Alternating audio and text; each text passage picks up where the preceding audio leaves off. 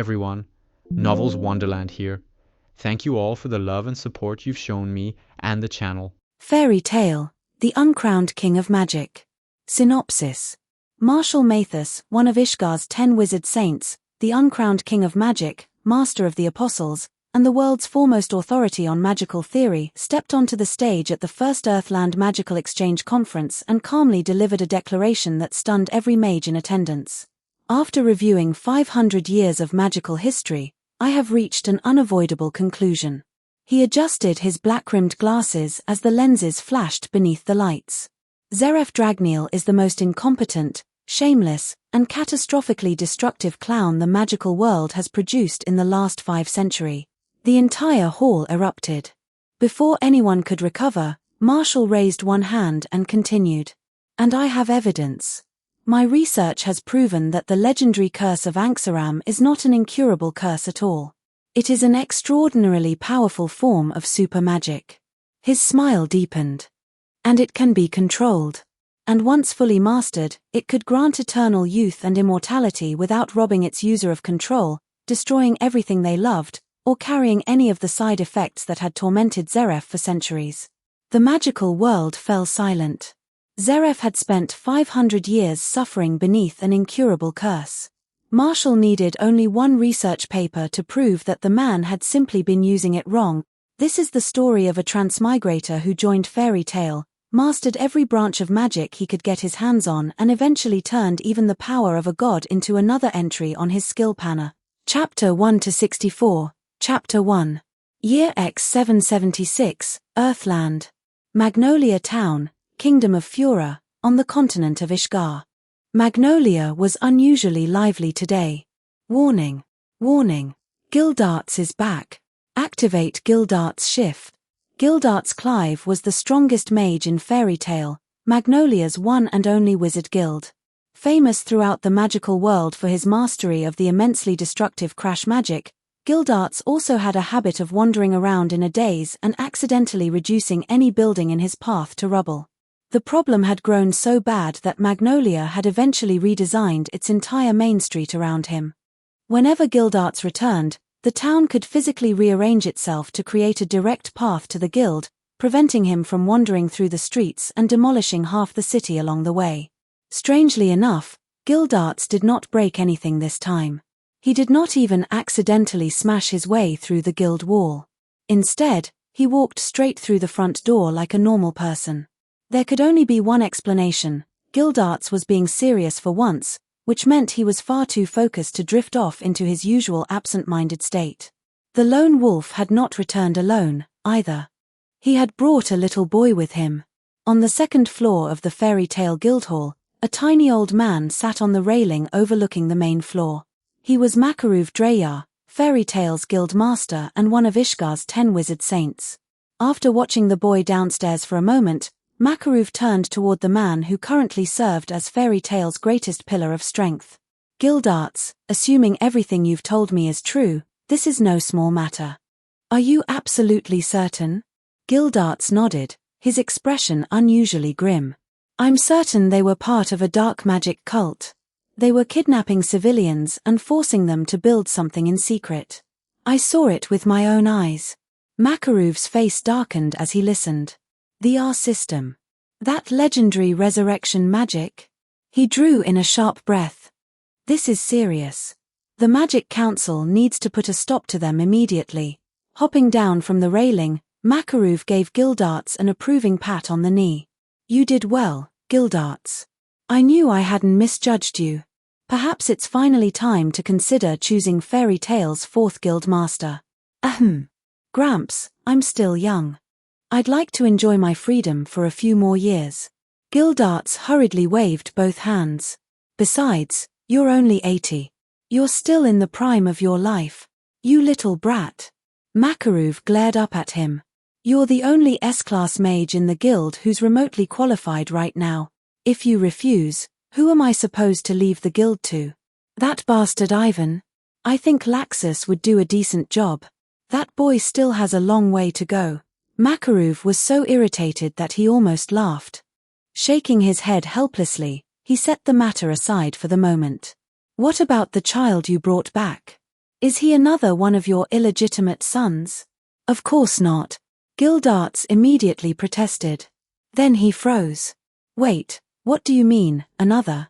He glanced toward the ground floor, scratched his head, and let out a troubled sigh. Marshall's family was murdered when they tried to resist the cult. The shock caused his magic to awaken. I only discovered what was happening because I followed the signal from his magic. He hasn't been doing well since then, and he has no family or anywhere else to go. He said he wanted to come with me, and the kid clearly has talent, so I brought him back to the guild. I see. Makarov sighed. Poor child. His expression softened as he looked downstairs again. Then he can stay.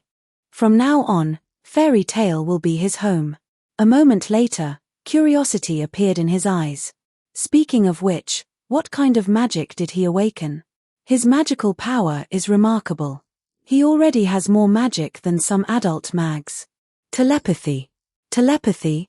Makarov looked mildly disappointed.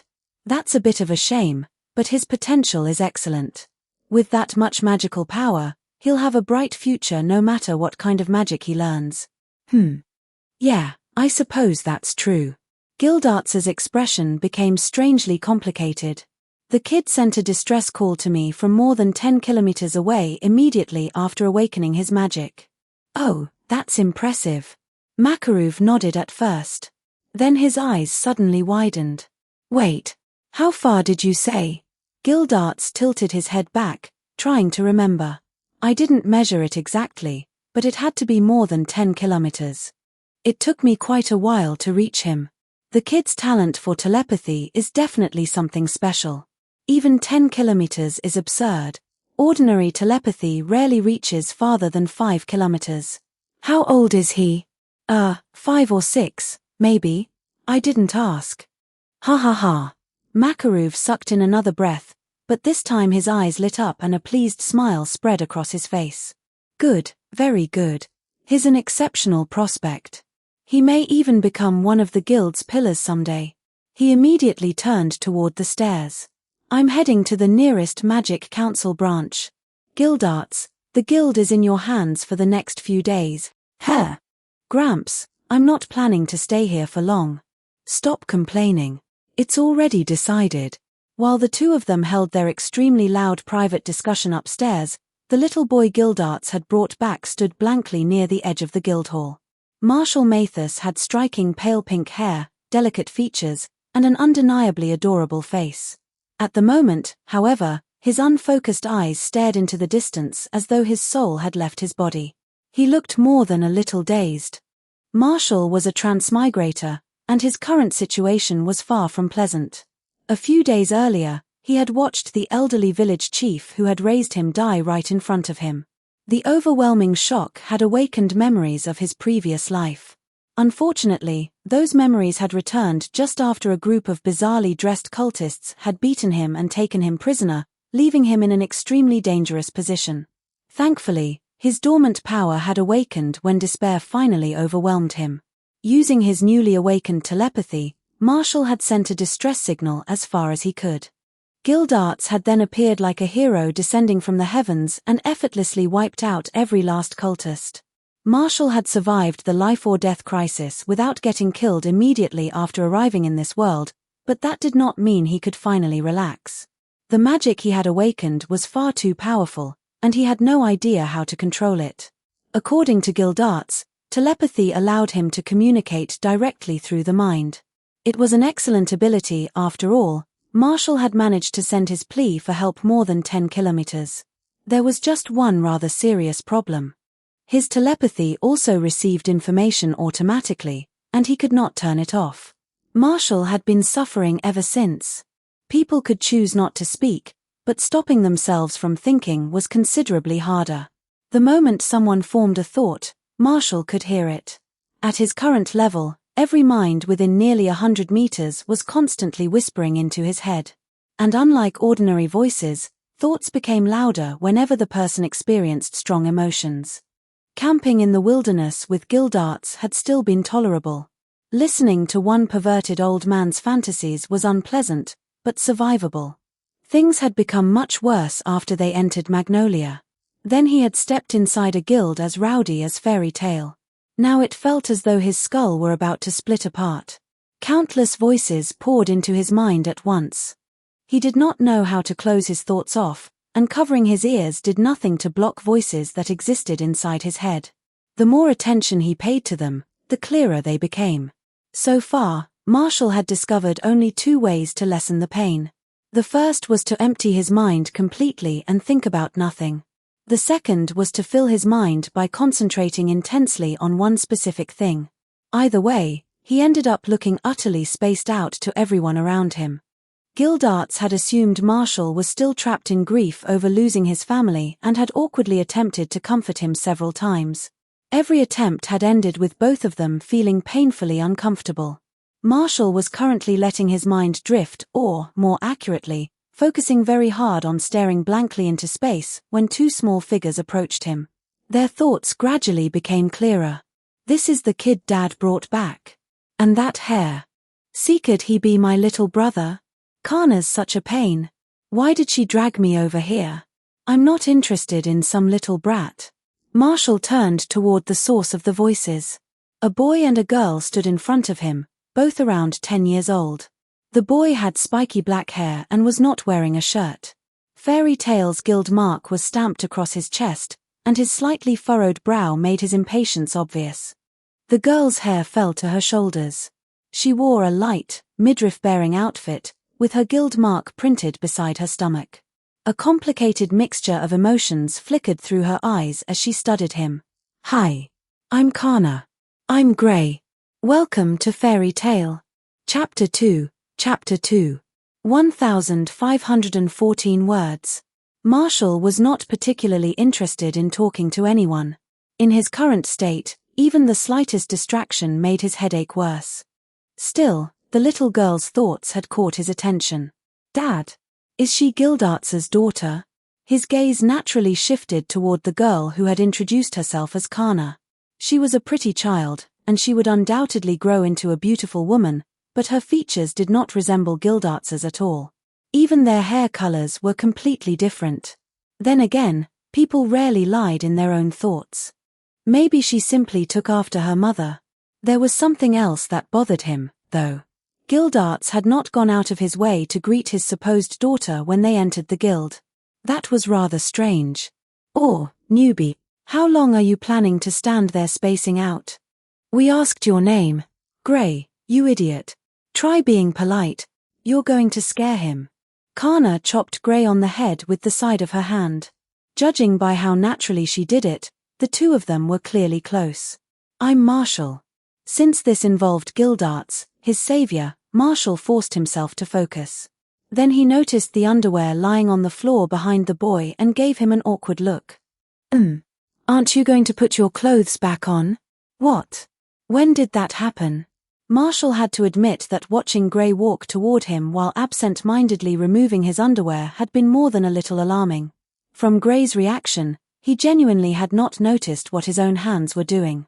Marshall could also confirm that the boy's thoughts had contained absolutely no awareness of it. He's already developed this kind of habit at his age. This poor kid is doomed. Grey hurriedly pulled his underwear back on, then clumsily changed the subject. Marshall, right? Do you have a family name?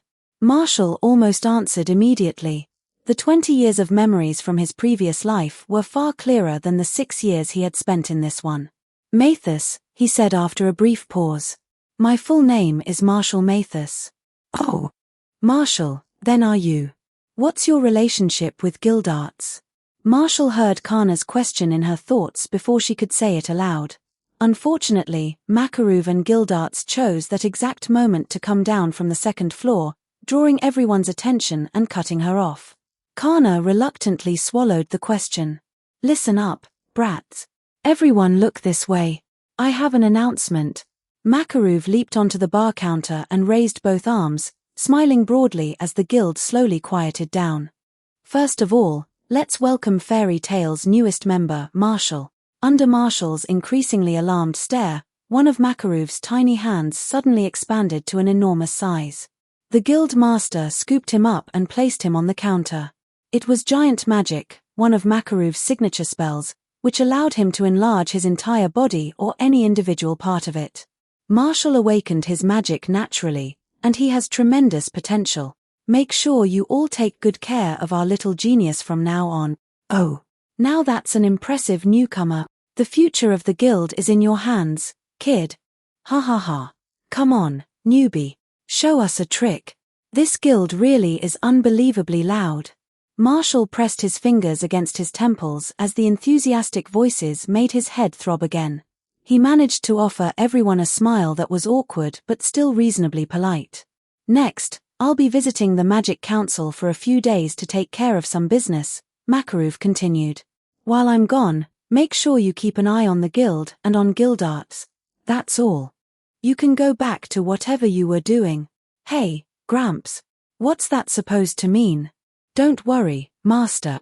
We won't let guild arts cause any trouble. See you later, Master. Guild arts, get over here and have a drink. Ha ha ha ha. Not a single person seemed worried or even curious about Makarov's sudden departure. Within seconds, the guild had already returned to its usual chaos. Makarov was clearly used to it. He turned toward Marshall with a warm, grandfatherly smile. Don't mind them, Marshall. They may seem unreliable most of the time, but when it truly matters, there's no one you can trust more. You'll get used to them eventually. From now on, you can think of this place as your home. I hope he stays a good boy and doesn't let these idiots corrupt him. You don't even believe your own speech, do you, Master? Marshall had plenty of comments of his own, but unfortunately, no one else could hear them. Iroh. Come give our newest member his guild mark. Makarov waved toward the barmaid. A beautiful young woman with a generous figure soon approached, carrying something that resembled a large stamp. A guild mark. Marshall instinctively shrank back. Is it some kind of tattoo? Do I have to get one? The emblem looked strangely familiar. He felt certain he had seen it somewhere before, but no matter how hard he searched his memories, nothing came to him. Iroh smiled reassuringly. It isn't a tattoo. A guild mark is made with a special type of imprinting magic, so it can be removed whenever you like. Where would you like yours? On the back of my shoulder, then. Still a little reluctant, Marshall pulled down the right side of his shirt and exposed part of his shoulder. He was not thrilled by the idea of having anything resembling a tattoo on his body, so somewhere he could not see it seemed like the best choice. Coming right up, Iroh pressed the stamp down in one quick, practiced motion, leaving a soft pink fairy tale mark on his shoulder. Once she was finished, she excitedly squeezed his pale, smooth arm and let out an exaggerated booming laugh. Children really do have the softest skin. He's so adorable. I want to take him home and raise him myself. He's definitely going to grow into a handsome young man. Hee. Miss, those thoughts are getting dangerous. Thoroughly alarmed, Marshall edged closer to Makarov. The guild master nodded in satisfaction.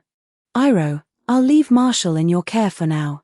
I don't trust guild arts to look after a child properly. No problem, Master. I love children. Iroh eagerly lifted Marshall into her arms and spun around on the spot. Oh, he's such a good boy. He's much cuter than Gray. Gray stared at her in disbelief.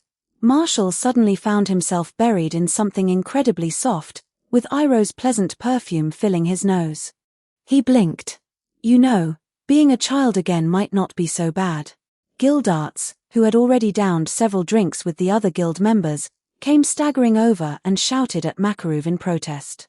Hey, I can't pretend I didn't hear that, Gramps. Marshall and I lived together for several days. How does that make me bad at taking care of kids? Makarov ignored him and instead turned toward Marshall with an expression full of guilt and sympathy. You poor child. It must have been a difficult journey. Still nestled in Iroh's arms, Marshall put on an expression that carried both sadness and quiet relief. Sleeping outdoors with a filthy, perverted old man for days. No one understands what I've been through. You little brat. I took perfectly good care of you, Gildarts grumbled. He did not seem particularly offended, though. Leaning against the bar, he flashed Iroh a shameless smile. Iroh-chan, you've gotten even prettier since the last time I saw you.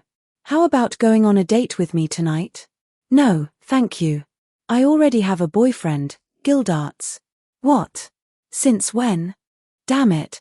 Which bastard? No, I mean, which lucky bastard is he? Marshall's gaze moved between them before settling on Kana, who stood nearby with an unreadable expression. He wondered what she was thinking now. Dad may be strong, but does he really have to flirt with every woman he sees? No, forget that, he's a hopeless womanizer. He seems to care about Marshall a lot. Could Marshall really be my little brother? No. I'm going to tell him about Mom today. I have to ask whether he even remembers her. But what would asking him change? Mom said he was a wanderer who would never stay in one place for anyone. If I tell him who I am, would he stay for me? But Dad is such a powerful mage, and I'm still so weak. Would he even want to acknowledge me as his daughter? I'd only hold him back. Mom. What am I supposed to do? Kana's tangled thoughts poured into Marshall's mind all at once. The sadness and uncertainty behind them were so heavy that he sucked in a sharp breath. Damn it, Gildarts. What the hell have you done? He had never imagined that the man who saved his life would turn out to be such an irresponsible womanizer. I really didn't need to learn a secret like this. At that moment, Marshall's eyelid twitched. Telepathy Magic LV4, 214-230-10-000-000. Chapter 3, Chapter 3. 1,370 words.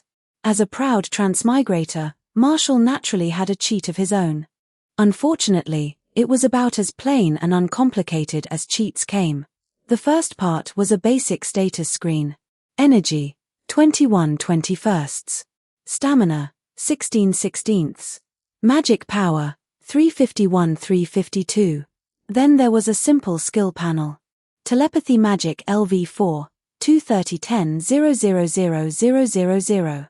Meditation LV0, 233-1000. Crash Magic LV0, 23-1000. Finally, there was one additional value whose purpose remained a complete mystery. Inspiration, 648.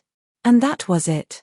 That unremarkable little panel could quantify Marshall's physical attributes and display the progress of his skills. Energy was probably the equivalent of health, stamina was exactly what it sounded like, and magic power was his mana. Those three were easy enough to understand, and their maximum values could grow over time. In fact, each one had already risen by several points over the past few days. The skill panel was a little more complicated, but Marshall had mostly figured out how it worked. At first, he had assumed the numbers represented proficiency. Later, he discovered they were actually experience bars. Whenever he used a skill correctly, its experience would increase. What counted as correct usage? A moment ago, Marshall had been blankly letting the thoughts around him wash over his mind, but telepathy magic had gained no experience from that. The number only rose after he deliberately focused on listening to Kana's thoughts. In other words, skill experience increased whenever he consciously, correctly, and successfully used the corresponding ability. His telepathy magic had been level 4 from the moment it awakened, which suggested that he might possess just a tiny, almost insignificant amount of natural talent for it.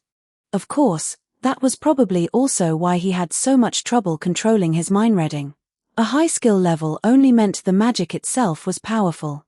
It had nothing to do with how experienced he was at using it. He had only possessed telepathy for a few days, so it was hardly surprising that he had not mastered it yet. The other two skills had come from Gildarts. Meditation was a technique used to train and develop magical power. Learning it was also how Marshall had first discovered how his skill panel worked. Crash magic was Gildarts' signature form of magic, and its destructive power was terrifying. Marshall wanted to learn it, and Gildarts had been reckless enough to teach him. Unfortunately, Marshall had failed miserably. The 23 points of experience were little more than the result of blindly stumbling into the correct method once or twice. As for inspiration, he still had no idea what it did. His cheat had not exactly come with an instruction manual, but it was still better than having nothing. There was also something deeply satisfying about watching a progress bar increase, especially when that progress directly affected his own future. That was why Marshall had no intention of being stingy with his abilities. Were it not for the headaches, he would have practiced every second he could. Just like he was doing now. Wow, old man. So this is the kind of shameless flirt you really are? Iroh already has a boyfriend. Show some restraint. Gildarts had long since grown accustomed to Marshall's voice suddenly appearing inside his head. Telepathy could technically be blocked by interrupting the flow of magical power, but Gildarts had chosen not to do that. For one thing, Marshall's magic activated almost entirely on instinct. The fluctuation in his magical power was so faint that it was difficult to notice unless someone was specifically looking for it. More importantly, Gildarts no longer treated Marshall like an ordinary child. After spending several days together, he had realized that the boy was far more mature than someone his age had any right to be. That was why his reply was anything but gentle. Go away. Adult relationships are far more complicated than a brat like you understand. And get out of Iroh's arms already. Little kids are supposed to go play with the other little kids. On the surface, Gildarts was still joking and flirting with Iroh, but the envious glances he kept shooting in Marshall's direction made his true feelings perfectly clear. You little bastard. Get out of her arms. Marshall shifted around in Iroh's embrace, deliberately snuggled deeper into the softness surrounding him, and flashed Gildarts the smug, shameless grin of a certain little pink dragon-riding brat. Gildarts stared at him. You rotten little monster. What the hell do you think you're doing? Too loud tilde say, Gildarts, shouldn't someone your age already be married? Chmph. What would a brat like you know? Marriage is a man's grave. This old man has no intention of tying himself to a single woman. You really are the worst. Marshall had originally considered warning Gildarts about Kana, but he had now changed his mind. Gildarts did not seem to know that the little girl standing nearby was his daughter. There was clearly more to the story, so Marshall decided to watch and gather information before getting involved. The man might have saved his life, but that did not excuse him from being a complete scumbag. Marshall condemned him wholeheartedly. He gave Gildarts a look filled with open disgust. Gildarts ground his teeth, torn between anger and jealousy, but there was nothing he could do. In the end, he decided it was better not to look at the infuriating child and turned away to challenge someone else to a drinking contest.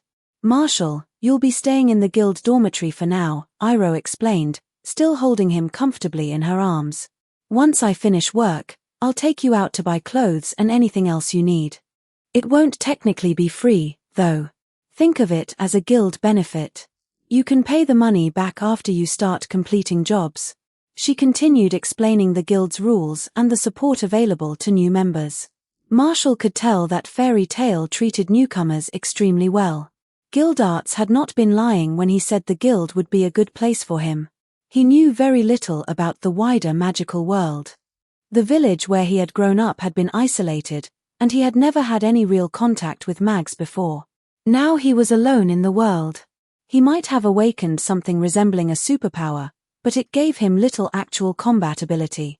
Staying here while he slowly grew stronger seemed like the smartest option. Besides, he was genuinely interested in this world's magic. Iroh, why don't Gray and I take him shopping?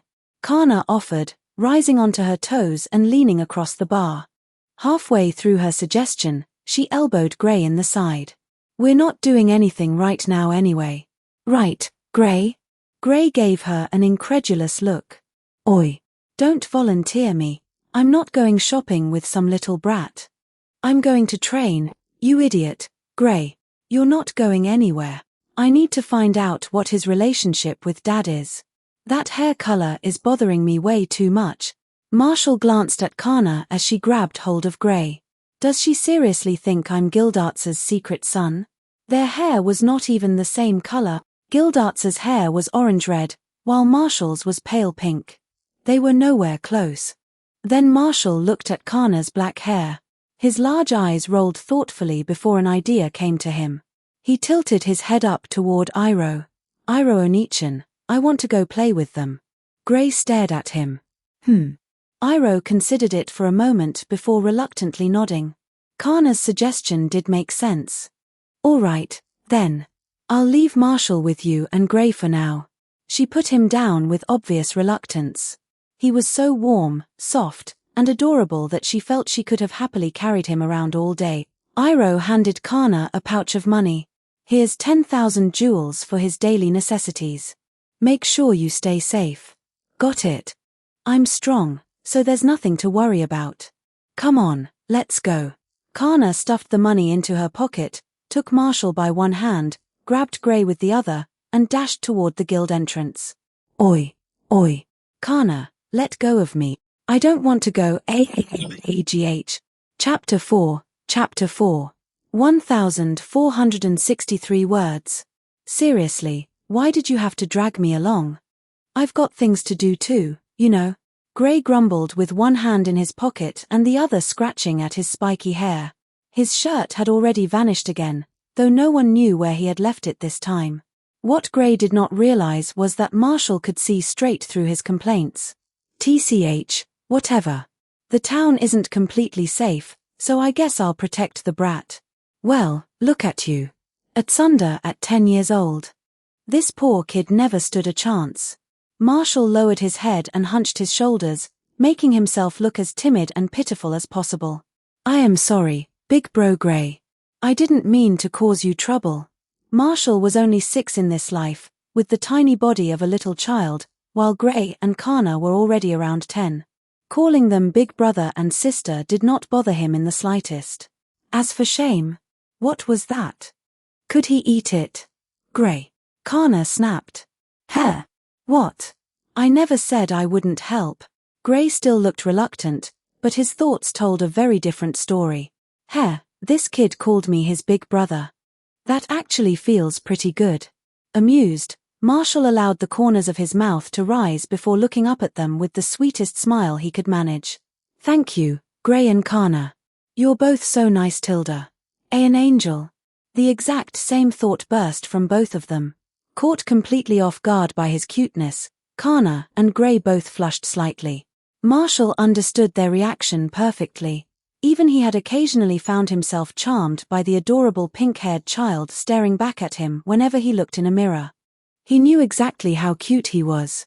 There was no point letting such a powerful natural weapon go to waste. Kana, is everyone in the guild a mage? Marshall asked, his eyes shining with curiosity. Can they all use amazing magic? Of course. Fairy Tail is the strongest wizard guild in the entire kingdom of Fura. Gray cleared his throat and puffed out his chest. That's right. I traveled all the way from the distant land of Isvan just to join a powerful guild. I'm really strong, you know. Really? Marshall stared at them with open admiration.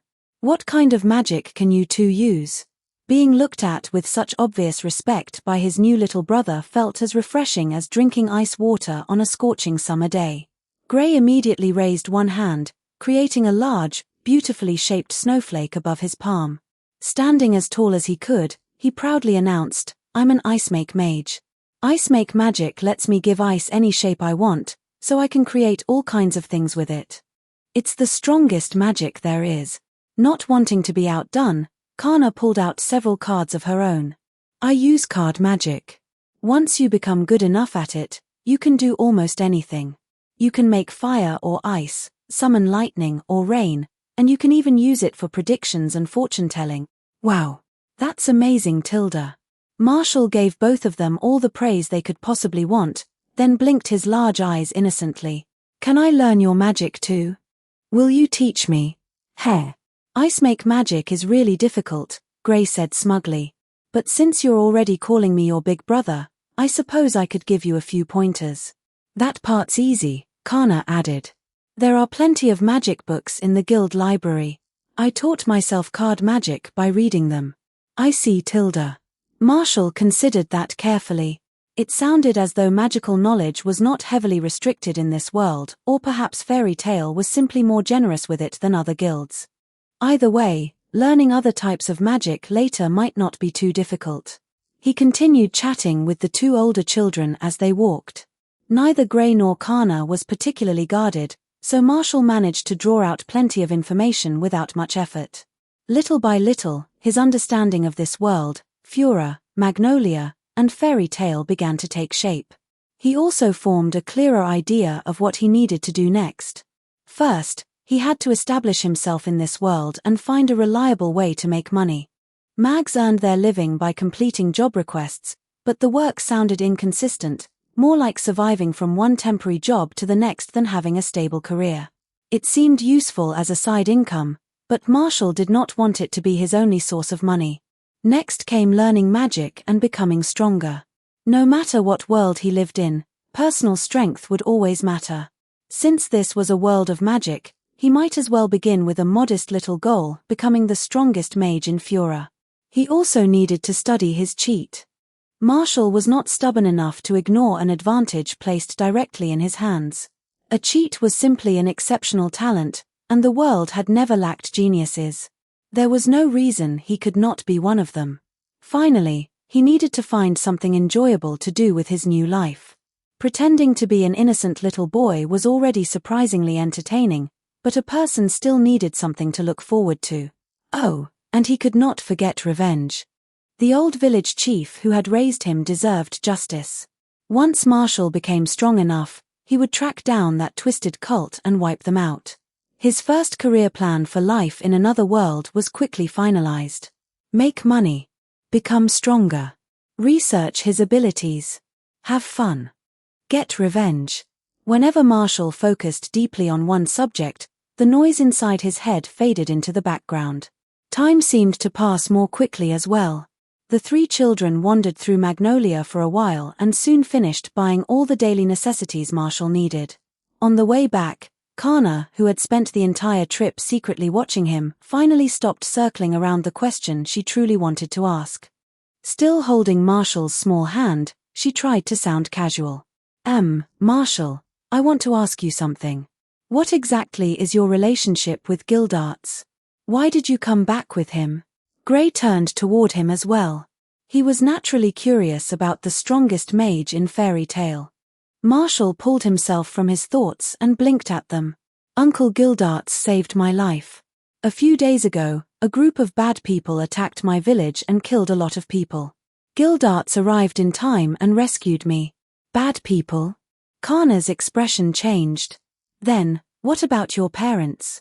I've never met my parents. I lived with Grandpa ever since I was little, but those people killed him too. I'm sorry. Kana hurriedly waved her hands, immediately regretting the question. Her eyes filled with sympathy as she looked at him. I shouldn't have brought it up. It's okay. Uncle Gildarts saved me and defeated all the bad people. Marshall gave her a small smile. I'm really grateful to him. It's just. There's nothing left for me to return to. That's all in the past now, Marshall. Fairy Tale is your home from now on, and everyone in the guild is your family. Kana pulled him into a tight hug. By then, she no longer cared whether Marshall had some deeper connection to Gildarts. She had already decided to treat him like her own little brother. You've got me too, Gray declared, thumping a fist against his bare chest. Don't worry, little bro. As long as I'm around, nobody's going to bully you. He had seen something of himself in Marshall. Really? Thank you both, Tilda. They truly were kind children. Through their thoughts, Marshall could hear the genuine concern and sincerity behind every word. In truth, before the memories of his previous life awakened, he had lived in something of a haze. Most of his 6 years in the village were already blurry, and the old village chief who had raised him was the only person he had felt especially close to. He was sad about the man's death, but he could not honestly say he was overwhelmed with grief. Part of his behavior came from being cautious in an unfamiliar world, yet Marshall still felt a little guilty for approaching 2 children with such calculated intentions. What a filthy adult I've become. Everyone in Fairy Tale is so kind, Marshall said with a bright, contented smile. When I first saw Uncle Gildarts, he felt just like a father to me. And Gray and Kana are like my big bro and sister. I already love everyone. An angel. Once again, the same thought rang out from both of them. Chapter 5. 1482 words. Marshall quickly settled into life in Magnolia. The town was fairly prosperous, and the streets were much safer than he had expected. It even had magic-powered trains, which came as a genuine surprise. Combined with all the strange and convenient magical devices people used in their daily lives, the average standard of living was far beyond the medieval swords and sorcery setting Marshall had imagined. If anything, Magnolia felt closer to the Victorian era. Magic had also caused civilization to develop unevenly, however, leaving enormous gaps between different regions. Fura was a large but sparsely populated country with only a handful of major cities. Once someone traveled far enough from civilization, the land quickly turned wild. Tribal settlements and powerful magical beasts could still be found scattered throughout the forests and wilderness, while ordinary villagers in remote areas might spend their entire lives without ever leaving their hometowns. That was why Marshall considered Gildart's bringing him out of the village and taking him to Fairy Tale a kindness almost equal to saving his life. Fairy Tale might have been loud, but the guild was full of colorful, talented people who were surprisingly pleasant once he got to know them. Marshall had grown quite fond of the place. With his innocent appearance, harmless little boy act, unusually high emotional intelligence, and a tiny bit of assistance from telepathy magic, he quickly earned the affection of almost everyone in the guild. At the very least, none of them would refuse if he sweetly asked for a little guidance with magic. Unfortunately, before Marshall could seriously begin studying magic, he first had to learn how to read and write. This world used many different writing systems. He had never properly learned the common written language, however, so he still needed to start from the basics. Kana enthusiastically volunteered to become his teacher. At the same time, Marshall found his first job in this new world, working as a server in the guild hall. The pay was 1,000 jewels a day, with food and lodging included. It was blatant child labor, but unfortunately, this was another world and child protection laws did not seem to exist. And so Marshall worked and studied in the guild during the day, continued studying late into the night, and probably studied in his dreams as well. His days had become extremely full. Once Gildarts saw that Marshall had adjusted to guild life, he accepted a job and left Magnolia again. Not long after Makaruv returned, the newspapers reported that the Magic Council had raided and destroyed several dark magic cults. Apparently, those cultists had not even survived long enough for Marshall to become strong enough to take revenge himself. As Marshall sat reading the article without difficulty, Kana proudly turned to Gray. "Gray, I think I might be a genius teacher. Have you considered the possibility that Marshall is the genius?" "Me. My little brother is obviously a genius too." Standing behind Marshall, Kana happily squished and stretched his cheeks. "Marshall, I don't think there's anything left for me to teach you. If you still want to learn another language, though, I can introduce you to a friend." It had taken Marshall only a few days to master the common script. He already knew how to read from his previous life, and his young brain seemed unusually good at memorizing things, so learning a different set of symbols had not been particularly difficult. "I think I know enough for now, but I wouldn't mind making another friend." "Hee. She's a girl from town who loves books. She said she'll join Fairy Tale once she learns magic, so I'll introduce you next time." Kana had become noticeably more cheerful lately. She had not even been too upset when Gildarts left again. Now that she had gained an entertaining little brother, she had finally discovered that not every boy was as annoying as Gray. "TCH Marshall, stop hanging around these irritating girls." Gray came over and slapped a hand onto Marshall's shoulder. "How about I keep teaching you a real man's magic? I bet you'll learn it in no time." He had grown quite fond of his eager and respectful new little brother. "Gray. Don't corrupt my Marshall, you perverted exhibitionist." "Huh? When did that happen?" "Sorry, Gray. I want to start with some simpler magic first," Marshall said with an apologetic smile. "Your magic is too advanced, and I can't keep wasting your time by making you teach me." "But..." His gaze shifted toward the invisible panel only he could see. His greatest accomplishment over the past few days had actually been figuring out how his cheat worked. The information displayed on it had changed considerably. Energy, 21/21. Stamina, 18/18. Magic power, 365/366. Telepathy magic LV4, 4/55010 000. Meditation LV1, 55510-000. Crash Magic LV0, 241000. Smoke Magic LV0, 4041000. Fire Magic LV0, 201000. Ice Magic LV0, 211100. Molding Magic LV0, 333100. Card Magic LV0, 110100. Requip Magic LV0, 6661000. Inspiration, 533. His stamina had increased by another point, while learning meditation had raised his maximum magic power by more than 10. He had also added several level 0 forms of magic to his panel. Marshall had learned each of them from a different mage in the guild, spending only 1 day on each type. Despite investing the same amount of time, however, the amount of experience he gained varied greatly. That meant different forms of magic had different levels of difficulty, and their experience accumulated at different speeds. According to the numbers, Requip Magic was the easiest one for him to learn.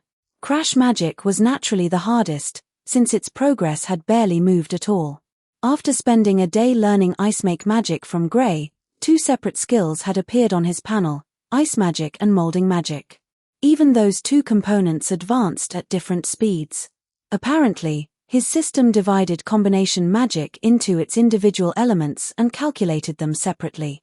More importantly, meditation should not have leveled as quickly as it had based on Marshall's previous rate of progress. That was where his cheat had finally shown its true value. Inspiration. A small star-shaped symbol had appeared beside the inspiration value, indicating that those points could be spent. When the symbol first appeared, meditation had accumulated a little over 300 experience, while Marshall had more than 700 inspiration. He had pressed it without thinking. Meditation had immediately risen from level 0 to level 1. His cheat could consume inspiration to fill whatever experience remained before a skill leveled up. In other words, if Marshall wished, he could spend 334 inspiration right now and instantly learn Requip Magic. The discovery had left him thrilled. His plain little status panel had suddenly become far more valuable than he had ever imagined. Still, he had no intention of spending those points yet. Requip Magic was not particularly difficult to learn. Even without using his cheat, he estimated that another day or 2 of practice would be enough, so wasting valuable inspiration on it made little sense. Iroh had been the one to teach him Requip Magic. According to her, it was extremely popular among female mags because it allowed them to change clothes at any time. The basic principle involved placing a mannequin shaped like the user's body inside another room or storage space, then using a magic circle to exchange the clothing worn by the mannequin and the mage. It was essentially a simple application of spatial magic. The beginner version was not hard to learn as long as someone memorized the magic circle, though the distance from which the clothes could be changed was limited. Iroh had claimed that it took her more than a month to master the spell, however, so Marshall was not entirely sure whether he was unusually talented or had misunderstood what the experience bar represented. That was why he wanted to learn at least one form of magic entirely on his own before drawing any conclusions. As for inspiration, he planned to save as much of it as possible. It felt like the kind of resource he could never have too much of. Telepathy magic required 10 million experience to advance from level 4 to level 5. At that rate, the next level might require 100 million. The potential demand for inspiration was enormous, yet Marshall still had no reliable idea how to earn large amounts of it. The value seemed to increase on its own even when he did nothing, but the rate was painfully slow, only around 100 points per day. That was nowhere near enough. As for actively gaining more inspiration, Marshall had one theory. He had no idea whether it was correct, but he intended to test it today. All MC magic is canon-based magic and there will be no other element add to it. Think of him as Mini August. Chapter 6. 1433 words. While reading through the guild's books, Marshall discovered that magic power was not only used to form magic circles and cast spells. It could also reinforce the body much like the internal energy from martial arts stories. That realization immediately gave him all kinds of ideas about how magic power could be used. When he casually checked his inspiration afterward, he was shocked to find that it had jumped by several dozen points. From that, Marshall formed a theory: gaining large amounts of inspiration might require him to come up with new ideas or create original magic. It was called inspiration, after all. Surely it had something to do with actual inspiration. Unfortunately, magic in this world had existed for centuries and covered an enormous range of disciplines. With Marshall's current level of knowledge, creating an entirely new form of magic was hardly realistic. He did not necessarily have to invent one from scratch, though. Suggesting a new application or developing an original spell should still count. As long as his idea was genuinely possible within this world's magical system, it ought to earn him plenty of inspiration. And so Marshall turned his attention to Gray. His options were limited at the moment. Gray was the only person in the guild who was both capable enough and willing to help him experiment. Marshall was not close enough to the older children yet, Kana was still developing her own magic, and most of the adults were unlikely to humor a 6-year-old's strange ideas. Gray, on the other hand, was honest, easy to provoke, and just sunder enough to be extremely manageable. But Gray, Iroh gave me the day off today, Marshall said. I'd really like to see how you train. Haha. Did you hear that, Kana? Hand him over. Gray snatched Marshall from Kana's arms and triumphantly dragged him toward the guild entrance. Come on, Marshall. Your big bro's going to teach you how a real man trains. Hey. Wait for me. The older guild members watched the 3 children race outside and burst into laughter over their drinks. The guild's new generation sure has plenty of energy. Gray's been a lot more cheerful lately. He doesn't look nearly as miserable as when he first joined. Same goes for Kana. Marshall must have been a good influence for both of them. To Marshall. Cheers. The 3 children chased one another through Magnolia until they reached the riverbank, where Gray began demonstrating his training routine. Watch carefully, Marshall. The first step is taking off your clothes.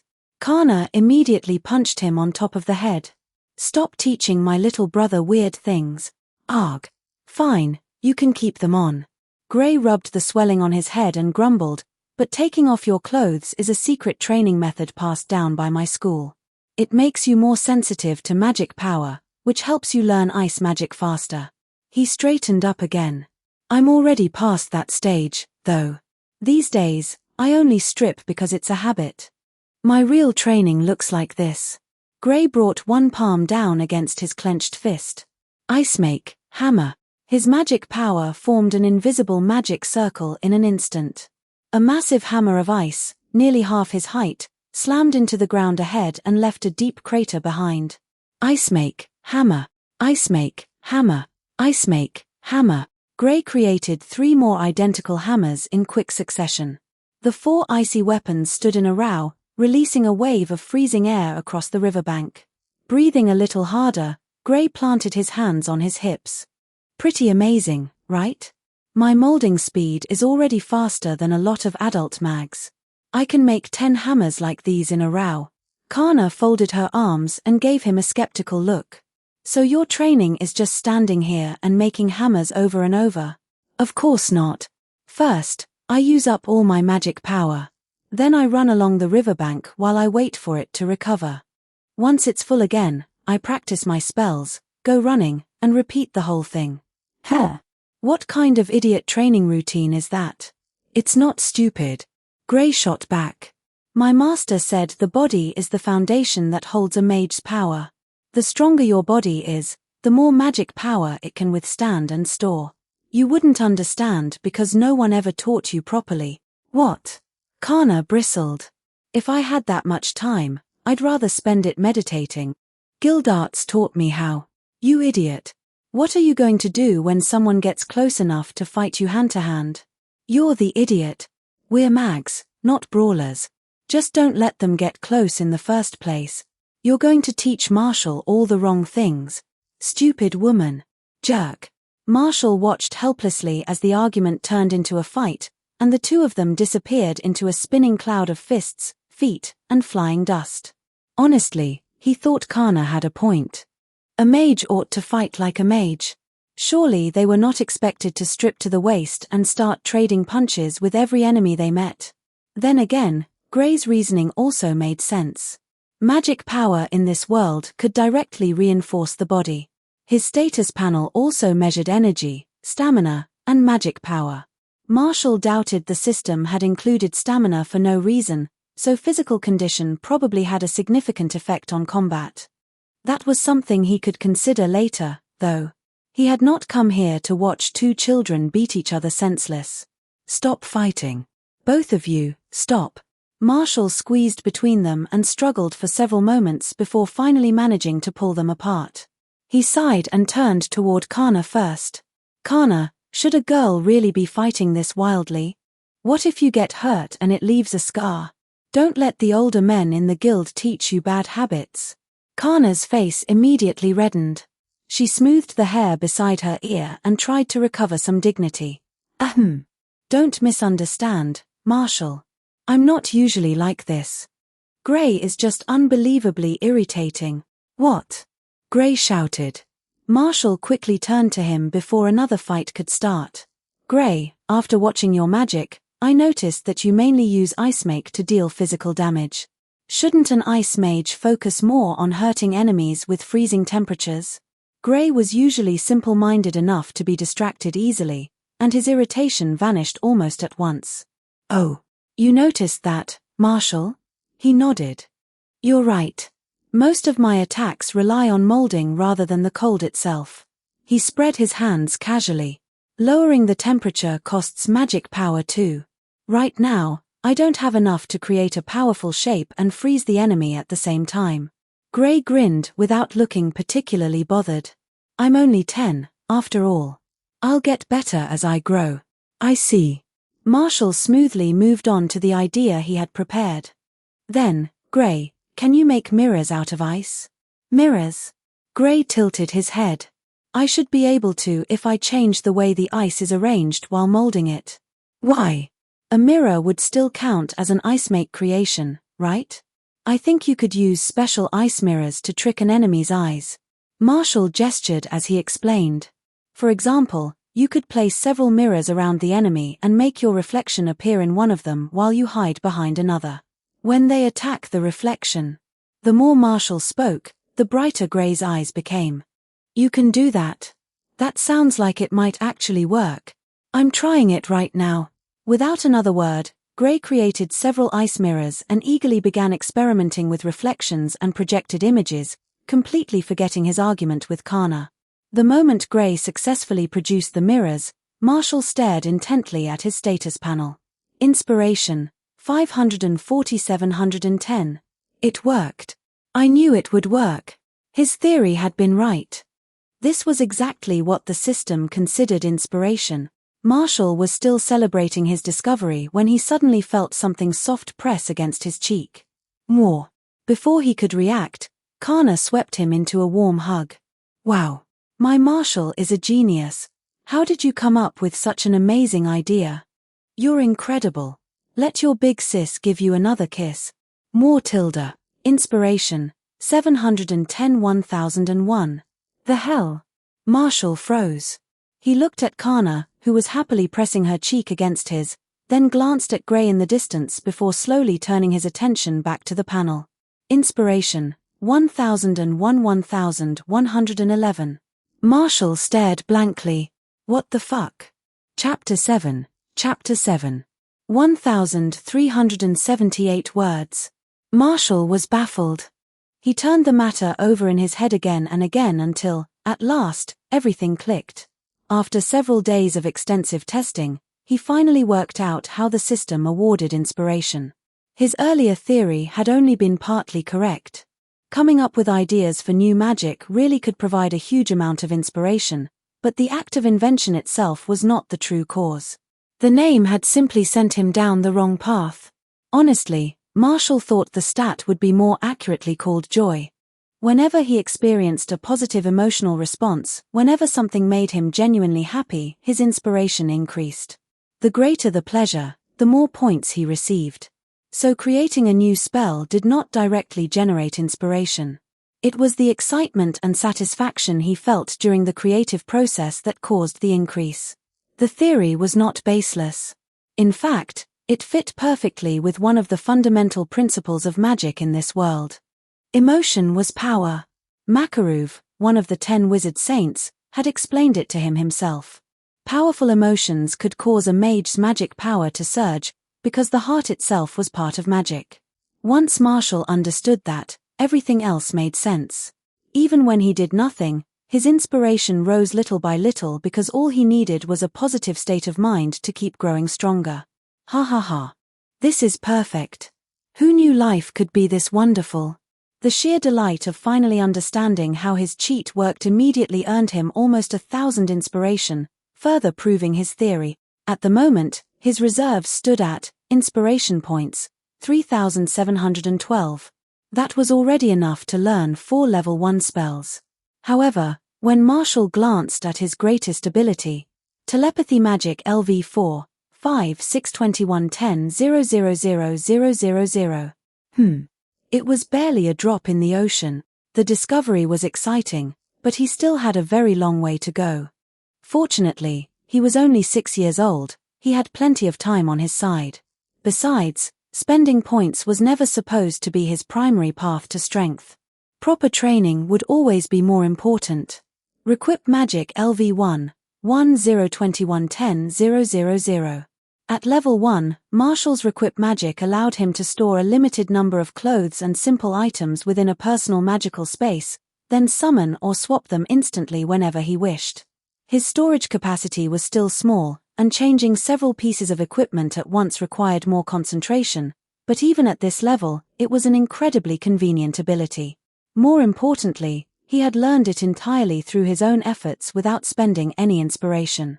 A full week had passed between first encountering the spell and successfully casting it, but he had only spent 2 days seriously practicing it. Apparently, his natural talent for magic really was quite good.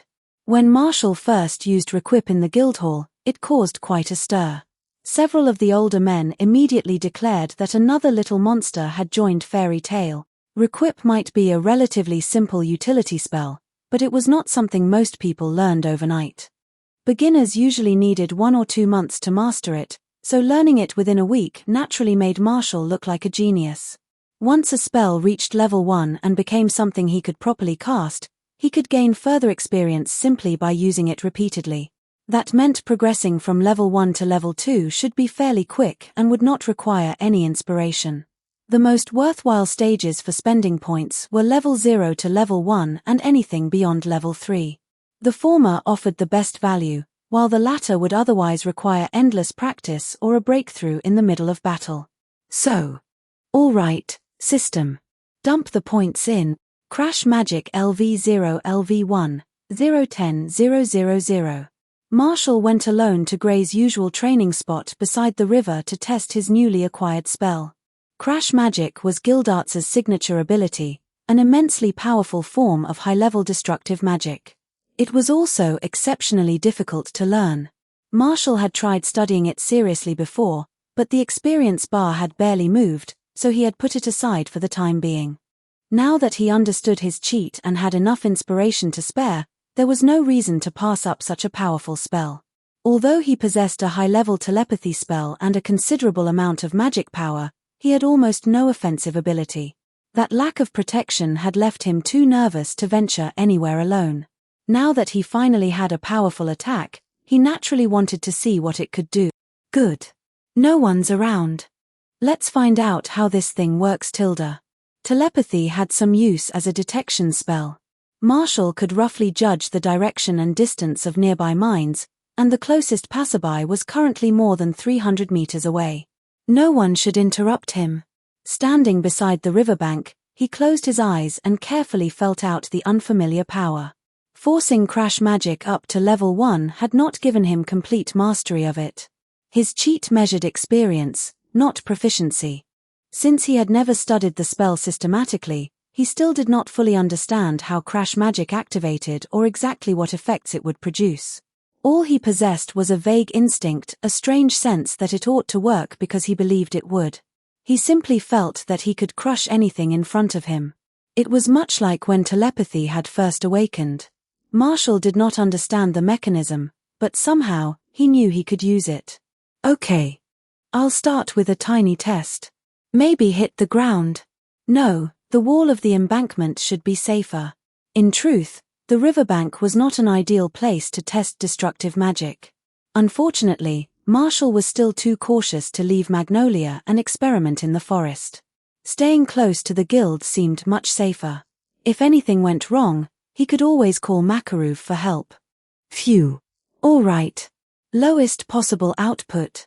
Marshall drew in a deep breath and faced the stone embankment. He gathered magic power into his small fist and followed the instinct inside him, allowing the energy to form its own magic circle. Then he released it. The instant his fist moved, Marshall knew something had gone terribly wrong. The spell on his hand began sucking in his magic power, dragging it out of his body in a wild, unstoppable torrent. Oh no. Boom. Crash magic erupted before Marshall could stop it. The brutally powerful spell shattered the embankment in front of him, sending cracks racing through the earth as though a small earthquake had struck the riverbank. War. Master, help. Before Marshall could react, the ground split beneath his feet and swallowed him.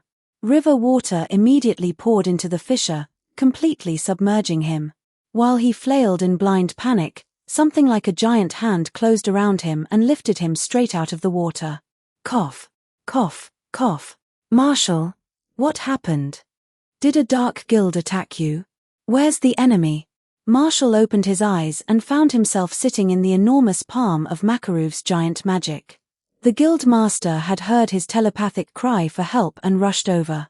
Faced with Makarov's anxious, worried expression, Marshall guiltily avoided his gaze and looked down at the place where he had cast the spell. A huge chunk of the once neat riverbank looked as though it had been scooped out with a spoon. In its place was a new pond more than 10 meters across. Thankfully, there had been no houses or pedestrians nearby. Aside from the destruction to the riverbank, he had not caused any serious damage. Marshall let out a quiet breath of relief, only for his drenched body to stiffen when he remembered Makarov was still staring at him. He slowly looked up at the guild master and held his thumb and index finger a tiny distance apart. Master, there wasn't an enemy. I was testing a spell, and there was just a very small accident. Makarov's expression grew darker by the second. Marshall's head sank lower and lower between his shoulders. Even his angelic cuteness seemed useless against the anger radiating from the old man. Master, I think I can explain. It really was an accident.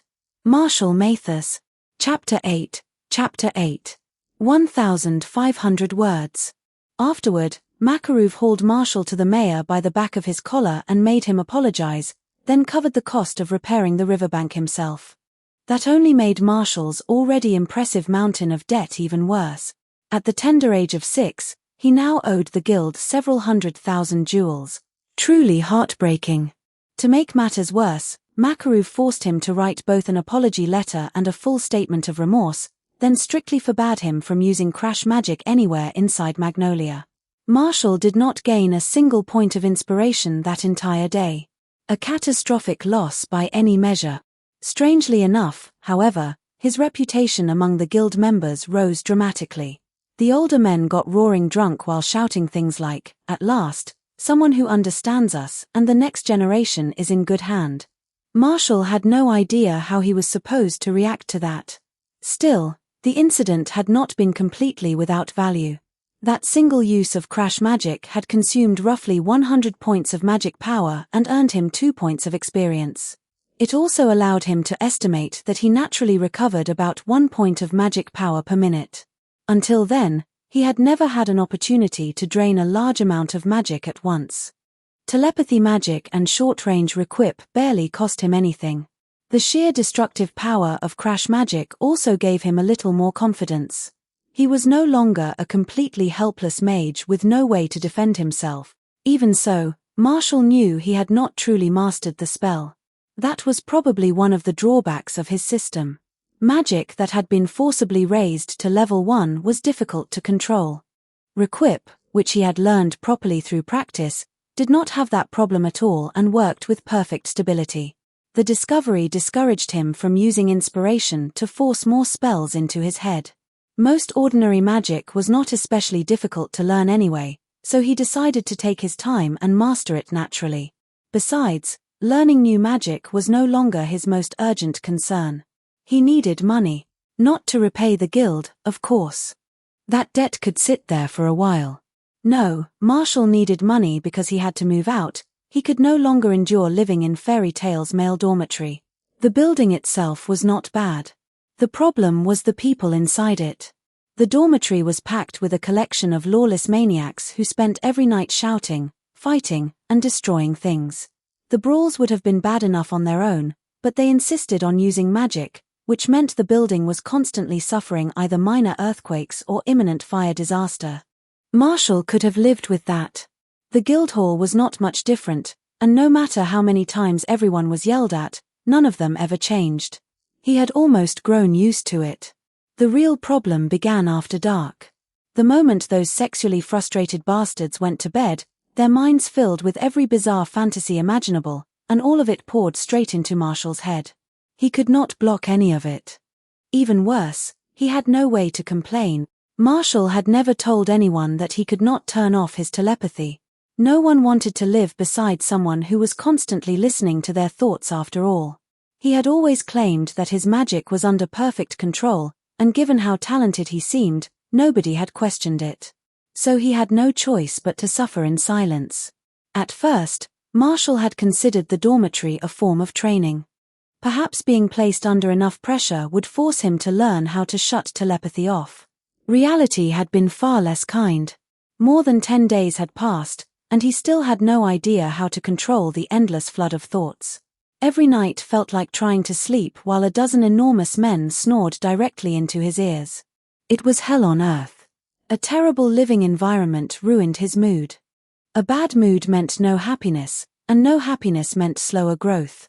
And if he could not become strong as quickly as possible, how was he supposed to build a harem in another world? This was a matter of life and death. That was why earning enough money to move out had become Marshall's highest priority. Oh, little Gildarts. Planning to take a job? Macau, one of Fairy Tale's more experienced members and a skilled fire mage, threw an arm around Marshall as he stood in front of the request board. Old man Macau, if you call me that stupid nickname again, I really am going to get angry. Hey, what's with the old man treatment? I'm only 28. I'm still young. Marshall slapped away the hand rubbing his hair and sighed helplessly. Ever since the guild discovered that he had somehow learned Gildarts's crash magic, one of the more troublesome members had given him the nickname Little Gildarts. Marshall hated it with every fiber of his being. Unfortunately, he was still too weak to do anything about the drunken idiots responsible, so for now, he could only add their names to his private list of grudges. I got fined more than 100,000 jewels, so I've been trying to figure out how to make money. But none of the jobs I'm allowed to take pay very much. Ha ha ha. You don't need to rush to pay that back, Macau said. With your potential, that amount will be nothing once you grow up. I'm not actually worried about the debt. Wizard guilds in this world were different from the adventurers guilds Marshall remembered from fantasy stories. Although they were all supervised by the same governing body, each guild largely operated independently, and most of their work was highly regional. The majority of Fairy Tale's requests came from residents of Magnolia and the surrounding villages. Only S-class jobs usually required long-distance travel, and very few members were even allowed to accept those. There were plenty of dangerous requests, but there were also simple ones such as delivering letters or finding missing cats. Even Marshall could complete those alone, and Makarov would not stop him from accepting them. The problem was that they paid terribly. Most offered only a few thousand jewels, with the better ones barely reaching 10,000. Renting even a modest place outside the dormitory would cost at least 60 or 70,000 jewels a month. Buying a house was completely out of reach. And even if he rented somewhere else, he would probably still hear the thoughts of everyone nearby at night. To truly escape the problem, he would need a large house with plenty of distance between himself and the neighbors. Marshall sighed. What a headache. Marshall, Tilda, come on. Your big sis taking you out to play. Kana skipped over, grabbed his hand, and immediately started pulling him toward the door. "I'm taking my little brother to meet a new friend, Tilda. This is going to be fun." "Huh. Wait, Kana, IMMPH. She stuffed a peeled slice of orange into his mouth and dragged him out of the guild while laughing. This was probably another consequence of the riverbank incident. Kana had become increasingly attached to Marshall and now treated him entirely like her own little brother. Actually, judging from her thoughts, she had completely convinced herself that Marshall was another one of Gildarts's illegitimate children. He had similarly colored hair, had managed to use Gildarts's signature crash magic at only 6 years old, and the shameless men in the guild kept making suggestive jokes about it.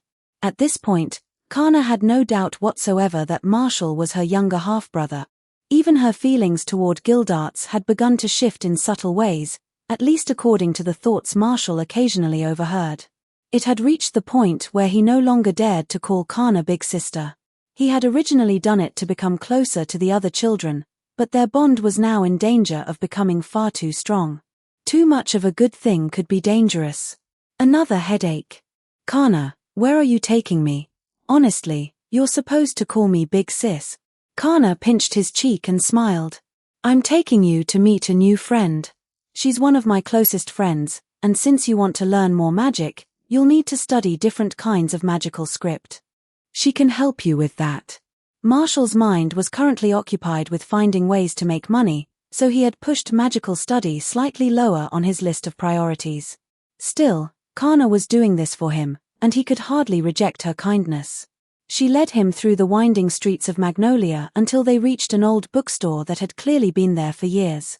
Before they had even stepped through the door, Kana called out enthusiastically, "Levi, Levi, I brought my adorable little brother to meet you." Chapter 9, 1297 words. Kana, Levi. The two girls rushed into each other's arms. Inspiration plus 66. Watching cute girls hug really is good for the soul. Before Marshall could enjoy the sight any longer, Kana pulled him forward and presented him proudly. "Look, Levi. This is my little brother, Marshall." "Well, I told you he was adorable." "Haha, you were right." Levi bent slightly and smiled at him. "Hello, Marshall Kuhn. I'm Levi McGarden, one of Kana's best friends." Levi was a pretty girl with blue hair and a quiet, bookish air about her. She looked around Kana's age, but unlike the rowdy children at Fairy Tale, one glance was enough to tell that she spent most of her time surrounded by books. "Oh, she's exactly my type. She has plenty of potential too." Marshall flashed her his signature smile. "Hello, Levi. You're really pretty, Tilda." "What?" Kana cried. "You've never called me pretty. Your big sis is getting jealous. Ha ha ha. And you're every bit as cute as Kana said." Is he naturally this charming? This is too good. I usually prefer Shota characters with a mischievous side, but cuteness always wins. Do all quiet bookworms have a hidden fetish like this? This girl knows an awful lot for her age. Marshall said nothing and kept smiling. After the two girls finished fussing over each other, Levi led them upstairs to her room. The bookstore belonged to Levy's family. Her father was apparently a retired mage, and growing up among shelves of books had given her a much more refined manner than the children Marshall usually met at Fairy Tale. "Levi, when are you finally joining our guild?" Kana asked. "Have you learned your magic yet?" "I learned basic script magic a long time ago. What I'm studying now is solid script," Levi explained. "Dad says I should be able to use it properly once my magic power grows a little more." "That's great. Wait, what's the difference between them?" Kana paused. "And if you can already use magic, couldn't you join Fairy Tale right now? Joining now or later doesn't really matter. I'm not strong enough to take many jobs yet anyway." Levi brought over some sweets and poured tea for both of them, clearly delighted to have guests. Strictly speaking, every mage knows at least a little script magic. Written characters have power of their own, and the runes used to form magic circles are also a kind of magical script. Solid script is different. It lets the user bring written words into the physical world and give them the properties of whatever they represent. It's a very versatile and useful kind of magic. She's actually a proper academic mage. After spending so much time around fairy tales loud, reckless brawlers, meeting someone who studied magic in such a traditional way felt strangely refreshing. Solid script also sounded fascinating. Stop. My head's already starting to hurt, Kana complained. I'm not interested in script magic. Marshall is the one who wants to learn more magic, but there are a lot of magical languages in his books that he can't read. Could you teach him? Of course. Levy's eyes brightened. Does Marshall Kuhn like reading too? Yes. Reading helps me relax. That was completely true. When Marshall concentrated on a book, the voices from his telepathy faded into the background. There also were not many other forms of entertainment in this world, so he had genuinely grown fond of reading. Haha. Then you came to the right place. I have all kinds of books here, not only books about magic. Levi gestured excitedly toward her shelves. Would you like me to recommend a few? Marshall looked over the bookcase in her room. Most of the shelves were packed with novels, and the sight suddenly sparked an idea. That's right, novels. I could make money by writing books. Levi, can I take a look at some of those? Tap, tap, tap. Levi darted in front of the bookcase so quickly that she seemed to teleport. Her cheeks turned pink as she forced an awkward smile. Ahem. Some of these books aren't really suitable for children. I'll choose a few for you. Kana immediately grinned. Levi, you wouldn't happen to be reading anything scandalous, would you, Tilda? Of course not. Jay, just trust me. That was close. I absolutely can't let a child see these. Levi hurriedly removed several books and placed them on a shelf far above Marshall's reach. Only then did she take out 2 picture books and hand them to him. I think you'll enjoy this one. Marshall glanced at the cover. The Legend of the Sacred Stone. He flipped through a few pages. It was a children's story and completely useless for what he wanted to learn. Levi, I don't really want a picture book. Do you have any popular novels? Levi looked surprised. Apparently, Marshall was more mature than she had expected. Well, I do. She searched the shelf again and brought out another book. Tales of a Wizard Hero is the most popular novel right now. It's about a mighty dragon slayer from several centuries ago who defeats an evil dark mage. I like it a lot too. Wait, Marshall, Kana interrupted. Didn't we come here so you could study magic? There's no need to rush. You said you were taking me out to have fun, didn't you? I guess I did. Kana turned eagerly toward Levi. Then recommend something for me too. Do you have an adventure story with an older protagonist? Let me see. Marshall sat down with the novel and began reading. It was a traditional heroic adventure. The author's writing was decent, and the plot had enough twists to remain entertaining. Still, to someone who had grown up drowning in stories from the information age, it was nothing particularly impressive. The people of this world seemed to be lacking a little imagination. Becoming a shameless plagiarist might actually work. Money is money, I can worry about dignity after I'm rich. While Marshall read, Kana and Levi sat nearby with books of their own and chatted quietly. Levi, you spend so much time reading things that have nothing to do with magic. Doesn't that leave you with hardly any time to practice? Kana asked. You might fall behind everyone later. That's exactly why I chose script magic. Reading helps deepen my understanding of written magic. I usually practice by copying magical texts, so I can study and train at the same time. A new idea immediately occurred to Marshall. Then wouldn't writing stories also count as practicing magic? That's right, Levi said. A lot of mags write books, and some books are even forms of magic themselves. The power of written words can be incredibly strong. Please teach me script magic, Levi. I'm serious. Marshall had never looked more sincere. If writing itself counted as magical training, he could write novels, earn skill experience, and make money all at once. It was perfect for him. Aren't you going to finish the book first? I already did. It wasn't very interesting, and I think I could write something better.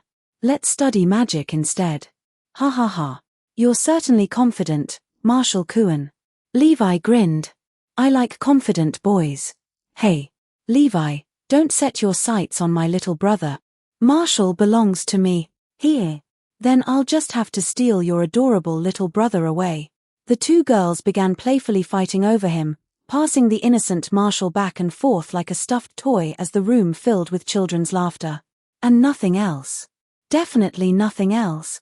From that day onward, Marshall gained another place in Magnolia where he could relax and enjoy afternoon tea.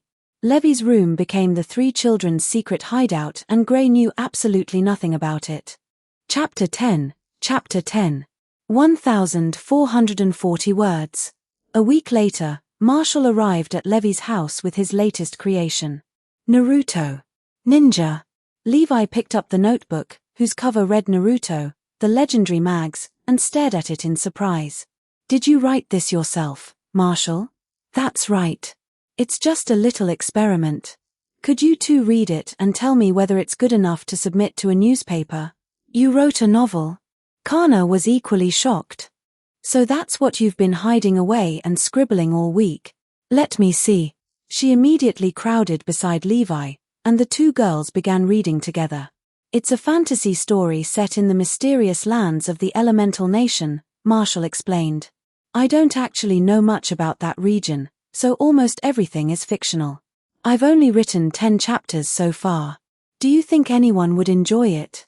Don't worry. Your big sisters will give it a thorough review. Levi and Kana started out smiling and joking, but their expressions gradually grew more serious. Before long, the room fell completely silent apart from the sound of turning pages. Half an hour later, both girls suddenly sat upright and trapped Marshall between them. Where's the rest? Kana demanded. I need to know what happens next. Did Naruto and Sasuke pass Kakashi-sensei's test? This is so much fun. Levi exclaimed. Marshall-kun, are you some kind of genius author? Once she started talking, she could barely stop. The setting is incredible. Centuries ago, the magical world was trapped in endless war, with family-based wizard guilds fighting each other and suffering terrible losses. Then two powerful wizard saints joined forces to end the conflict. To prevent mags from continuing to harm ordinary people, they abandoned the title of mage and chose to operate from the shadows instead. They called themselves ninja, and every country was left with only one guild, one hidden village, which assigned all the jobs in its territory. Levi looked at him in amazement. I can't believe a 6-year-old came up with all of this. Is that all you care about? Kana complained. I just want to know what happens next. Marshall, give me some spoilers. Their reactions gave Marshall all the reassurance he needed. It seemed the people of this world were fairly open to unfamiliar ideas after all. The effort he had spent adapting the story had not gone to waste. He had accomplished quite a lot during the past week as well. Script Magic LV1, 98710-000. Marshall had focused entirely on learning script magic and had not spent any inspiration points on it. At level 1, script magic had no offensive power. It merely allowed him to infuse magic power into the words he wrote, making them glow and visibly manifest. That did not mean the spell was useless. Far from it. After acquiring level 1 script magic, Marshall's overall understanding of magic had improved noticeably. He could clearly feel that he gained experience faster whenever he studied other spells. Previously, a full day of practicing fire magic had earned him fewer than 300 points. Now, the same amount of time gave him nearly 500. His progress had already reached Fire Magic LV0, 8881000. He was close to learning it properly. Script magic had effectively given him an experience gained up buff. That benefit alone was more valuable than learning a dozen ordinary spells. Marshall had also begun studying solid script under Levi, which led to an interesting change in his skill panel. Script Magic LV1, 98710-000, Solid Script LV0, 361000. Instead of appearing on a separate line, Solid Script was displayed directly beside Script Magic. Perhaps it was because the two forms of magic belonged to the same branch. Marshall had not figured it out yet. Solid Script was also much harder to advance than ordinary magic. Script magic, on the other hand, was extremely easy to train. All he had to do was infuse magic power into his words while writing his novel. In only a few days, he had gained nearly 1,000 experience. If he remained diligent, he estimated that reaching level 2 would take only another 2 or 3 weeks. His earlier idea had been completely correct. He could practice magic and earn money at the same time. The excitement of that discovery alone had rewarded him with nearly 1,000 inspiration points. It felt like pulling himself into the sky by stepping on his own feet, and it was unbelievably satisfying. Now he only needed to confirm that his shamelessly borrowed story could actually make money.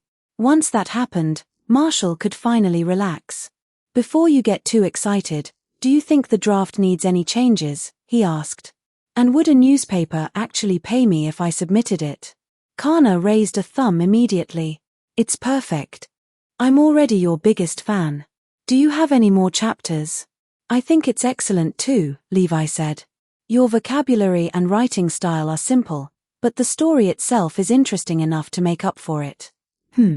There are a few places where I could suggest better wording or grammar, but honestly, I think it's already good enough to submit." Levi was right. Marshall had only recently learned the common language of this world. It resembled English in many ways, but there were still plenty of differences. Naturally, he had written using the simplest sentence structures he knew. He was also adapting a manga into prose, so the quality of the writing itself was probably around elementary school level. Which, conveniently, suited his supposed age perfectly. "Where do you think I should submit it?" "Weekly Sorcerer?" Kana suggested. "The Fura Daily would be better," Levi replied. "Only mags read Weekly Sorcerer." "All right. Levi has a point." After thinking for a moment, Levi added, "You should probably ask your guild master to negotiate on your behalf." "Why?" "Master Makarov is one of the 10 wizard saints, so he has a great deal of influence in Fura. If he represents you, he should be able to secure much better terms. The newspaper would only be publishing it as a serial for now, but it'll definitely become a proper book later. If the contract isn't handled carefully, the newspaper might claim the publishing rights for itself. You could lose a lot of money." "Wow, Levi, you know so much." "Hee. My family owns a bookstore, so I've heard plenty of stories about newspapers taking advantage of writers." Marshall nodded thoughtfully. He was only a small child. Negotiating with a newspaper by himself would undoubtedly cause all kinds of trouble. It would be much easier to ask his beloved guild master for help. "Since we're going to Fairy Tale anyway, why don't you join the guild today, Levi?" Kana suggested. "Master will definitely accept you." But I haven't learned solid script yet." "So what?" "I couldn't use any magic at all when I joined. I just spent every day eating and drinking at the guild. Master noticed that I had plenty of magic power and let me become a member. Though I only stayed there because of that bastard father of mine." Marshall glanced at Kana before guiltily looking away. Perhaps it had been a mistake to tell her that, during the days he had traveled with Guildarts, the man had slept with a different woman in nearly every town and village they visited. Combined with Kana's belief that Marshall was another of Guildarts' illegitimate children, one he had abandoned at the guild, her opinion of her father had suffered considerably. Then again, Marshall had not lied. Most of Kana's conclusions had come entirely from her own imagination, and she never tried to confirm any of them. Even if he wanted to correct the misunderstanding, he had no idea where to begin. In the end, this is all Guildarts' fault. The three of them later returned to Fairy Tale with the manuscript. Levi joined the guild without any trouble. Master Makarov was full of praise for Marshall's novel and thumped his chest as he promised to contact a newspaper on his behalf.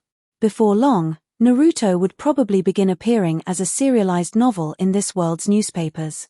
Marshall had mixed feelings about that, though amusement and satisfaction easily outweighed everything else. After all, adapting the story had still required plenty of effort on his part. Fanfiction did not count as plagiarizing the original. Probably.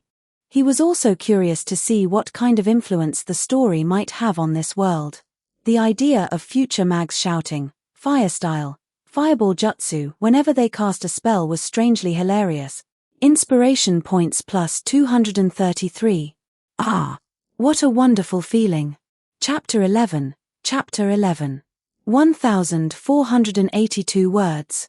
The novel's serialization went smoothly. Thanks to Makarov's connections, the newspaper offered Marshall 3,000 jewels for every 1,000 words. Marshall had no idea whether that was generous or cheap, but apparently it was slightly above the average rate. Each installment contained roughly 3,000 words, earning him around 10,000 jewels a day, or close to 300,000 a month. To the mags in Fairy Tale, that amount was only worth a few decent jobs. Looking at it that way, mags really did have incredible earning potential. Making money as an ordinary person was not easy at all. Fortunately, this was only the beginning. Once the story became popular enough to be published in book form, that was when the real money should start coming in. Still, when it came to Naruto, a manga adaptation felt almost essential. It was one of the few series Marshall had read all the way through in his previous life, and recreating it here would also serve as a small tribute to the world he could never return to. With that thought in mind, he approached Redus, the Fairy Tale member who specialized in picked magic. Redus, have you read the novel being serialized in the Fura Daily lately? Redus was 19 years old and always dressed neatly, usually in the same suit and top hat. His gentle personality made him seem completely out of place among the guild's violent apes. He normally sat alone in a corner of the guild hall and drew quietly. In a guild overflowing with loud extroverts, Redus was one of the few men Marshall had needed to approach on his own. Oh, hello, Marshall. A novel in the newspaper? Redus shook his head. I haven't noticed it. Oh, then take a look. Marshall promptly shoved the manuscript into his hands. Introverts were usually bad at refusing people. Sometimes it was best to simply force the issue. Redus scratched his head awkwardly. He had planned to spend the afternoon drawing, but since the manuscript was already in his hands, he reluctantly began reading. Well. Marshall, have you learned my smoke magic yet? Wakaba, who had nothing better to do, wandered over to tease him. Wakaba was a man with long, curled hair swept into a pompadour. He looked a little like a delinquent, but he was surprisingly helpful and had previously spent a day teaching Marshall smoke magic. He was also Macao's longtime friend and favorite rival. Not yet. I've been busy studying other kinds of magic. Marshall gave him a harmless smile. In truth, he simply thought smoke magic was rather useless. It was flashy, but it did little damage, so he had no particular desire to learn it. Damn it. Macao's fire magic is worthless, Wakaba complained. I can extinguish it easily every time. Don't waste your time learning from him. Marshall had successfully cast fire magic in the guild hall the previous day. Macao had immediately become excited, boasting that he would teach Marshall how to use purple flare while parading around in front of Wakaba.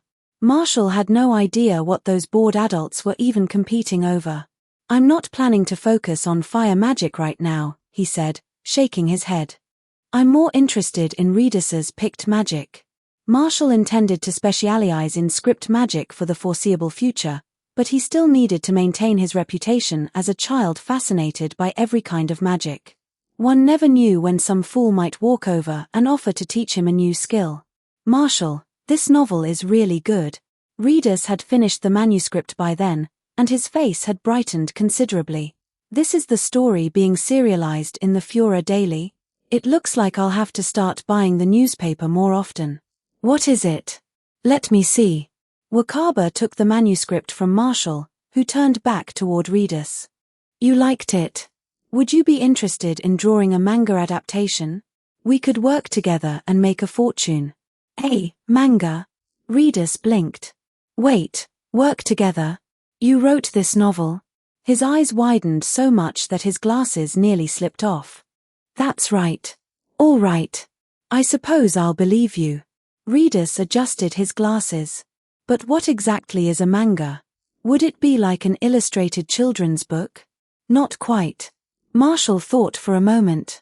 Why don't you teach me picked magic first? More importantly, are you willing to work with me and make money? Redus scratched his head in discomfort. I don't mind earning money. I already love drawing, after all. But I'm not sure I want to turn it into a job.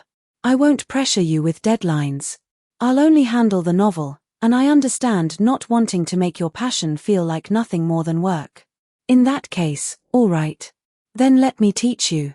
TCH. Is wasting your talent like this really a good idea, brat? An unfriendly voice interrupted them, and Marshall felt someone rest an arm on top of his head. I heard you learned Gildarts's magic. Not bad. But you should be focusing on increasing your magic power instead of wasting time on magic with no future. Understand? Hey, Laxus. That was uncalled for. Wakaba lowered the manuscript and snapped at him. Marshall already knew who had approached from behind. Laxus Dreyar was 15 years old, Makarov's grandson, and the strongest mage among Fairy Tale's younger generation. He used an exceptionally powerful form of lightning magic. He was sensitive beneath all his arrogance and liked pretending to be aloof, which made him yet another Tsunda.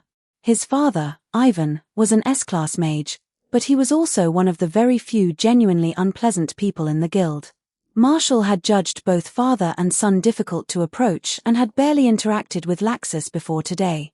He had not expected Laxus to come to him first. What? Laxus sneered like a cocky brat. Am I wrong? Their magic is weak. He patted Marshall's head again. What do you say, kid?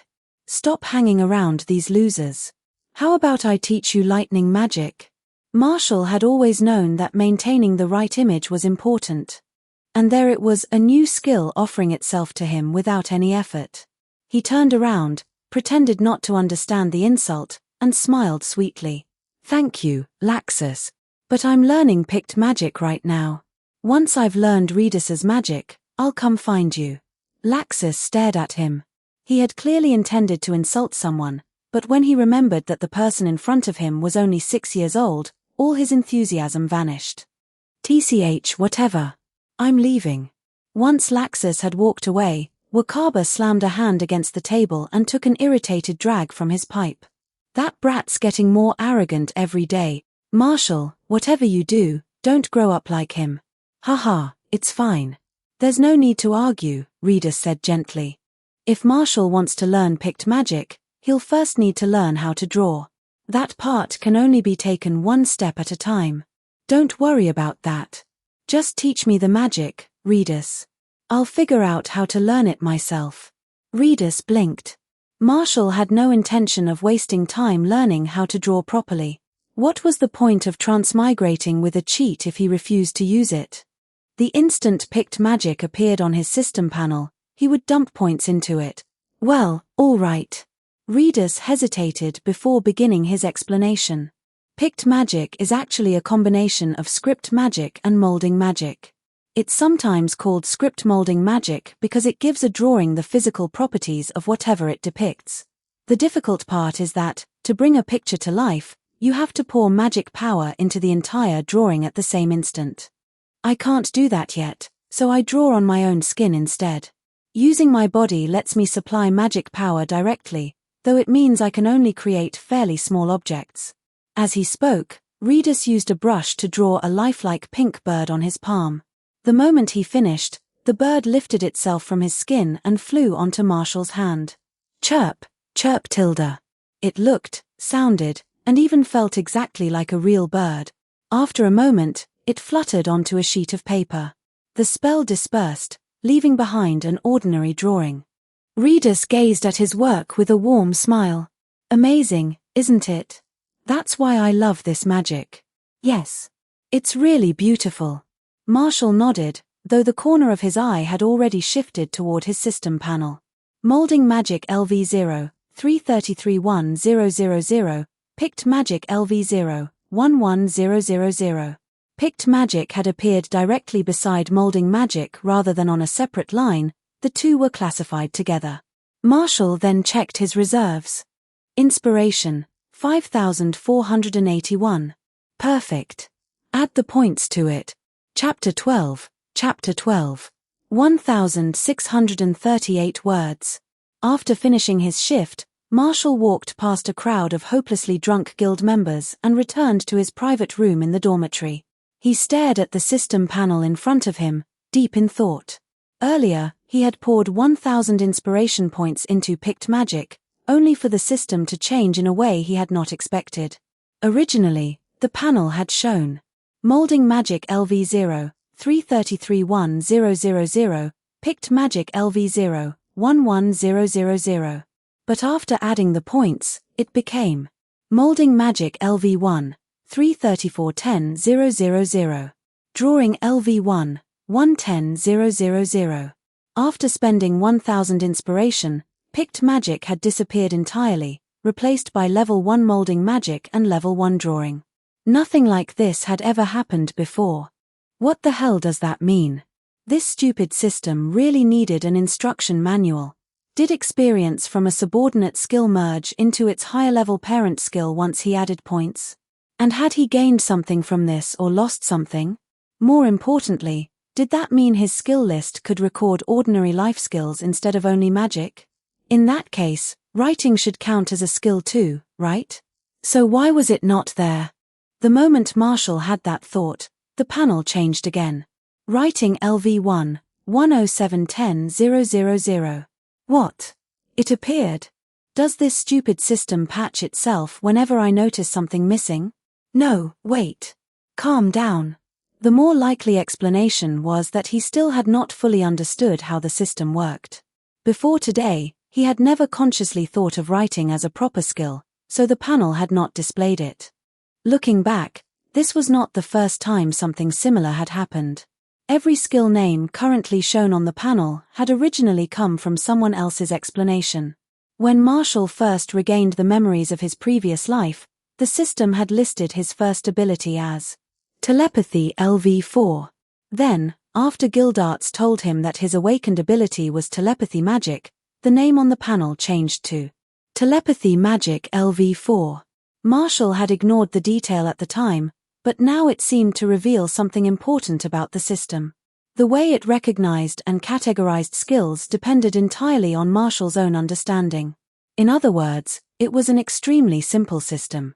It only passively quantified and organized information, while any additional functions had to be discovered through his own initiative. In that case, did cooking count as a skill? Cooking LV0, 2331000. He really could not cook, but somehow the number still felt like the system was mocking him. Then what about running, exercising, and physical training? Body training LV0, 6910000. Wow! That actually worked. What about music?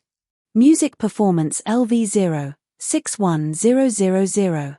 Inspiration, 4377 4496. Wait. Something's wrong with my inspiration. Marshall suddenly realized that the value had jumped several times. It had recovered almost immediately, but he was certain it had decreased first. Did creating a new skill category also consume inspiration? Compared to the happiness he currently felt, however, that tiny cost barely mattered. Since he could create ordinary skills through his own understanding, could he do the same thing with magical skills? Mags had to control their magic power, which meant magic power control should also count as a skill, right? Magic power control LV1, 55510000. It really works. Inspiration, 4496 3245 4063. The value jumped several times right before his eyes, startling him. What the hell? That cost more than 1,000 inspiration. Still, it was worth it. Completely worth it. Inspiration, 5156. I'm practically superhuman. No, I'm the happiest superhuman alive. Just as Marshall was basking in his discovery, several thoughts drifted into his mind from the neighboring rooms. Hee. Once I finish tomorrow's job, I'm going to visit Miss Jenny. That huge ass of hers. Hee. Tom will be back next week. I'd better visit his house a few more times before then. Who knows when I'll get another chance? Damn it. Every beautiful woman in the guild already has a boyfriend. When will my spring finally come, Tilda? Marshall's expression darkened. Damn these horny old bastards. They're already back at the dormitory. My good mood is completely ruined. He threw several angry punches at the air, but the useless outburst did nothing to help. Eventually, he sat down at his desk and tried to continue writing. The chaotic voices in his head refused to stop. They tangled together with countless stray thoughts, making it impossible to concentrate. I can't take this anymore. I'm moving out. Marshall grabbed his hair with both hands and pulled until the pale pink strands became a complete mess. He had made up his mind. Moving out could not wait another day. Every extra night in this miserable dormitory was torture. He was the happy Superman now. He needed to remain cheerful if he wanted to grow stronger. Staying here would only drag him deeper into misery. I am moving out. Having reached his decision, Marshall picked up a thick book, lay back on his bed, and slammed it directly into his forehead. He knocked himself out beautifully. What? You don't want to live in the boys' dormitory anymore? Why? The next morning, Makarov stared at the resignation request Marshall had placed in front of him, looking both surprised and curious. I'm planning to move near the forest east of town. I want somewhere I can practice magic safely. That was the excuse Marshall had prepared. Makarov knew he had learned crash magic but had forbidden him from using it inside Magnolia. Using that as his reason should make it easier to gain permission.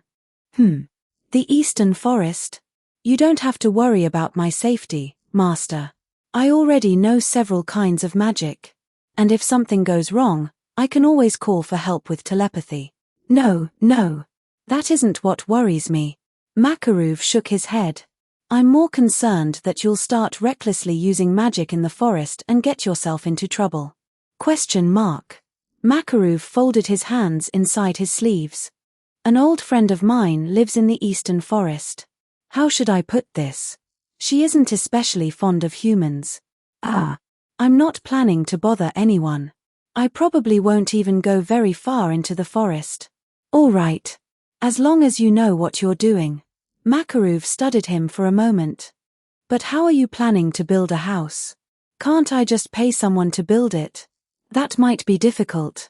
You haven't purchased any land, so building a house on the edge of town would count as illegal construction. No builder is going to accept that job.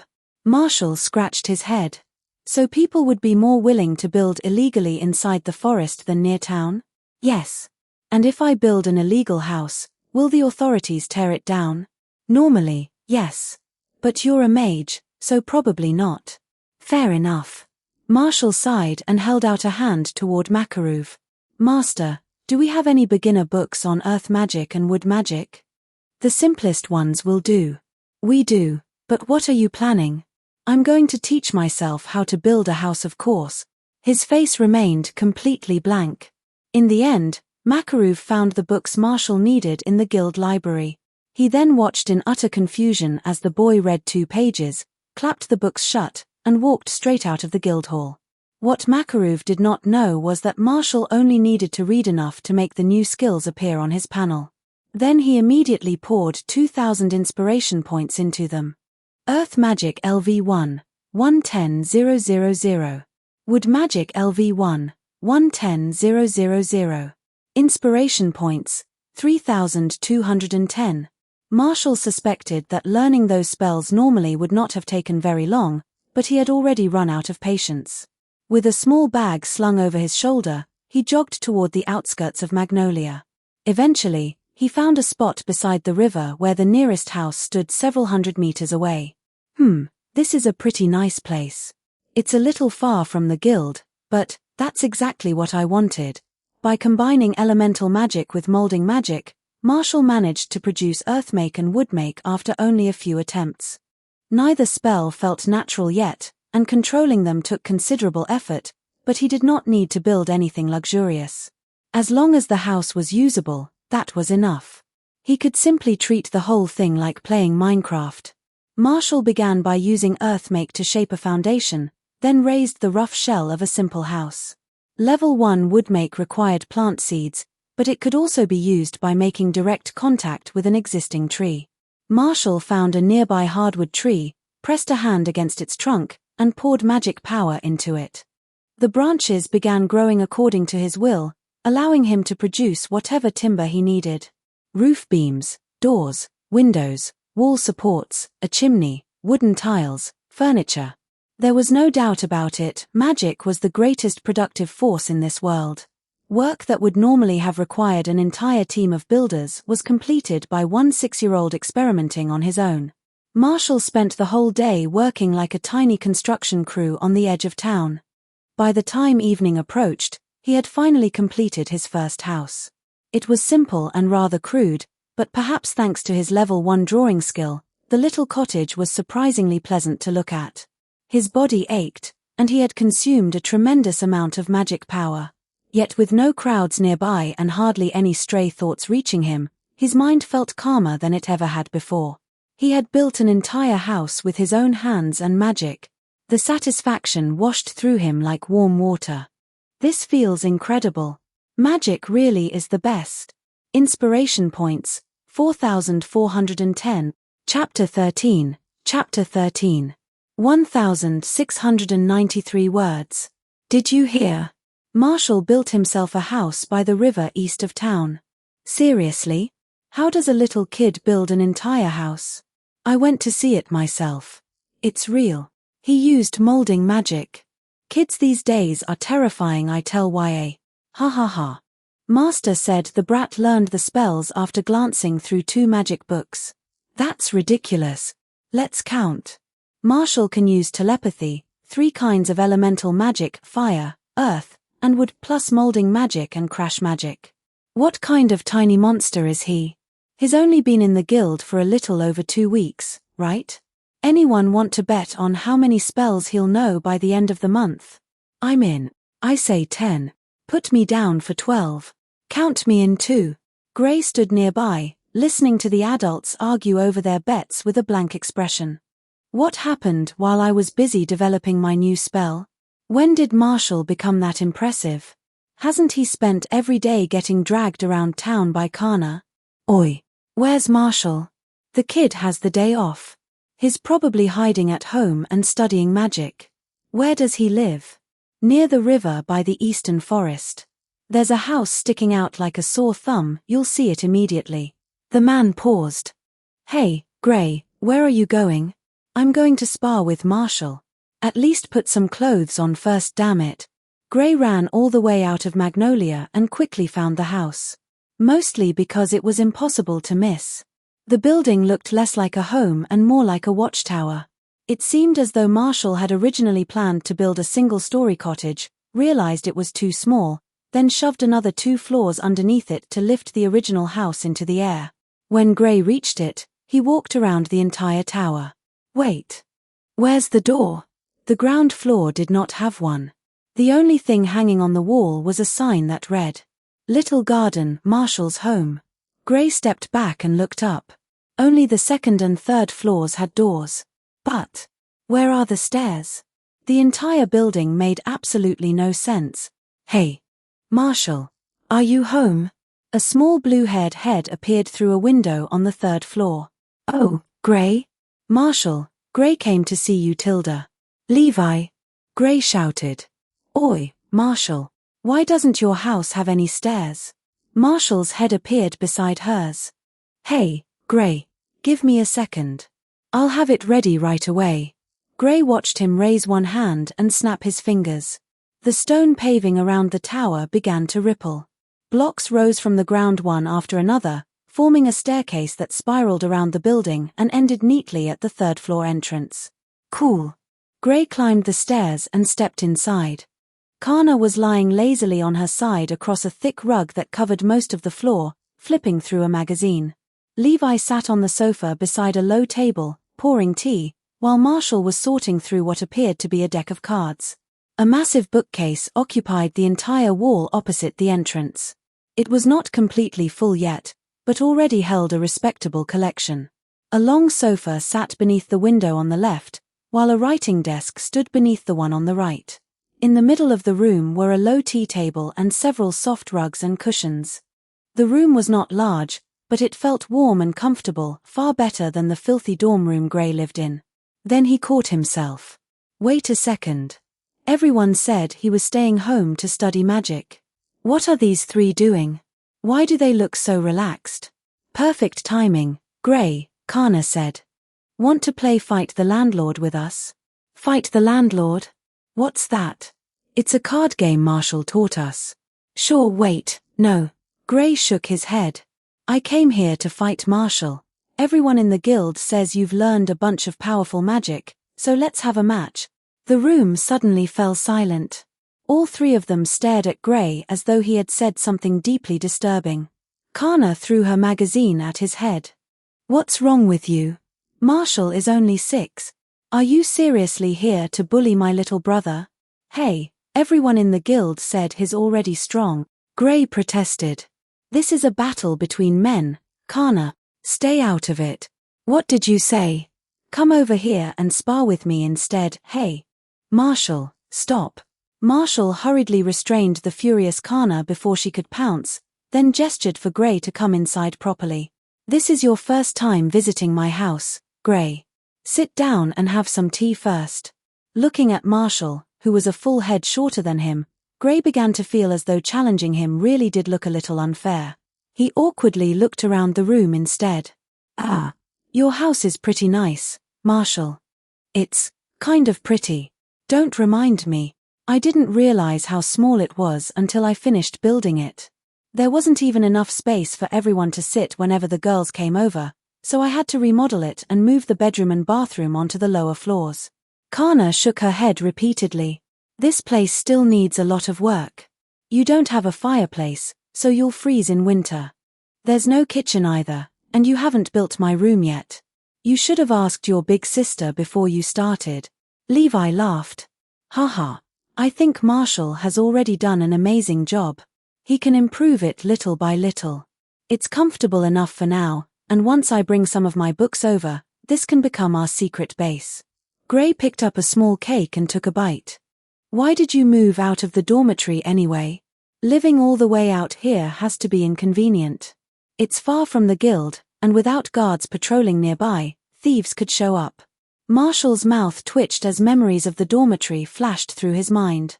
Compared to that suffering, any inconvenience was tolerable. It's mostly so I can practice magic more easily. This is the edge of town, so nobody cares how much noise I make. As for the other problems, I'll deal with them eventually. Marshall clearly had no interest in sparring, and Gray was not unreasonable enough to force him. He was not nearly as eager to start fights as Kana claimed, so the four of them settled down and began chatting instead. By the way, Gray said, everyone in the guild says you learned molding magic. What about ice magic? Not yet. Most of the spells I know are extremely basic, so I don't have much fighting ability. Crash magic is the only one with any real destructive power, and I can't control it properly. That's part of why I needed somewhere isolated to live. That was the truth. Marshall had learned a wide variety of flashy spells, but almost all of them were only level 1. He had barely moved beyond the beginner stage. His most reliable combat technique was still using telepathy to scream for Makarov's help. It was difficult to call that real fighting strength. For now, Marshall was still in the stage of quietly gathering power. He had no desire to volunteer as someone else's punching bag. Kana moved behind him and gently pinched his cheeks. You're already amazing, Marshall. I hadn't even started learning magic when I was your age. Only a shameless idiot like Gray would come all the way here to bully a child. Hey. I wasn't bullying him. Well, since you're already here, you might as well play cards with us. Marshall's game is actually really fun. Marshall quickly escaped Kana's hands and moved over to the writing desk. You three can play. I have some things I need to think through. He truly did need to decide what his next priority should be, especially when it came to improving his strength. Now that his novel was being serialized and he had built his own house, money was no longer an urgent problem. He could put earning more aside for the moment. His next goal was becoming stronger as quickly as possible. After all, Marshall would never have moved out so soon if he had not found the dormitory completely unbearable. He was still deeply insecure about his own safety, and this world was far from peaceful. Powerful magical beasts wandered the wilderness, dark guilds operated in the shadows, and he had even heard rumors about demons. If Marshall were not confident in how quickly he could call for help, he would never have dared to live out here alone. Powerful magical beasts roamed the wilderness, dark guilds operated in the shadows, and there were even rumors of demons.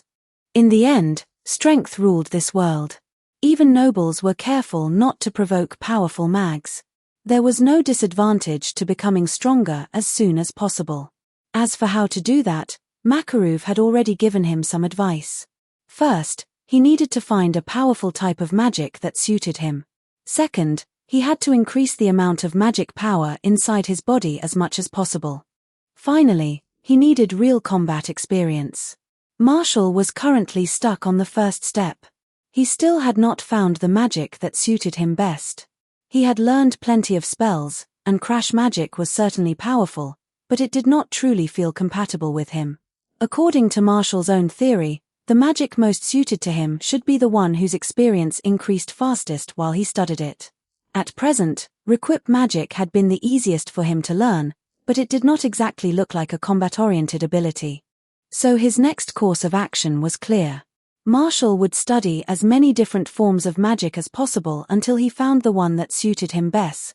Once he discovered it, he could devote himself to grinding its experience. Which meant, everyone in Fairy Tale, I'll be counting on you. Chapter 14. 1,446 words.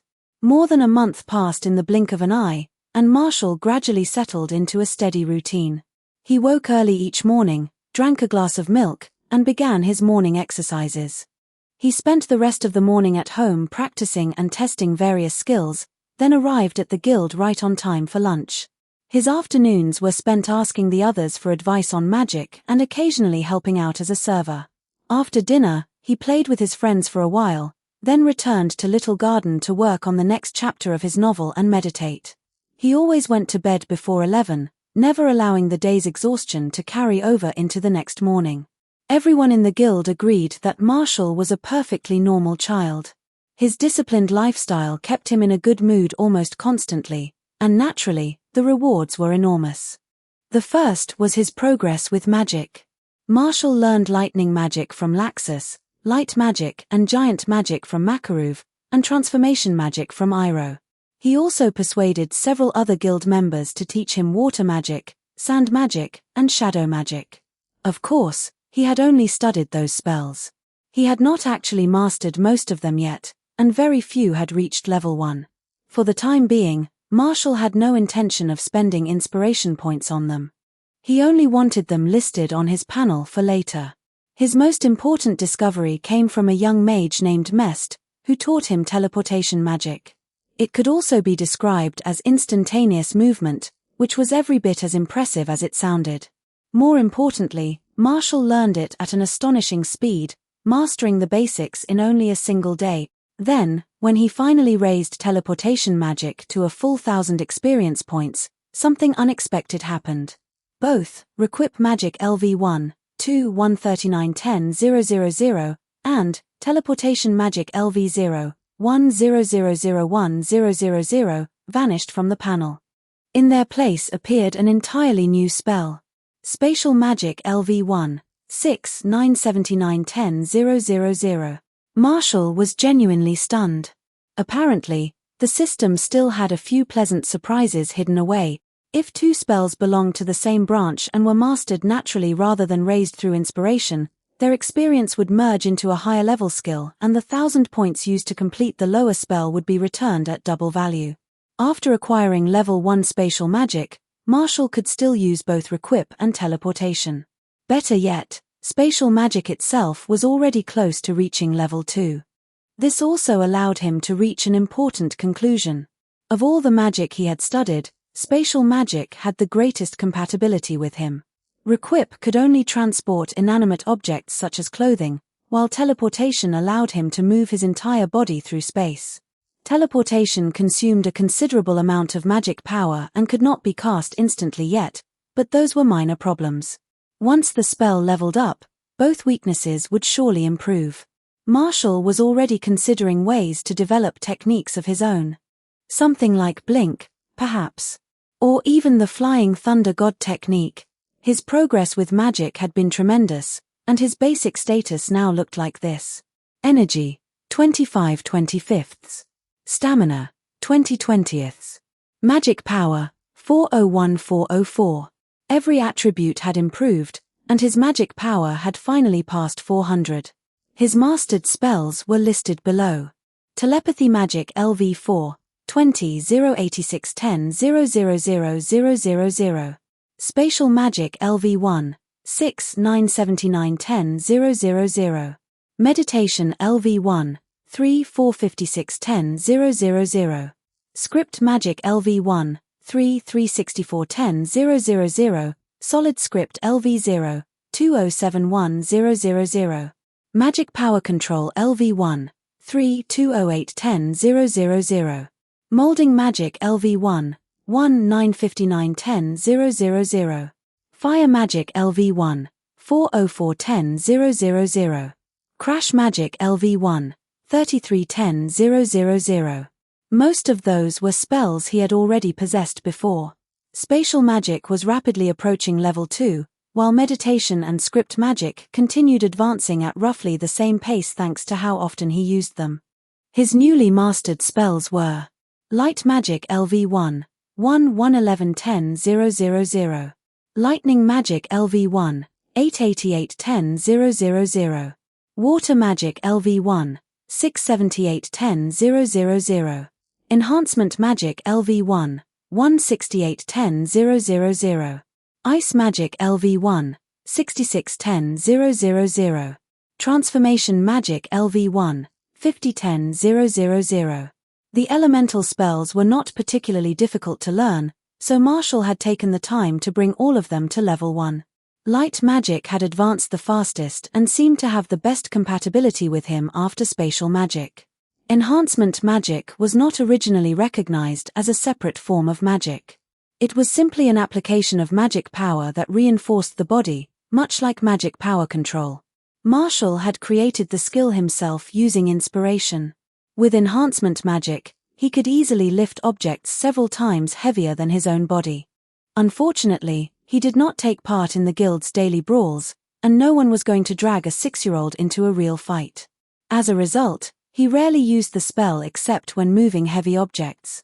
Transformation magic was his most recent acquisition, though level 1 could only change him into another child with slightly different features. He could barely alter his size at all, which left him rather disappointed. Beyond those were plenty of level 0 spells he had yet to master, but listing every one of them would have been a waste of time. Marshall now understood why most mags in this world specialized in only 1 or 2 forms of magic. Learning too many at once made it impossible to give any of them proper attention. Spreading himself too thin would only hold him back. He had already decided that spatial magic would become his main focus. Magic involving space and time was always among the most powerful, and since he possessed genuine talent for it, he naturally intended to develop that gift as far as possible. Aside from magic, he also had several ordinary skills.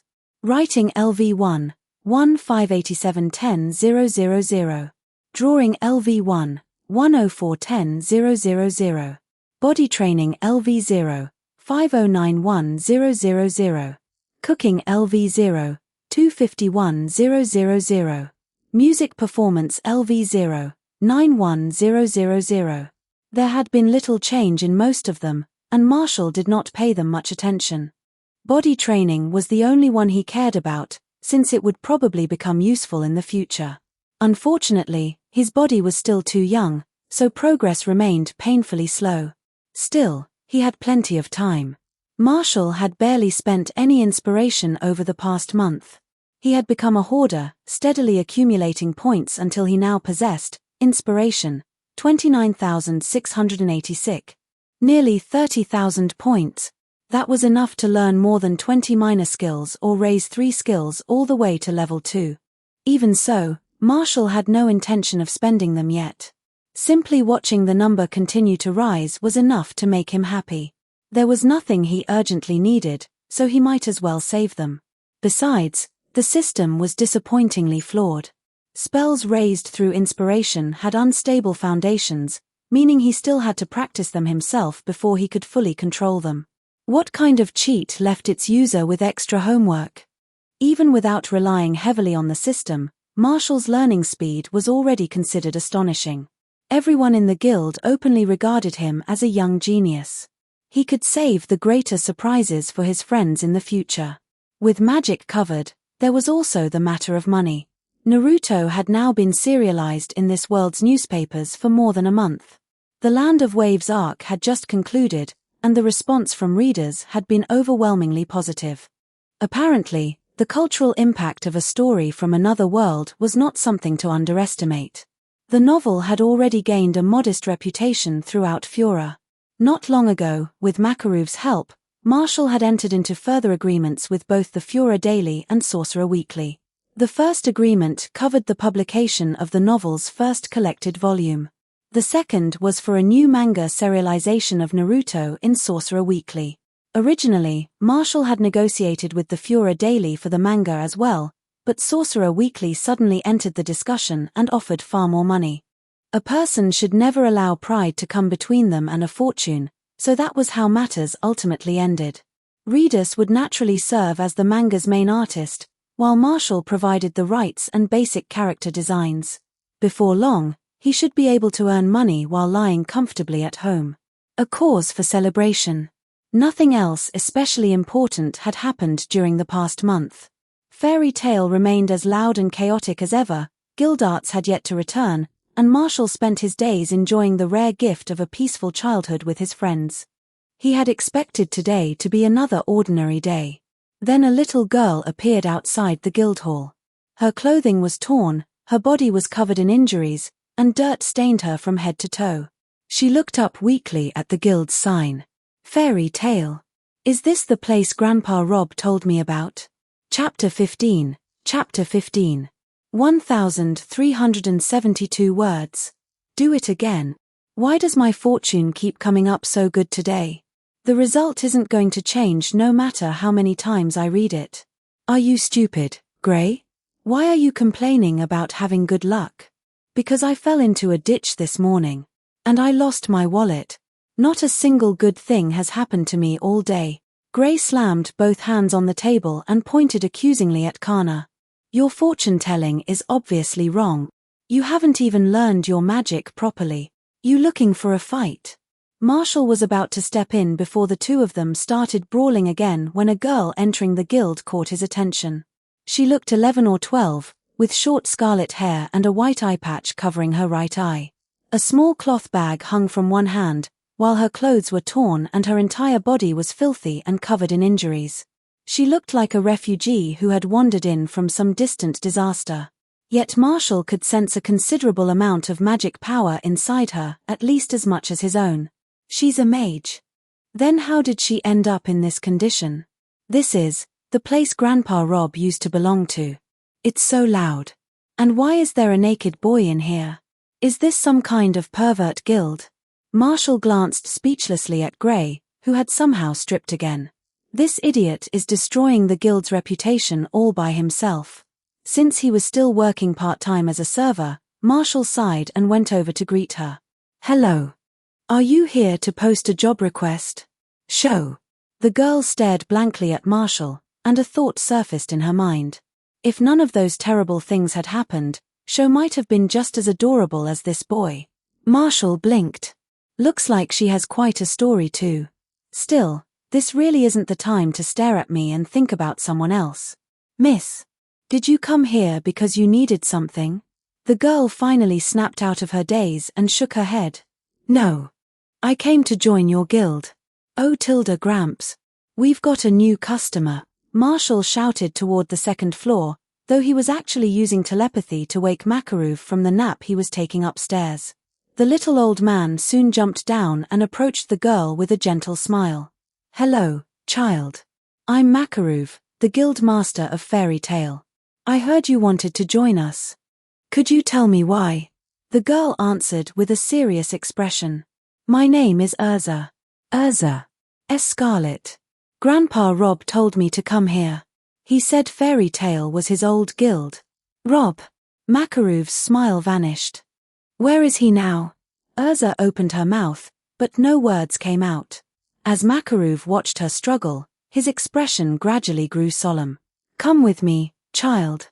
I imagine you have a great deal to tell me. Makarov led Urza away. The guild members discussed the new arrival for a few moments, but soon lost interest and returned to their usual noise. Marshall went back to the table where Gray and Kana were sitting. Gray tossed the fortune-telling card aside and looked at him. Marshall, who was that? A mage. She came to join Fairy Tale, so she'll probably be one of us soon. She looks filthy. Is she really strong enough to be a mage? She's probably quite powerful. At the very least, she has more magic power than you. What? Gray stared at him. Wait, how do you know that? Marshall tilted his head. Instinct. TCH. Just wait. I'll challenge her next time and show you what a truly powerful mage looks like.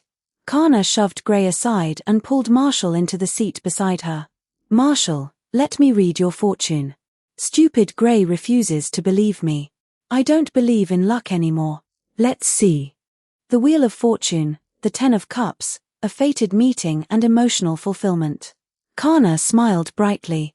Looks like today will be another day filled with happiness for you. See? You told me the exact same thing earlier. You're a fraudulent fortune teller. Gray, I think you're asking for a beating. Get back here.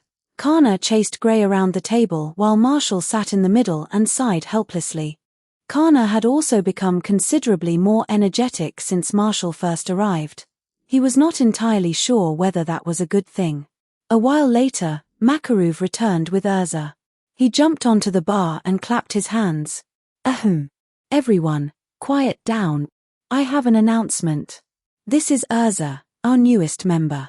A respected former member of Fairy Tale sent her here, so make sure you all get along with her. That's all. Makarov then brought Urza over to Kana's table and placed a small pouch of coins in front of them. Kana, take the others and help Urza buy some daily necessities. She's only just arrived. Before he could finish, Urza snatched the pouch from the table. Her head remained lowered, and her expression was dark. There's no need. I can go alone. Without waiting for anyone to respond, she turned and hurried out of the guild. What was that? Gray slapped the table indignantly. What's with her attitude? Makarov sighed. His gaze moved from Gray to Kana before finally settling on Marshall. Marshall, keep an eye on that child and help her settle into the guild. Like you, she's had a difficult life. Me? Marshall pointed at himself with one small finger and rolled his eyes in a way that somehow still looked adorable. All right. I'll pay attention. Gray leaned toward Kana and whispered, Did it feel like Master didn't trust either of us just now? Be quiet. Marshall really is much more sensible than you. Another child whose life was destroyed by those dark magic cults. Those bastards deserve to die. Makarov left in a grim mood, unaware that Marshall had heard his thoughts.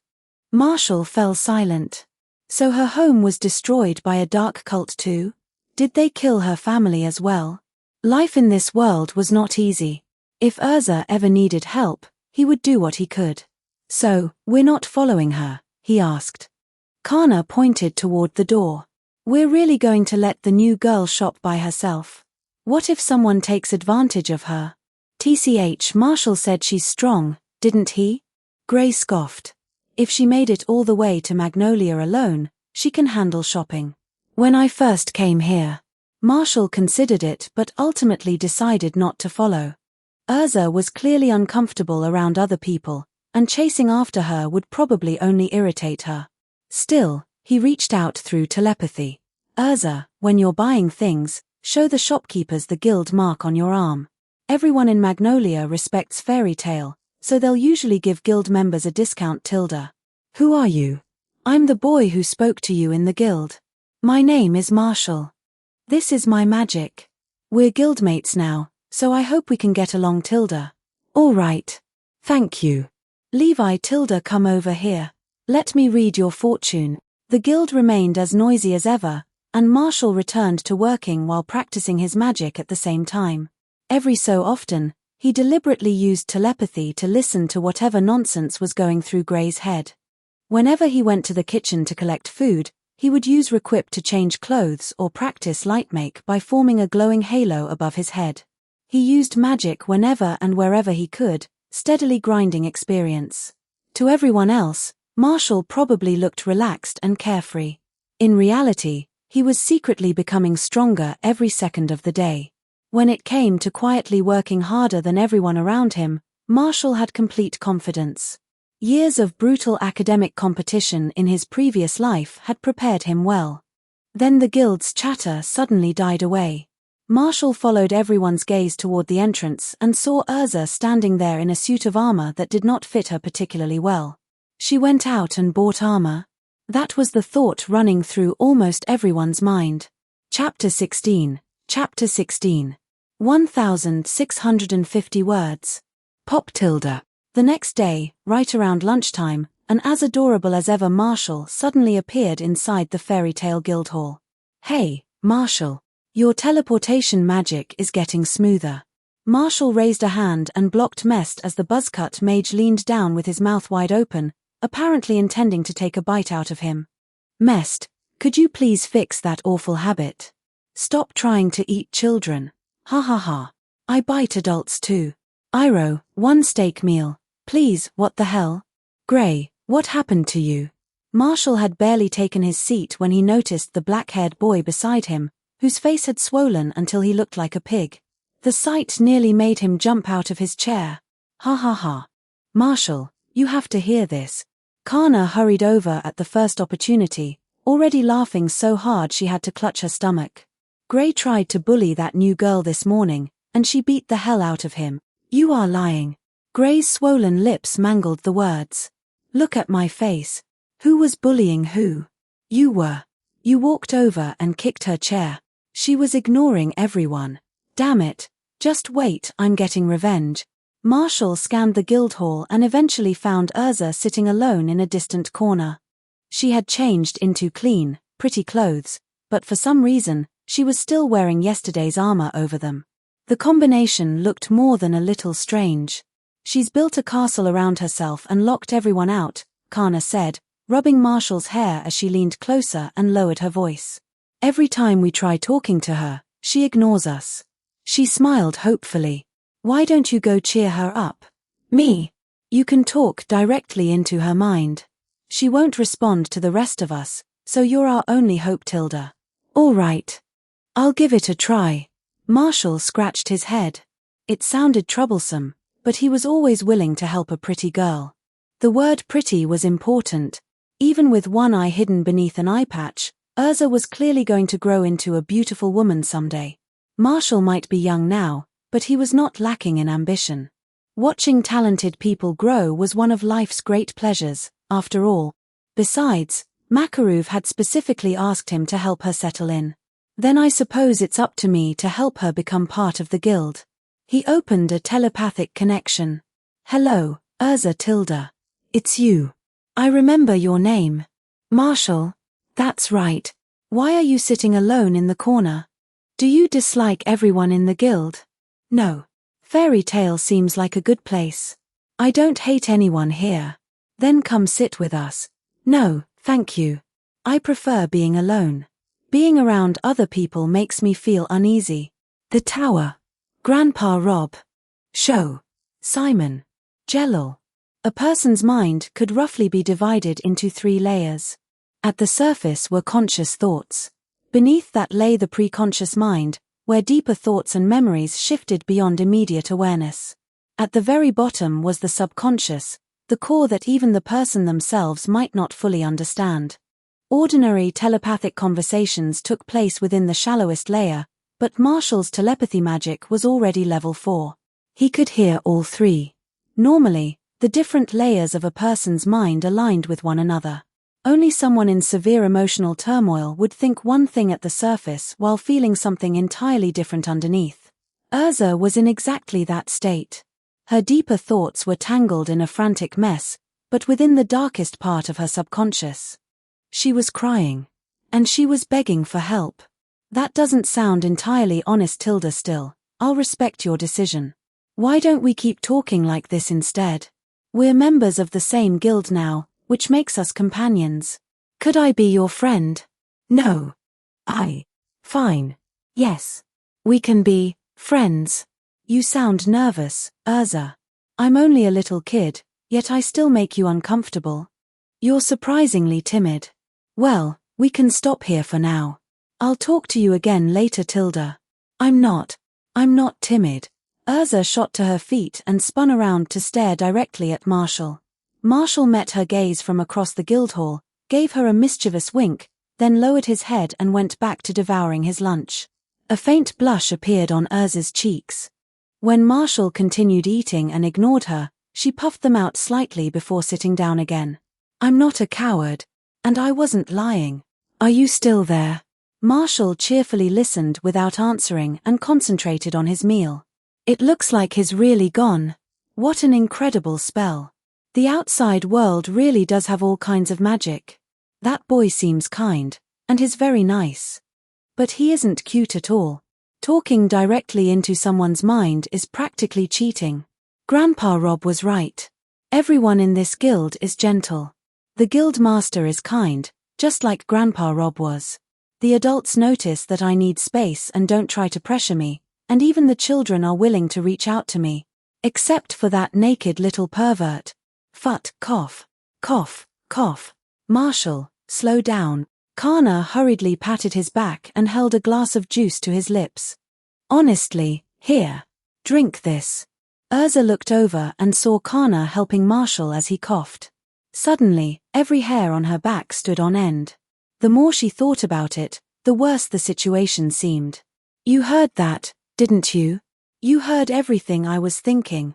I didn't hear anything. Phew. Thank goodness. You scared me. Eek. Urza jolted upright so quickly that she nearly fell off her chair. Her face burned as she glared at Marshall. Why, you're not allowed to eavesdrop on my thoughts. All right, Urza. I'll leave now. You're still there, aren't you? I know you are. I won't fall for that again, damn it. Then I'll leave. With her face bright red, Urza threw open the guild doors and ran outside. The moment she crossed the threshold, an explosion of laughter erupted behind her. Urza froze. She spun around and yanked the doors open again, only to find everyone eating, drinking, and chatting as though the laughter had been nothing more than her imagination. Macau happened to be sitting beside the entrance. He raised his mug and looked at her curiously. What's wrong, kid? Forget something? No. Sorry for disturbing you. Urza took a deep breath, shut the doors, and walked away. Several steps later, another roar of laughter burst from inside. Her face turned redder than any insult could have managed. Tilda, you guessed correctly, Urza. Everyone in the guild heard our conversation. Sorry, I forgot to mention that I opened a local group channel. Ah. Marshall, you idiot. Urza no longer had the mental capacity to return and punish him. Her mind completely overloaded by humiliation, she broke into a desperate sprint and vanished down the street. Back inside Fairy Tale, everyone was loudly laughing at Grey's swollen face. That naked little pervert. You're disgracing Fairy Tale.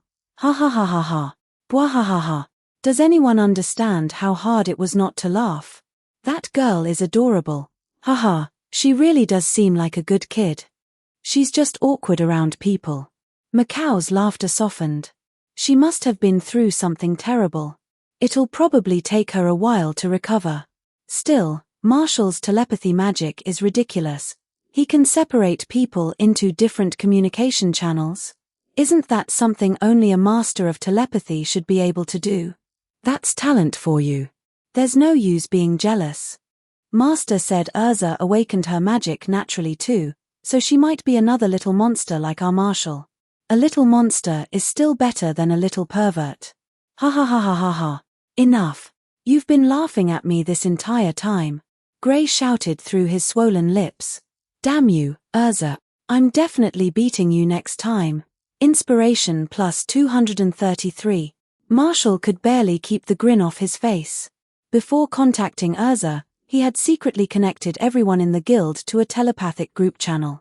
He told them that he planned to speak with her and would broadcast their conversation to the entire guild. Urza would not be able to hear anyone else in the channel, but everyone would hear her responses. All they had to do was pretend they knew nothing and avoid exposing the trick. Level 4 telepathy magic offered far more than an enormous range. Every piece of information passing through a connection created by Marshall remained under his control. He alone decided who could hear what.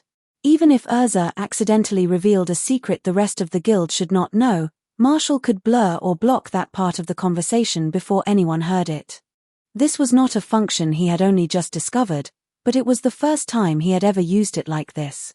Judging by the results, it had worked perfectly. More importantly, it had broken the ice. Everyone in Fairy Tale now understood that Urza was an honest and unexpectedly adorable girl. They would surely be more patient with her from now on. Urza had also thoroughly embarrassed herself in front of the entire guild. Once someone survived that kind of humiliation, future awkwardness tended to feel much less frightening. She should find it easier to lower her guard and become part of the Fairy Tale family. No one had been harmed except Grey. A perfect outcome. The only question was whether Urza would come back to settle the score with him. And now, it was time to display his true skill. Urza ran all the way to the river before sitting beside a small pond and waiting for her burning face to cool down. Then the little demon's voice echoed inside her head again. Hee hee hee. Urza Tilda, running is useless. No matter where you go, I'll always be right beside you, Tilda. Ekeek. Chapter 17. Chapter 17. 1377 words. Stop reading my thoughts. If you keep doing it, I'm going to get angry even if you are just a little kid. Don't worry. My ability has limits. I can only hear thoughts within about 100 meters, and right now I'm just using ordinary telepathy to talk to you. If you focus carefully, you should be able to cut the connection from your side. You haven't learned how yet, though, so for now, you can't refuse me. I see. Then I'll learn as soon as possible. Urza paused. Wait. Nobody else in the guild is listening right now, are they? Nope. This conversation is just between us, so please don't be angry anymore. Fine. I wasn't really that angry anyway, but I have a lot of secrets that no one else can know. You'll respect that, won't you, Marshall? Of course. I would never tell anyone your secrets. I mean, you're not allowed to go looking for them in the first place. Urza was furious. Even after wrapping herself in thick armor, she still did not feel the slightest bit safe. How could such a shameless form of magic possibly exist? Urza Tilda. What? You wouldn't want everyone in the guild hearing your thoughts again, would you? What do you want? I want you to promise me something, Tilda. Fine, as long as it isn't unreasonable. Urza, you're wary of the entire world, and you don't trust anyone. My guess is that you either lived somewhere filled with cruelty or were betrayed by someone close to you. That's why you're so sensitive around people now. Urza lowered her head between her knees and wrapped her arms tightly around herself. Memories of the past flashed through her mind, and her body began trembling uncontrollably. Marshall, are you really just a child? Urza had asked around about him yesterday. Marshall was a 6-year-old prodigy who had joined Fairy Tale less than 3 months ago, already knew several forms of magic, and, like her, had arrived without a family. Yet the intelligence he displayed now seemed far more frightening than any talent for magic. Urza was already too far from the guild for Marshall to hear her thoughts directly, but he could guess what she was thinking. The others constantly called him a little monster and complained that he did not behave like a normal child. Marshall had never cared. In fact, he found the complaints rather insulting. All you people ever do is overthink everything. Have any of you ever been child prodigies? Do you know how exhausting it is to pretend to be 6 years old every day? Show me some sympathy. I'm only 6 in this life, so of course I'm a child, Tilda. His next words, however, made Urza's head snap up. I was captured by a dark magic cult once too. If a certain perverted old man from the guild hadn't rescued me, I might have gone through the same things you did. Actually, I probably would have died. Ha ha ha. You were captured too? Urza's heart tightened. Her mind immediately filled in the gaps, and guilt swept over her for ever doubting why a child might seem so mature. I was luckier than you, but I still understand how you feel. That feeling of losing everything, when your mind is in complete chaos and you have no idea what you're supposed to do next.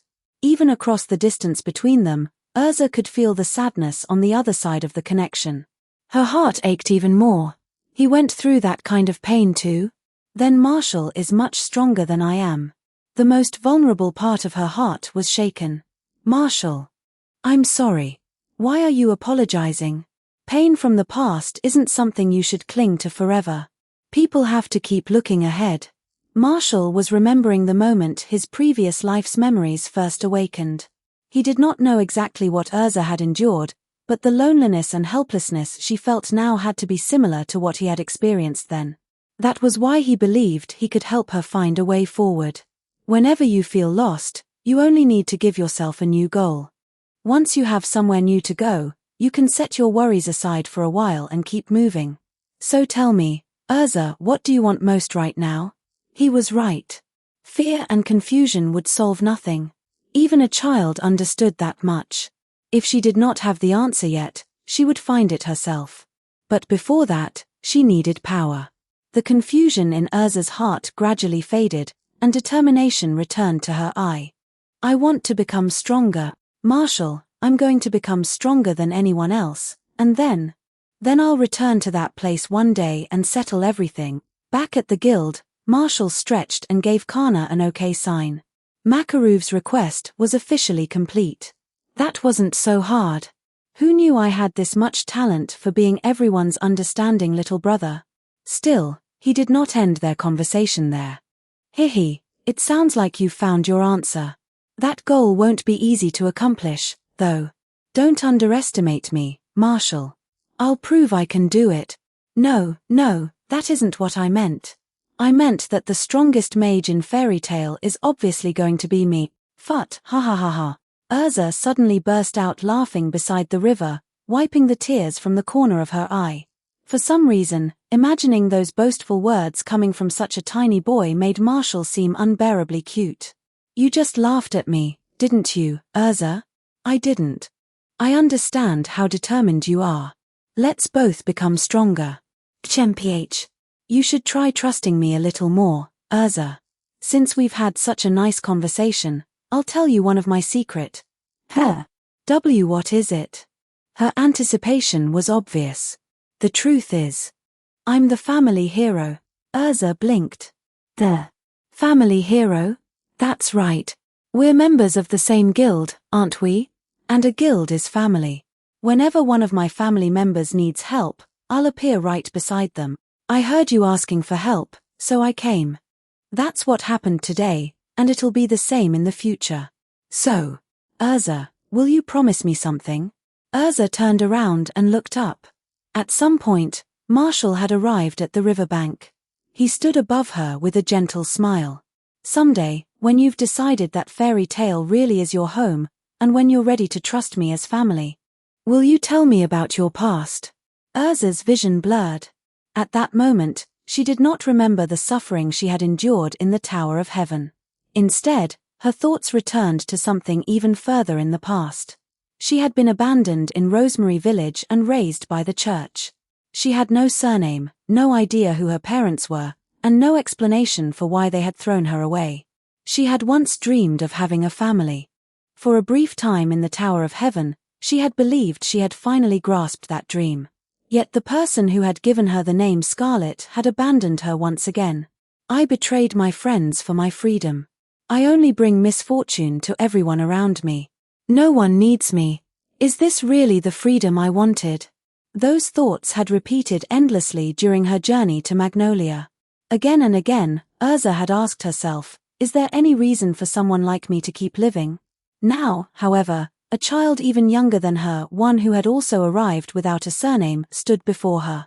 He had seen through the fragile armor protecting her heart with a single glance, yet he had not forced her to reveal the painful details of her past. Instead, he had shown her a path forward. Then he extended his hand and invited her to become part of his family.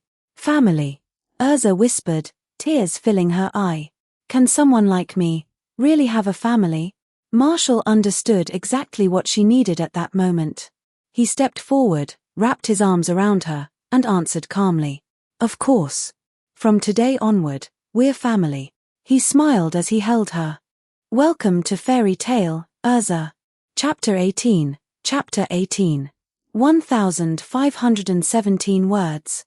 A few days later, inside the fairy tale Guildhall, Kana lay sprawled halfway across a table, a gloomy cloud practically hanging over her head. Hey, Grey. Don't you think Urza and Marshall have gotten a little too close lately? Grey was slumped across the other side of the table, surrounded by an equally miserable atmosphere. Have they? I haven't noticed.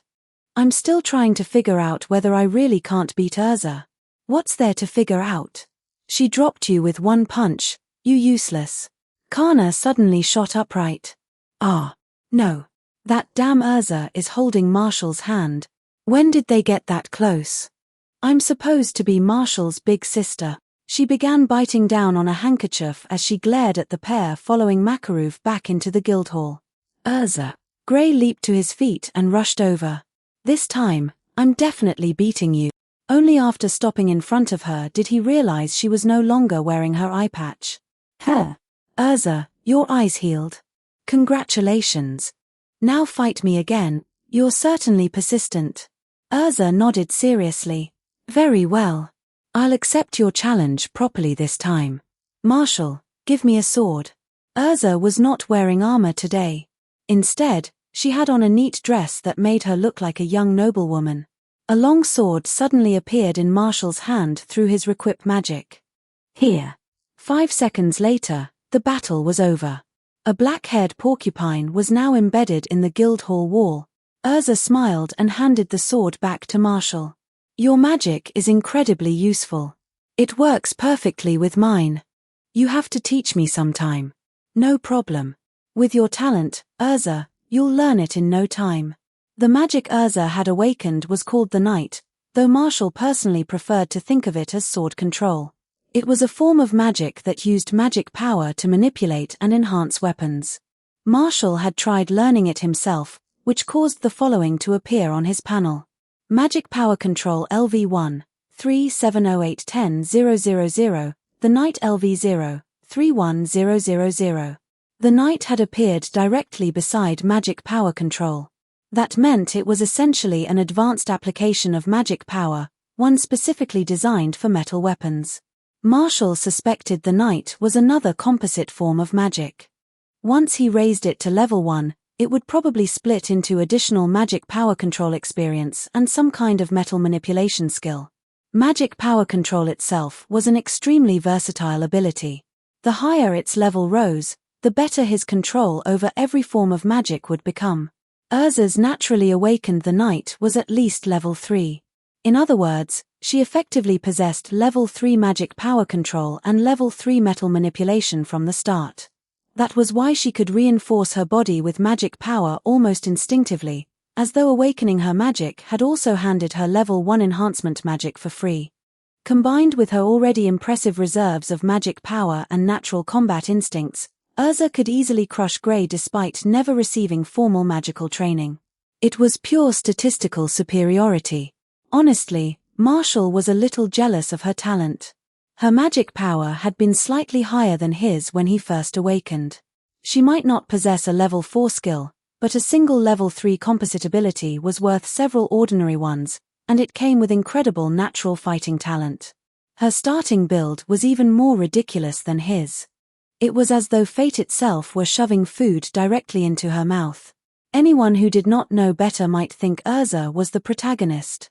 Wow, Grey lost that easily. Looks like Urza will be carrying fairy tales next generation. Terrifying. Kids these days just keep getting stronger. Listening to the guild members praise her, Makarov leaned on his staff with a grin so wide it nearly reached his ears. His eyes positively sparkled. Bwahahaha. Those old fossils are going to die of jealousy. In a few years, I'll take Urza to one of our regular meetings and show her off. Ha ha ha ha. Earlier that day, Marshall had accompanied Makarov and Urza deep into the eastern forest to visit the guild master's old friend, Pauliusika. She was an eccentric elderly woman with pink hair and extraordinary pharmaceutical skills, a truly gifted healer. Pauliusika had treated Urza's injured eye. It was not completely perfect, but she could now use it normally in everyday life. Urza was deeply grateful to her. Marshall, meanwhile, had become intensely interested in her medicinal knowledge.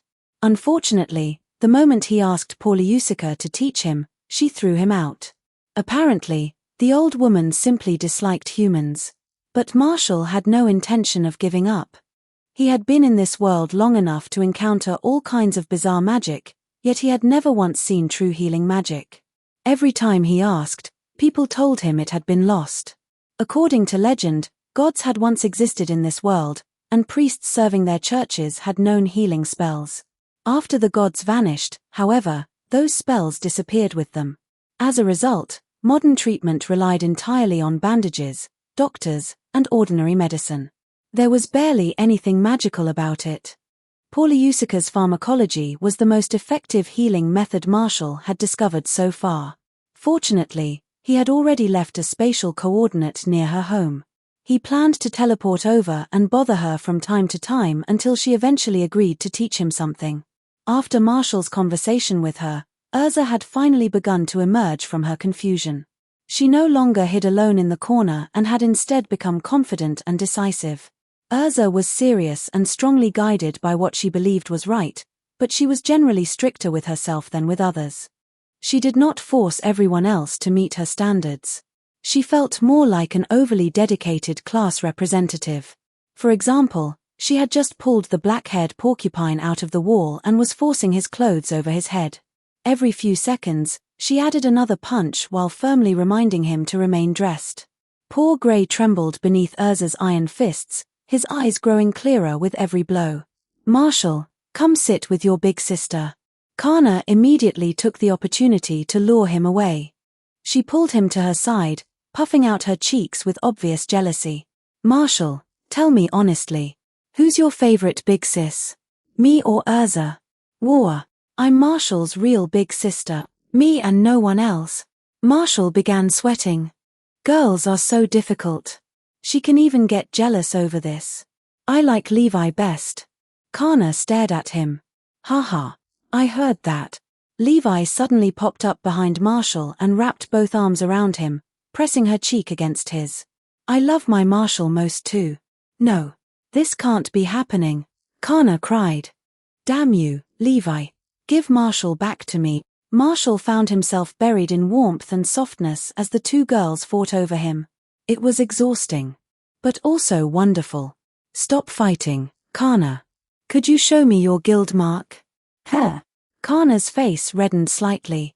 After a moment of hesitation, she lifted the edge of her shirt and exposed her slender waist. "Here. You can look if you want, Eek."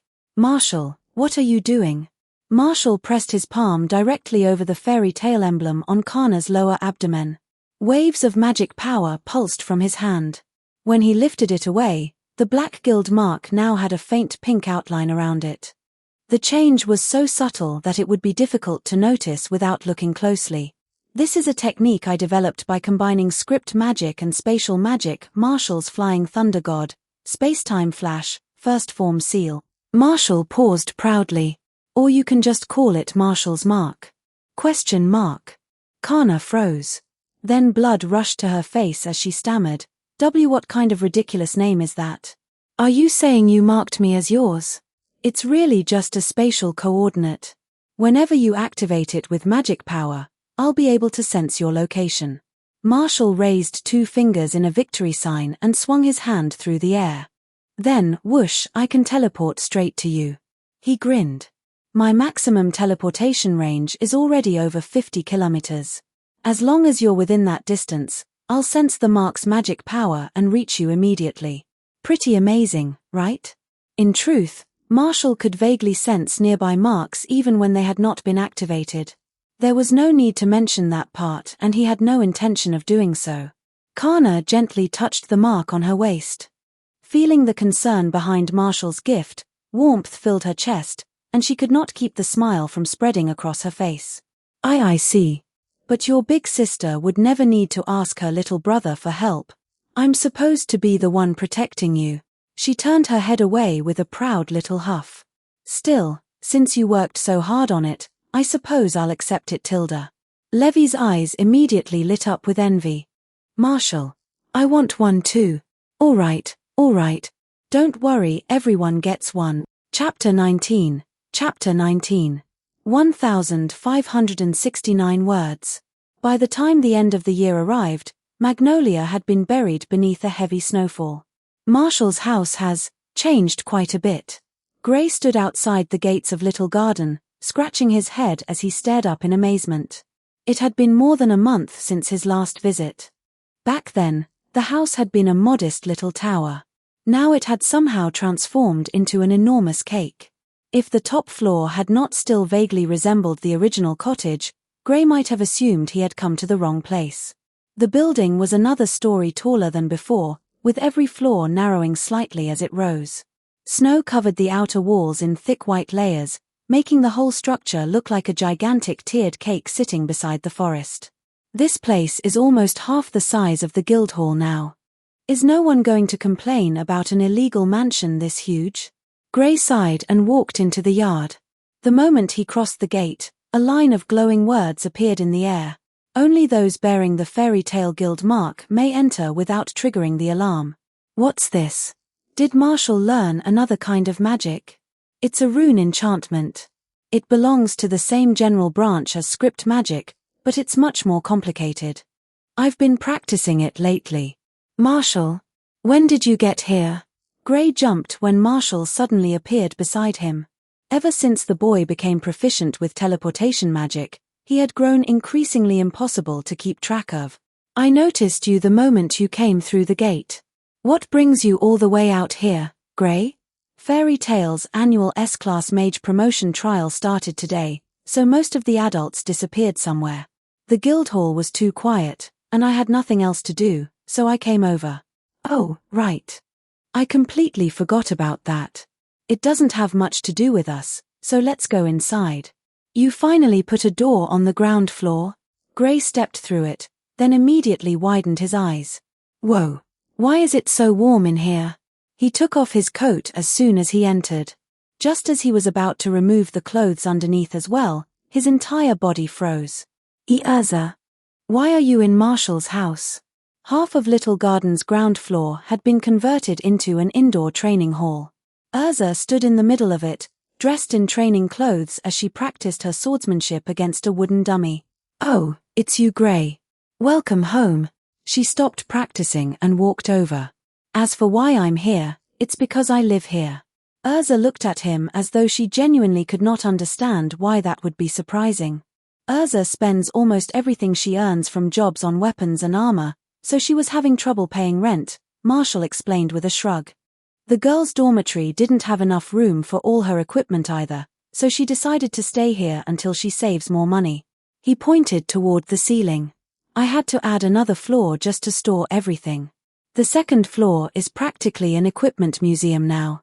Gray's mouth twitched. Urza was becoming more monstrous by the day. At this rate, he would never have a chance to catch up. You've completed almost as many jobs as I have these past few months. Urza, could you stop working so hard and leave the rest of us a chance? Whatever you choose to do, you should always give it your full effort, Urza replied. If you continue being so lazy, you'll never catch up to me. She picked up a towel and wiped the sweat from her face before turning toward Marshall. I'm tired. I'm going to take a bath. Would you like to join me, Marshall? Erza. Marshall's face instantly turned bright red. How many times do I have to tell you? Girls aren't supposed to invite boys to bathe with them. That's completely inappropriate. If you keep doing this, I'm throwing you out. Urza smiled in satisfaction at the sight of him angrily scolding her. Ever since she discovered that her usually mature little brother could still lose his composure over certain subjects, teasing him had become one of her favorite forms of entertainment. An openly flustered Marshall was an exceptionally rare sight. What a shame, Tilda, your big sister has always wanted to wash your back. I never knew you were that kind of person, Urza, Gray cried, equally horrified. His own face flushed as he moved beside Marshall, and the two boys united against their common enemy. Shameless, indecent, pervert, muscle-brained gorilla. Urza ignored every insult. Wearing a smug smile, she walked up the stairs toward the second floor. Only after she was safely out of earshot did Gray sling an arm around Marshall's shoulders and whisper, his face still red. Has Urza really tried to drag you into the bath with her before? Don't remind me. That idiot genuinely didn't understand why it was inappropriate at first. I had to teach her how a girl is supposed to behave. Marshall sighed heavily. Now she understands perfectly well, but she keeps teasing me anyway because she doesn't see me as a real man. I'm exhausted. Marshall enjoyed being close to beautiful girls, but he still had principles. Taking advantage of an innocent girl who did not understand what she was doing was something he would never do. More importantly, he was only 7 years old. There was absolutely nothing he could gain from the situation except frustration. Ahem. You've had it rough, brother. Gray patted his shoulder sympathetically. Living with that absurdly strong gorilla was already bad enough. Having to endure her constant teasing as well was simply cruel. His little brother had suffered far too much. Wait, aren't we taking the stairs? We'll use the elevator. The first and second floors belong to Urza now, so we can go straight to the third. When the elevator doors opened on the third floor, Gray immediately spotted Kana sprawled across the sofa like a dying worm. I can honestly say I'm not surprised to see you here. He gave her a skeptical look. Don't tell me you moved in too. Kana weakly waved one hand. Don't mention that awful woman. I've cut all ties with her. Isn't that a little extreme? Kana lost another duel, Marshall explained. That was the 29th time, I think. She and Urza stopped speaking to each other for a few days after every match. I'm used to it. Gray could not hold back his laughter. Fat, why did you challenge Urza too? You've fought her far more times than I have. You don't understand anything. Kana shot upright. This is a battle fought in the name of sisterhood. Only the strongest sister deserves to have a little brother. She pointed dramatically toward the stairs. Just wait. One day I'll defeat Urza and throw her out of this house. You know, I wouldn't mind if you moved in too. That's not the point. I want Urza gone. Kana collapsed onto the sofa and began rolling around dramatically. I was here first. I'm Marshall's real big sister. That horrible bandit came in and stole everything. I never should have asked Marshall to help her. I was so stupid. I really was. Wara, I'm an idiot. Gray stared at Kana as she rolled around without the slightest concern for her dignity. What's wrong with her? Marshall sighed. She drank fake alcohol. What? It was an experimental drink I made while practicing potion brewing. I thought it was ordinary fruit juice, but apparently it has the side effect of making people drunk. Marshall tilted his head. It tastes pretty good, though. Want some? No. Absolutely not. Gray hurriedly waved both hands. Wait, when did you start learning how to make potions? I've been studying it on and off for a few months, but I've only learned the basics. Potion making is much harder than magic. I think you're learning far too many things. No one has that much time or energy. Can you really keep up with all of it? It isn't as bad as it looks. I abandoned most of the spells after barely learning the fundamentals. I only seem like I know a lot. How modest Tilda Marshall really is a genius, completely different from ordinary people like us Tilda. Gray finally realized that someone else was sitting at the other end of the room, quietly reading. Levi, you're here too? Does everyone treat Marshall's house like their own now? Hee. It is our secret base, after all. Levi closed her book with a smile. I only come here occasionally. Today, I was asked to serve as the official witness for Kana and Urza's duel. Gray nodded in understanding, then gave Kana a look of open contempt. Urza went straight back to training after the fight, while you lost and started drinking. No wonder you can't beat her. What did you say? Kana lunged off the sofa. I might not be able to defeat Urza, but I can still beat you. Die. Come on, then. You think I'm scared of you? Wait. If you two want to fight, take it outside, Marshall shouted. Honestly. Teleport.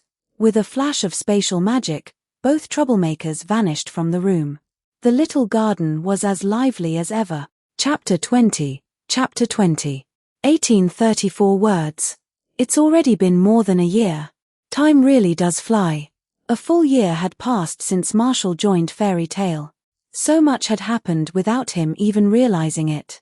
Guild arts had returned a few times before leaving again, several new members had joined the guild, and Marshall had completely settled into his new life in this world. He had encountered very little real trouble. Whenever anything did happen, the lunatics in Fairy Tale practically fought each other for the chance to deal with it first. The only major incident occurred not long ago, when Makarov expelled his own son Ivan, Laxus's father, for endangering the guild. Apparently, Ivan had been trying to uncover Lumen Histoire, which was why Makarov finally threw him out. Marshall had accidentally overheard the details, but the matter did not interest him much. Laxus had gotten into a furious argument with his grandfather afterward, and the scene had turned rather ugly. Still, Marshall had never been close to Ivan, while Laxus spent every day acting insufferably arrogant. He had no intention of running over to comfort another man. Ivan was a complete bastard anyway. Almost no one in Fairy Tale had liked him to begin with, so his expulsion barely affected the guild. Nobody gave a damn. As for everything else that had changed over the past year, the greatest difference was naturally Marshall's own abilities. His basic attributes had improved considerably. Energy, 36/36. Stamina, 30/30. Magic power, 505/515. Unfortunately, his 7-year-old body had not even begun developing yet, so he was still painfully small and fragile. Then again, the real problem was that he had far too many things to do and hardly any time for physical training. His core skills, however, had all improved substantially. Telepathy magic LV4, 37-786-10-000-000. Spatial magic LV2, 15-086-100-000. Script magic LV2, 7-364-100-000. Magic power control LV2, 1-415-100-000. Meditation LV1, 9-156-10-000. Over the course of a little more than a year, Marshall had raised 3 abilities to level 2. Based on the data he had collected, focusing almost entirely on one skill allowed him to gain roughly 20,000 experience points per year. Assuming Marshall were merely a talented native mage without a system, learning a new spell would take several days to reach level 1, around half a year to reach level 2, 4 or 5 years to reach level 3, and close to 50 years to reach level 4. Reaching level 5 within an ordinary lifetime would be almost impossible. That made it easy to understand just how blessed naturally awakened prodigies truly were. Marshall's telepathy magic had begun at level 4 the moment it awakened, a level most ordinary mags could spend their entire lives chasing without ever reaching. Of course, skill level did not directly equal combat strength. After studying magic for a year, Marshall had come to understand one simple truth. Battles between mags were ultimately battles of magic power. If magic power represented raw stats, then magic itself represented mechanics. Differences in spell level only truly mattered when 2 mags possessed similar amounts of magic power. If one mage's reserves overwhelmingly surpassed the others, they could crush their opponent even with nothing more than level 1 magic. That did not mean spell levels were useless. Different forms of magic could counter one another, and most battles did not involve an absolute difference in magic power. There were also countless variables in an actual fight, leaving plenty of room for tactics and skill. Gray, for example, possessed level 2 ice magic and level 2 molding magic, but only had a little over 200 points of magic power. Marshall had level 1 fire magic, level 2 molding magic, and more than 500 points of magic power. If they fought using only those abilities, the result would be difficult to predict. Once Marshall added level 2 spatial magic, however, Gray would probably lose. On the other hand, Gray's energy and stamina were both far higher than Marshall's. If they exhausted all their magic power and had to settle the fight with their fists, Marshall would be the one getting beaten. Urza was an entirely different matter. Her energy, stamina, magic power, and spell level were all far above Gray's, which was why every fight between them ended in a completely one-sided defeat. A mage's strength could never be judged from a single number. There was one situation, however, where skill level became overwhelmingly important. If 2 people had similar magic power and used the same kind of magic, then the one with the higher skill level held an absolute advantage. A young man named Warren had recently joined Fairy Tail. He also used telepathy magic, but his skill was only around level 2. Whenever both of them used telepathy at the same time, Marshall suppressed him completely. Marshall could detect the fluctuations from Warren's spell, intercept the information he transmitted, and even insert fabricated messages into his connections.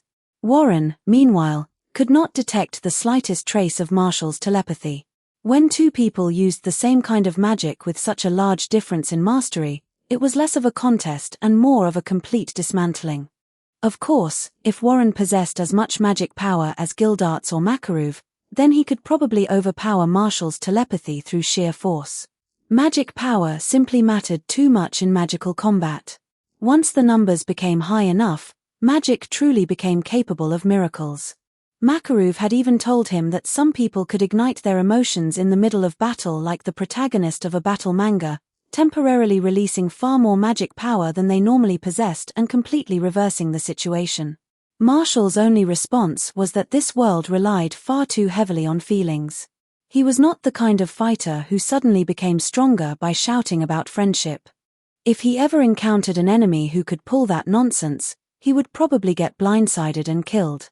Clearly, his best option was to remain in the beginner area until he had overleveled so badly that nothing outside could threaten him. But he was getting off topic. Aside from his core skills, Marshall had also learned an enormous number of level 1 spells. Among the ones worth naming were Crash Magic LV1, Fire Magic LV1, Ice Magic LV1, Enhancement Magic LV1, Smoke Magic LV1, Light Magic LV1, Lightning Magic LV1, Earth Magic LV1, Wood Magic LV1, Giant Magic LV1, Transformation Magic LV1, Water Magic LV1, Sand Magic LV1, Shadow Magic LV1, Card Magic LV1, Metal Magic LV1. Learning a new spell offered far too much value to ignore. Whenever Marshall had spare time, he picked up another one. He had raised almost every spell he could learn naturally to level 1. If he could not learn it, he simply forced it up with inspiration. Marshall might not have been the strongest young mage in Fairy Tail, but he was undoubtedly the one who knew the most kinds of magic. No one would argue if he called himself an all-element mage at this point. His current inspiration reserves were even more outrageous. Inspiration, 660,528, 660,000 points. Marshall earned an average of around 50,000 every month and had spent very little, preferring to hoard as much as possible. That amount was enough to raise 6 level 2 skills to level 3. And yet, Marshall still thought he was accumulating points too slowly. The number looked enormous at first glance, but even spending every last point would not be enough to push a single skill from level 3 to level 4. At this rate, it would take nearly 10 years to barely raise one skill to level 5. How many decades did a person even have? If leveling remained this slow, how was he supposed to become completely unrivaled? His cheat was still far too weak. It would be nice if I could spend inspiration directly on my basic attributes. Marshall froze. Wait. Have I overlooked something? Marshall. Marshall Tilda. A girl's voice interrupted his thoughts. The next moment, Marshall appeared downstairs in his house. He loved teleporting so much that he had developed a habit of instantly appearing behind anyone who called his name. That was also the main reason his spatial magic experience had risen so quickly. Kana. What is it? Kana was wearing a floral dress today. When she turned around, her black hair brushed past his nose, carrying the sweet scent unique to a young girl. Her happiness was completely undisguised, and a bright smile filled her face. Marshall, we agreed to watch the stars together tonight, remember? Your big sister is here for our date, Tilda. Ah, it's still afternoon. We need time to prepare. Come on, take me shopping. We're going to buy loads of delicious food. Half a year ago, Urza had finally saved enough money to move out of Marshall's house. After that, Kana at last gave up on repeatedly challenging her. Their final record ended at 81 victories to 0 in Urza's favor. Kana's magic power was not much lower than Urza's, and among people their age, she was unquestionably exceptional. The real problem was card magic. It offered enormous versatility, but its direct combat ability was fairly mediocre. Marshall had learned card magic himself. It could be combined with many other spells and was extremely powerful as support or logistical magic, but using it as someone's main combat discipline left them in an awkward position. He had suggested that Kana study another kind of magic, but she did not seem particularly concerned. Once Urza stopped pressuring her, Kana even grew lazy about training. Whenever Gildarts returned in the past, Kana used to linger around him and repeatedly test the waters. After several subtle hints failed to get any reaction, however, she simply gave up. Now, even when Gildarts came back, she barely paid attention to him. Instead, she devoted herself entirely to Marshall and became a hopeless siscon. Marshall was not sure how he was supposed to feel about that. He had once considered clearing up her misunderstanding that he was another one of Gildarts's illegitimate children. By now, however, his relationship with Kana was no different from that of real family. Whether he told her the truth no longer seemed important. Marshall treated Kana like a younger sister he was raising, while Kana spoiled Marshall like her precious little brother. They each followed their own interpretation, and somehow, it worked perfectly. Tonight is July 7th of the year X777, the day the sun and moon cross. Kana announced excitedly. It's an extremely rare celestial event. My fortune-telling says tonight will be a night of destiny, and something wonderful is bound to happen. There's even a very high chance we'll see a shooting star. Still holding Marshall's hand, Kana looked both proud and delighted. A special night like this is something a brother and sister have to spend together. We might even get to make a wish on a falling star. Chapter 21. Chapter 21. 1,582 words. That night, a lunar eclipse darkened the sky. I'm back. Did either of you just hear a voice? Nope. 3 lounge chairs had been arranged side by side on the roof of Marshall's house, though Marshall was the only one actually lying down. Beside him, Kana and Urza were locked in a staring contest, or rather, Kana was glaring daggers at Urza while Urza calmly ignored the murderous look aimed at her. Sorry, I didn't hear anything either, Urza said. I don't think anyone spoke. Then, why are you here? Kana demanded. Tonight was supposed to be family time for me and Marshall. What are you doing here? Urza tilted her head. I'm Marshall's sister, which makes me family too. Why wouldn't I be here? What did you just say? Could you two stop for a second? Marshall quickly pointed toward the sky. Look, there's a shooting star. He pushed aside the strange voice he had heard. It was probably just a nearby thought slipping into his range again. A bright streak of light appeared where he was pointing. But it was flying upward. Where? Where is it? Kana's eyes widened. Wow, it really is a shooting. Wait, isn't that path a little strange? Urza nodded thoughtfully. It is. I didn't know shooting stars could fly upward. Are we sure that's even a shooting star? Marshall asked. Why does it feel like it's getting closer? The 3 of them watched as the glowing object suddenly changed direction and began falling. It drew nearer and nearer, streaked over Magnolia, then descended toward the eastern forest. Did a shooting star just land near our town? Kana asked. It looked that way, Marshall said. But there wasn't any sound. Maybe it fell farther away than we thought. Kana suddenly gasped. Oh no, I forgot to make a wish. This is all your fault, Urza. Urza gave her a flat look. That makes absolutely no sense. She stepped forward, lifted Marshall from his chair, and tucked him into her arms. Come watch the moon with your big sister tonight. Wait. Urza, what are you doing? Kana lunged toward them. Put Marshall down. I'm his sister. Urza easily knocked Kana aside and replied with maddening calm. First, a person can have more than one sister. Second, I'm the oldest, so I'm the big sister. You should call me that too, Kana. You said. What? Seeing Kana on the verge of transforming into some furious snake-haired monster, Marshall sighed and teleported out of Urza's arms. Could both of you calm down for 5 minutes? The eclipse is almost over. We came here to watch the stars, remember? Can you please just lie down? After some negotiation, Marshall took the middle chair while Kana and Urza pushed theirs close against either side of his. The three of them lay beneath the stars without speaking, and for once, the atmosphere was peaceful. At least outwardly. In Marshall's ears, their thoughts never stopped. Whenever I'm with Marshall, it's so easy to feel calm.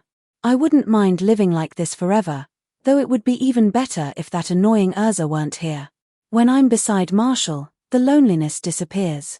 I hope I can become strong enough to protect this happiness myself.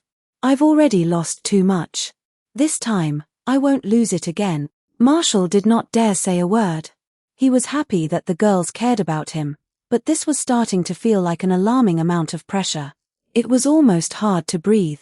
He had once thought being born several years too late was a terrible disadvantage because he could only be treated as a younger brother. Now he was grateful he had been born several years too late and could only be treated as a younger brother. The quiet continued for some time before Urza finally spoke. Kana, are you living at the church right now? HMPH. Yeah. Why? Nothing. I was raised by a church too, so perhaps that's why you've always felt a little familiar to me. I have parents, you know. Kana's face turned red. She might not get along with Urza, but even she understood that saying something like that aloud would be cruel. Unfortunately, Marshall had already heard it. Even if you say something like that, I'm still not becoming friends with you. Kana huffed. Urza chuckled softly. I actually like everyone in the guild. I like Marshall, and I like you too. What about Gray? Silence fell. After a long pause, Urza rubbed her forehead and forced out an answer. Gray is energetic and rather endearing too. Kana immediately grinned. Great. Then Gray can be your little brother, and Marshall belongs to me. I refuse. Urza sat upright and slapped a hand against her chair. The two girls stared at each other for several seconds before both bursting into laughter. Marshall silently mourned for Gray and covered his face with both hands. He was not laughing. He merely felt that something about this entire exchange was deeply wrong. For tonight, he decided he would obediently accept his role as their shared toy. Urza sighed. Honestly, I was trying to improve our relationship, Kana. Kana grinned. Our relationship has always been good, hasn't it? Urza paused, then smiled and lay back down. I suppose I was overthinking it. Sorry. I still have a great deal to learn about getting along with people. ChempH. As long as you stop trying to steal Marshall from me, we can be best friends. Marshall is everyone's little brother. I think sharing is reasonable. Fine. Since you're my best friend, I'll lend him to you whenever I'm not around. Marshall opened his mouth, then closed it again. If he did not already know both girls were still elementary school age, he would have considered calling the authorities. Forget it. The whole conversation was ridiculous. The two sisters chatted for quite a while before finally realizing they had been neglecting their little brother. Kana leaned closer and pinched Marshall's cheek. Marshall, why aren't you saying anything? I'm meditating. The magic power in the air is unusually dense tonight. It's perfect for training. Urza focused for a moment. He's right. The ambient magic power is much more active than usual. I'll meditate too. What? Do both of you really have to train even now? It had taken Marshall an entire year to fully appreciate how important magic power was. His own reserves had grown at a respectable rate, but he was still dissatisfied. Urza had already far surpassed him. Ever since she joined Fairy Tail and began receiving proper magical training, her strength had exploded at an absurd pace. Even Marshall, with a system helping him, could barely keep up. He had once boasted that he would become Fairy Tail's strongest mage. He had no intention of breaking that promise. From now on, he planned to focus heavily on increasing his magic power. Earlier that day, he had spent some inspiration to raise meditation to level 2. If improving the basic meditation skill increased the rate at which his magic power grew, then it was finally time to spend some of his hoarded points. I can still talk while meditating. The two things don't interfere with each other. Kana sighed. I don't understand why you two love training so much. I just want to stay with my family and have fun every day. Urza's voice became firm. To protect my family, I need greater strength. Right now, I'm still far too weak. That answer sounds exactly like you. Kana turned toward Marshall. What about you? A man needs no reason to become stronger. You're a little boy who hasn't even grown up yet. Kana pouted. Fine. I'm starting to feel like you'll both leave me behind if I don't work harder too. She looked at Marshall. Could you teach me a few kinds of magic that suit me? Of course, my dear Kana. Hee. Thank you, my dear little Marshall Tilda. The three of them continued talking from both sides of him, wandering from one subject to another. They spoke about the guild, the future, their dreams, and everything else that came to mind. Unfortunately, two of the three were sheltered children with very little experience of the wider world. Most of the conversation ended up being Marshall shamelessly bragging about whatever idea entered his head, while Kana and Urza listened with bright, fascinated eyes. Before any of them realized it, the night had grown late. At last, Kana reached one hand toward the stars. Her voice softened, and her eyes became gentle. I really hope we can always stay like this and never have to separate. She glanced at the other two. Do you think we can remain family for the rest of our lives? Tea together forever? Something about that phrasing made Marshall inexplicably nervous. Urza suddenly sat up and grabbed Kana's hand with the solemn determination of someone swearing a sacred oath. Of course we can. We're fairy tale. Is that really the kind of moment where you use that line? Two intense gazes turned downward toward Marshall. The atmosphere suddenly felt so strange that it was almost frightening. How had things developed this far so quickly? Marshall, they called together. Under the crushing pressure, Marshall swallowed and extended one small hand, placing it over theirs. Oh, okay. We'll stay best friends forever. Yes. Forever, they answered in unison. Chapter 22. Chapter 22. 1468 words. Marshall. Where's the update? I want the latest chapter. The moment Marshall appeared in the Guildhall, demands for new chapters came at him from every direction. By now, he was completely used to it. Yawn Tilda, you should be bothering Redus, not me. He's the one who keeps missing deadlines. He. Redus has already been locked in the deadline dungeon. He won't be coming out until this week's pages are finished. You people are monsters. Marshall's career as a shameless otherworldly novelist had been going strong for more than a year, and the results had exceeded all expectations. Naruto had become the most popular light novel in the Kingdom of Fura, while the manga serialization was thriving just as much. Merchants had even begun selling unofficial merchandise, and the story's influence continued to spread. Its success had made Marshall enormously wealthy. He now had tens of millions of jewels in savings, placing him in an entirely different economic class from the penniless mags in fairy tale. Despite being a guild member for over a year, he had never completed a single job request and was still living more comfortably than almost everyone else. These days, he mostly came to the guild to train his telepathy magic, meaning he listened to gossip or simply to have fun. He technically still worked as a server too, and he had absolutely no intention of quitting. In fact, Marshall planned to claim that serving tables was his true career. The next time Sorcerer Weekly came to interview him, he would introduce himself as an amateur fairy tale mage who writes novels on the side, but works professionally as a restaurant server. The reporter's expression would undoubtedly be priceless. Just imagining it already made him happy. Marshall did not have any grand ambitions in life. All he wanted was to enjoy himself. Since happiness literally made him stronger, he naturally intended to live however he pleased.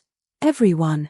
I was passing through the edge of town just now and saw Master bringing back a kid who can breathe fire.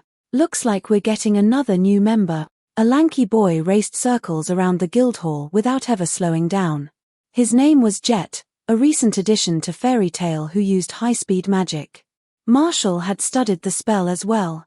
In the end, it had merged into enhancement magic and contributed 3,000 experience points. It had been a surprisingly useful boost, and enhancement magic now needed only a little over 2,000 more experience to reach level 2. Another newcomer? Our guild really is growing fast lately. Of course. We're the greatest wizard guild in Fura. Cheers. Amid the noise, Makarov entered with a loud-looking boy whose hair was the same shade of pink as Marshall's. Everyone, quiet down. I have an announcement. This is Natsu, the newest member of Fairy Tale. Make sure you all treat him well. Makarov had not even finished speaking before Natsu leaped onto a table, threw his head back, and breathed a stream of fire toward the ceiling. Rah! Have any of you seen a dragon? I'm searching for one, a fire dragon who breathes flames. Every eye in the guild turned toward the wild child. Then the entire hall erupted in laughter. Ha ha ha ha. Is this kid still dreaming? Dragons don't exist anymore. They went extinct ages ago. That fire-breathing trick was pretty good, kid. Do it again. Natsu's face flushed red with fury. I'm not joking. I'm looking for Igneel, the strongest fire dragon. He's my father. A dragon raised me, so how could dragons not exist? The guild fell silent again. Everyone exchanged uncertain looks. The boy did not seem clever enough to invent a lie that elaborate. Could he actually be telling the truth? Did dragons really still exist somewhere in the world? Oi, fire freak. Get off the table already, Grey called out. Nobody here has seen your stupid dragon. Huh? Natsu stared at him. Are you some kind of pervert? Why aren't you wearing any clothes? What? When did that happen? And don't insult Igneel. Natsu launched himself off the table and punched Grey while the other boy was still trying to pull his trousers back on. They crashed to the floor and immediately began wrestling. The irresponsible adults rushed over as soon as they realized there was entertainment to be had. Someone even started taking bets, with Grey given odds of 1.3. Get him, Grey. Come on, newcomer. Don't lose. Hit him. Hit him. Hit him. Marshall looked at Makarov, who stood beside him at roughly the same height with a grandfatherly smile on his face. Master, aren't you going to stop them? It's fine, it's fine. Children should be energetic. You seem awfully pleased. Is it because you found another talented kid? Oh. Makarov glanced at him. You can already tell there's something unusual about Natsu. He didn't have a single unnecessary thought while he was talking. He's the kind of straightforward idiot who says exactly what he means, so everything about the dragon is probably true. Marshall studied the flames still lingering in the air. The fire magic around him is so dense it's practically spilling out of his body. So dragons really do exist. That's right. Makarov nodded happily. Natsu inherited a lost magic known as Dragon Slayer magic. It's exceptionally rare. If a real dragon truly taught him, then the boy's potential is immeasurable. Makarov was still smiling smugly when Natsu suddenly shouted across the guild hall. Does anyone have fire? Give me some. Macau, always happy to make a bad situation worse, tossed him a ball of flame. Natsu leaned back and swallowed it in one bite. Ha ha ha. My strength is coming back. He sucked in a deep breath. Fire dragons roar. A massive fireball blasted from Natsu's mouth toward Grey. Grey threw himself flat against the floor, while the crowd scattered in every direction. Marshall vanished with a flicker of spatial magic. The fireball sailed past them all and exploded directly in front of Makarov. The guild master's face turned black in the most literal sense. Everyone fled at once, leaving Natsu standing alone in the middle of the guild hall with a blank expression. A second later, Makarov expanded into a towering giant and lifted him by the back of his shirt. You little bastard. No using magic inside the guild. Are you trying to kill someone? I am sorry. Natsu looked ready to cry. Marshall reappeared nearby and shook his head solemnly. Makarov really was not much better than the people he constantly scolded. Still, Marshall had not expected Natsu to be capable of eating fire. That was interesting. He would have to find an opportunity to study this Dragon Slayer magic and see exactly how it worked. While Marshall was enjoying the spectacle, another source of trouble found him. Marshall, what kind of magic are you going to teach me? Marshall had long since grown accustomed to suddenly finding himself buried in a girl's soft embrace. Most of the girls in the guild enjoyed hugging him, and he was perfectly happy to let them spoil him like a child. Kana, I think your card magic would work best when combined with two other branches of magic. What are they? Rune enchantments from script magic, and contract summoning magic. So Levi's magic and celestial spirit magic? Levi uses solid script. And contract summoning doesn't necessarily have to involve celestial spirits. What does that mean? I don't get it. I'll explain once I've studied summoning magic more thoroughly. For now, you should begin with rune enchantments. Script magic is one of the foundations of nearly every kind of magic, so learning it can only help you. All right, Tilda, I'll do whatever Marshall says. By now, Marshall had at least a basic understanding of most forms of magic in this world. Whenever summoners were mentioned, people almost always thought of celestial spirit mags. Marshall had spoken with a few before, though the spirits they had contracts with were not especially powerful. From what he had learned, celestial spirits lived in another world and could not truly die. Their strength after being summoned depended almost entirely on the magic power of the mage who called them. And Kana's greatest natural talent was her enormous reserve of magic power. She could train half-heartedly and still keep pace with Urza, which meant that, in theory, celestial spirit magic should have suited her perfectly. But Marshall did not believe that all summoning magic had to rely on celestial spirits. He had an idea. He still did not know whether it was possible, and he would need to study celestial spirit magic far more deeply before drawing any conclusions. But before that, he needed to obtain a celestial spirit of his own. Chapter 23. 1532 words. This world had the same 88 constellations as Earth. Marshall had found that surprising at first, but after remembering that he had somehow been reincarnated into another world, he decided there was no point questioning every coincidence. The 88 constellations corresponded to 88 kinds of celestial spirits. The 12 signs of the zodiac each had a single unique golden key, while the remaining 76 constellations had silver keys with multiple copies in circulation. Each key formed a connection to a spirit living in the celestial spirit world, and together, they made up the entire system of celestial spirit magic. Because the 12 zodiac keys were unique, they were exceptionally rare. The other 76 types varied wildly in power and usefulness, so most silver keys were not particularly expensive. Some could even be found in ordinary magic shops. Marshall planned to visit the stores around town and see what he could find, which gave him an excuse to accompany Kana on a long overdue shopping trip. Magnolia was fairly well known throughout the Kingdom of Fura, mostly because it was home to Fairy Tale. Unfortunately, Fairy Tale was both the reason the town flourished and the reason it never grew too large. Most of the people willing to settle here permanently were those with nerves strong enough to tolerate the guild's constant destruction and general insanity. Anyone who could not handle it usually moved away sooner or later.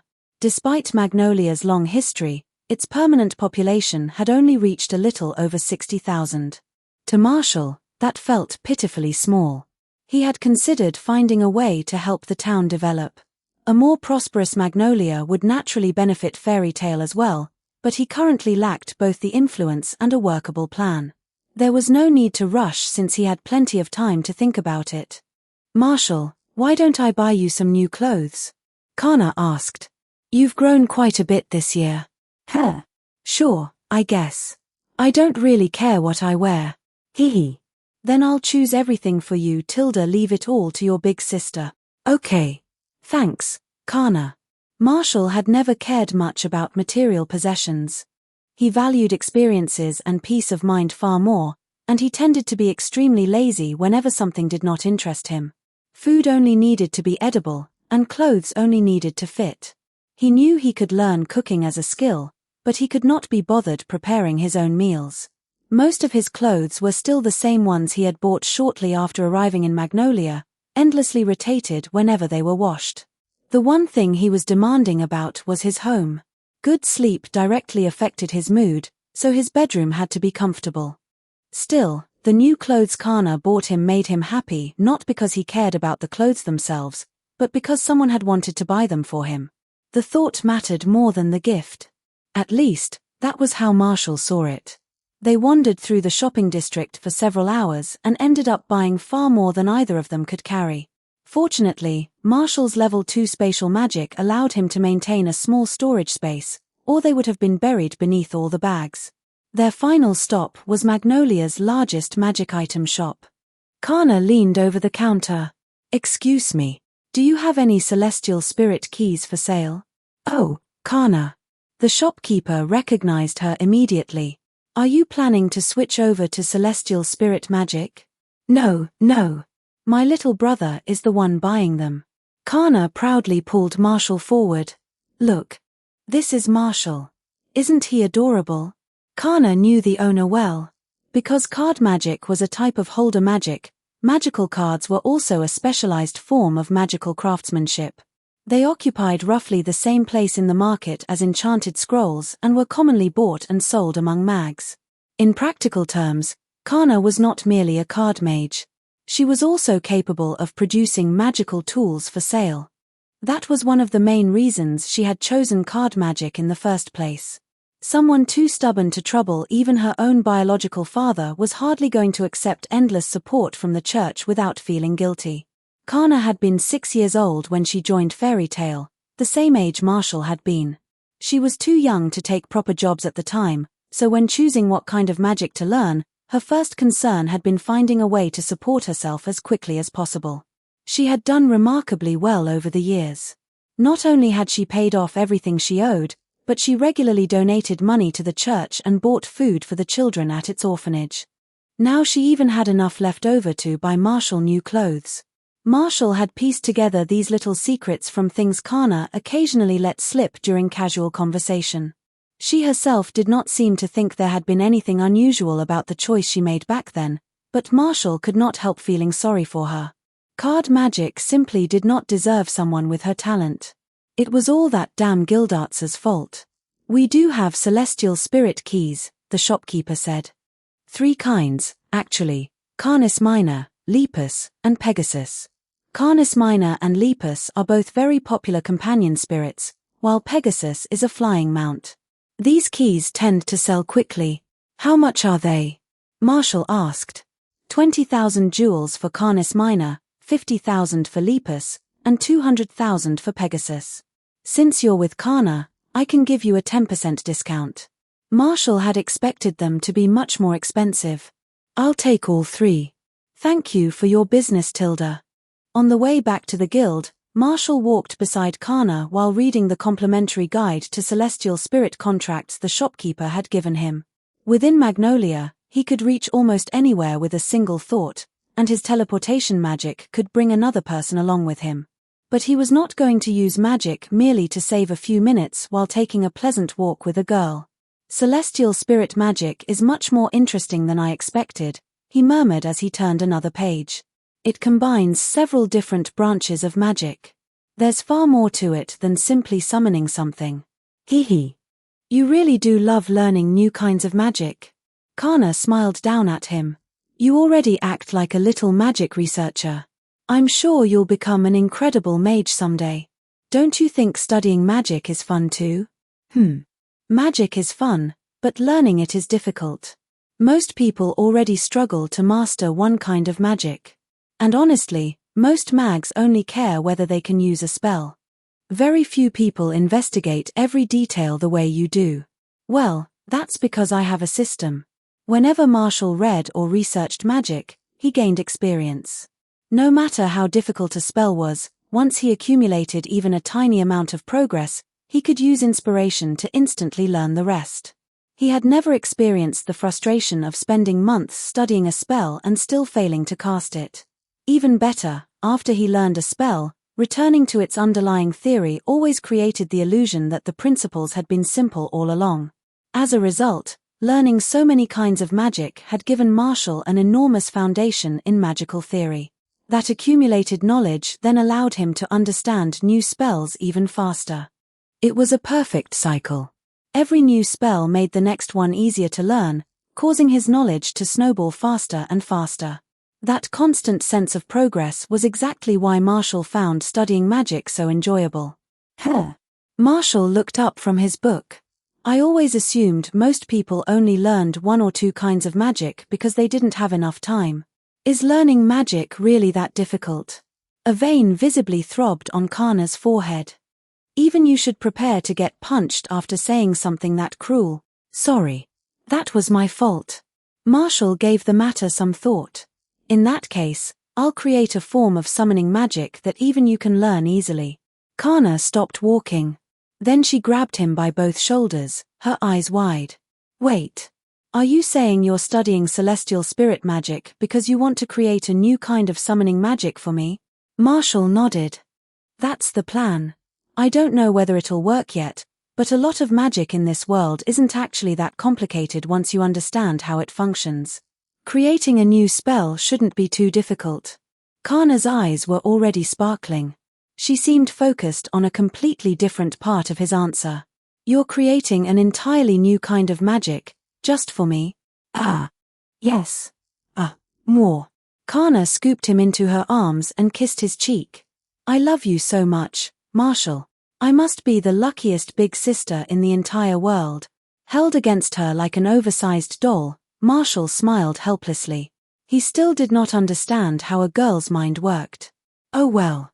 As long as Kana was happy. Chapter 24. 1,560 words. The guild had been even livelier than usual lately, mostly because of its newest little menace, Natsu, the boy who ate fire. That one problem child caused as much destruction as 10 grown men combined. Marshall had even heard that Natsu had already burned down the boy's dormitory.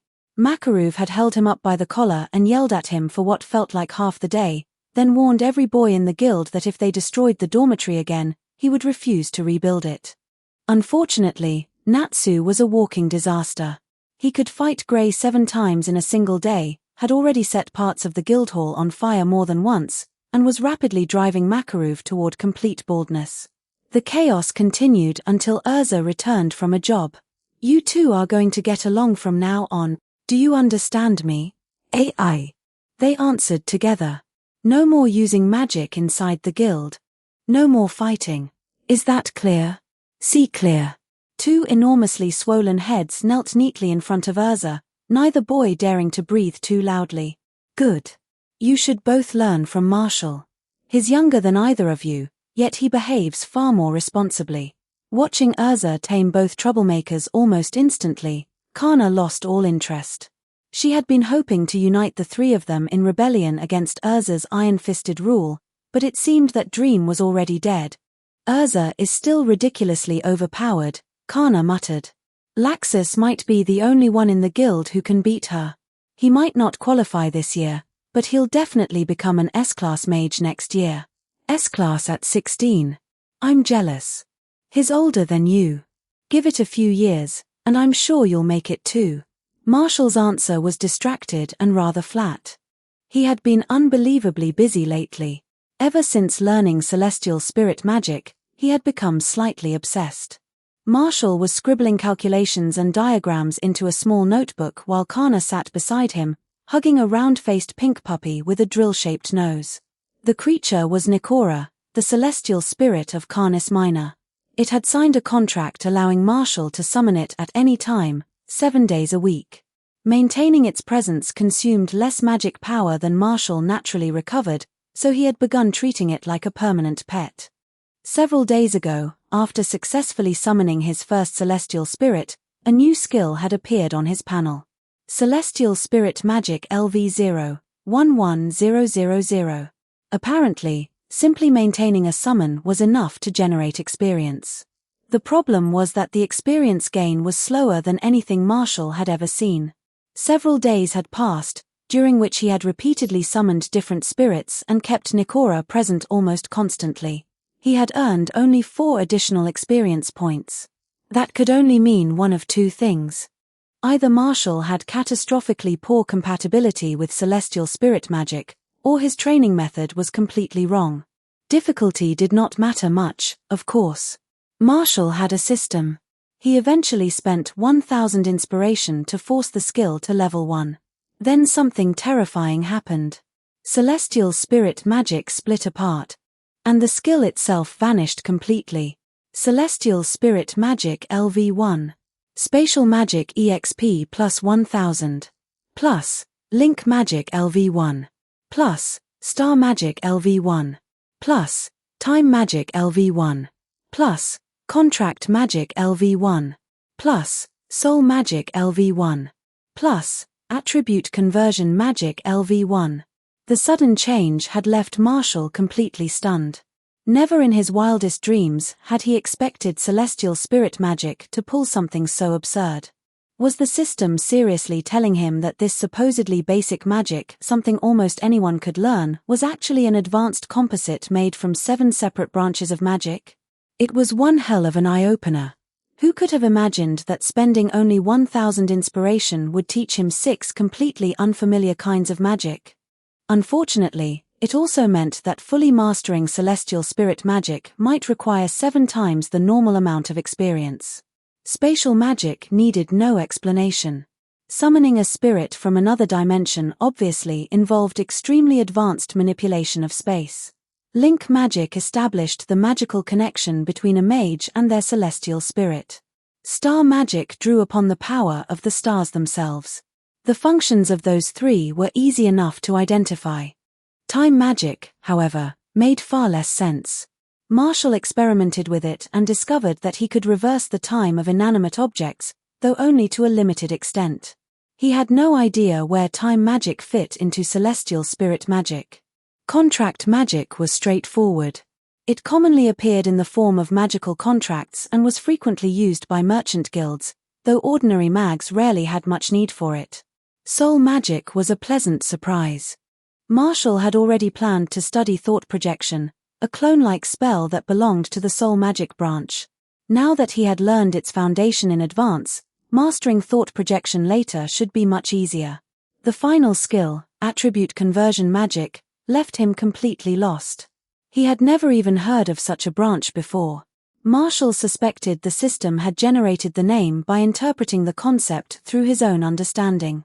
After experimenting with it, he discovered that the spell could transform the elemental nature of magic power.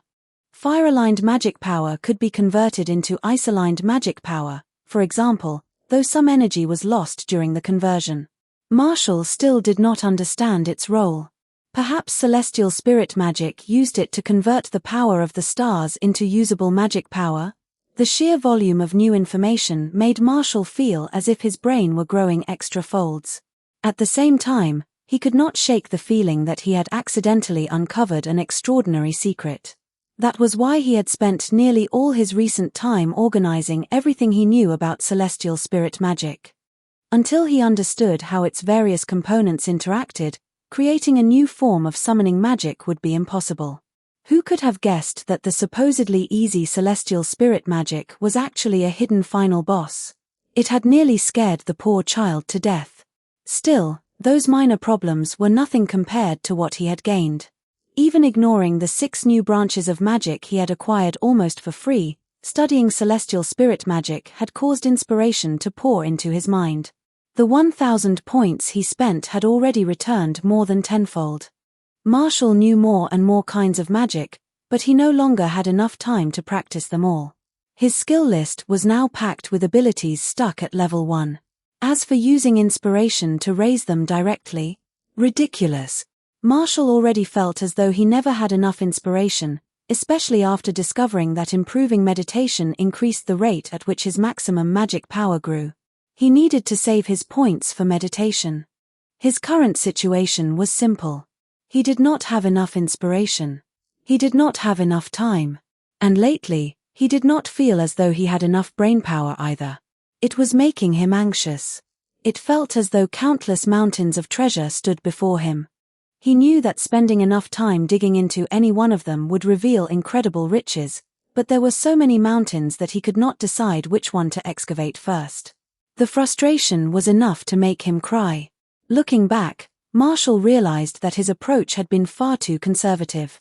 He could have been much more extreme. Practicing magic and gaining experience should have been integrated into every part of his daily life long ago. His next step would be to completely abandon the inefficient act of walking. He planned to learn wind magic or gravity magic and keep himself floating at all times, allowing him to train continuously and farm experience every moment of the day. After that, he could stop using utensils while eating, write without using his hands to train magic power control, bathe with water magic, dress with requip, and replace sleep with meditation. After spending inspiration, Marshall's meditation had already reached level 3. Its effect on his maximum magic power had tripled, and meditating now restored both mental energy and magic power. He still could not meditate through an entire night without sleeping, but he believed he was moving in the right direction. Once he saved 1 million inspiration, he planned to raise meditation to level 4 first. At that point, surpassing Urza's magic power would only be a matter of time. He still had more than 500,000 inspiration left after spending over 100,000. At his current rate of accumulation, he should reach 1 million in less than a year. So, Marshall's upcoming schedule included mastering the different components of celestial spirit magic, learning wind magic and gravity magic, creating an entirely new form of summoning magic for Kana, finding a chance to study Dragon Slayer magic, training, researching, updating Naruto, and making time to be hugged by his sisters.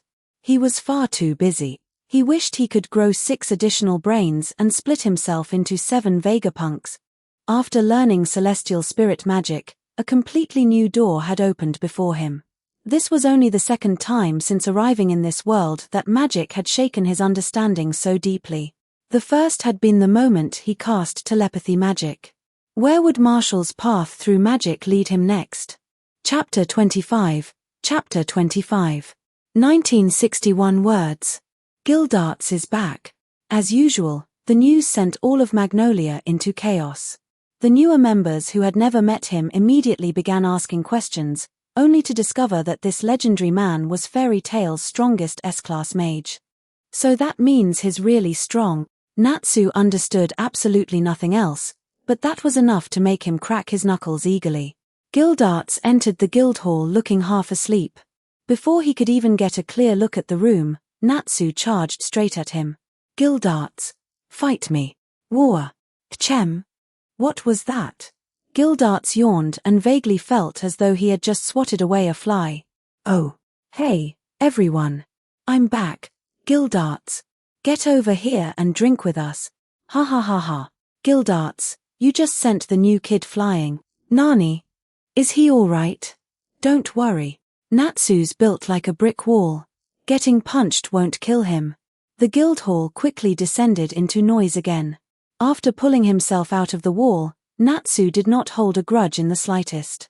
He simply began circling Gildarts with renewed fascination. With his overwhelming strength and easygoing personality, Gildarts was naturally one of the most popular people in the guild. After several rounds of drinking, however, he began to feel that something was off. It was only when he noticed Marshall and Kana tucked away in a corner that he realized what it was. Several books and stacks of notebooks were spread across the table in front of Marshall. The boy himself was hunched over them, scribbling non-stop, while Kana sat beside him without moving an inch. Why had Marshall not come over to greet him? And Kana did not admire him like before. Gildarts felt strangely offended. Carrying a bottle of alcohol, he staggered over to their table. Marshall. Kana. Long time no see. The enthusiastic welcome he expected never came. Marshall lifted his head, dark circles beneath his eyes, glanced at him, and said, "Oh." Then he went straight back to writing. Kana merely gave a cold HMPH and turned her face away. Gildarts felt deeply wounded. Kana's little huff in particular filled him with an inexplicable sense of dread, as though he had committed some unforgivable crime without realizing it. He instinctively sat up straighter. Marshall was a child he had personally brought to Fairy Tail, so it was only reasonable that he should show more concern. What's wrong with you two? Marshall, you look exhausted. Have you run into some kind of trouble? I've been researching a troublesome branch of magic lately and got a little carried away. It's nothing serious. Marshall paused, then finally looked up with slightly more interest. Actually, your timing is perfect. The guild library doesn't have any books on gravity magic. Do you know anyone who uses it? Bringing me a beginner's book would work too. I know gravity magic, Gildarts replied. I'm not particularly skilled with it, but I can teach you the basics. More importantly, I'm worried about your condition. That's great. As for me, I don't think there's anything wrong. I've always. Marshall, you can't keep doing this. Kana finally snapped. She grabbed his cheeks between both hands and forced him to look directly at her. You've been like this for 2 whole weeks. You stopped writing your novel, you barely sleep, you don't dress properly, and you even forget to eat.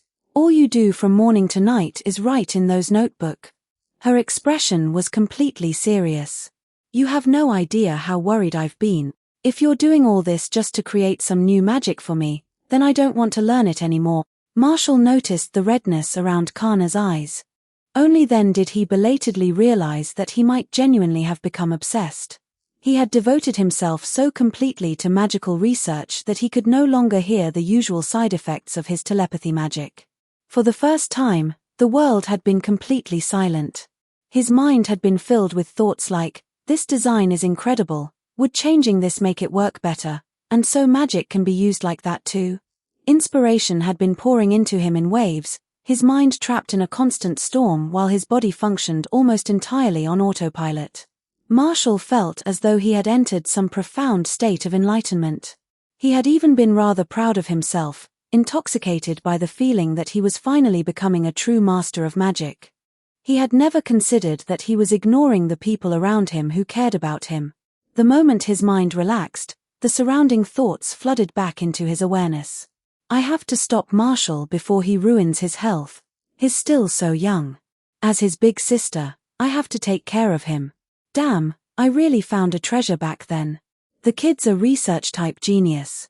I've only seen people like him at magical academies. Maybe I should talk to the old man about sending Marshall to study at one for a few years. Sorry, Kana. I made you worry. Marshall lowered his head. This was my fault. I won't do it again. You said the same thing yesterday. Kana huffed. I'm watching you closely for the next few days. Gildarts suddenly laughed and walked behind Marshall, lifting him off the chair by the back of his clothes. Gildarts, what are you doing? Come on, kid. I'm taking you outside town to have some fun. Wait, put me down. I can teleport us there. Marshall struggled free, grabbed Gildarts by the arm with one hand and Kana's smaller hand with the other. In the next instant, all 3 of them appeared in an open field west of Magnolia.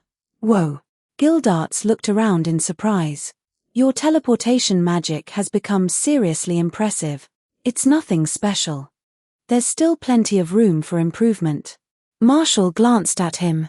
So why did you bring me out here? Are you going to teach me gravity magic?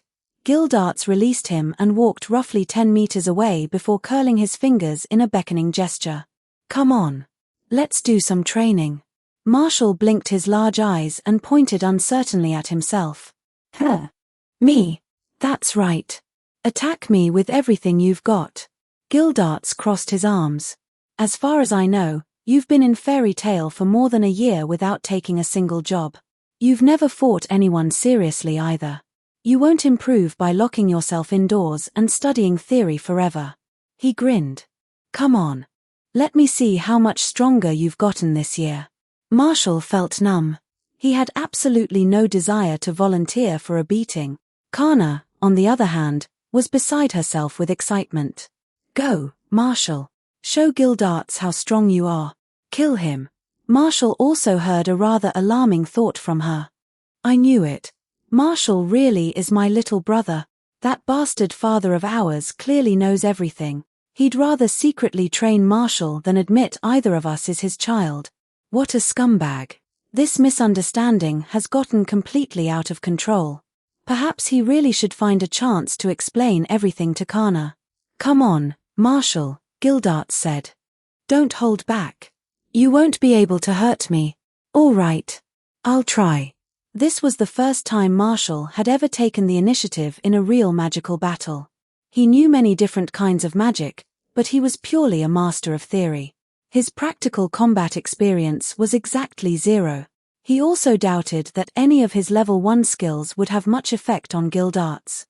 The abilities he currently had above level 1 were Telepathy Magic LV4, Meditation LV3, Spatial Magic LV2, Script Magic LV2, Magic Power Control LV2, Enhancement Magic LV2.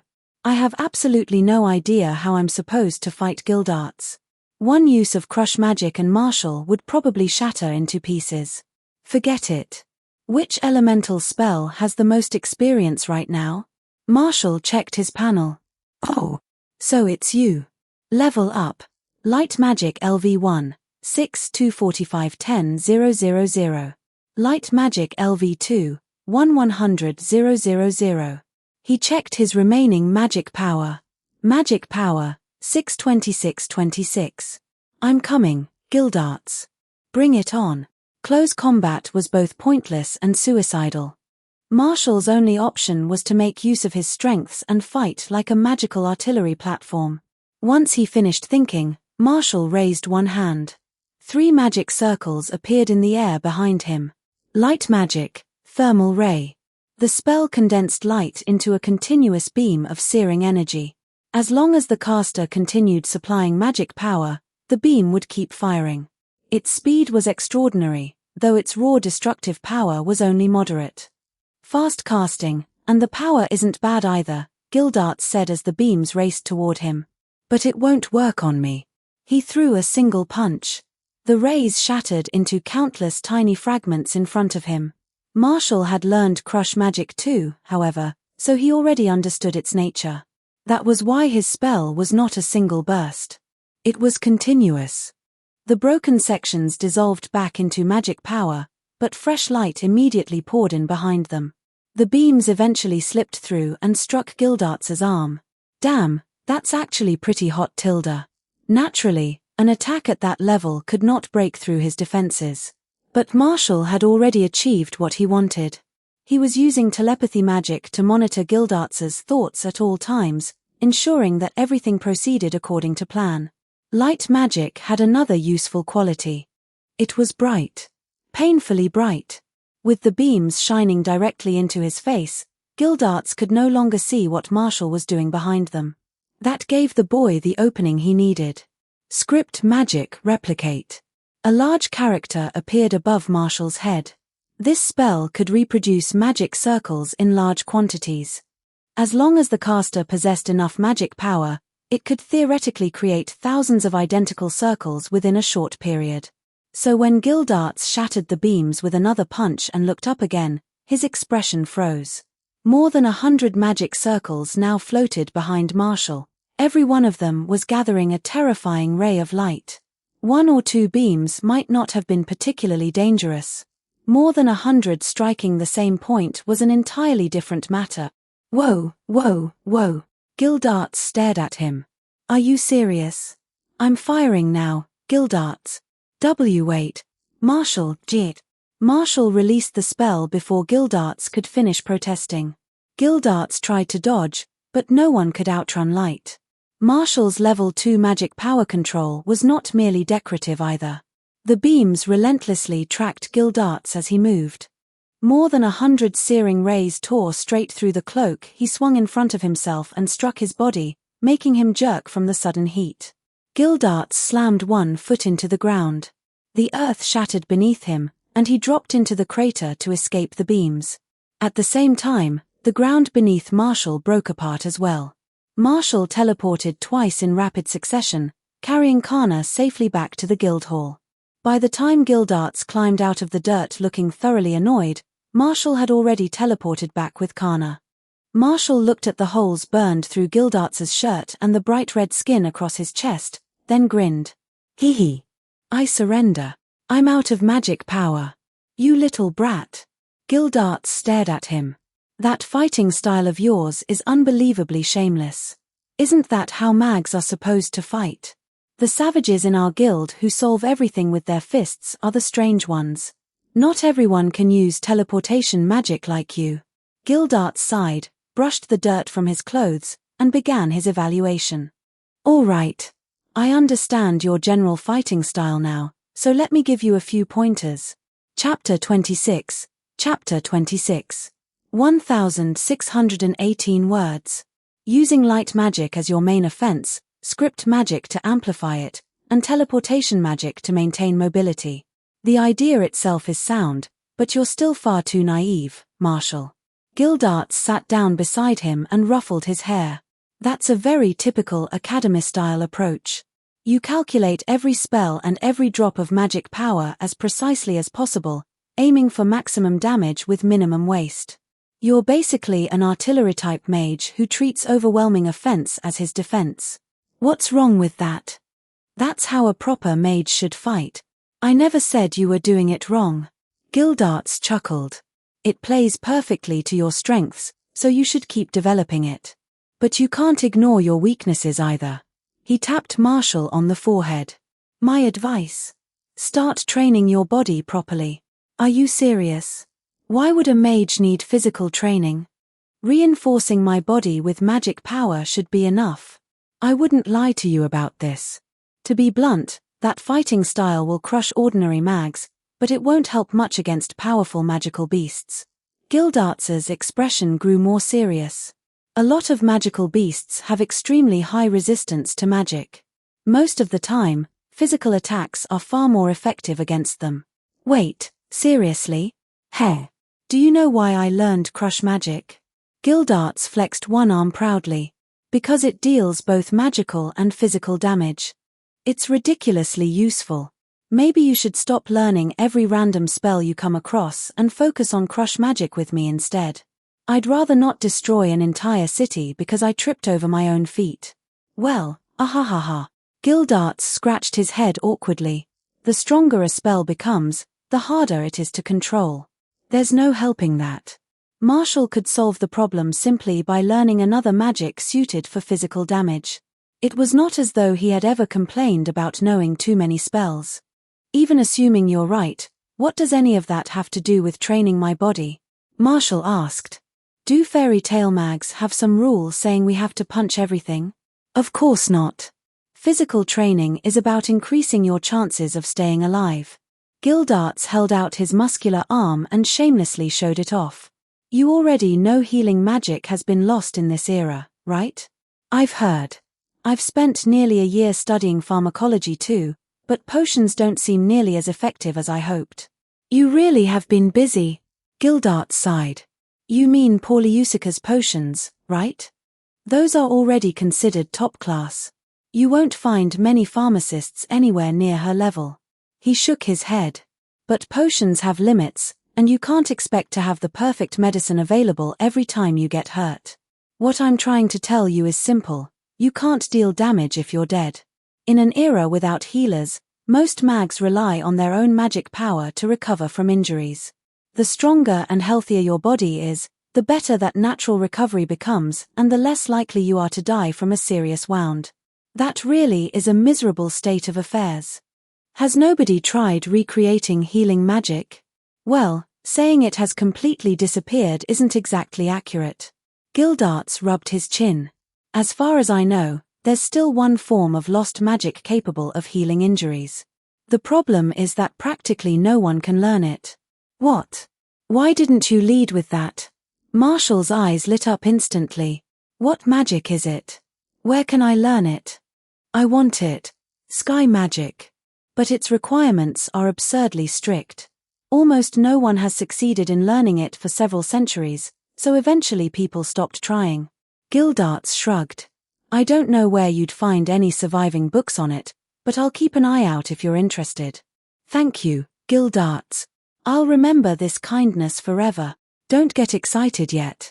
Even if you somehow learn sky magic, I'd still recommend continuing your physical training. Gildarts began counting on his fingers. A strong body raises your magic power capacity, improves the efficiency of absorbing magic from the environment, strengthens your resistance to magic, enhances your natural recovery, and can even improve your DI. He noticed Kana sitting quietly nearby and abruptly swallowed the rest of the sentence. Ahem. Anyway, the benefits are endless. Trust me, I'm speaking from experience. He's still too young. Better not teach the kid anything inappropriate. Marshall's eyes gleamed as they shifted from side to side. He had heard every word Gildarts had stopped himself from saying. Now that he thought about it, he really had overlooked that particular benefit. For the sake of his future happiness, Marshall decided that the first thing he would do after returning home was raise body conditioning to level 3. You're right, Gildarts. I'll start exercising properly from now on. Good Tilda. There's one more thing I should tell you, though. Gildarts's smile softened. Stop rushing so much. You're already far ahead of nearly everyone your age. I hadn't even begun learning magic when I was 7. He placed a hand on Marshall's head again. You don't need to spend every moment of your life studying spells. There are things around you that matter more than magic. You can always relearn knowledge you missed, but if you miss certain people or certain moments, you may never get another chance. You know, every once in a while, you actually say something that sounds intelligent. You little brat. Is that how you speak to the man who saved your life? Show some respect. Kana sat silently beside them, watching the strangely harmonious scene with complicated emotions. That bastard clearly knows how to act like a proper father. So why won't he acknowledge us? Marshall realized Kana was still enthusiastically building an entire story in her own head. He finally could not take it anymore and awkwardly changed the subject. Speaking of which, Gildarts, is there anyone important you haven't visited in a long time? And I don't mean someone from the guild. Marshall did not know what else to do. Kana had never wanted to reveal her identity herself, so he could not simply announce it for her. Meanwhile, that hopeless bastard Gildarts appeared to have no idea he even had a daughter. How was Marshall supposed to hint at something this ridiculous? What I'm saying is, look at Kana. Don't you think she's beautiful? And adorable? Marshall, you. Kana looked at him with a complicated expression before lowering her gaze and falling silent. Gildarts, meanwhile, looked suspiciously between the two of them. Then his face brightened with sudden understanding. Oh, so you have a crush on Kana. He slapped Marshall on the back and laughed. Not bad, kid. You've got some of charm. But you're still far too young for that kind of thing, Tilda. Anyway, that's enough training for today. Let's head back. It's over. There's no saving this man. He should just lie down and wait for his death. Marshall could not bear to look at him anymore. With a slap of spatial magic, he sent Gildarts straight back to the Guildhall, leaving himself alone with Kana and with his scalp prickling from dread. Marshall. I'm here, Kana. You heard it a long time ago, didn't you? Kana asked quietly. You knew I was his daughter. Yes. So I was wrong. Her voice grew increasingly bitter. He never recognized either of us. He completely forgot that he had a daughter and a son. Cough. Cough. Cough. Marshall hurriedly interrupted her. I'm not Gildarts's son. I swear I'm not. I don't even know who my parents were. He assumed that explanation would finally resolve the misunderstanding. Instead, Kana stared at him and asked, But you can't guarantee that Gildarts isn't your father, can you? Marshall froze. Wait. Hold on. Damn it, she's actually right. He had absolutely no memories of his parents. As absurd as it sounded, Gildarts truly could have been his father. How did I somehow trap myself in this mess? That scumbag slept with women everywhere he went, Kana continued darkly. He probably can't even remember how many lovers he had. How could he possibly know how many children he left behind? Her face clouded over, and she clenched her teeth. Marshall, promise me that you'll never tell him I'm his daughter. Promise me. Oh, okay. Marshall could feel the situation heading in a terrible direction, but it already seemed far too late to stop it. I'm done wasting my time on pointless fantasies. I won't forgive him easily either. Kana's hands curled into fists. My mother never blamed him for anything, but he still owes me. I'll become stronger than he is. Then I'll defeat him face to face and tell Gildarts that he failed as a father. He never took part in his child's life at all. Her gaze hardened. That will be my revenge. Kana, I really don't think you need to go that. Help me, Marshall, you're the only person I have now." Faced with Kana's sincere, burning gaze, Marshall could not bring himself to refuse. "Gildarts, look at the disaster you created. It isn't that I don't want to help you, my dude. You've made it impossible." "All right. I'll help you."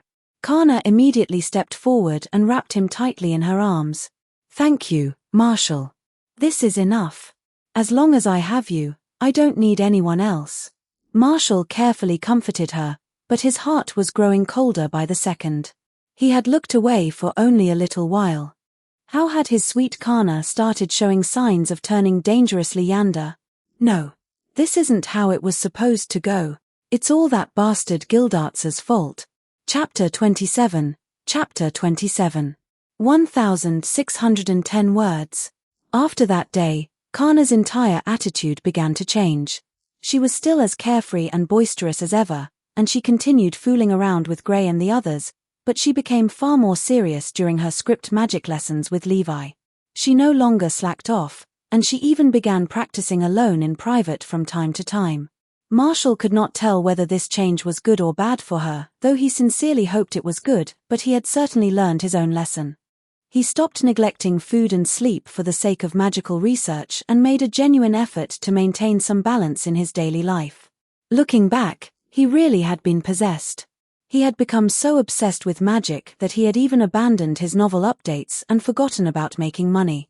Fortunately, everyone in the guild had assumed that all his frantic scribbling meant he was suffering from writer's block, so no one had dared pressure him for another chapter. That was the only reason he had escaped alive. Once his head cleared, Marshall realized Gildarts had been right. There was absolutely no reason for him to rush. He was only 7 years old. Why was he pushing himself so desperately to become stronger? It was not as though the world were destined to end 20 years from now. He had plenty of time to study magic at his own pace. He must have spent too much of his previous life trapped in an endless grind. Now that he finally possessed extraordinary abilities, his first thought had not been how to enjoy himself, but how to use those abilities to create new techniques and achieve even greater breakthroughs. That was completely wrong. He had struggled his entire previous life. Was he not allowed to enjoy himself now? Marshall grew stronger through happiness. He was practically a superhero powered by having a good time. The problem was, he genuinely had no idea how to enjoy himself. A farmer could only imagine an emperor using a golden hoe. In the same way, Marshall had grown up in an ordinary working-class family and possessed almost no imagination when it came to luxury. As far as he was concerned, life had only two fundamental pleasures: good food and beautiful women. The most indulgent lifestyle he could imagine was never having to worry about money again while a personal maid takes care of me, hangs my laundry, and cooks my meal. Would that not already be a perfect life? If he wanted to be even more extravagant, perhaps he could hire several maids. After thinking it over repeatedly, Marshall helplessly concluded that aside from dating several girlfriends after he grew up, the only thing that truly excited him was learning more powerful forms of magic. Suddenly, his life felt both tragic and pathetic. But one person's imagination would always be limited. Marshall decided to ask other people for ideas. "The thing I want to do most." Kana looked at him in confusion. "Why are you suddenly asking that?" Marshall, Kana, and Levy's little study group had become a familiar sight around the guild. The three of them were sitting together and reading as usual that day. "Because I don't seem to have any hobbies besides experimenting with magic," Marshall explained. "I'm starting to think I'm a rather boring person, so I wanted to hear what other people enjoy and see whether I could learn from them." Neither girl could understand the strange path his mind had taken. Levi glanced sideways at him and smiled. "I think you enjoy watching other people embarrass themselves. You always laugh whenever Gray and Natsu make fools of themselves." "I won't deny that. Maybe it's because I'm so boring myself, but I do enjoy watching other people cause trouble." Kana tilted her head curiously. "So you don't enjoy writing?" "No. I only write novels to make money. Once I finish this story, I'm never writing another one." "What? That's awful." Levi protested, reaching over to knead his cheeks. "I'm one of your fans. I love Naruto. After thinking for a moment, she slumped helplessly over the table. As for what I want to do most, I suppose I just want to sit here and read with both of you every day. Her expression fell. Oh no. I think I might be boring too. That's why Levi is my favorite. Hee. A kiss for you, Marshall Tilda.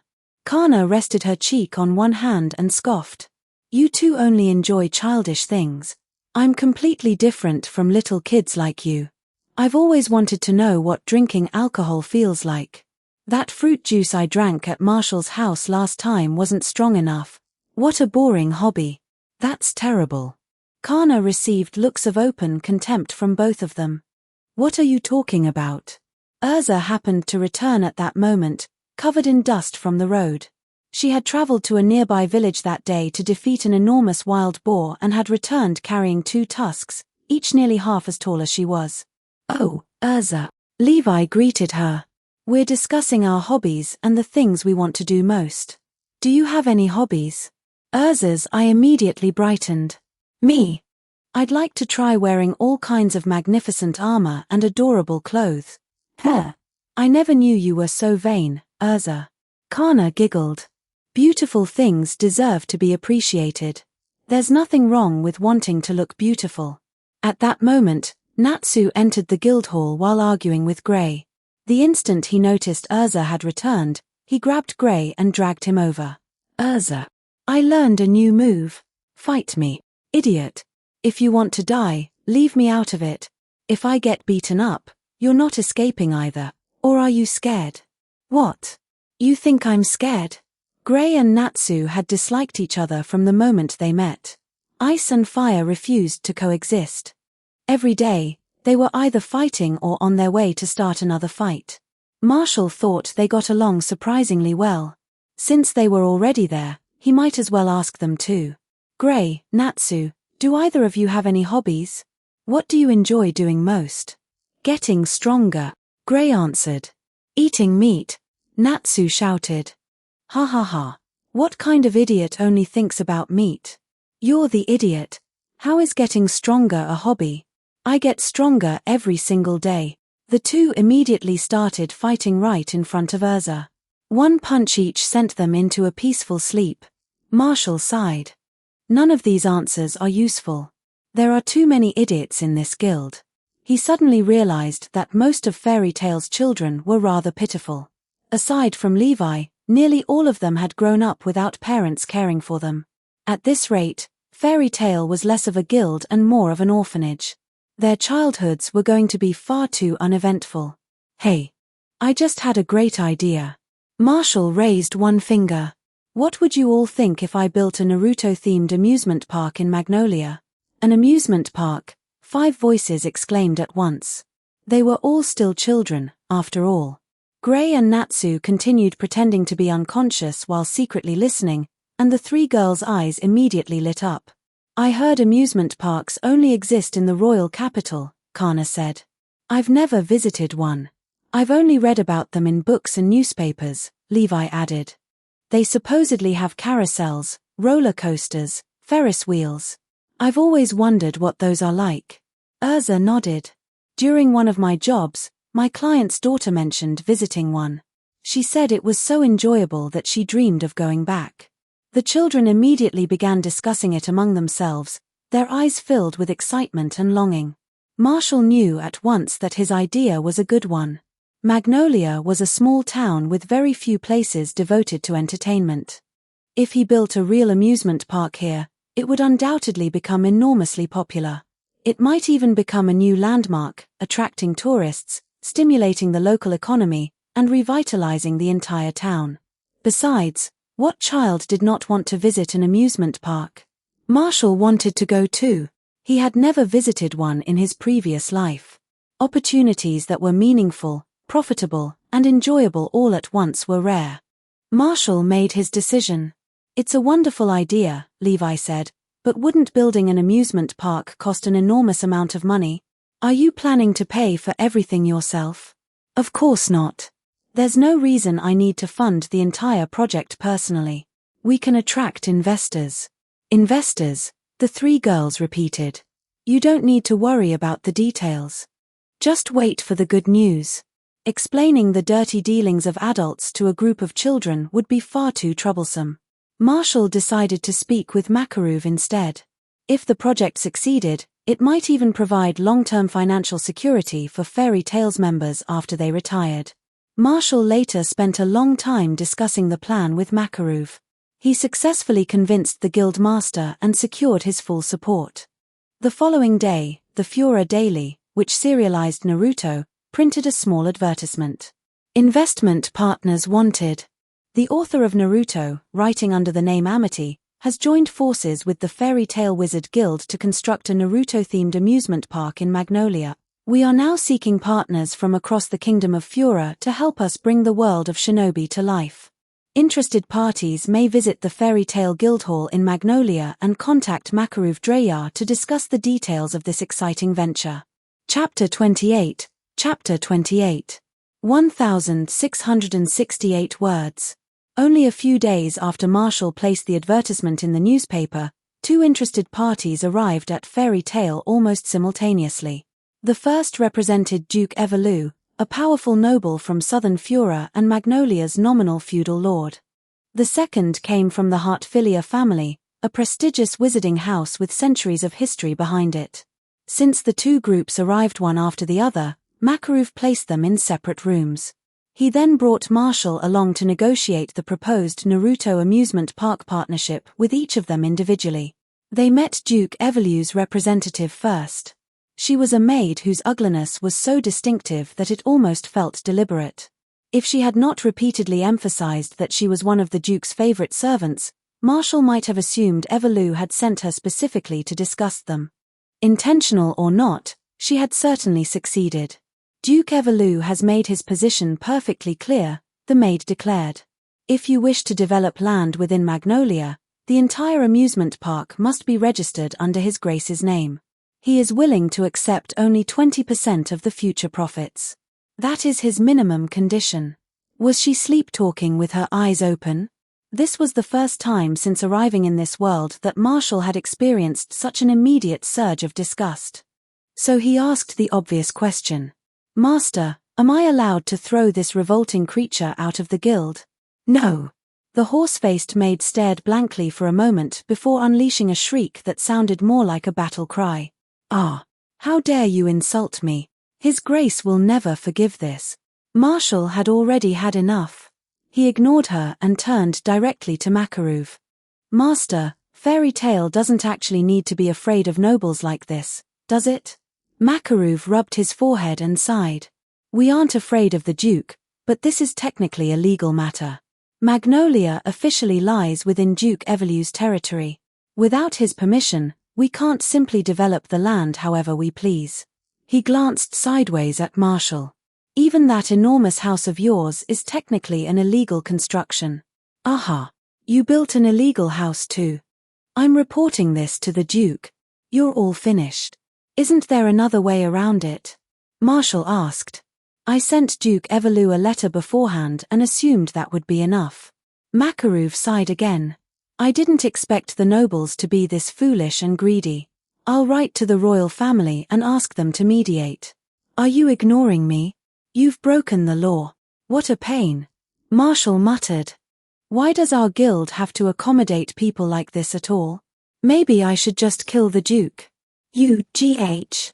Marshall. Cold sweat immediately ran down Makarov's back. That's far too extreme. Duke Evolue is also a mage. Neither the kingdom nor the Magic Council would allow something like that. Makarov was not frightened of offending the Duke. What unsettled him was how casually Marshall had suggested murder. Something's wrong. Marshall has always been such a kind, well-behaved child. Why does he become so cold whenever nobles are involved? He isn't going to lose his way when he gets older, is he? Marshall heard every word of Makarov's thoughts, but he did not care. He saw nothing wrong with his reaction. Listening to the maid's thoughts had already made him sick. If she was one of Evolue's favorites, the Duke behind her was probably no better. Marshall had almost no patience for corrupt members of a privileged ruling class. Suppressing the urge to throw a fireball at her, He looked at the maid with open contempt. "Go back and tell your master that we reject his conditions. The amusement park will be built, and the money it earns will remain with us. If he thinks he has the ability to take it, he can come here and try." Marshall pointed toward the door. "Now get out." "Why you? You'll regret this." The hideous maid fled in humiliation. Even a 3-year-old child in Fura knew Fairy Tale's reputation. She certainly did not believe she could handle a guild full of powerful mags by herself. Makaruv watched her leave with a troubled expression. "Marshall, that was a little impulsive. The Magic Council is definitely going to criticize us again." "I was extremely restrained. I didn't even use magic on her." Marshall glanced up at him. "You aren't afraid of the Magic Council, are you, Master?" Makaruv's worried expression immediately became a grin. "Afraid? Me? They can eat shit." Marshall smiled knowingly. That fierce protectiveness was one of the things he liked most about the old man. "Well, what's done is done," Makaruv continued. "Let's speak with the Heartfilia representative. And don't worry too much about Everloo.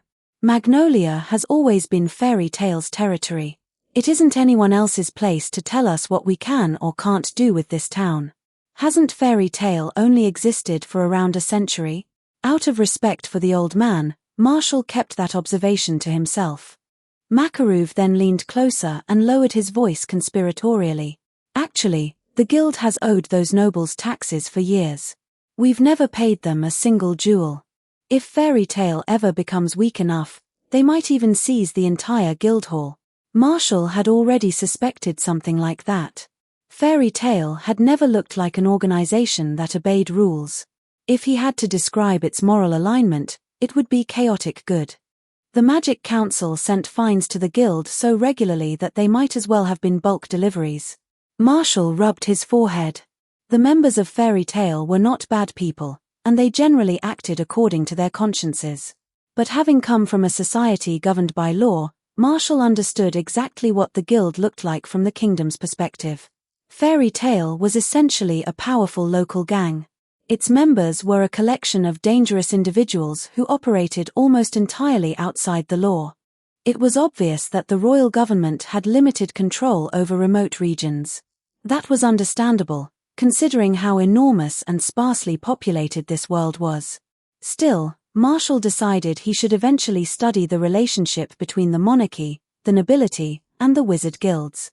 It would be better to prepare before a real conflict emerged.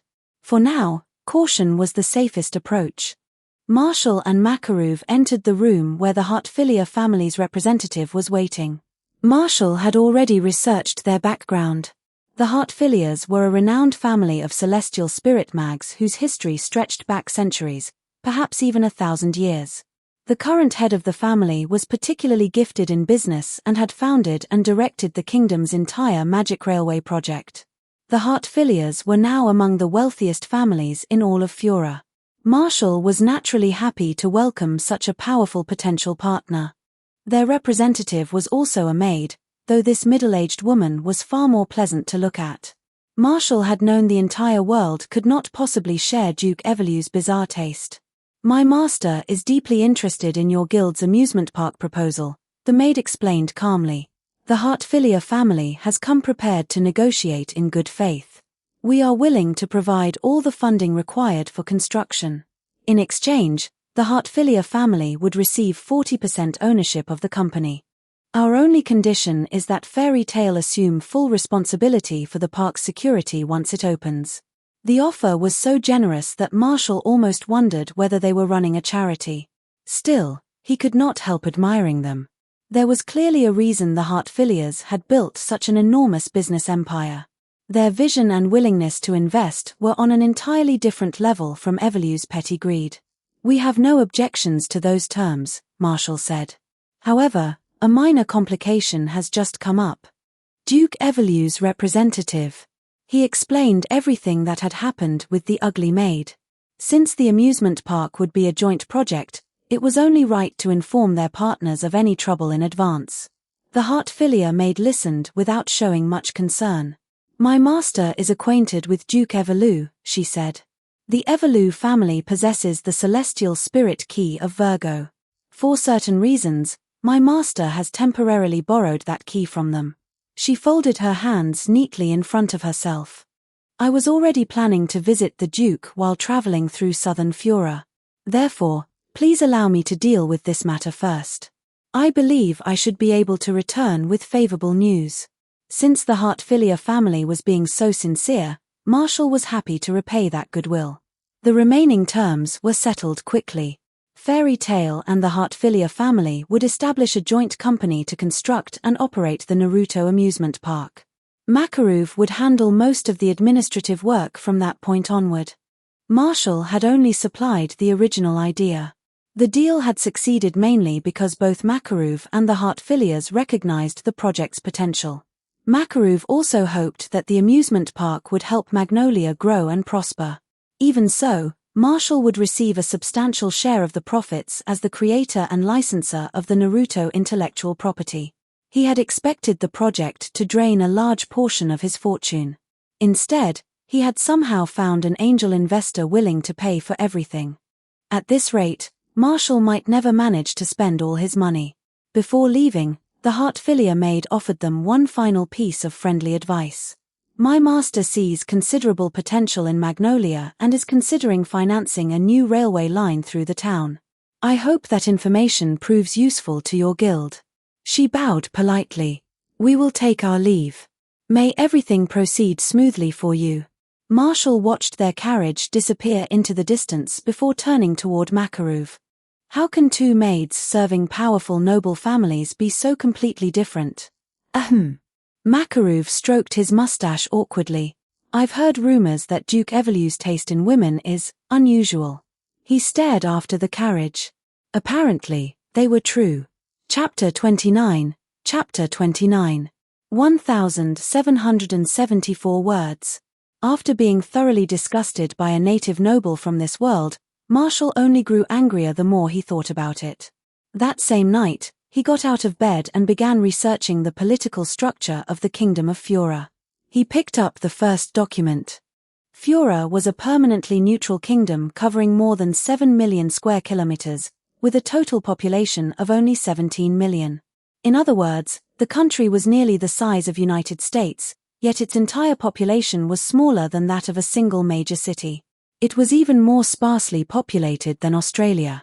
Predictably, the central government, the king, had very little influence over distant regions, while the local nobility's authority often extended no farther than the areas surrounding their own castles. It matched Marshall's stereotypical image of a medieval fantasy kingdom almost perfectly. Magnolia was an excellent example. Whenever anything important happened in town, the local gang, Fairy Tale, usually had the final say.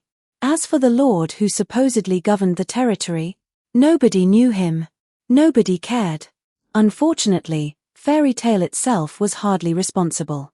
Makarov left nearly all local administration to Magnolia's mayor, effectively surrendering any political influence the guild might have exercised.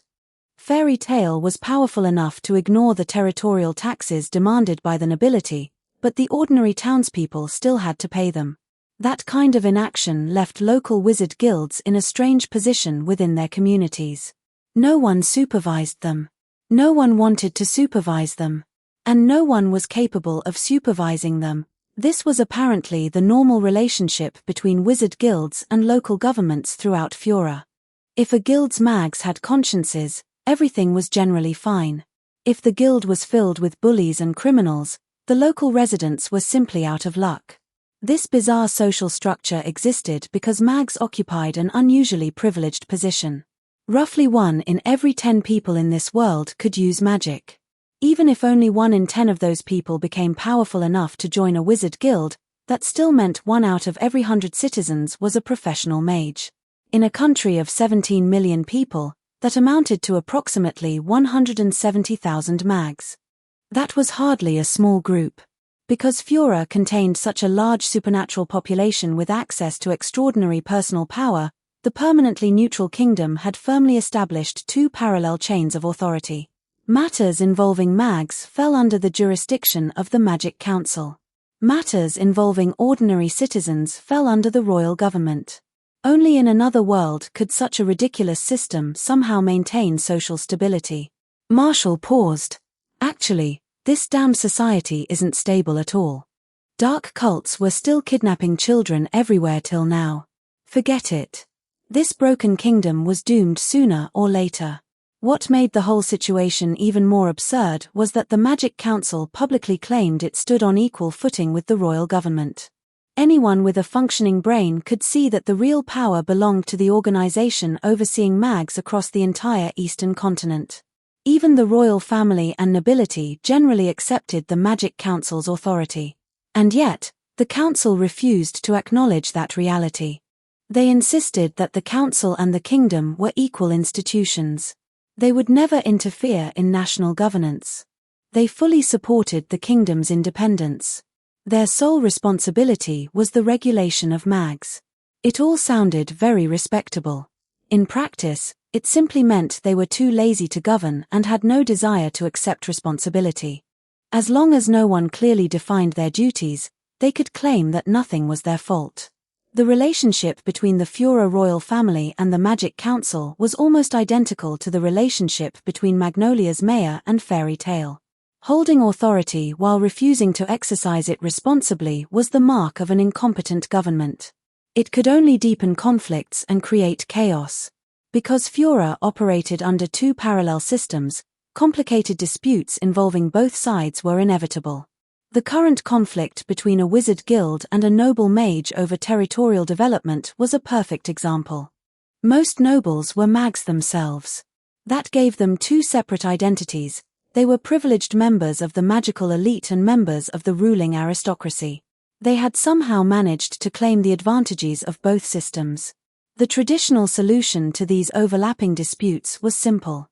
The people at the top passed responsibility back and forth until the two parties involved were forced to settle the issue privately.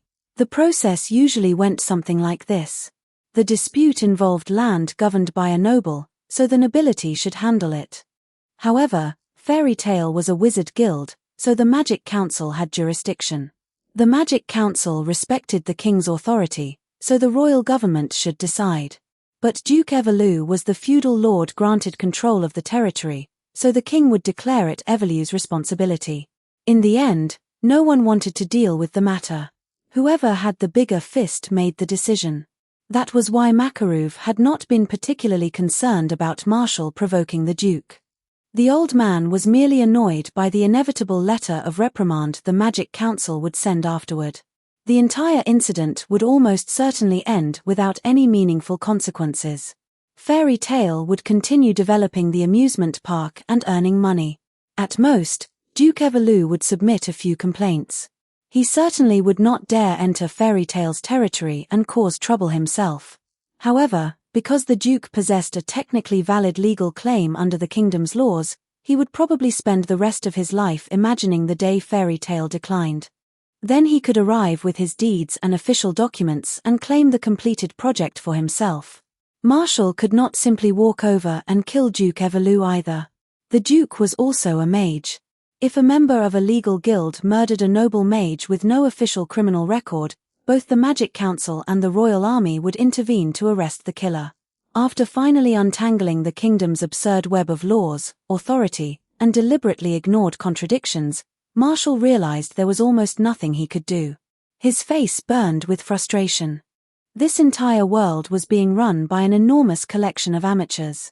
The kingdom's institutions were riddled with countless obvious flaws, but because society somehow continued functioning, everyone simply pretended those flaws did not exist. Marshall had expected that understanding the situation would reveal a solution. Instead, he discovered that dealing with Duke Everlew within the rules was nearly impossible, while eliminating him outside the rules would create far more trouble than it was worth. His already foul mood became even worse. Maybe I should just blow up the Magic Council. Still muttering angrily, Marshall eventually passed out from exhaustion. To his surprise, something unexpected happened the following day. The Hartfilia family's maid, who had only left Magnolia yesterday, returned to Fairy Tale. "Mr. Marshall, I hope you will accept this." Inside the reception room, the middle-aged maid placed a golden key on the table and gently pushed it toward him. "This is..." The golden key to the gate of the maiden, Virgo. It previously belonged to Duke Evelou. She folded her hands neatly in front of herself. At the celestial spirit's request, and according to my own wishes, I hope you will accept it as a gift from the Heartfilia family. Her. Marshall stared at her blankly. One of the 12 zodiac keys. And she was simply giving it to him? Since when were the Heartfilias and I close enough for something like this? As far as I know, a celestial spirit cannot betray its contracted mage unless the mage willingly ends the contract, Marshall said. Did Duke Evelou give Virgo up? I can sense that you are also a celestial spirit mage, Mr. Marshall. However, you may not know that the Heartfilia family once possessed all 12 zodiac keys. The maid continued calmly. Although the keys eventually passed into the hands of others, our family established a covenant with the celestial spirit king.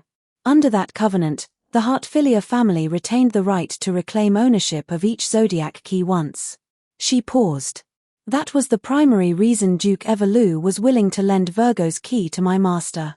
I originally intended to use our family's unused right as leverage to mediate the dispute between the Duke and Fairy Tale. Her expression remained composed, though her tone became slightly apologetic. Unfortunately, the negotiations failed. Duke Evelou rejected my request. Since that was the case, I exercised our family's right and dissolved the contract between Duke Evelou and Virgo. The Gate of the Maiden currently has no contracted owner. She glanced at the key. Before returning here, I asked Virgo for her opinion. She expressed a willingness to form a contract with you. Therefore, I sincerely hope you will accept this key. This feels like far too much. Marshall scratched his head. Such an enormous gift had fallen directly into his lap, and the whole situation felt almost unreal. Was the Heartfilia family some kind of professional benefactor? First, they came to offer a partnership. Then they offered to fund the entire amusement park. They promised to handle the relationship with the Duke. Now they were giving Marshall a zodiac key. Was this some elaborate scam? Fortunately, Marshall had a built-in lie detector.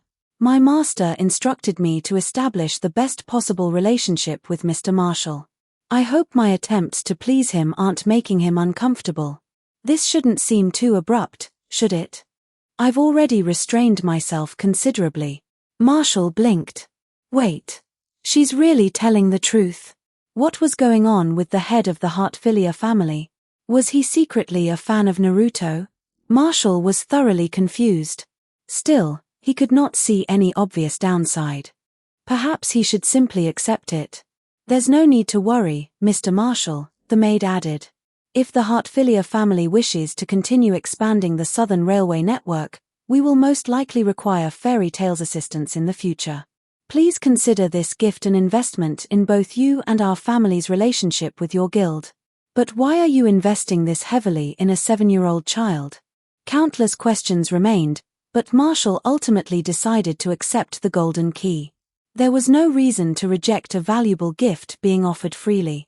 If it caused trouble later, then his future self could deal with it. Since you've put it that way, I'll shamelessly accept your gift. Thank you. You are most welcome. The maid offered him a courteous smile. May the friendship between you and the Heartfilia family endure for many years. Chapter 30. Chapter 30. 1,334 words. Heed my call and pass through the gate. Open, Gate of the Maiden, Virgo. You called for me, Master. A powerful rush of wind swept through the room as an unusually tall figure appeared before Marshall. She was a woman dressed in a maid uniform, standing nearly 6 feet 3 inches tall. Long pink hair fell over her chest in a side ponytail, giving her a mature, almost motherly appearance. She had a graceful figure, a gentle expression, and a warm, nurturing presence. She was practically Marshall's idea of the perfect woman. You're a celestial spirit? Yes, Master. I am Virgo, the celestial spirit of the maiden. I am here to serve you. Marshall had begun the summoning ritual as soon as he returned home. This was his first time calling forth one of the 12 zodiac spirits. He had not expected Virgo to possess a human form, much less to look this beautiful. Miss Virgo, I have to admit, You've left quite an impression. I am a celestial spirit loyal to my master. I generally take the form my master desires most and place serving them above all else. Oh, I see. Are you sensing that through soul magic? Or does the magical link naturally transmit information between us? Celestial spirit magic really is. Marshall abruptly stopped himself. Sorry. I got distracted. Let's establish our contract first. Do you have any restrictions on when I can summon you? I am available to serve you at any time. Is this the legendary dedication of a maid? Impressive. Do you have any other conditions for the contract? Your reserves of magic power are considerable. I would like to remain in the human world beside you for as long as possible. Ah, I can agree to that. I'll let you stay here whenever possible. Marshall nodded. Then our contract is complete. I look forward to serving you, Master. Virgo maintained a perfectly polite smile throughout the entire conversation. Marshall could not sense much emotion behind it, though. Her mind was completely silent. This was the first time he had encountered anything like it. Even the celestial spirits incapable of speech still had thoughts Marshall could hear through telepathy magic. Virgo, however, gave him nothing at all. Serving her master above everything else. Does that mean she barely has a sense of self? From the perspective of a celestial spirit mage, she would probably be an extremely convenient partner. From today onward, we're companions. I'm not particularly fond of being called master, though. Could you use something else? Your Majesty, I'm not an emperor. Try again. Young lord. I'm an orphan, so that feels strange. Something else. My lord. That makes me sound so old. Again. Please tell me what you would prefer. The corner of Marshall's mouth rose. He took Virgo's hand, only to discover that he had to tilt his head so far back that he could barely see her face. Virgo, you look almost old enough to be my mother. Could I call you Mommy? In exchange, you can call me Daddy. Virgo's body visibly stiffened. At last, Marshall heard something from her mind. My new master is a child. So this is what human children are like. Very well, Daddy. This time, Marshall was the one left speechless. It seemed he had misunderstood. Virgo had not been suppressing her thoughts, nor did she possess any resistance to telepathy. She was simply naturally expressionless and quiet. Marshall immediately lost interest in the joke and waved one hand dismissively. Forget it. I was joking. Call me whatever you like. Virgo tilted her head slightly. Understood, little master. Marshall felt as though he had dropped a stone on his own foot. Still, he had already told her to choose, so he let it go.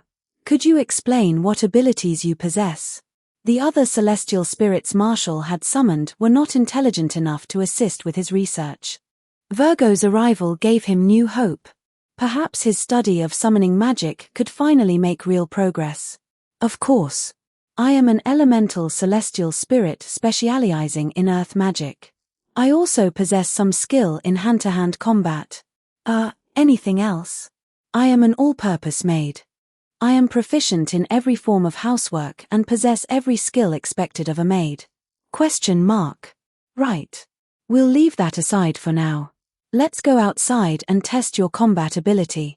Marshall took Virgo's hand and teleported them outside. He then watched as she casually burrowed 7 or 8 holes through the ground in rapid succession. Marshall fell into thought.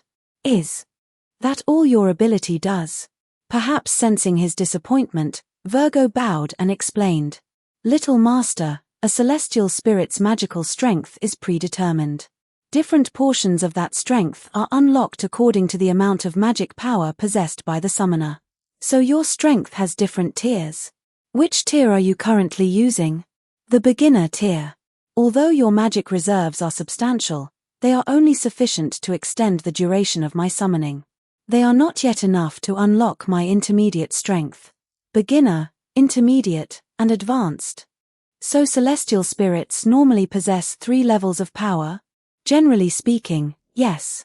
Marshall checked his status. Magic power, 65691. Ever since raising meditation to level 3, His magic power had begun increasing far more quickly. If he meditated at full effort every day, his maximum capacity rose by nearly 10 points.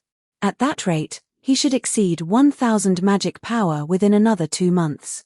Marshall had also recently become capable of roughly estimating the magic reserves of other people, so he already had a theory about Virgo's thresholds. The beginner, intermediate, and advanced tiers probably corresponded to magic power values of 1,000 and 10,000. His guess was not baseless. Anyone with less than 1,000 magic power belonged to the small fry category. The elite mags in Fairy Tale all possessed more than 1,000, including Urza. Everyone said Laxus was close to becoming an S-class mage, and his magic power was around 10,000. That likely meant 10,000 was the rough threshold for S-class. As for Gildarts and Makarov, Marshall could not measure either of them. Their reserves were probably terrifying. He would wait until his magic power surpassed 1,000, then see whether Virgo's intermediate tier became available. "I think I understand now," Marshall said. "By the way, you can alter your appearance, can't you? Is that transformation magic, or an ability unique to celestial spirits?" "It is one of the abilities of the maiden. I have no permanent form. My appearance is determined by my master's thoughts during our first summoning." "Can you change into something else now?" "Theoretically, yes, though I have never attempted it before. Each time I am first summoned, I already possess the appearance my master considers ideal. I still want to test it. Let me summon you again in a different form." Virgo nodded. "Then please dismiss and summon me again, little master." Marshall immediately sent her back to the celestial spirit world. "Open, gate of the maiden, Virgo. You called for me, little master?" "Nani?" Marshall's eyes widened. The towering, mature maid with impossibly long legs had disappeared. In her place stood a petite maid with twin pink tails, only slightly taller than Marshall himself. "Wait. No, this isn't what it looks like. Don't arrest me." Marshall shuddered and immediately dismissed Virgo again. He took a deep breath and carefully pictured the kind of female character he actually liked.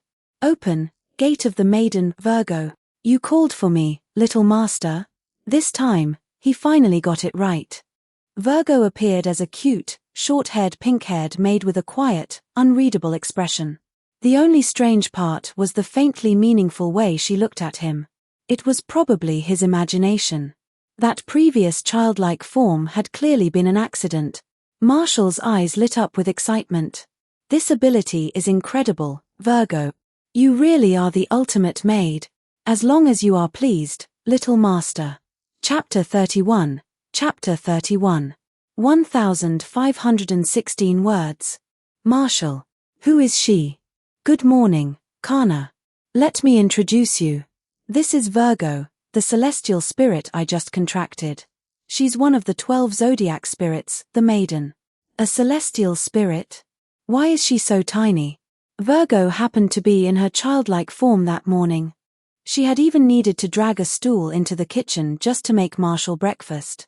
Another summoner might have been in serious danger of attracting the wrong kind of attention, but Marshall belatedly realized he had nothing to worry about. He was a child too. So he put on an innocent expression and asked, "Virgo can change her appearance. I wanted a friend around my own age, so she became a little girl. Is something wrong with that?" Oh. Is that all?" Virgo continued washing Marshall's clothes in silence. Kana thought it over but could not find anything particularly strange about it.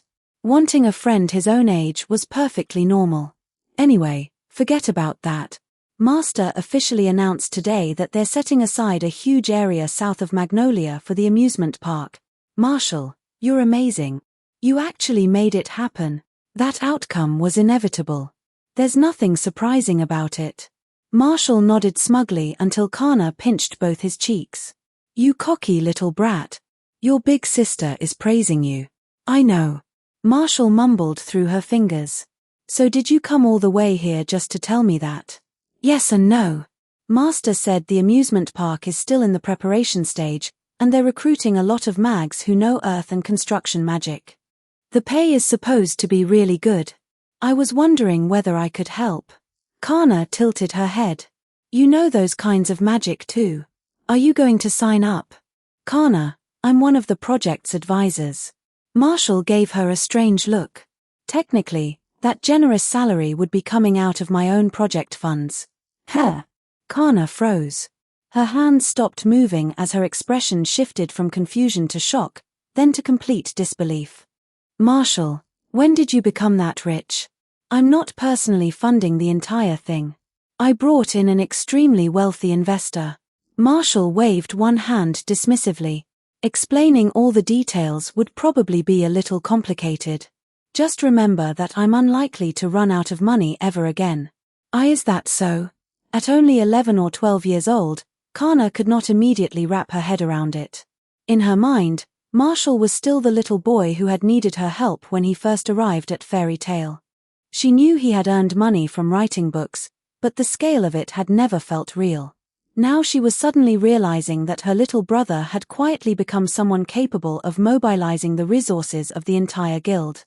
That was something adults did. Someone like Gildarts. To a child, there was usually a very clear line between children and grown-ups. Marshall, however, had blurred that line through sheer ability. Kana was only just beginning to understand that.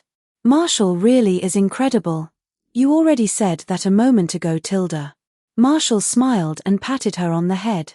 I know you want to earn more money, but you can rely on me a little more. I'm already rich, and in the future, I'll probably have more money than I can spend. He grinned. I could support several Connors without any trouble. Kana burst out laughing. No way. What kind of big sister lets her little brother support her? You might be amazing, but I'm not going to fall behind either. She quickly recovered her energy, then suddenly noticed something strange. Wait, since when were you tall enough to pat my head?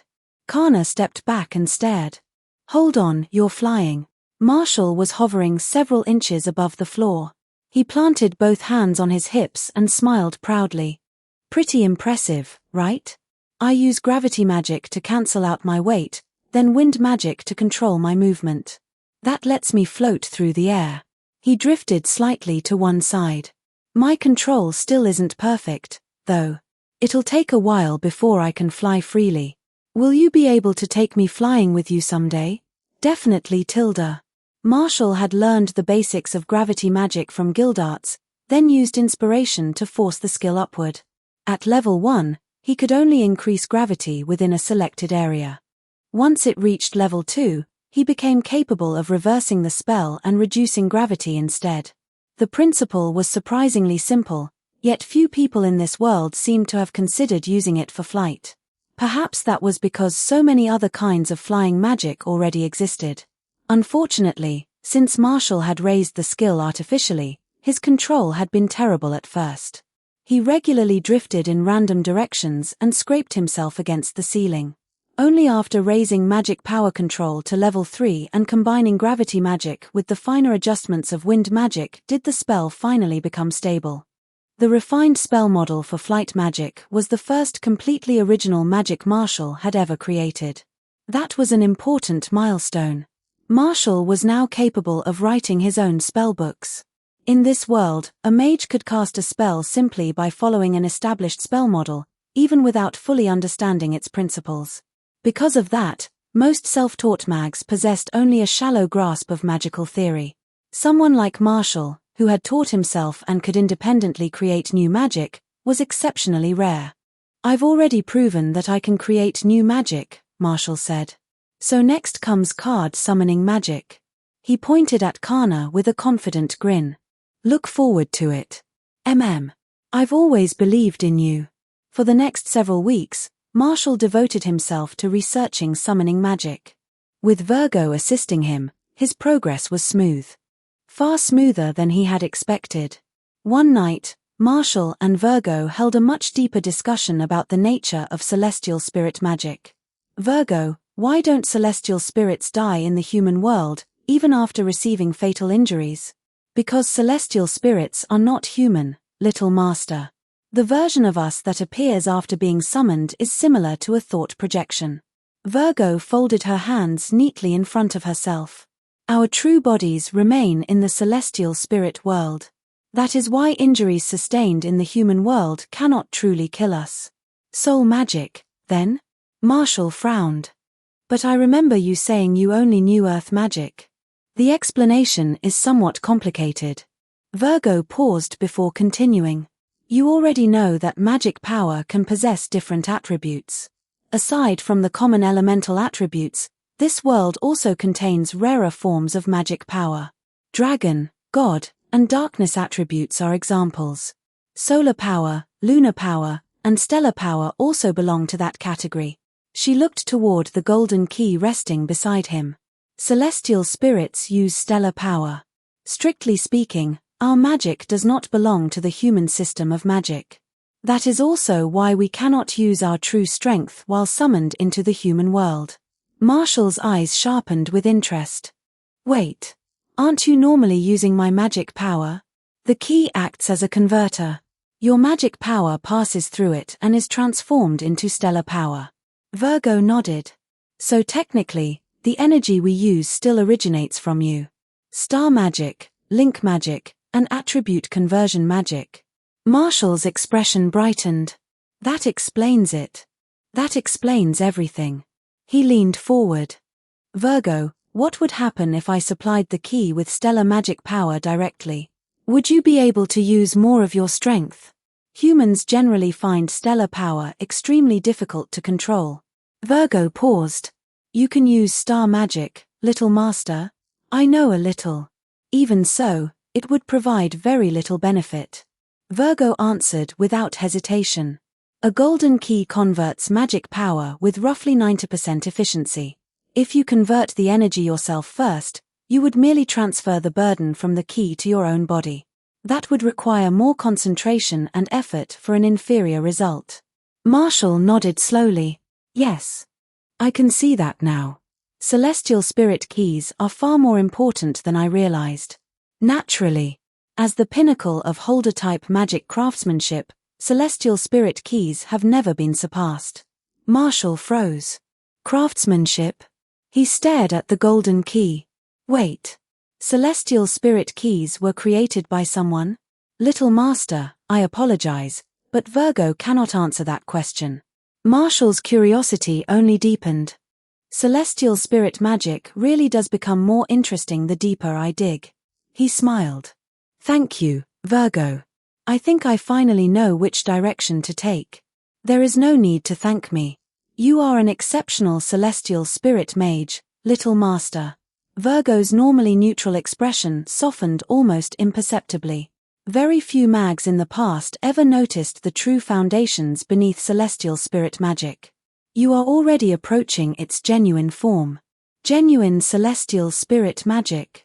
Marshall looked down at the golden key in his hand.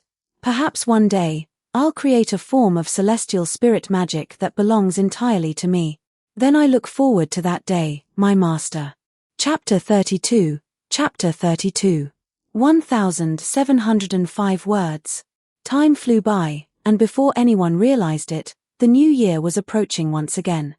Planning the Naruto-themed amusement park had taken 3 months, while construction of its first section took only 2. Several additional areas based on different parts of the story were already included in the long-term plan. How many of those expansions would actually be built, however, depended entirely on how much money the first section earned. Running an amusement park was expensive. Employee wages, equipment maintenance, and the constant consumption of magic lacrima all required considerable funding. The park had not been built as an act of charity. At the end of the day, it needed to make a profit. The first section was scheduled to begin trial operations after the new year.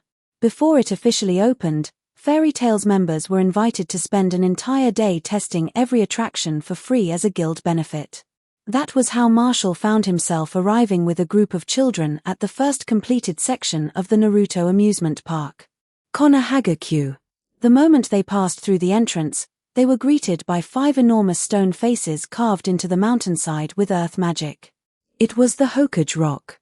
Upon closer inspection, however, an enormous Ferris wheel could be seen circling around the outside of the monument. The two attractions somehow looked strangely harmonious together. Woo. So this is an amusement park? Natsu roared. This is awesome. I'm all fired up. The most troublesome child immediately tried to breathe fire into the sky. He coughed several times, but not even a spark came out. Ha ha ha. You're an idiot, Natsu, Fried said smugly. Didn't you notice the rune enchantments at the entrance? He pointed toward the glowing inscriptions. Magic is prohibited within the amusement park. Magical items are disabled within the amusement park. Visitors are forbidden from harming others within the amusement park. Fried was an enthusiastic admirer of Laxus who had joined Fairy Tale not long ago largely because of him. Then why is Marshall still floating? Natsu demanded. Everyone turned toward Marshall. They had already grown accustomed to seeing him drift around the Guildhall every day, but they were naturally curious about how he could still use magic inside the park's rune enchantments. Because I don't want to look up whenever I talk to you. That isn't what we asked, you bastard, 10 voices shouted together. Marshall produced a badge labeled staff. To deal with emergencies, authorized employees are exempt from some of the restrictions. Anyone carrying this badge can use magic inside the park. Marshall, let me borrow it. Natsu lunged toward him. Marshall immediately flew higher, leaving Natsu to grab empty air. There's no chance I'm giving this to any of you. Instead of wasting your time chasing me, you should hurry up and try more attractions. Marshall pointed ahead. Laxus is already leaving without you, Tilda. Nani? Fried spun around and saw Laxus walking toward the Ferris wheel with one arm wrapped around a beautiful girl's waist. They had almost reached the entrance. Whoa! Why won't Laxus-sama go on a date with me? A wide empty circle immediately formed around Fried. Something about that boy was strange. Everyone silently decided to keep their distance. Jet, Droy, Max, and several others were all recent additions to the guild, roughly the same age as Natsu and Gray. Natsu soon abandoned his attempt to steal Marshall's badge and ran off with Gray, the two arguing all the way to the Uzumaki bumper cars. Every attraction had been rather deliberately tied to the park's theme. There was the Ucha Balloon Range, the Nora Haunted House, the Sarutobi Giant Pendulum, the Route Roller Coaster, and the still unopened Akimichi Food Street, among many others. Well, everyone else has run off. Kana narrowed her eyes at Levi and Urza. Why don't you two form a group? Marshall and I can go together. That divides us perfectly, Tilda. Dream on. Levi immediately protested. Marshall already promised to ride the Land of Waves pirate ship and the Konoha Ferris wheel with me. Stop trying to keep him all to yourself, Kana. Urza firmly opposed the idea as well. Exactly. Marshall and I also agreed to ride Naruto's Freefall Tower together. At a time like this, Marshall should belong to everyone. Marshall was beginning to consider flying away alone. Being surrounded by all 3 girls at once was far too stressful. Haha. Why don't we all stay together? It'll be more fun with a bigger group. Me. Then let's go to the carousel in Aino's flower garden first. Kana, you cheater. Wait for us. Marshall accompanied the girls from one attraction to the next. An amusement park in a magical world was even more entertaining than the ones he remembered hearing about on Earth. After all, this world possessed real magic. Laughter filled the park without pause. Happiness was universal, no matter the world, and Marshall enjoyed himself immensely. In a way, it made up for never having visited an amusement park during his previous life. He doubted he would have many opportunities to return once the park officially opened. The side effect of his telepathy magic still remained. Once the grounds became packed with visitors, the flood of thoughts would probably make him avoid the place entirely. The 4 of them eventually explored nearly every corner of the park. Once they were exhausted, they decided to finish the day with a ride on the Ferris wheel. Wow! You can see all of Magnolia from here. Levi pressed close to the window. There's Cardia Cathedral. Look over there. Kana pointed excitedly. That's our Guildhall and the girls' dormitory. This amusement park you built is wonderful, Marshall. Urza said, a happy smile spreading across her face. This place truly feels like paradise. No one noticed the faint bitterness hidden beneath that smile. I wish I could come here with everyone from the tower someday, with Sho and the others. What exactly is this tower Urza keeps remembering? Marshall remained outwardly calm, though his curiosity only deepened. Urza was much more resilient than Kana and rarely allowed herself to dwell on emotional attachments. Ever since resolving to become stronger, she had pursued that goal without hesitation. She spent more time traveling, training, and completing jobs than she did inside the guild hall. Marshall sometimes felt as though he had become Urza's personal charging station. Whenever she returned exhausted from the outside world, she would spend some time beside him, replenish her supply of little brother energy, then throw herself back into training with renewed determination. She never hesitated or looked back. When it came to remaining faithful to one's convictions, even Marshall had to admit that Urza was far better than him. As the Ferris wheel approached its highest point, Marshall reached inside his coat and produced the gifts he had prepared. Here. These cards are for all of you. Consider them my New Year's presents, Tilda. There were 3 cards, each bearing a chibi illustration of Marshall. The tiny Marshall pictured on them held a circular sign marked with a check in one hand and another marked with an X in the other. The cards had a luxurious finish and had clearly been made from expensive materials. Urza and Levi happily accepted theirs. Kana, however, seemed to realize something and stared at him in shock. Marshall, don't tell me. You succeeded. Marshall smiled proudly, though he tried to maintain a modest expression. I'm very close to true success. These cards are the first completed product. Levi carefully examined the beautifully crafted card in her hands. Is this a magical item? Does card magic create an image of you when it's activated? Hee. Wrong. Marshall waved one finger smugly. These aren't ordinary magic cards. They're summoning cards. Activating one allows you to summon my thought projection, Tilda. He proudly began explaining his creation. Normal card magic works somewhat like picked magic. The constructs it produces have very little combat ability. These cards are completely different.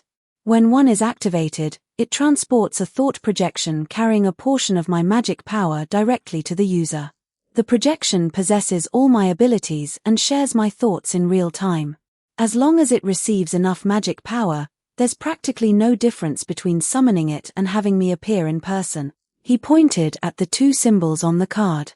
However, I can currently maintain only one thought projection, so the cards can't all summon me at the same time.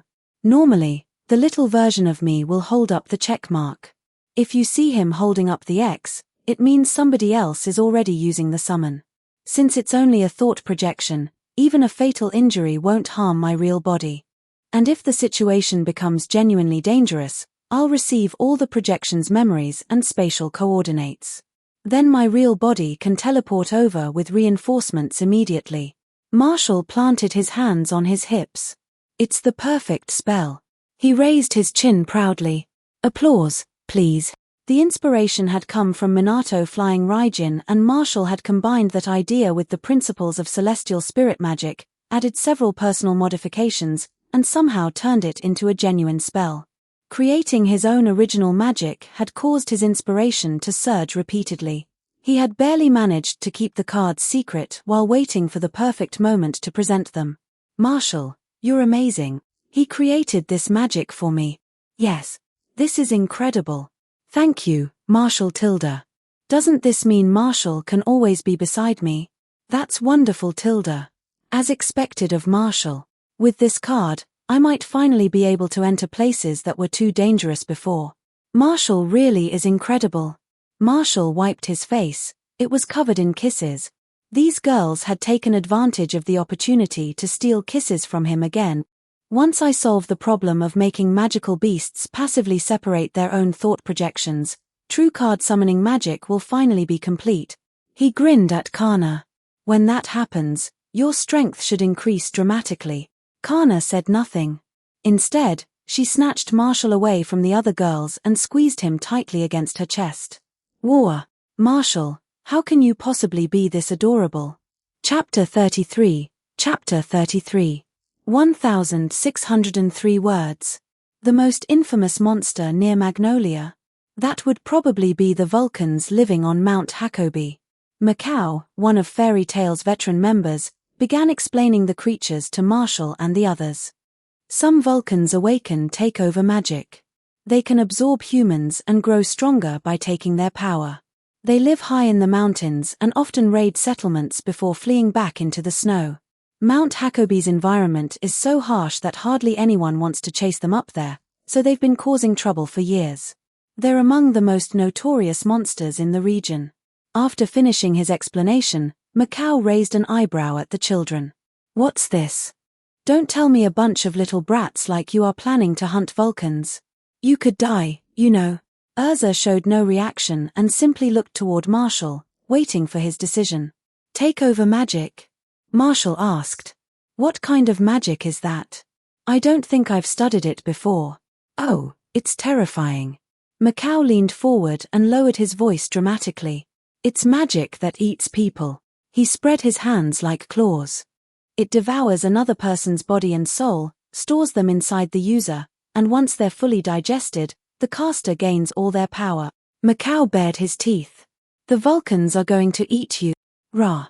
Are you seriously trying to scare children, Macau? Marshall asked flatly. Am I supposed to pretend that worked? TCH. You're no fun. Macau leaned back and took another drink. Takeover is actually pretty famous. Quite a few mags learn it so they can absorb beasts or monsters and strengthen their bodies. His tone became slightly more serious. But there's always a risk of the creature overpowering the mage and taking control instead. If someone hasn't been absorbed for long, they can still be forced back out. But if a monster holds them for too long, they become part of its power. Macau grinned. Basically, they really do get digested. Still, I can't imagine any mage being pathetic enough to get absorbed by a Vulcan. Ha ha ha ha. He raised his mug and laughed like a drunken detective congratulating himself for solving a case. Marshall had already obtained the information he needed, so he ignored the old drunk. Takeover magic. That sounds interesting. He nodded thoughtfully. I want to learn it. Marshall. Kana leaned forward eagerly. Does that mean we're choosing the Vulcans as our target? They'll work. Marshall closed the book in front of him. Let's go home, pack what we need, and leave immediately. More than a month had passed since the new year. Magnolia had already become one of Fura's most popular tourist destinations. Thanks to constant promotion by the Fura Daily and Sorcerer Weekly, most of the kingdom had heard about the newly opened amusement park. While business at the park continued to boom, Duke Evelou had not caused trouble even once. Marshall could not even find an excuse to deal with him. Fairy Tale had no time to worry about the Duke anyway. Everyone was still adjusting to how suddenly crowded and lively Magnolia had become. Marshall had not been idle during that period either. He had finally completed the official version of Summoning Cards 1.0. After discussing it with Kana over the past few days, they decided it was time to find a monster and test the spell properly. Marshall had lived in Magnolia for nearly 2 years now. It was probably time for him to finally get off his ass and see more of the world. He did not mind being a shut-in and had grown quite comfortable with the lifestyle, but he was still curious about the scenery, cultures, and strange places this world had to offer. His magic power had long since surpassed 1,000, and several of his most frequently used spells had reached a respectable level. He could no longer be considered a weak mage. Urza was also far stronger than anyone else her age, with more than 5,000 magic power, while Kana's reserves had surpassed 2,000 and were no lower than Marshall's had been before his recent training. With all three of them traveling together, it was unlikely they would encounter a threat they could not handle. Marshall first teleported home and asked Virgo to help him choose several thick sweaters. He then grabbed a map and returned to the meeting point outside the guild hall. One thing worth mentioning was that his previous prediction had been wrong. Even after Marshall's magic power surpassed 1,000, Virgo had not unlocked her intermediate combat tier. According to her, his reserves were still insufficient. Marshall felt slightly cheated. Would he really need the magic power of an S-class mage just to unlock Virgo's next level? Kana and Urza had not returned from packing yet, so Marshall unfolded the map and studied their destination. Mount Hakobi stood roughly 60 kilometers northwest of Magnolia. It was not particularly far. Traveling there by carriage would take only half a day. Marshall, however, possessed an extremely convenient long-distance teleportation spell. Travel was the least of his concerns. He estimated the distance from the map, then performed an extremely long-range teleport. The next instant, he appeared in midair 10 kilometers away. That was the farthest he could currently teleport without a prepared coordinate. Over the past 6 months, Marshall had invested large amounts of inspiration into several essential skills for the sake of developing summoning card magic. As a result, he now had only a little over 100,000 points remaining in his savings. Several of his abilities had reached level 3, but the price was that he would need to spend more time hoarding inspiration before he could raise meditation to level 4. There was no avoiding that. He could not have everything at once. If he wanted to enjoy researching magic, then he needed to invest inspiration into the supporting skills that made that research possible. Forcing himself to save every point and refusing to improve anything else would only make him miserable. A bad mood would slow the growth of his inspiration anyway, which would hinder his progress rather than help it. Marshall only needed to follow his heart. What he wanted most right now was to complete summoning card magic. And the necessary sacrifices had proven worthwhile. Level 3 spatial magic had not only given him a personal storage space roughly the size of a basketball court, but had also removed magic power as the main restriction on his teleportation distance. Inspired by celestial spirit magic, Marshall had developed a new understanding of long-distance travel. As long as he possessed a clear spatial coordinate, he could perform a spatial jump regardless of the distance. Unlike short-range teleportation, the main cost of a long-distance jump came from the instant he opened the door through space. Because of that, the magic power required remained almost identical no matter how far away the destination was. However, that only applied when Marshall had a precise coordinate. Without one, he could teleport only around 10 kilometers at a time, the maximum range within which his telepathy magic could clearly perceive the surrounding area. That was not much of a problem. An ordinary mage might worry about materializing inside a wall or another obstacle, but Marshall could fly. He simply teleported into the sky. If a bird happened to be in the way, that was the bird's problem. Marshall performed several more jumps in succession. Once a snow-covered mountain finally appeared in the distance, he descended to the ground, established a spatial coordinate, and teleported back to the entrance of Fairy Tale. He took a moment to catch his breath before checking his remaining reserves. Magic power, 11472-077. All right. Repeated long-distance teleportation still consumed a considerable amount of magic power. Still, half a bar should be enough. Marshall tilde. Kana and Urza returned at that exact moment. Marshall was about to greet them when he noticed the small cart piled high with suitcases behind Urza. Wait. Urza, why did you bring so much luggage? We're not going on vacation. Urza looked genuinely confused. Is this a lot? I deliberately packed light this time. She gestured toward the mountain of suitcases. My magic requires me to switch between several sets of armor to deal with different situations. I usually bring every suit of armor I own whenever I travel. Don't you have requip storage space? It's full. Urza gave him a proud thumbs up. Urza had learned spatial magic specifically from Marshall, so her skill was probably only level 1. But even a level 1 storage space should have been roughly the size of a bedroom. How much armor had she bought in a single year? Marshall rubbed his forehead helplessly, then stored the entire pile of luggage inside his own space. Oh. Urza's eye lit up. Your spatial magic really is impressive. Come on. Take my hands. Marshall held Kana's hand on one side and Urza's on the other. The next instant, all three of them appeared near the snow-covered mountains. Phew.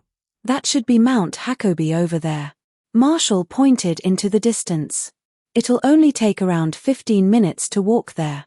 The temperature on the mountain is extremely low, so we should change into warmer clothes before setting out. Kana stared at him in surprise. You can teleport this far now? Easily. Urza looked at him curiously. Why are you holding your arms out like that? I used a lot of magic power just now, and I'm exhausted tilde. Marshall smiled innocently. Could one of my big sisters carry me? Chapter 34. Chapter 34.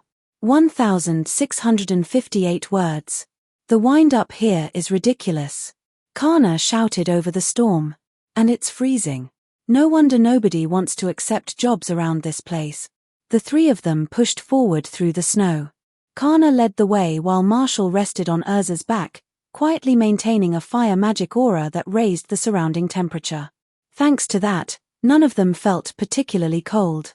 Raising the level of an elemental magic also granted a certain amount of resistance to that element.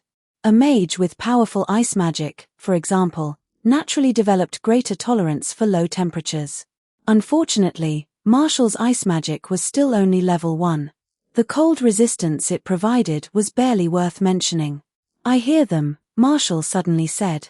Turn right ahead. There's a cave roughly 300 meters away with monsters inside. He listened for another moment. They should be the Vulcans we're looking for. There are 4 of them. Perfect. Kana immediately brightened. Urza, let's compete and see who defeats more. I have no intention of losing. Both girls increased their pace. Even with Marshall riding on her back, Urza moved without the slightest difficulty. As they approached the cave, Marshall floated down and flicked a ball of light inside, illuminating the darkness. It was indeed a Vulcan nest. Card magic, bind. Card magic, fireball. Requip, flame empress armor. The Vulcans had been sleeping peacefully when the surprise attack struck. They were caught completely off guard and barely had a chance to fight back. Marshall remained near the edge of the battle, watching from a safe distance and occasionally casting a spell to prevent any of the creatures from escaping. The fight ended quickly. Kana and Urza might have been only 12 and 13 years old, but both were exceptionally talented mags. The Vulcans possessed strong bodies, yet that alone was nowhere near enough to compete with them. All 4 are tied up. Kana announced. What do we do next? Marshall produced a blank magic card and began feeding it magic power. The card shone with blue light, projecting a magical contract into the air. This is a soul contract. It forces the signer to surrender their soul and obey the contractor unconditionally. It's an extremely restrictive compulsory contract. Marshall pointed toward one section. We first inject magic power into the position marked as Party A, then force this big fellow to leave some of its own magic in the Party B section. Before he could finish, the Vulcan in front of him began shaking its head frantically, wearing an expression of heroic defiance. No way. I'd rather die than serve a man. Vulcan. Marshall silently handed the card to Kana. The Vulcan's expression changed instantly. It began nodding repeatedly while drooling. A pretty girl is perfectly acceptable.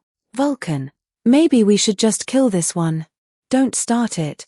Marshall sighed and continued explaining.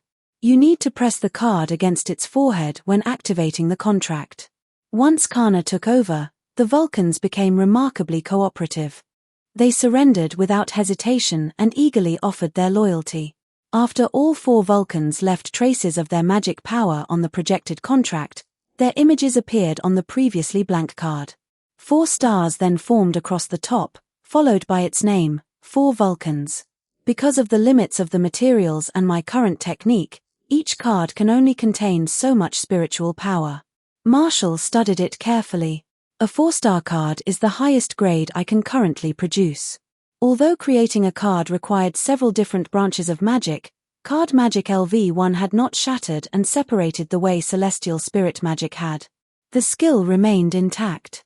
Marshall suspected that was because card creation was an independent craft. As long as someone possessed the spell model he had developed, they could theoretically create a card with the same effect. That was exactly what Kana needed. Her card crafting technique was superior to Marshall's. Once he taught her this magic, she should be able to create cards of an even higher quality. Urza examined the card curiously. This is different from the cards you gave us before, isn't it? Of course it is. The cards I gave you didn't involve any kind of contract. Marshall handed it to Kana. Try activating this one. Okay. Kana injected magic power into the card again. The four bound Vulcans suddenly began trembling. Their bodies rapidly wilted like deflating balloons. Their eyes became unfocused, and their faces turned deathly pale. At the same time, four identical Vulcans appeared in front of Kana. The summoned creatures looked at their restrained original bodies, scratched their heads in confusion, then crowded around Kana while bowing and scraping like eager servants awaiting their young mistress's orders. Oh! Kana's eyes widened. Did it work? I feel like I can order them to do almost anything. Urza frowned in concern. Marshal, does this card also involve mind control magic? The Magic Council has outlawed spells like that. No. Marshal rubbed his forehead. Soul magic only prevents them from attacking the person they contracted with.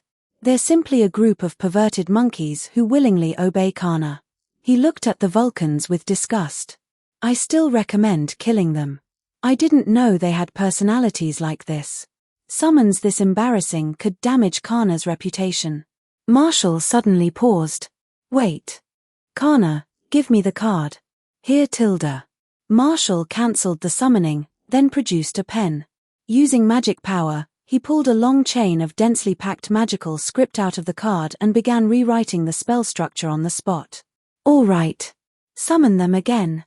The four Vulcans, which had barely begun recovering, convulsed once more and collapsed flat against the ground. This time, however, Kana summoned four baby-faced, muscle-bound creatures wearing tiny dresses. They looked like bodybuilders wearing doll costumes. Phut, Marshal. Kana burst into laughter. What are those? Did you turn all of them into female monkeys? Vulcan. Vulcan, all four shrieked. The muscular dolls spun in frantic circles, their faces filled with horror. They're much easier to look at now. Marshal nodded in satisfaction. I added a little transformation magic to the card. That way, even if they behave disgustingly, nobody will take them seriously. He turned his attention back to the Vulcans' original bodies.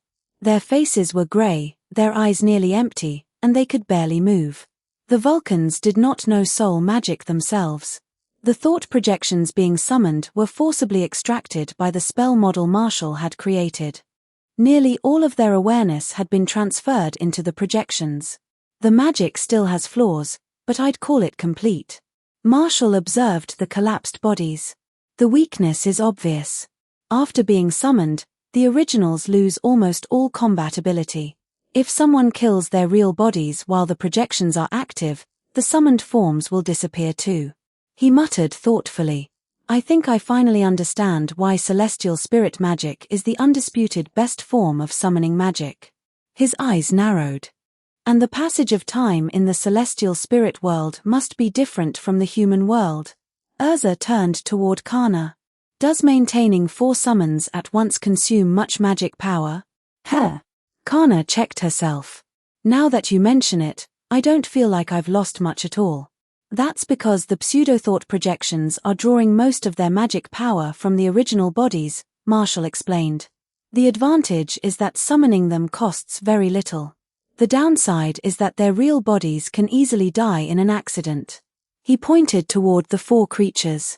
Keeping them in continuous combat would still consume a great deal of magic power, though. Oh! Urza considered that. The summons themselves don't need to fear death, but their original bodies have to be protected instead. She looked at the unconscious Vulcans. Suddenly, the contracted creatures seem rather pitiful. HMPH. There's a reason we chose monsters for the experiment. Marshal showed no sympathy. They raid towns and hurt people. There's no reason to feel sorry for them. If one dies, we can simply contract several more as replacements. Wow. Marshal is so cold-hearted. Kana giggled and moved closer. Your big sister loves it, Tilda. She tried to hug him, but Marshal pushed her away because her clothes were freezing. Marshal, Urza said, could this magic also be used to contract humans? Theoretically, yes. In practice, it would be difficult. Marshal shook his head.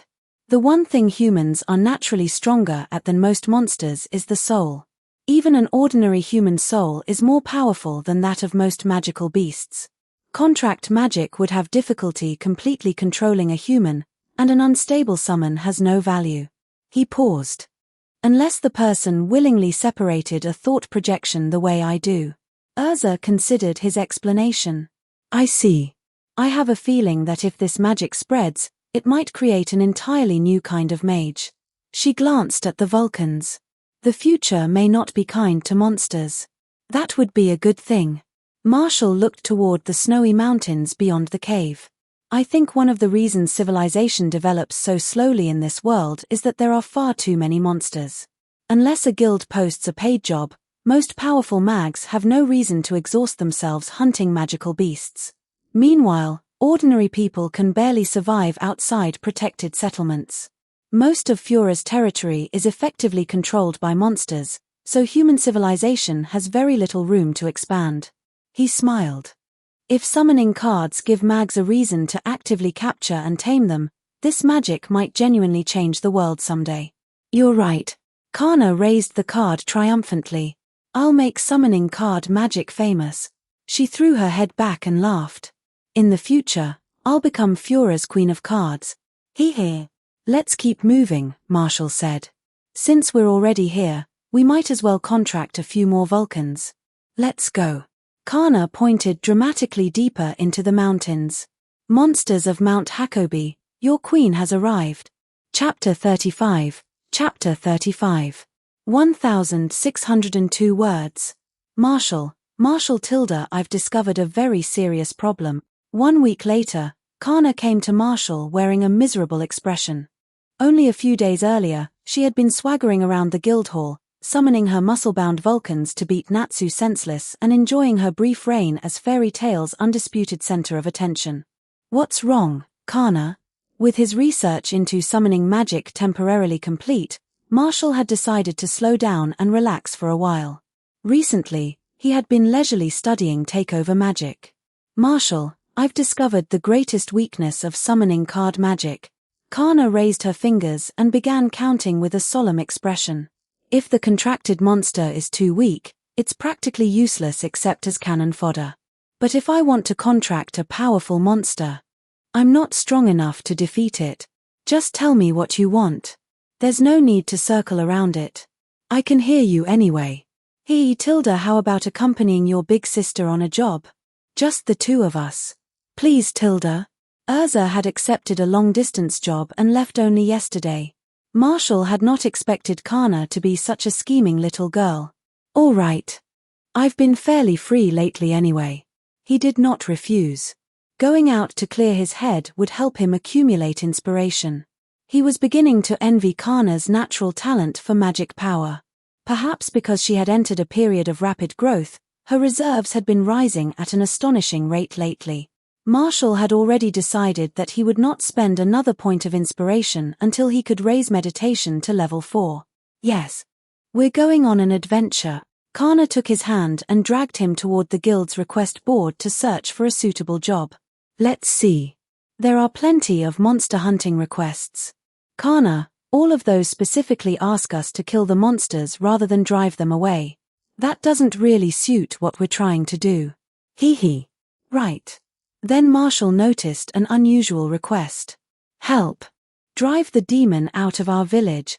Reward, 20,000 jewels. Location. A request to drive away a demon? Marshall frowned. And they're only offering 20,000 jewels? You're right. That sounds suspicious. Kana leaned closer. Maybe it's an extremely weak demon. Marshall, could summoning cards contract a demon? I don't know. I've never seen one before. Marshall studied the notice.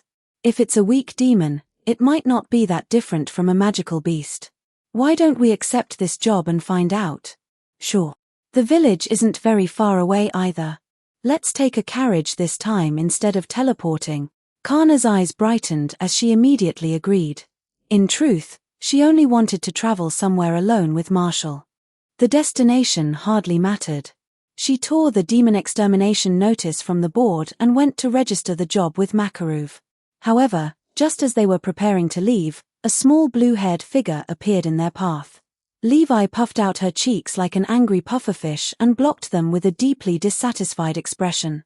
She was too embarrassed to complain in front of Marshall, so she dragged Kana aside to whisper conspiratorially. Marshall could still hear every word, of course. You two were planning to sneak off on a job without me again. That's awful. Ahaha. Well, Levi. Kana laughed awkwardly. I thought you were busy reading and didn't want to disturb you. Haha. Damn it. I specifically heard she was supposed to be helping at the shop today. Was my information wrong?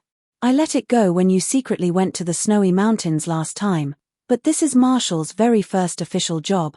I'm coming too. Fine Tilda, we are best friends, after all. Levi is getting in the way. =3=3. Once the two finished negotiating, they returned to collect Marshall. The three of them rented a carriage and departed for the village. The fare alone cost 1,000 jewels. No wonder nobody had accepted a request with such a small reward. Once they were inside the carriage, Marshall cast transformation magic on himself and changed his appearance to that of a 14-year-old boy. His body grew taller and sturdier. His pink hair lengthened and was tied into a high ponytail behind him, while the faint, mischievous smile he often wore remained on his lips. He now looked like a strikingly handsome and energetic young man. Both girls stared at him. Levi, in particular, could not take her eyes off his older face. A blush quickly spread across her cheeks. Marshall, why did you suddenly make yourself older? We're going out on official business. A client might not trust someone who looks too young. Marshall adjusted his sleeves. Maintaining this appearance also allows me to practice transformation magic, so, He trailed off after accidentally hearing their thoughts. Amham. As expected, my Marshall is the very best in both talent and appearance. Why is Marshall so handsome? Is this really what he'll look like when he grows up? He's this good looking, but he's still so innocent. That's completely unfair. How am I supposed to keep treating him like a little brother now? Kana's thoughts were harmless enough. Levi's, however, were becoming slightly dangerous. Were girls this young always so precocious? Until now, although Marshall had constantly been fought over by the three girls, he understood his true position perfectly well. He was essentially an oversized doll. Their competition was merely an innocent childhood game over who was closest to whom.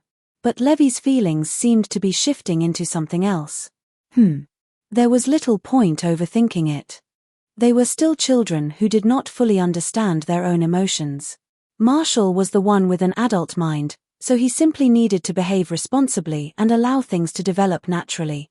You really do learn every kind of magic quickly, Kana said.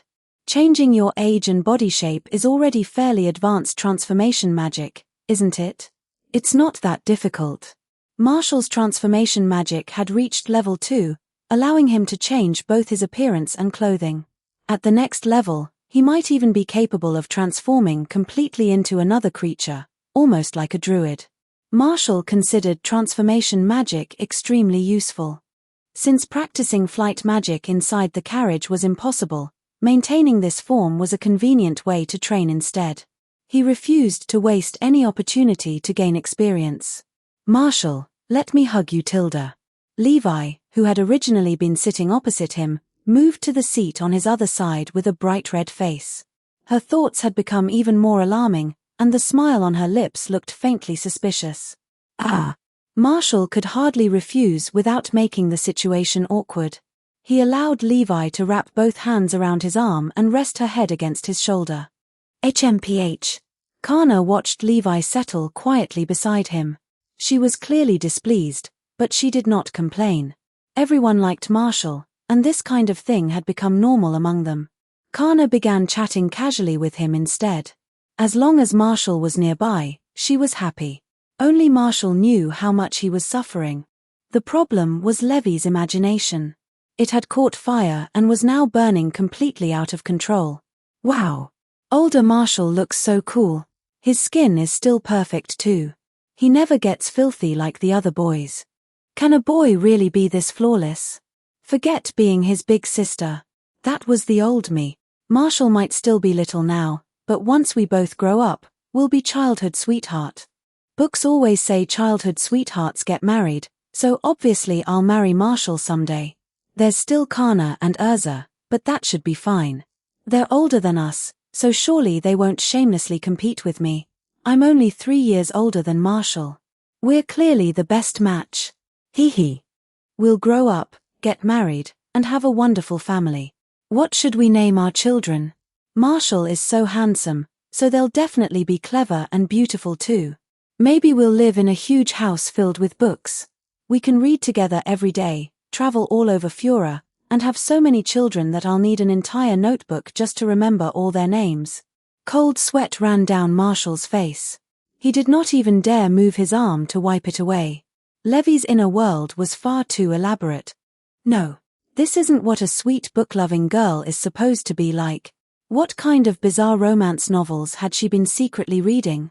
Someone needed to supervise her reading material immediately. The 2-hour carriage ride felt like torture. By the time they finally reached the village, Levy's imagination had already planned their wedding, designed their house, and welcomed their 11th child into the family. I need to use the bathroom.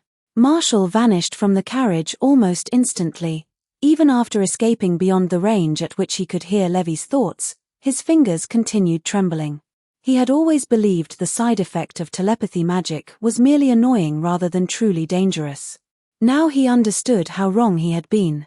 Constantly hearing other people's thoughts was not a blessing.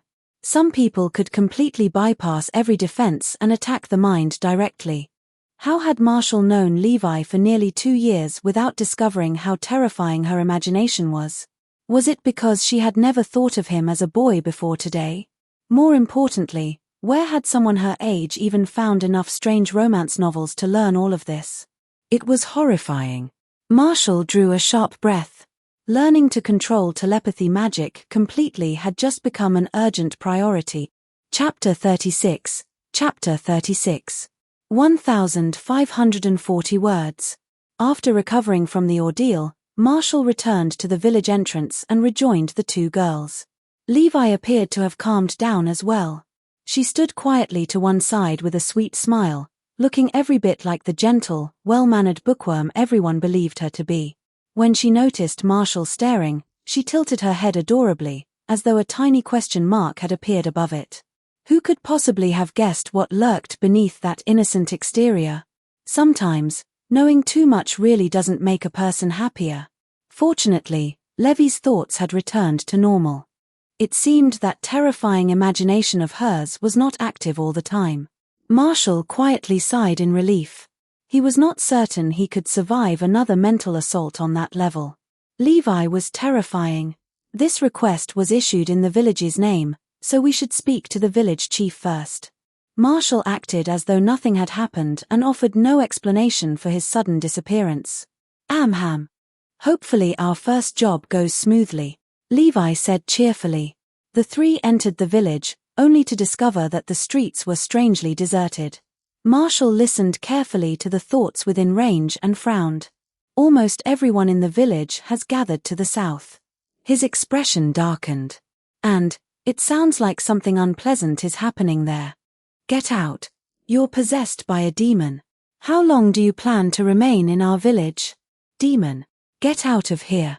When Marshall and the girls reached the southern edge of the village, they found a crowd surrounding a small house and hurling abuse at the people inside. Several villagers were even throwing stones through the windows. The scene was ugly. Kana stared at the house in confusion. The demon is trapped inside and getting bullied by the villagers. She looked disappointed. If it's that weak, contracting it wouldn't be useful at all. Marshall. Kana turned toward him and noticed that his brows were tightly drawn, his lips pressed into a thin line. She recognized that expression. Marshall was furious. These ignorant fools. By listening to the villagers' thoughts, Marshall had already pieced together most of what had happened. They were collectively tormenting several innocent children. Combined with what he could see in front of him, the truth behind the request was not difficult to guess. People without knowledge could be unbelievably cruel in their stupidity. At that moment, a young girl suddenly threw open one of the windows and shouted until her voice nearly broke. Stop it. Myrene defeated the demon that was haunting the church. She protected this village, And this is how you treat her. The demon only possessed her because she defeated it. Myrene didn't do anything wrong, she didn't. The villagers were briefly silenced by the girl's desperate fury. Then an intense light erupted above their heads. A colossal figure made entirely of light appeared in the sky, towering dozens of meters over the village. Its enormous, oval eyes stared down at the crowd, and the oppressive presence of the giant left every villager frozen in terror. A solemn voice like divine judgment echoed directly inside their minds. I am Zophi, messenger of light. I have come to destroy the demons hiding in this place. Today, I shall purify every last one of you and deliver your souls to paradise. The giant raised one enormous foot and slowly brought it down toward the crowd. The villagers had never witnessed anything so horrifying. They collapsed to the ground, faces drained of color, as the descending foot generated a wind pressure that felt like death itself. At last, someone broke. Lord Zophi, you have the wrong people. You've made a mistake. The demon is inside that house. We're ordinary humans. We aren't demons. Once the first villager cried out, the rest followed immediately. They dropped to their knees, pointing desperately at the house while begging for mercy. To their amazement, it worked. The giant stopped. Its massive foot withdrew, and its glowing gaze settled upon the house as though examining whatever lay inside. After a brief silence, the voice returned. Deception. This is deception. I sense only the lingering presence of a demon that has already died within that house. The true demons are hiding among you. Their auras are faint and difficult to distinguish. It seems I have no choice but to destroy every demon worshipper here without discrimination. The enormous foot rose again. The demons are hiding among us. The villagers nearly fainted from despair. One of the quicker-witted men realized that the giant could apparently be reasoned with, so he gathered his courage and shouted again. Please wait, Lord Zophi. We aren't demon worshippers. We can find the true demons. Please give us some time. We'll expose them ourselves. The descending foot stopped in midair once more. Very well. I grant you 3 days. Find the true demons. Should you fail, every one of you will be executed. The next instant, an enormous cage of light descended from the sky and sealed the villagers inside. It gave them a private, undisturbed environment in which to identify the supposed traitors among themselves. The giant of light then dissolved into glittering particles, leaving only Marshall, Kana, and Levi standing outside the cage. Kana covered her mouth as she struggled to contain her laughter. Marshall, that was so mean. You nearly fooled me too. She gave him a thumbs up. But you did great. Levi stepped closer to the glowing hemispherical barrier and tapped the wall curiously. This is light make magic. Her eyes widened when her fingers met something nearly solid. You actually created a physical wall out of light. Doesn't maintaining something this large consume an enormous amount of magic power? Marshall shook his head repeatedly. Wrong. Under direct sunlight, light make magic consumes very little energy. He placed one hand against the barrier. It's actually absorbing light passively right now. If it charges throughout the day, it should barely have enough stored energy to remain active overnight. It isn't particularly strong, but trapping a group of ignorant villagers doesn't require much. Wow! Levi looked up at the dome in amazement. I never realized light could be shaped like this. Was that giant made with light make too? Your magic always does things nobody expect. It's merely the result of relentless effort combined with a tiny amount of magical insight. Marshall clasped his hands behind his back and raised his chin. Nothing more than a few hardships endured along the path. Hardly worth mentioning. He waved dismissively. Now then, let's go meet the target of our request. The three walked around the enormous dome of light and approached the house the villagers had surrounded. The 3 children hiding inside had already moved to the windows. They had clearly seen and heard everything that happened and were now watching Marshall's group with equal parts curiosity and suspicion. Was that your doing? A girl wrapped in a black cloak stepped forward. Her gaze remained guarded as she examined them. The pink-haired boy is probably the one in charge. The other 2 girls look about my age, so they're less important. What was that giant? And how did they create this house of light? Did they come here because of the demon too? Kana immediately stepped forward. That's right. Your village submitted a request to our guild asking us to drive away a demon, so we came here to handle it. My sister isn't a demon, the younger girl cried. Myrene already killed the demon. Lisanna, Elfman, keep her back. The cloaked girl, apparently Myra, drew a shaky breath and approached the window. She suddenly raised her right arm and thrust it toward them. Her voice trembled. The demon. The demon is inside me. If you really have the power to remove it, then do it. Myrene, both younger siblings cried. Be quiet. The cloaked girl clenched her teeth. This is my fate. I've already accepted it. Come on. Do it quickly. No, Myrene. Marshall, Kana, and Levi stared silently as the three siblings clung to one another and cried as though they were about to be separated forever. Kana scratched her head. What's happening? Why are they all crying? Levi considered the scene thoughtfully. They must believe she's possessed by a demon. Perhaps she intends to sacrifice herself to destroy it. Marshall sighed. Everyone, calm down. He addressed the cloaked girl directly. You aren't possessed by a demon, and you aren't going to become one. If I'm correct, your right arm hasn't returned to normal because you still don't know how to control your magic properly. He gave her a reassuring look. It isn't nearly as serious as you think. Huh. The three siblings froze. Huh. Lisanna reacted first and leaned excitedly through the window. You mean this is magic? Does that mean Myrene can be saved? Do you know what happened to her? Can you cure her? Marshall looked at their excited faces, then at himself, Kana, and Levi, who were still standing outside beneath the window. He sighed helplessly. Could you let us into the house before we continue this conversation? Sorry. Lisanna and Elfman shouted together. Read 40 chapters ahead and support me on Patreon. Patreon.com Newbie Translator. Chapter 37. Chapter 37. 1,688 words. There's no question about it. This is the effect of takeover magic. Inside the Strauss family's home, Marshall released the grotesque demonic arm he had been examining and calmly delivered his conclusion. You awakened your magic naturally without anyone teaching you. That's an exceptionally rare talent, not some demonic curse. Seated before him were the three Strauss siblings, the eldest, Myra Jane, who was 13, 12-year-old Elfman and their youngest sister, 11-year-old Lisanna. Their parents had passed away several years ago, and the three of them had survived ever since with assistance from the village church.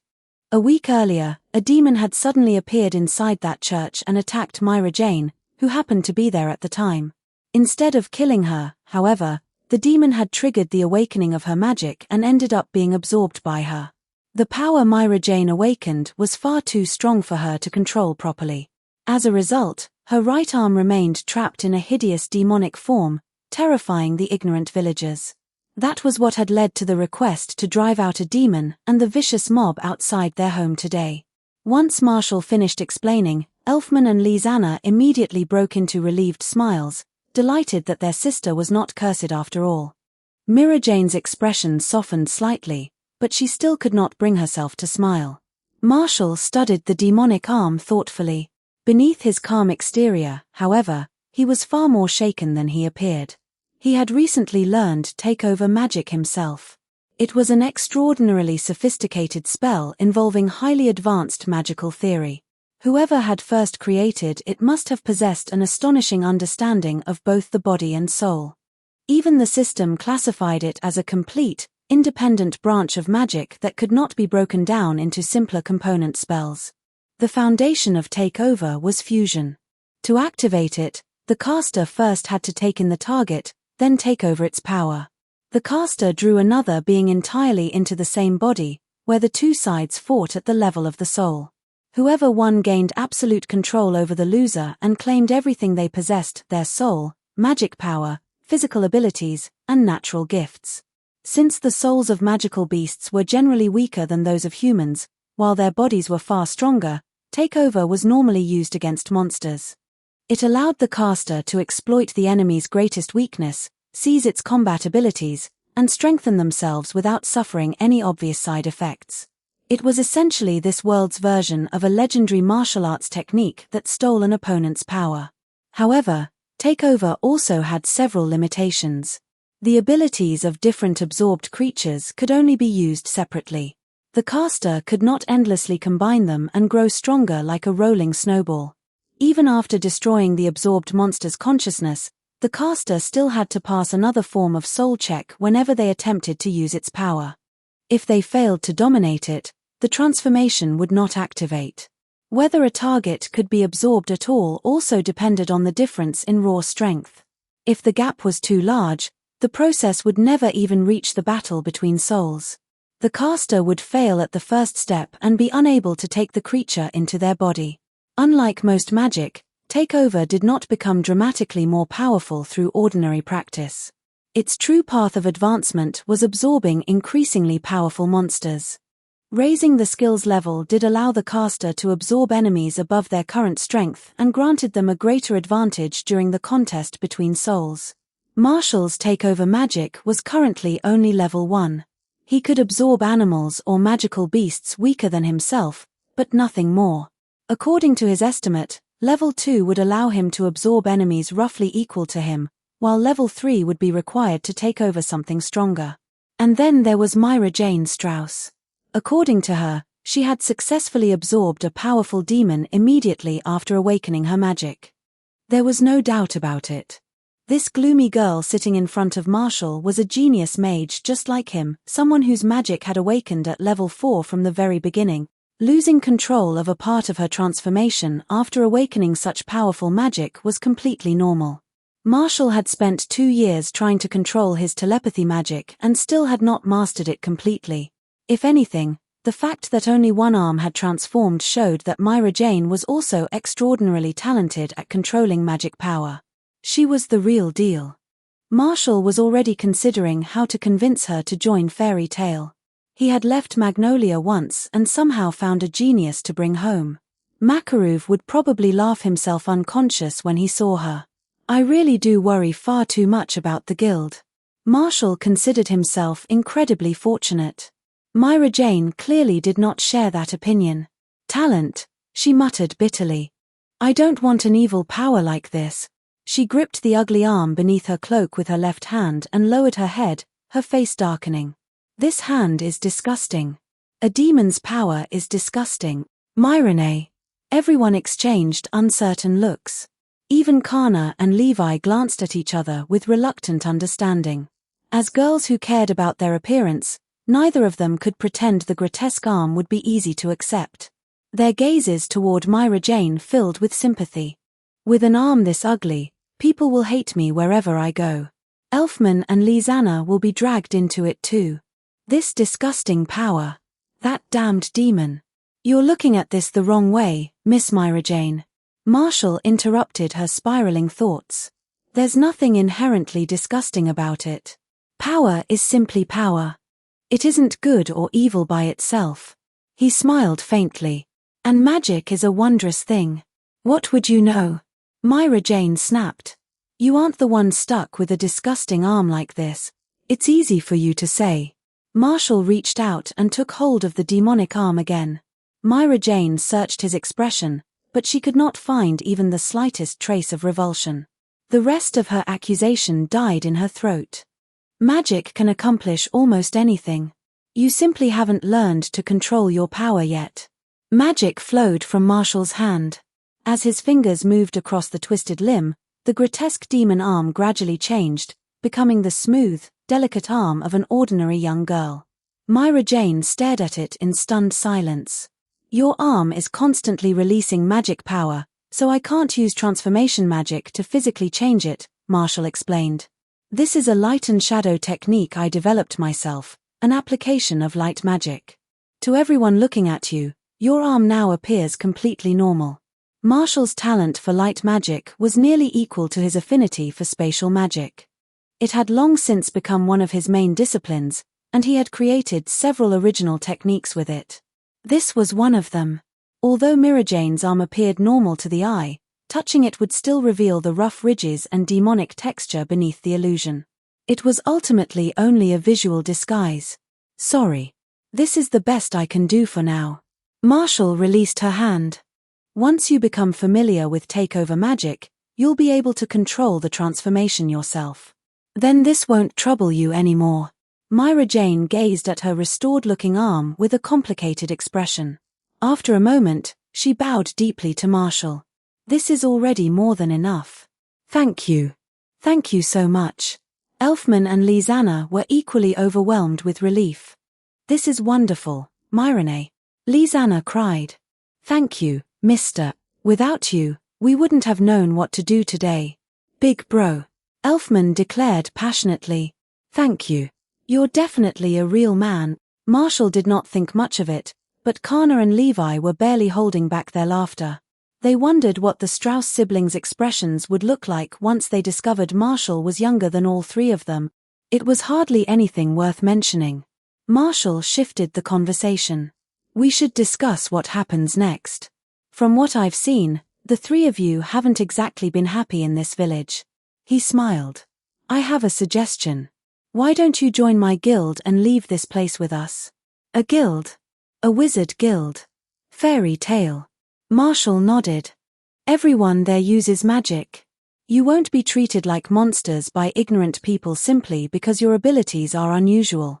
Fairy tale is a large and welcoming family. The people in the guild will become your friends and your strongest support when you need them. Marshall extended a hand toward Myra Jane. Leave this narrow-minded village behind and come with us. You don't belong somewhere like this. The world outside is vast. There are far better places waiting for the three of you. He gave her an inviting smile. So, what do you say? Will you come with us? That's right. Kana immediately added. Fairy Tale is the strongest wizard guild in the Kingdom of Fura. Everyone in the guild is really kind, Levi assured them. You'll make lots of friends there, Tilda. A mage talented enough to awaken magic naturally could easily become a future S-class candidate. Makaruv had repeatedly told them never to let a promising recruit slip away. Myrene, Naysan, Elfman and Lizanna were clearly tempted. Neither of them wanted to watch Myra Jane suffer any more abuse from the villagers, but they still looked toward their elder sister and waited for her decision. All right. Myra Jane decided surprisingly quickly. We'll go with you. There was nothing left in this village worth clinging to, and she could not continue allowing Elfman and Lizanna to suffer because of her. Give us a little time to pack our belongings. Then we'll leave with you. It's a shame about the house Mom and Dad left us. Lizanna murmured. It's all right, Lizanna, Myra Jane said gently. Someday, we'll build ourselves a new home. Marshall raised a hand, interrupting their discussion with a smile. There's no need to make it so complicated. I'll help you move. You don't even need to pack. It'll only take a moment. Chapter 38, Chapter 38. 1,367 words. IIT's really gone? The whole house just disappeared. Elfman stared in disbelief as his family's cottage vanished in an instant, leaving nothing behind but a perfectly level patch of ground. His jaw nearly hit the floor. Ha ha. Magic is incredible, isn't it? Marshall smiled and ruffled Elfman's hair, feeling oddly satisfied. Being taller really was better.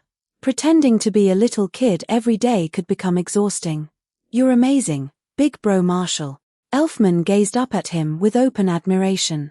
I want to become a real man like you someday. A short distance away, Kana and Levi clung to each other, their shoulders trembling as they fought desperately not to laugh.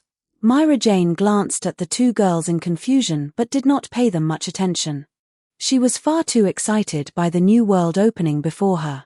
Are all the mags outside the village as powerful as you, Boss Marshall? Kana and Levi finally broke. Both girls burst out laughing. Myra Jane stared at them. Question mark. Ahem. Marshall cleared his throat. Every mage has their own specialty. I merely happen to be particularly skilled with spatial magic.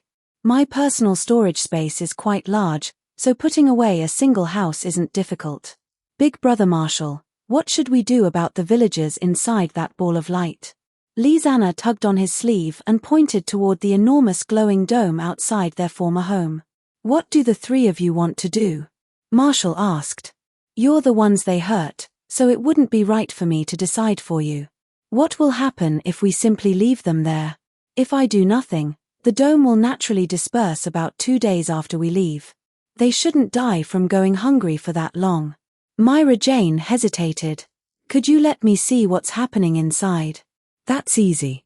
Marshall snapped his fingers, and the walls of the glowing structure became transparent, revealing a hazy view of the people trapped within. "Don't worry. It only works one way. They can't see us from inside." While studying light magic, Marshall had discovered that the mags of this world used light in an incredibly crude fashion. Aside from illuminating an area, almost every light spell amounted to gathering a large amount of light and firing it like a projectile. Even supposedly advanced light magic merely increased the blast's range or destructive power. They did not even know how to make light bend. Marshall understood light differently. On an instinctive level, he already accepted that light behaved as both a wave and a particle. And if light could behave like matter, there was no reason it could only be fired in a straight line. That realization had led to the unexpectedly simple creation of light-make magic. Molding magic was one of the most common magical disciplines in Fura, with mags using nearly every imaginable element. However, Marshall might genuinely have been the first light-make mage. Most mags believed that light could not be shaped. Since it possessed no natural hardness, even a successful construct would supposedly be weaker than one made from water and therefore practically useless. Marshall strongly disagreed. Ordinary light-make constructs might not withstand attacks from powerful mags, but the barrier imprisoning the villagers proved that they were perfectly adequate for most situations. And once Marshall developed genuine laser magic, every other molding mage in the world would learn exactly what it felt like to be kicked by light. Molding magic was widely considered convenient, versatile, and reasonably powerful. Its primary weakness was the enormous amount of magic power required to create physical constructs. However, access to a compatible natural environment could strengthen the magic dramatically. For that reason, Earthmake had traditionally occupied the top position, followed by ice, wood, fire, and similar elements. Marshall believed that ranking now needed to change. Under direct sunlight, his light-make magic was more sustainable than any other form of molding magic and potentially the strongest. Light constructs did not even need to glow. Everything the human eye perceived as color came from light. As long as Marshall was willing to put enough thought into the design, Lightmake could reproduce virtually any color or visual effect. That idea had also given rise to his illusion techniques, which manipulated light and shadow. The prison he had created was made entirely from light elements. Since the transmission of color and imagery through its walls remained under his control, turning one side into a mirror was effortless. Through the transparent barrier, they witnessed the chaos within. Some villagers were arguing. Others screamed in anger, wept in terror, or collapsed beneath the pressure. Several had fallen to their knees and were desperately praying for salvation. "You're the demon, aren't you? It has to be you. You're the demon. Your whole family is full of demons. Go to hell. His skin has gotten darker. He must be the demon. Let's hand him over. I'm not a demon. Help me. I'm not a. Marshall allowed the sounds from inside to pass through as well, exposing the village's behavior in all its ugliness. "This is the tragedy of ignorance," he said coldly. "People without knowledge cannot understand the world around them. They have no ability to distinguish right from wrong, so they rely entirely on fear, prejudice, and whatever conclusions they invent for themselves. Hateful, certainly, but also pitiful." He turned toward Myra Jane, whose expression had become complicated. "If you and your siblings remained here, you might eventually grow into people no different from them. Humans cannot grow without learning. These villagers may not have deliberately set out to target you. They simply understand nothing." Myra Jane listened in silence. The confusion, hatred, and anger that had accumulated in her heart seemed to slowly dissolve. At last, she let it go. "Let's leave," she said. "We're leaving this village." "All right, Myrene." Elfman and Lizanna replied together. They had only taken a few steps when Myra Jane stopped. After hesitating, she turned toward Marshall. Big Bro Marshall. Could you release the spell after we leave? If they stay trapped for 2 full days, I'm afraid someone might do something foolish. Marshall raised an eyebrow. You're willing to forgive them that easily? They weren't exactly merciful when they were attacking you. They're still people from our village. Some of them helped take care of us in the past. Myra Jane looked back at the dome. They only wanted to drive me away. I don't care anymore. Ha! You're surprisingly soft-hearted. Marshall smiled. All right. The barrier will disappear tonight. One day should be enough time for them to reflect on what they've done. Thank you, Big Bro Marshall. The 3 white-haired siblings had already called him Big Brother far too many times. They're not going to kill me after I cancel transformation magic, are they? Marshall was beginning to feel extremely guilty. Meanwhile, Kana and Levi had already laughed themselves senseless. Their behavior was so strange that Myra Jane and Lizanna were beginning to wonder whether something was wrong with them. Marshall led everyone out of the village and onto the waiting carriage.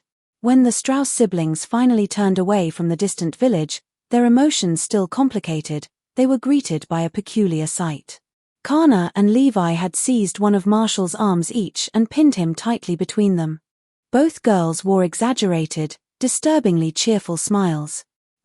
We should probably tell you something, Kana said sweetly. Marshall is actually a huge liar, Tilda. What? All 3 siblings exclaimed. For an instant, they looked alarmed. Their panic quickly gave way to confusion, however, because Kana and Levi were clearly teasing him rather than issuing a serious warning. Was this what the 2 girls had been laughing about all day? You lied to us? Myra Jane asked cautiously. What did you lie about? I think the culprit should explain it himself. Levi leaned closer, drawing out every syllable with malicious delight. Don't you agree, Big Bro Marshall Tilda? Trapped between the 2 girls and unable to move, Marshall began to sweat. Well, perhaps I should return to the guild ahead of everyone else. No running away. Kana tightened her grip. Good children are supposed to tell the truth, little Marshall Tilda. Chapter 39. Chapter 39. 1603 words. Forced to reveal his true form while Kana and Levi pinned him from both sides, Marshall returned to the appearance of an obviously 7-year-old boy with an innocent, adorable face. The 3 Strauss siblings sitting opposite him stared with their eyes stretched wide. Elfman's finger trembled violently as he pointed at Marshall. Ah! Ah! Ah!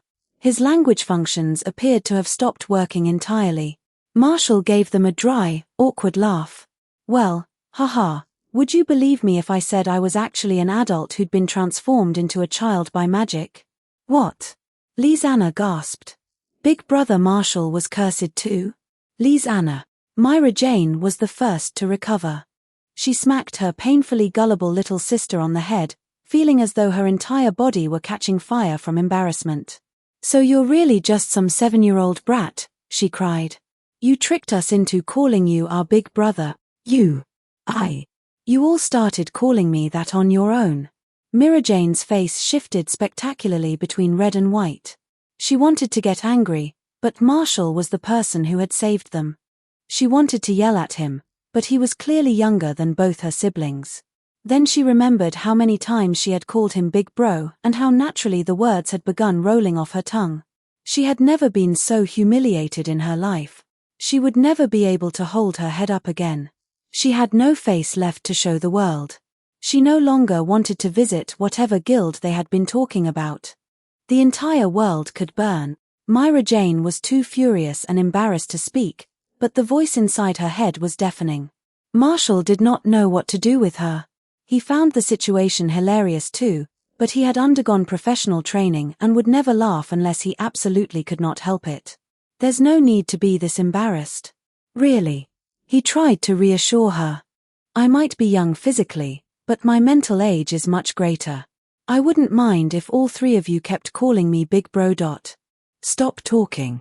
Myra Jane covered her entire body with her black cloak, then threw herself at Lizana and buried her face in her little sister's arms like an ostrich hiding its head. "Don't speak to me. I need time to calm down." Lizana blinked innocently. She was the least bothered by the revelation. She hugged her sister tightly and giggled. "My sister gets embarrassed very easily. She'll be fine after a while." She smiled brightly at Marshall. "But I never expected Big Brother Marshall to actually be younger than us. You're incredible to be this powerful when you're so young." Kana and Levi finally stopped pretending to restrain themselves. Kana doubled over, clutching her stomach as she howled with laughter. "Ha ha ha ha ha. You have no idea how hard it was not to laugh whenever you called him Big Bro. I'm definitely telling Urza about this. Ha ha ha ha. Marshall is the youngest mage in our entire guild," Levi explained between giggles. "Sorry, I really didn't intend to laugh, but he looked so pleased whenever you called him your big brother. It was adorable. I wasn't that happy," Marshall muttered. "Maybe just a little. Liar." Your grin practically reached your ears, Tilda. Seeing everyone else having so much fun, Elfman and Lizana began laughing too. They did not really care that they had called Marshall their big brother. He had looked older at the time, and he had certainly behaved like someone dependable. Myra Jane was the only refused to accept reality. She remained curled into a ball in Lysana's arms, too ashamed to face anyone. Marshall could almost see her toes digging an entire house into the floor beneath her sandals. The atmosphere inside the carriage gradually became warmer and more cheerful. Kana and Levi spent the rest of the trip sharing amusing stories about fairy tale, a subject they could have discussed all day without repeating themselves.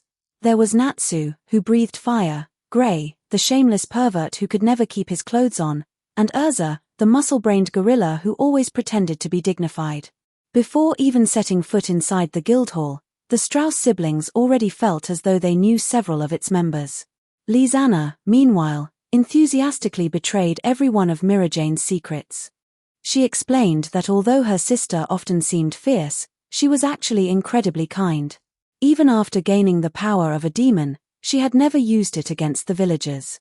Instead, she had continued enduring their abuse for the sake of Elfman and Lizana. She was the best sister in the entire world. Those words left Myra Jane trapped. She could no longer emerge without admitting that she had been awake the whole time, so she continued pretending to sleep in silence. Unfortunately, everyone could see how red her ears had become. That only made them laugh harder. Happy moments always passed quickly. As evening approached, the carriage finally arrived in Magnolia. Myra Jane still had not lifted her head from Lysana's arms by the time they reached the station, but Marshall knew she had been listening closely to every word of their conversation. "Everyone out," Kana said cheerfully. "I can't believe Marshall's first official job ended without us completing the request. Are you disappointed?" "Incorrect." Marshall shook his head. "We never met the client, so technically, we never accepted the job. We'll quietly put the request back on the board later and pretend we never saw it." "That's brilliant. Marshall, you really are clever." Now that the carriage had stopped, Myra Jane could no longer continue pretending to sleep. She climbed down with an expressionless face, behaving as though nothing unusual had happened during the journey. "I won't be embarrassed as long as I pretend I don't remember it." "That's right. I never called him Big Bro, and I'm not angry in the slightest." Marshall found her thoughts so amusing that he kindly decided to remind her. "Don't be upset anymore, Myrene. Welcome to Magnolia. I'm sure you'll grow to love it here. You." Myra Jane turned toward him with what was supposed to be a fierce glare. But the moment she heard him call her Nay, a strange current seemed to race through her body, leaving her tingling from head to toe. "Why, you horrible little brat. He called me his big sister. I'll admit that you're somewhat impressive, but that has nothing to do with this. He called me his big sister Tilda. Me. I'll remember how you disguised yourself as an adult and deceived me. Just wait, this isn't over. Well, I suppose I have no choice if he called me his big sister. I'll forgive him Tilda, asterisk. Fut, cough. All right. Thank you, Myrene. What? Were you even listening? I said this isn't over. This little guy might actually be cuter than Elfman Tilda. Amham. Of course. So Myra Jane had a secret Sunderside. How adorable. Lisanna suddenly grabbed her sister and pointed into the distance. Myrene, look. What's that? Those rocks are enormous, and there are little houses floating in the sky. Kana eagerly began explaining. That's Magnolia's newest landmark, the Naruto amusement park. It belongs to Fairy Tale Tilda. An amusement park? Lisanna's eyes sparkled. What's that? It sounds fun. It definitely is. Once you join the guild, every member receives a free ticket each month. You'll understand how amazing it is once you visit. Levi smiled mischievously and pushed Marshall forward. Here's a secret. Marshall is one of the amusement park's owners. Whenever you want tickets, just ask him. What? All three siblings exclaimed. Ahem. Let's not exaggerate. Marshall tried to appear modest. I'm only a shareholder. Fairy Tale owns 30% of the park, so technically every guild member is one of its owners. He paused and considered Levy's suggestion. Still, she has a point. Marshall reached into his personal storage space, pulled out 3 tickets, and placed them in Mirajane's hands. Once you've settled in, find some time to visit. Forget the misery of the past and celebrate your new beginning. Wait. We can't accept these. Consider them an apology for the earlier misunderstanding. Take them. They're nothing significant to me. Thank you. Myra Jane stared blankly at the tickets. By the time she recovered, she had already accepted them. He took care of us again. Honestly, even though he's supposed to be the little brother, now that you've accepted my gift, why don't we forget all the unpleasantness from before? Marshall looked up at her with an innocent smile. Right, Myrene? Mirajane's face turned red again, and she quickly looked away. Fine. You cunning little brat. I've already forgotten everything that happened before. She clutched the tickets against her chest. And I'll repay everything you've done for us someday. There's really no helping this child. But I suppose that's the responsibility of being his big sister. Nearby, Kana and Levi whispered to each other. Myra doesn't seem very honest about her feelings, Tilda. Definitely. Maybe all big sisters are like that. They have to act strong so they can protect their younger siblings. I understand completely. Hey. You two. I can hear you. Oh no. Run. Ha ha ha ha.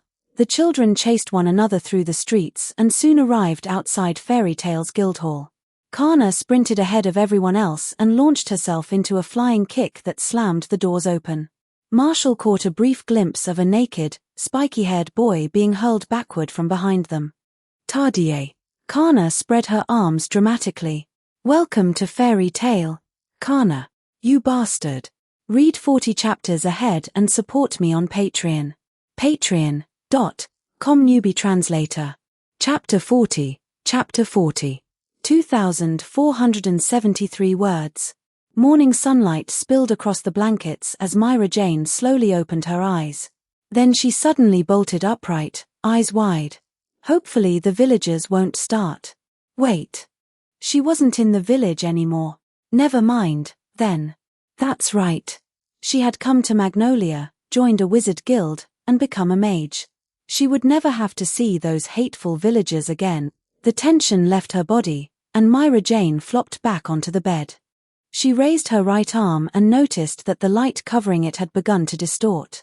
It looked like she would need to visit Marshall and have him replenish the spell again. Myra Jane still had not fully mastered takeover magic, so she could not freely return the demonic arm to normal. Every couple of days, she had to ask Marshall to recharge the illusion hiding its grotesque appearance. She was sincerely grateful to him. Without that illusion, if she had been forced to walk around displaying such an ugly arm every day, she might already have chosen to leave the guild alone. Myra Jane would never allow her appearance to affect Elfman and Lisanna. They had finally been given the chance to begin a new life, and she refused to let herself ruin it for them. Fortunately, none of that had happened. It was time to get up and prepare breakfast for her siblings. Myra Jane patted her cheeks to wake herself properly, then washed up, made breakfast, and called Elfman and Lisanna out of bed. Everything felt so familiar that it was almost like returning to the days before the demon appeared. Looking around the house their parents had left them, Myra Jane felt another wave of gratitude toward Marshall. After breakfast, she spent several minutes getting ready in front of the mirror, changed into the new outfit she had bought to make herself look suitably fierce, tied her hair into a ponytail, picked up a small lunchbox, and left the house humming. A 2-minute walk brought her to Little Garden. Before she could knock, the door opened to reveal a voluptuous pink-haired maid. "Good morning, Virgo." "Good morning, Miss Myra. If you are looking for Little Master, he is in the study on the 3rd floor." "Got it. Thanks." After the Strauss siblings joined Fairy Tale, Marshall had also helped them settle into their new home. He had removed their entire house from his spatial storage and placed it near the edge of Magnolia. Their two homes were now each other's only neighbors. The maid standing in front of her was apparently a celestial spirit. Myra Jane did not understand exactly what that meant, but she did not particularly like Virgo. The woman was always expressionless, making it impossible to tell what she was thinking. Talking to her felt uncomfortable. She was the second person Myra Jane disliked most since arriving in Magnolia. Still, for Marshall's sake, she never showed it openly. "Marshall, your spell is wearing off again. Fix it for me." Seated at his desk, Marshall stopped writing and sighed. "Didn't I already modify the spell?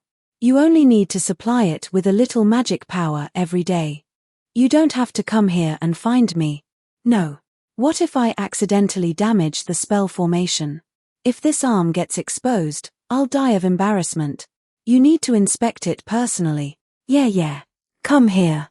Marshall carefully replenished the spell before waving her away. "All done. Now hurry up and leave. Stop disturbing my reading. Temph, you little bookworm. Here." Myra Jane placed the lunchbox on his desk. "I made too many snacks this morning. They'd only go to waste, so you can have them. Virgo already made breakfast for me. Eat them or don't. I'm leaving." "Myra, could you stop dressing like a delinquent every day? You're dragging down the guild's average sense of style. Mind your own business." "I like it." Myra Jane snorted and strutted out of Marshall's house with her head held high. Next, she needed to take Elfman and Lisanna to the guild hall. Recently, she had been training under Makarov to control takeover magic, while her siblings had also begun learning magic of their own. Honestly, Myra Jane felt as though she was already close to understanding the trick behind it. That should have been exciting, yet for some reason she felt no urgency at all. It was probably because Marshall's illusion made the problem easy to ignore. Whether she could hide the arm herself or not, nobody else could see it anyway. There really was no need to rush. The moment Myra Jane entered the guild hall, a pink-haired figure came flying toward her. She frowned and punched him without hesitation. "You idiot, Natsu. You nearly hit Lisanna." "Oh, that hurt." Natsu shouted from the floor. "Damn it, Myra. You violent maniac. Fight me." "Fine. You think I'm scared of you?" Myra Jane finished the battle with a few punches and kicks. So much for dragon slayers. After arriving at Fairy Tale, Myra Jane had discovered that not every mage was as powerful or knowledgeable as Marshall. She had also realized that he had been telling the truth about her talent. Her magic reserves were extremely high, and she had learned how to reinforce her body with magic power almost immediately. The demonic fist she could not yet transform back became absurdly powerful under reinforcement. Almost none of the children her age in the guild could withstand a single punch from it. She still hated the demon's power, but sometimes she had to admit Marshall had been right. Power itself was neither good nor evil. What mattered was how the person possessing it chose to use it. If this power allowed her to protect Elfman and Lisanna, then perhaps becoming a demon would not be so. Myra Jane froze and reached for her demonic arm. It felt smooth. Wait. Had she mastered takeover magic? "Myra Jane, you're bullying Natsu again. Let him go." That irritating voice immediately ruined her mood. Myra Jane's eyebrows rose sharply. She nudged Natsu with her foot and folded her arms. "You again, Urza. I'm warning you not to interfere in my business." She raised her chin. "I'm different from yesterday. If you make me angry now, you won't be able to handle the consequences." Urza Scarlet. The person Myra Jane hated most since joining Fairy Tale. No contest. 2 days earlier, Myra Jane had seen Natsu picking on Elfman and beaten him up. Urza had returned to the guild at exactly the wrong moment and, after shouting something about not bullying guildmates, punched Myra Jane before bothering to learn what had happened.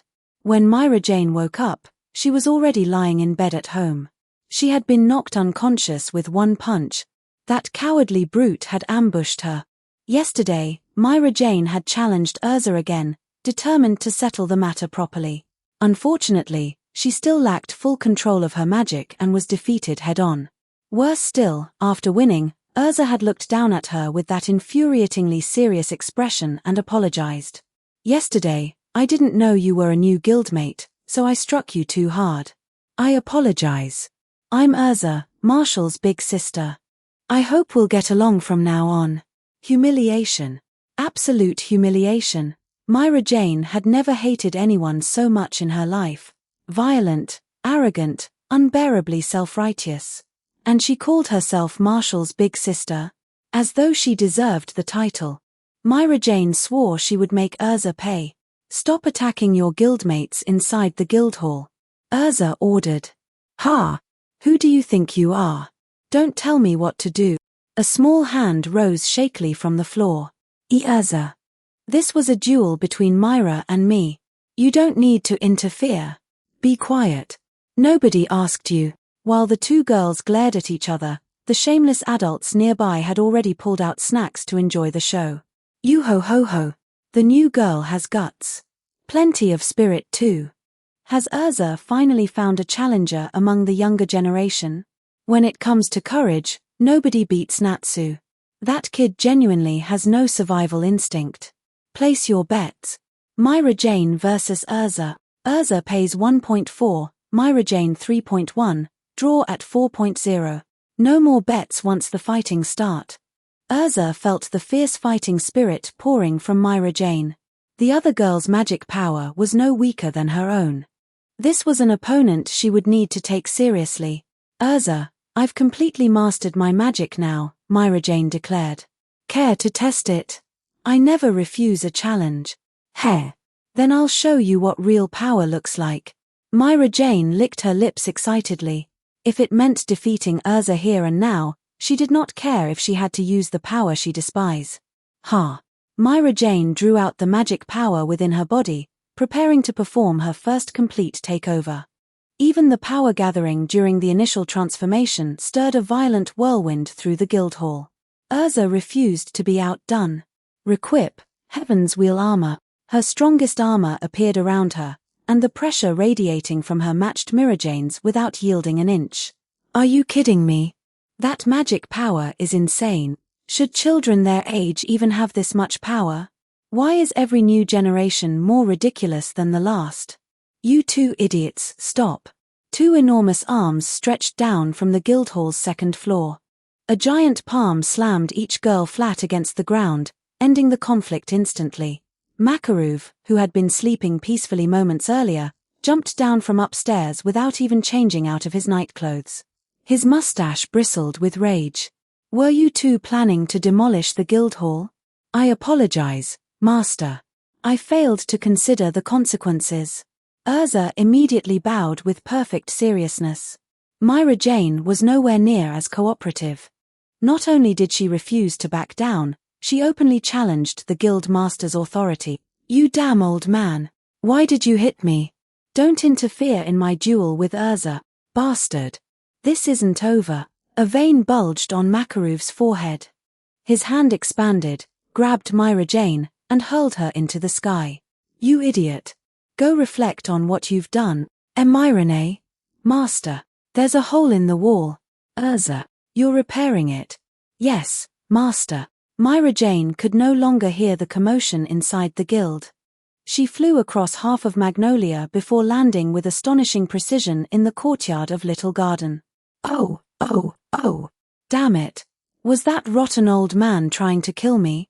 Myra Jane dragged herself upright, filthy and disheveled. To her surprise, she was not nearly as injured as she expected. Her body seemed to have been strengthened to an almost unbelievable degree. So this magic is really that powerful? She examined herself in amazement. I didn't even complete the takeover, and I'm still perfectly fine. Myra Jane had barely begun re-evaluating her own strength when a voice came from above. Well, Myra. You look awful. She raised her head and saw Marshall descending from the sky, hovering in front of her with a mocking smile. The first lesson in becoming a competent mage is learning to judge your own strength.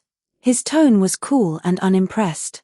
You can't even defeat Urza yet, but you decided to challenge the guildmaster?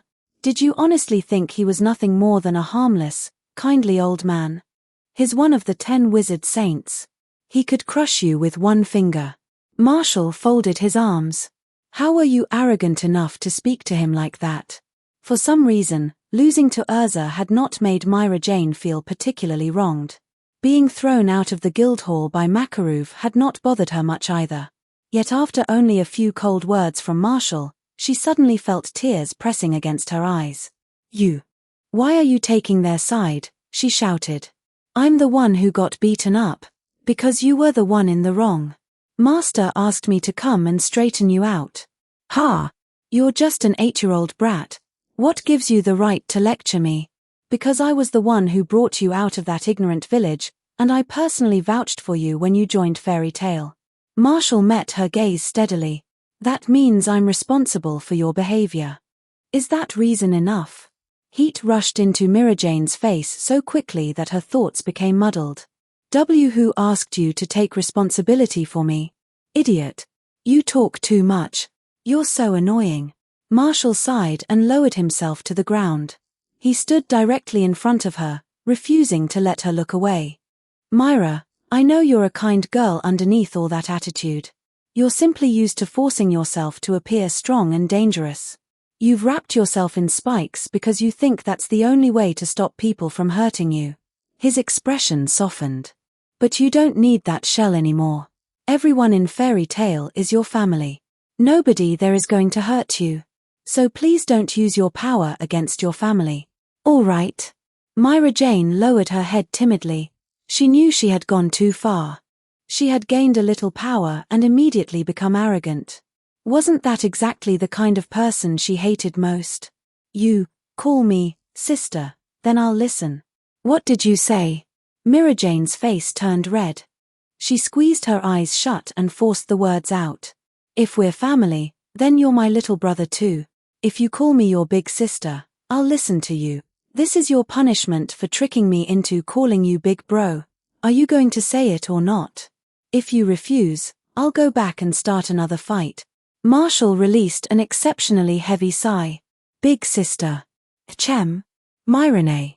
I didn't hear you. Myroneson. WL, there's really no helping you Tilda since you're begging me so desperately. I suppose I can try to be a little more tolerant of them from now on Tilda. You're forbidden from using magic inside the Guildhall. Chem. Myrene, you're not allowed to use magic inside the Guildhall anymore. Okay Tilda. Myrene, don't defy the Guildmaster inside the guild. No problem Tilda. Myrene, get out of my yard, return to the Guildhall, apologize to Master and Urza, and then properly learn to control your takeover magic. I refuse to apologize to Urza. Myra. Nay. I'll do everything you say Tilda. Myra Jane left Little Garden humming cheerfully. Myra Jane happily apologized to Makaruv. Myra Jane apologized to Urza with a completely expressionless face. Myra Jane began practicing her magic. Then Myra Jane suddenly realized something was wrong. Had Marshall used mind control magic on her? Why had she obeyed him as though she were possessed? She was not such an easy woman. Then Myra Jane remembered what Marshall had called her. Well, he had called her his big sister. What else could she possibly do? She would simply have to listen to him. Myra Jane fully mastered takeover magic and brought a delightful day to a close. Chapter 41. Chapter 41. 1444 words. Marshall had not been in the best mood lately. He had run into quite a few problems of several different varieties. The first involved his progress as a mage. After learning takeover magic, Marshall had deliberately stopped picking up new spells. Partly, he wanted to save his inspiration, but he also needed time to consolidate and develop his core abilities. His current basic status looked like this. Energy, 72/70 seconds. Stamina, 64/64. Magic power, 2/692/890.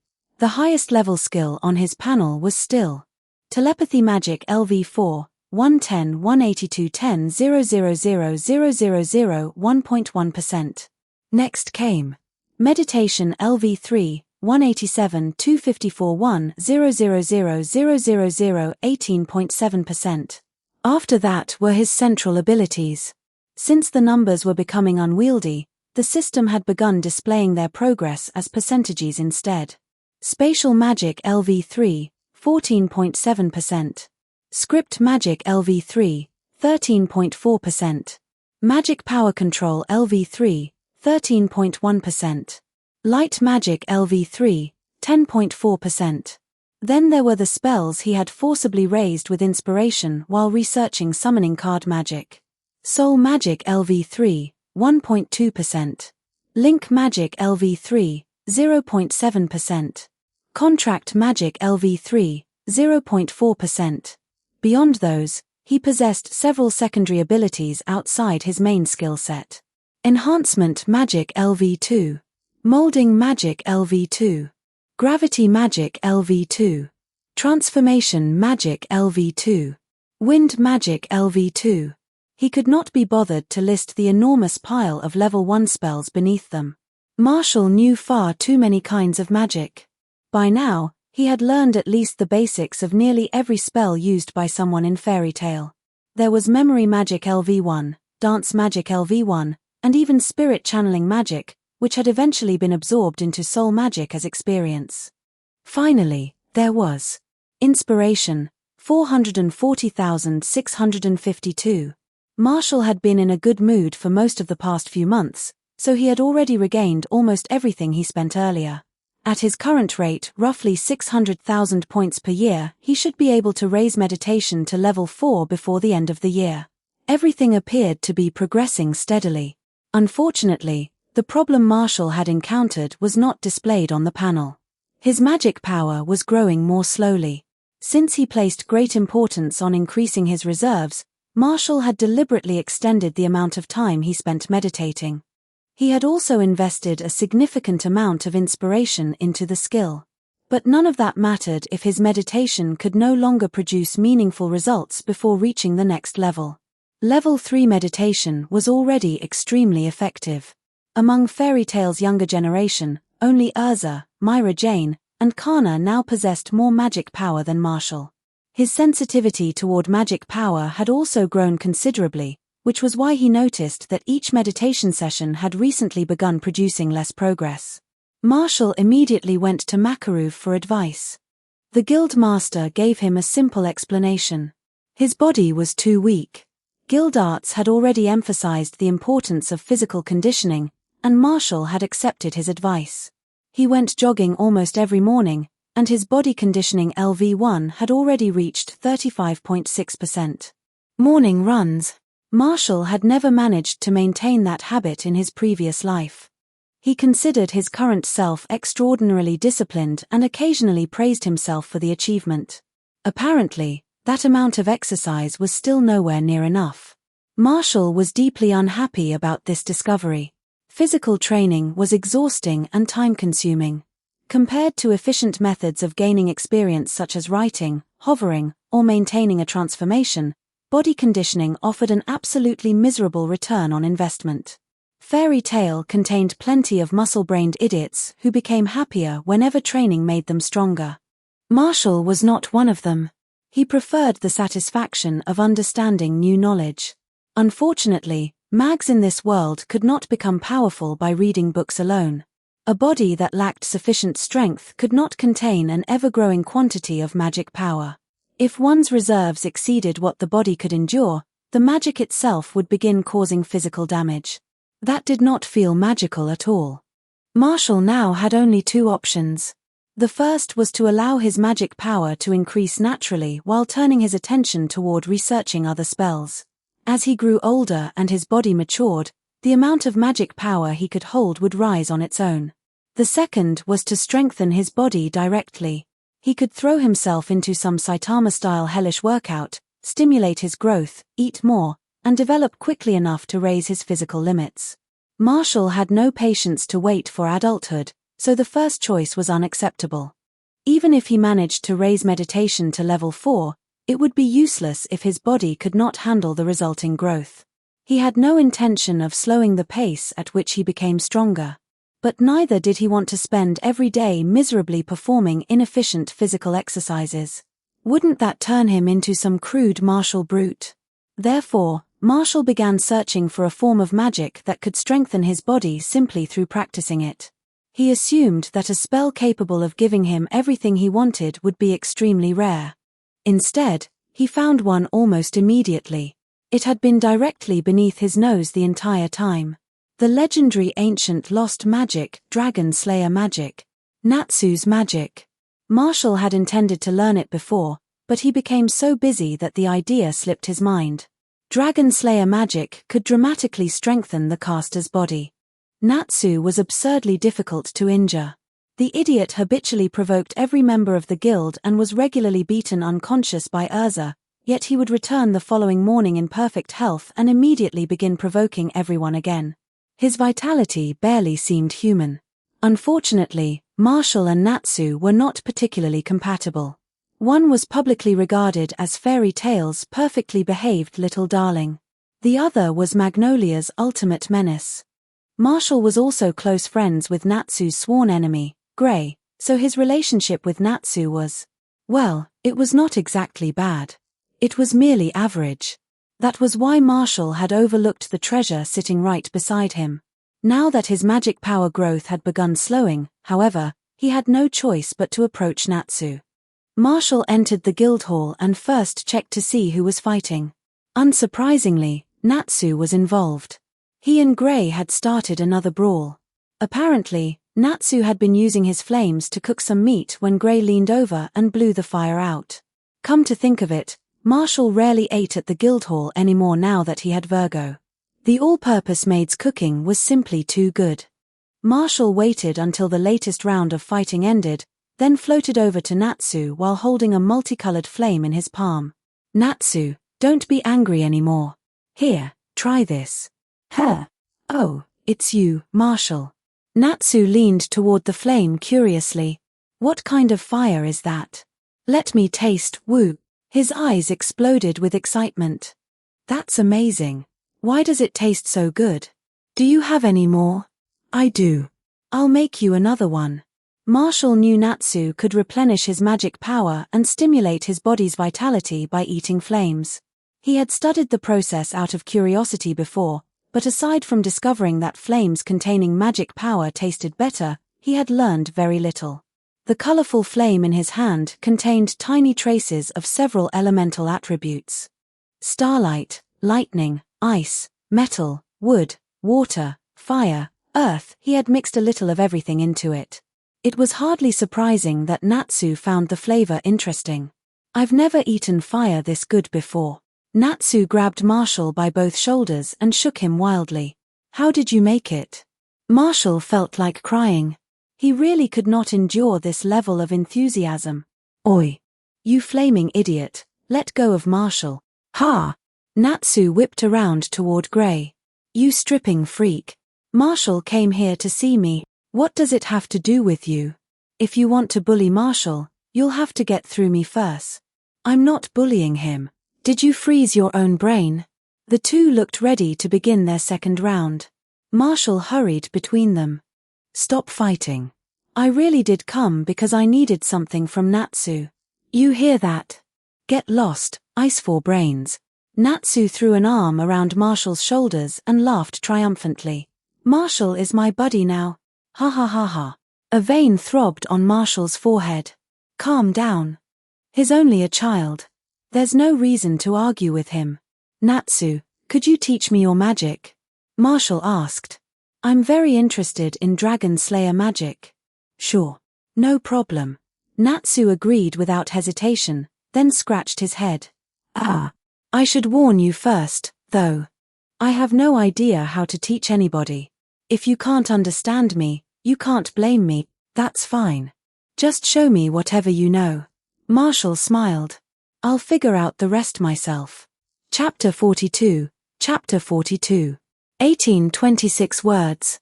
Marshall had technically learned Dragon Slayer magic. The problem was that there was almost no chance he could actually use Dragon Slayer magic.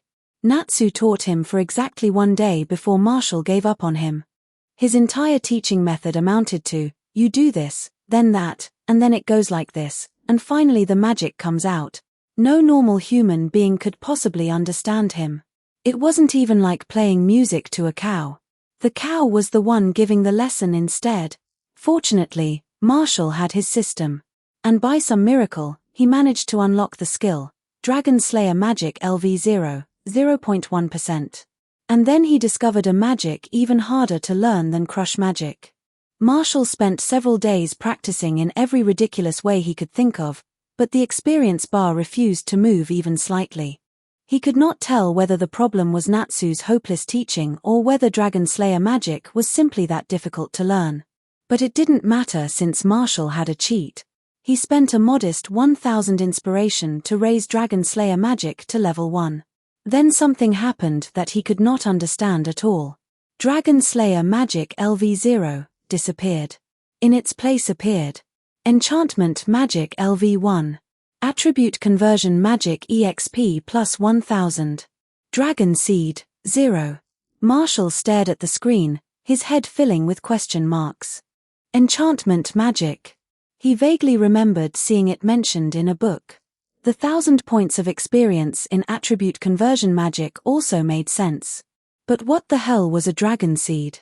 According to Natsu, Dragon Slayer magic allowed a human to wield the power of a dragon.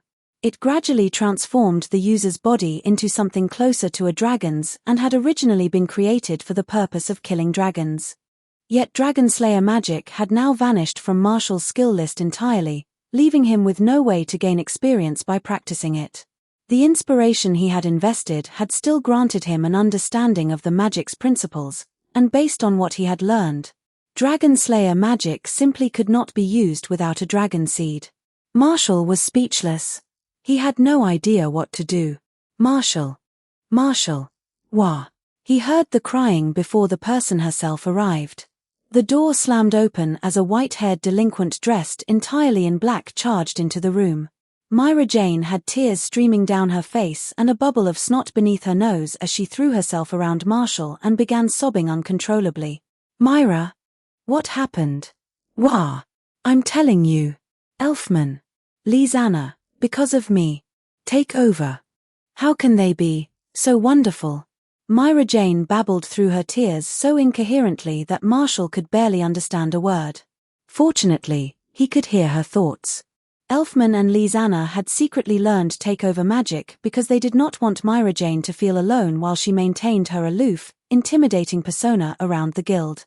They had revealed it to her as a surprise earlier that day, and Myra Jane had been so overwhelmed that she nearly broke down on the spot. Unfortunately, she was thin-skinned and far too stubborn to cry in front of her siblings. So she ran away. Then she came to Marshall's house and cried all over him instead. Marshall did not know whether to laugh or sigh. Ever since Myra Jane had exposed her softer side to him, she had gradually stopped restraining herself. Inside the guild hall, she was still the same arrogant, aggressive little delinquent as before. After several embarrassing incidents with certain people, she often sat by herself and pretended to be cold and untouchable. In private, however, she turned into an ordinary girl who loved hearing Marshall call her his big sister. She had also begun treating him as her personal confidant and emotional shelter, coming over to bother him whenever anything happened. At the end of the day, she was still an immature girl at precisely the age when everyone thought they understood the entire world. Honestly, Marshall was beginning to find her a little annoying. All right, stop crying. You ran away without saying anything, so Elfman and Lizanna are probably upset and confused right now. Aren't they the ones who should be crying? They won't be. Don't underestimate the bond between me and my siblings. Myra Jane sniffled and tightened her arms around him. And hurry up and call me Onisan. No. I refuse to acknowledge a sister this embarrassing. Then I can be your little sister instead. Why don't you turn back into your 15-year-old form and let me see it again, Tilda? I can call you Big Brother too. Hee hee. Myra Jane happily pinched the soft flesh of his cheeks. Strictly speaking, she had never really changed. Her mischievous, almost devilish personality had always been there. The only difference was that she had thrown away her responsible eldest sister persona around Marshall and stopped pretending altogether. In some ways, Myra Jane and Marshall were surprisingly alike. Both wore masks around others. Both enjoyed watching people embarrass themselves. And both valued the family they had now more than almost anything else. Perhaps because they recognized something familiar in each other, Marshall rarely bothered acting like a child around her. Their relationship had become extremely casual. Stop bothering me. Unlike you, I have things to do. I need to research magic, so get out. How heartless. I came straight here to share the happiest moment of my life with you, and you're throwing me out. Then should I leave instead? Fine, Tilda, I was about to leave on my first solo job anyway. I only wanted to spend my precious remaining time with Marshall before I went. Myra Jane wiped away an imaginary tear. But I understand now. I'm nothing more than an irritating nuisance. I'll quietly disappear from your life. Come comfort me. Call me Oneeson. Hurry. Do it. She dabbed at her eyes through spread fingers, watching him with eyes that shone like tiny lamps. Marshall almost laughed from sheer irritation. What kind of absurd path did this girl's brain take to arrive at these ideas? Let me see your guild mark. Huh? Why? Myra Jane raised her leg, revealing the pink fairy tale emblem stamped on her thigh beneath her shorts. I'm adding another mark. Marshall pressed his palm against it and left behind his flying thunder god mark. Since you apparently have nothing better to do, you can stay here and help with my research. Sure. I can spend the whole day with you. Marshall had very few ways to deal with Myra. He might as well use her as a test subject. Although the Dragon Slayer magic skill had disappeared, the knowledge he gained from learning it remained. He now understood most of the principles behind it. Dragon Slayer magic was a composite system. At its core, it drew dragon power out of a dragon seed, converted that energy into a special elemental form of magic power, then used enchantment magic to apply the dragon attribute to a human body. That was how a human gained the power of a dragon. In essence, Dragon Slayer magic was an application of enchantment magic. Its creator had simply been extraordinarily skilled. Like celestial spirit magic, all the intermediate steps had been arranged into an automatic process. A muscle-brained mage like Natsu had no idea he was also using enchantment magic whenever he cast a spell. Enchantment magic could directly grant magical effects to objects or living bodies. As Marshall understood it, it applied buffs and not merely temporary ones, but buffs that could become permanent. Dragon Slayer magic continuously enchanted the human body with the dragon power contained inside a dragon seed. In theory, the dragon seed's element determined which type of Dragon Slayer magic the person could learn. Natsu undoubtedly possessed a fire attribute dragon seed, which was why he was a fire dragon slayer. The flames he ate were not truly entering his stomach. They were being stored inside the dragon seed within his body. Marshall, however, had no dragon seed. He possessed neither dragon power nor any internal vessel capable of storing a special element, which meant he could not use Dragon Slayer magic at all. This was the first magic Marshall had ever encountered that he simply could not learn. If he genuinely wanted to continue pursuing it, he would first need to find a dragon seed containing dragon power. He had no idea where to begin with that. For now, though, he could test enchantment magic instead. Honestly, this spell might be even more exciting than Dragon Slayer magic.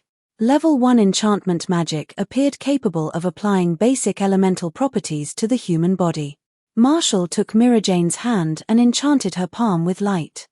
Her hand immediately began to glow, radiating dazzling brilliance. What's this? My hand is shining. Every magical element possessed certain fixed characteristics. Fire carried burning and heat. Ice carried cold and stillness. Earth carried hardness and weight. Light possessed brightness and extreme speed. Its raw destructive power might not be exceptional, but nothing could question its speed. Let's go outside first. Marshall teleported with Myra Jane to the edge of the forest and pointed toward a large boulder in the distance. See if you can launch the light from your hand.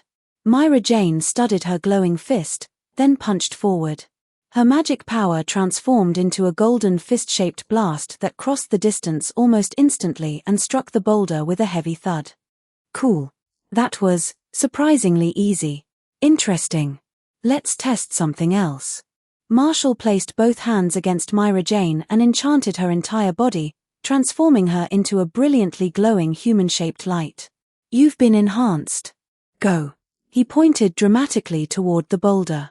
I choose you, Myra. Use lightspeed attack.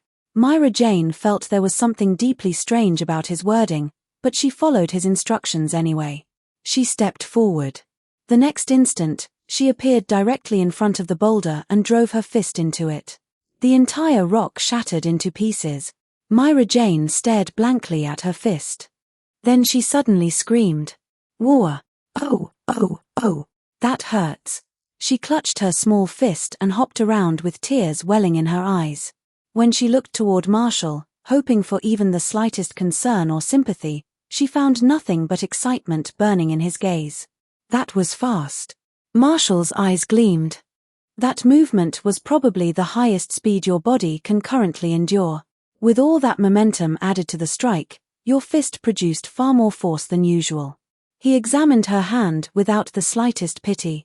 Fortunately, your body is strong enough to withstand it. If I tried the same thing, I'd probably shatter my wrist. Enchantment magic is this powerful? Come on, let's begin the next test. Wait, Marshall. I suddenly remembered I might have something else to do. Myra Neeson? Myra Jane immediately straightened.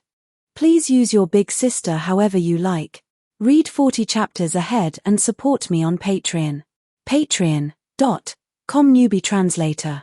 Chapter 43, Chapter 43. 1,720 words. Enchantment magic was nothing short of divine. Marshall's inspiration was rising. No. It's surging. No. It's absolutely exploding. He was riding the greatest high of his life. Marshall. I really can't take any more. Your big sister is finished. I can't keep going. Myra Jane lay collapsed face down in an undignified heap, every limb aching and her entire body drained of strength. She did not want to move another inch. Marshall had spent the past several hours repeatedly testing enchantment magic through Myra's body, and the results had been extraordinarily promising. Ever since learning the spell, he had begun suffering from the delightful illusion that his strength had suddenly skyrocketed. This magic suited him perfectly. Enchantment magic granted various properties and magical effects to objects or living beings. It possessed no direct offensive power of its own and was, in the purest sense, a support magic. Even at level 1, Marshall could easily enchant someone with elemental attributes. The initial enchantment consumed very little magic power, and the person receiving it could supply the energy required to maintain the effect. That meant Marshall could enchant many people at once without much difficulty. When he enchanted Myra with fire, flames obediently burned across her hands. She had never studied fire magic before, yet the flames she produced were fiercely hot. Aside from her inability to eat fire, she hardly looked any different from Natsu, an actual dragon slayer. Marshall tested several other attributes in succession: wood, ice, wind, lightning, earth, and water. Every one of them displayed remarkable power, no weaker than the magic of a mage who specialized in that element. The life property of wood even allowed Myra to absorb vitality from trees and store it inside her body. And that was only enchantment magic's first extraordinary advantage. When Marshall enchanted Myra with an attribute, the resulting power did not primarily depend on him as the caster. It depended on Myra's own magic power. For example, if Myra's ordinary punch dealt 100 points of damage, adding a single point of light enchantment might transform it into a light-enhanced punch dealing 1001. Enchantment magic was not as simple as 1 + 1 = 2. It could multiply a person's existing strength several times over, and it did not even require the enchanter to possess exceptional mastery of the element involved. Advancing elemental magic mainly improved one's understanding and control of that element. Level 3 light magic granted Marshall greater resistance and allowed him to manipulate light more precisely, but if the same amount of magic power were used, there was not a dramatic difference in raw destructive force between level 1 and level 3. That meant Marshall did not need to raise the enormous collection of level 1 elemental spells he possessed. As long as his magic power was strong enough, enchantment magic could draw out the full benefits of each attribute anyway. It was practically cheating. The true limitation was the human body. Myra could not withstand acceleration beyond what her flesh could endure. Flames that burned too hot would injure her. Turning her skin metallic made her body heavier, and an attack exceeding the limits of her defenses would still hurt her. But enchantment magic was not restricted to living bodies. Marshall could enchant objects too. He enchanted a sword with light, then launched it through the air using magic power control. The resulting destruction was comparable to that of a small missile. It carried far more force than Myra's body could ever withstand. Aside from being somewhat inaccurate, it had no real weakness. It was pure damage. Enchanting a sword with fire allowed Marshall to raise its temperature to terrifying levels as long as he continued supplying magic power. The same principle applied to other elements. Enchanted weapons were absurdly powerful. Their only real drawback was the enormous magic consumption. In other words, nearly every apparent weakness came from the person or object receiving the enchantment rather than the magic itself. Enchantment magic was completely unbalanced. And this was only level 1, the most basic possible application. Easy to control, inexpensive to cast, and devastatingly effective. How had this magic not been nerfed? This was what true high-level magic looked like. As for Gildarts's ridiculously difficult to control crush magic? Never heard of it. Simply enchanting a blade with the properties of crush would turn it into a terrifying weapon capable of destroying almost anything it touched without the danger of the spell running wild. The only concerns would be the magic cost and accidentally killing someone beyond any hope of saving them. And all of that was still merely the simplest application of enchantment magic. If that were all it could do, Marshall would not have been this excited. The effects enchantment magic could grant had to come from abilities Marshall already possessed, magic he personally understood. If someone like Natsu learned enchantment magic, he would probably do nothing but pile dragon power onto his own body until he became the ultimate muscle-bound idiot. But in Marshall's hands, the possibilities were practically endless. After all, if there was one thing he possessed in abundance, it was magic. Marshall enchanted a card with a spatial attribute, turning it into a portable storage space capable of holding Myra's entire body. He enchanted Myra with zero gravity and carried her through the air with ease. He enchanted a pen with a fragment of his soul, and it began writing his novel by itself. He enchanted himself with the state of meditation and entered an automatic cultivation mode. Aside from feeling more tired afterward, there were no side effects whatsoever. Then Marshall tried combining it with the script magic he specialized in. Script magic, heal. State enchantment. Marshall wrote a glowing green character in the air, then used enchantment magic to imprint it onto Myra's forehead. Huh. Wait a second, Marshall. I'm almost out of magic power. Myra, who had been lying on the ground covered in small injuries, suddenly jumped to her feet. The cuts and bruises across her body healed visibly, but her face became deeply exhausted. It only consumes magic power? Marshall asked. I think it also used up the energy I absorbed from the trees earlier. So it consumes vitality as well? That isn't a problem. We can simply use both effects together. Marshall could barely keep the corners of his mouth from rising as wild laughter filled his heart. Who said healing magic had been lost? He had just created it. Oh, it was a new form of magic he had invented himself. Then never mind. He still had many more ideas left to test. Marshall picked up an ordinary wooden sword. Script magic, sharp. State enchantment. A glowing character appeared on the blade. Marshall thrust it toward a nearby boulder, and the wooden sword slid effortlessly through the stone until the entire blade was buried inside. Calling it sharp enough to cut through steel like mud would not have been an exaggeration. And this was only a wooden sword. It works better than script magic alone, and the magic cost is lower too. The magical states created through script magic could themselves be enchanted onto other things. That opened even more possibilities. If meditation can be enchanted as a state, could I automate physical training the same way? Could I make my muscles exercise themselves?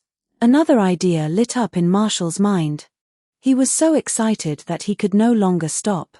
Myra had finally recovered enough to remove the enchanted character from her forehead. She cautiously raised one hand. Big sister's injuries are healed now, but I'm really tired. Marshall, why don't we stop here for today? No. You can't leave yet. Marshall Tilda, I don't have a single drop of magic power left. Myrene Tilda, you promised to spend the entire day helping me test magic. Surely you wouldn't break a promise to your little brother? But it'll be fine. The next tests shouldn't consume much magic power. And if your reserves run dry, I can replenish them through link magic. Phew. All right. Script magic, exercise. State enchantment. Two glowing characters drifted onto Myra's forehead. Her body jolted, and she suddenly began running against her will. What? Why can't I stop? Myra ran circles around Marshall, sweating profusely as panic spread across her face. This isn't right. It's no different from using script magic by itself. Marshall cancelled the characters and fell into thought. At its core, physical training was controlled damage inflicted upon the body, forcing it to activate a process of overcompensation during recovery and become stronger. Strength training and endurance training were also different. One involved tearing muscle fibers and repairing them. The other exhausted the body and forced it to adapt. If Marshall wanted to improve the body as a whole, he would need to consider not only the destruction and reconstruction of muscle fibers, but also the development of mitochondria, capillaries, and countless smaller systems. Wait. Didn't that simply mean injuring the body and then healing it? Marshall's eyes lit up. He had an idea. Myra, come on. Let's absorb some vitality from the trees first. Still dazed, Myra followed Marshall deeper into the forest. It hurts. It hurts so much. Myra's agonized screams echoed through the woods. Some time later. That concludes today's testing. I collected some excellent data. Marshall nodded with satisfaction. You can go home now. Come back tomorrow and help me continue the experiments. Myra lay crumpled nearby like a discarded rag, her eyes unfocused and her entire body trembling from the ordeal.